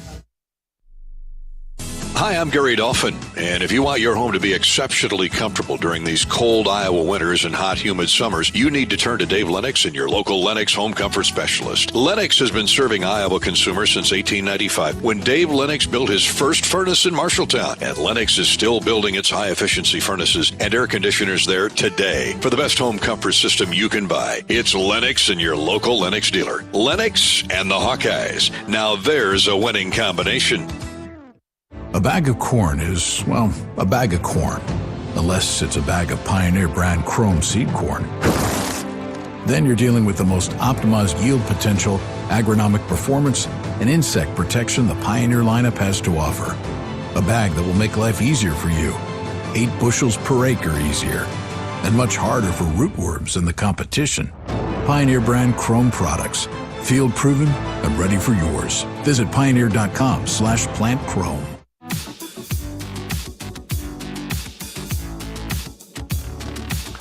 10-6, Michigan wins the finale over the Hawkeyes tonight. We're joined by Associate Head Coach Marty Sutherland. Coach, a really strange day at the ballpark from our perspective up here. Yeah, just disappointing day, obviously, and you know, doubleheaders are hard to sweep. And certainly being on the other end of it makes it even worse. And you think back to game one, and we kind of have a saying on with our offense that we don't execute to win. We win because we execute. Well, we lost because we didn't execute, and that was really the story of the first game. We were 2 of 4 runners at third. We didn't get bunts down. We didn't move runners. We had some opportunities that shouldn't have been really a close game, and you know, that game the bullpen did a really good job. Archer, Watts, I'm missing one, maybe Jack, whatever. The bullpen that day gave us a chance to win in game one after a little bit of a rocky start from Marcus. You know, we kept that within striking distance. We just were really poor offensively and from the standpoint of executing, and that's disappointing because obviously that's an important part of your important part of what we do. You know, and then in game two, you know, a lot of things were going, you know, pretty well, you know, but we just, you know, 8 runs in the last 4 innings. Just tough to win those games. And credit to Michigan, they strung a bunch of things together. I think out of the 14 runs today, it was a 14 or 12 runs, I can't remember. Yeah, 14, I think. 12 were 2-out runs. And you know, use the football analogy, right? You know, getting off the field on third down, and that's been a real problem for us really all year. You know, the amount of 2-route runs we've given up, you know, it has been really backbreaking, and that's disappointing. There were some good pieces. You know, I thought Buter was good at times, and then it just got away from him. We gave up some 0-2 hits, and then they strung some doubles together. You know, I thought, you know, offensively, you know, we fought there and did a good job taking the lead late, forced them to make a play. You know, some big hits there with 2 outs. Reese had a big hit. They ended up throwing the guy out at the plate.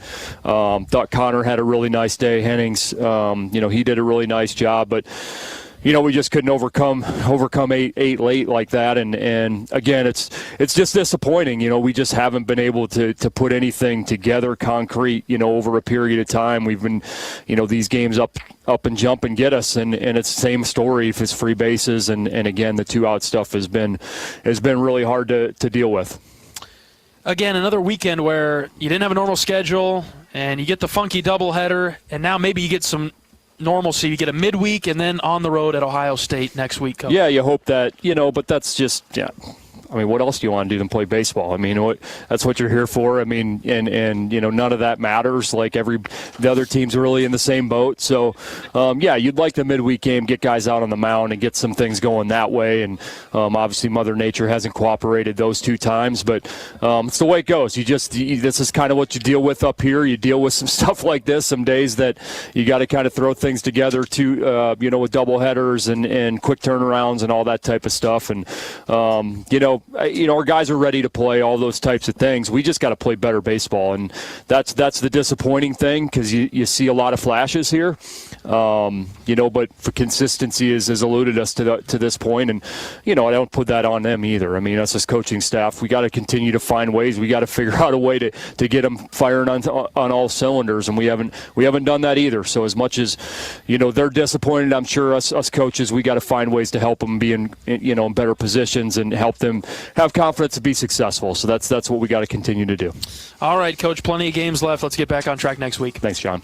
Associate Head Coach Marty Sutherland on our post-game show from Banks today. Michigan wins the finale 10-6. They win the series 2-1. We'll be back on Wednesday. St. Thomas comes to town, 4:05 first pitch against the Tommies. That'll do it for our coverage of Iowa Hawkeye baseball today. Thanks for sticking with us for a long doubleheader. My board op, Michael Tackett. Great job down the line, Michael. My color analyst, John Evans. I'm John Leo saying so long from Banks this evening. Michigan wins the finale 10-6. Every day's a great day to be a Hawkeye, but some are a little bit better than others. So long, everybody. Hawkeye Baseball has been brought to you by Hy-Vee. Score big savings with the new Hy-Vee Perks membership. University of Iowa Healthcare. Changing medicine, changing lives. Oak Knoll Retirement Community. Homewood Suites and Home 2. Hawk fans, experience your home away from home at Coralville's finest all-suite hotels. Iowa Corn. You might think Iowa just grows corn, but the truth is, corn grows Iowa. Brought to you by Iowa's corn farmers of the Iowa Corn Growers Association and the Iowa Corn Promotion Board. Also brought to you by Mediacom, home of extreme and 1 gig internet speeds. Wimmer's Meats, the official hot dog of the Hawkeyes. Travel Leaders, Destinations Unlimited, the official travel partner of the Hawkeyes. And by Bud & Mary's. There's no THC cap on Iowa medical cannabis, and getting a card is fast and easy online. Get your medical card today. Visit budmary.com. The preceding has been a Learfield presentation on the Hawkeye Sports Network.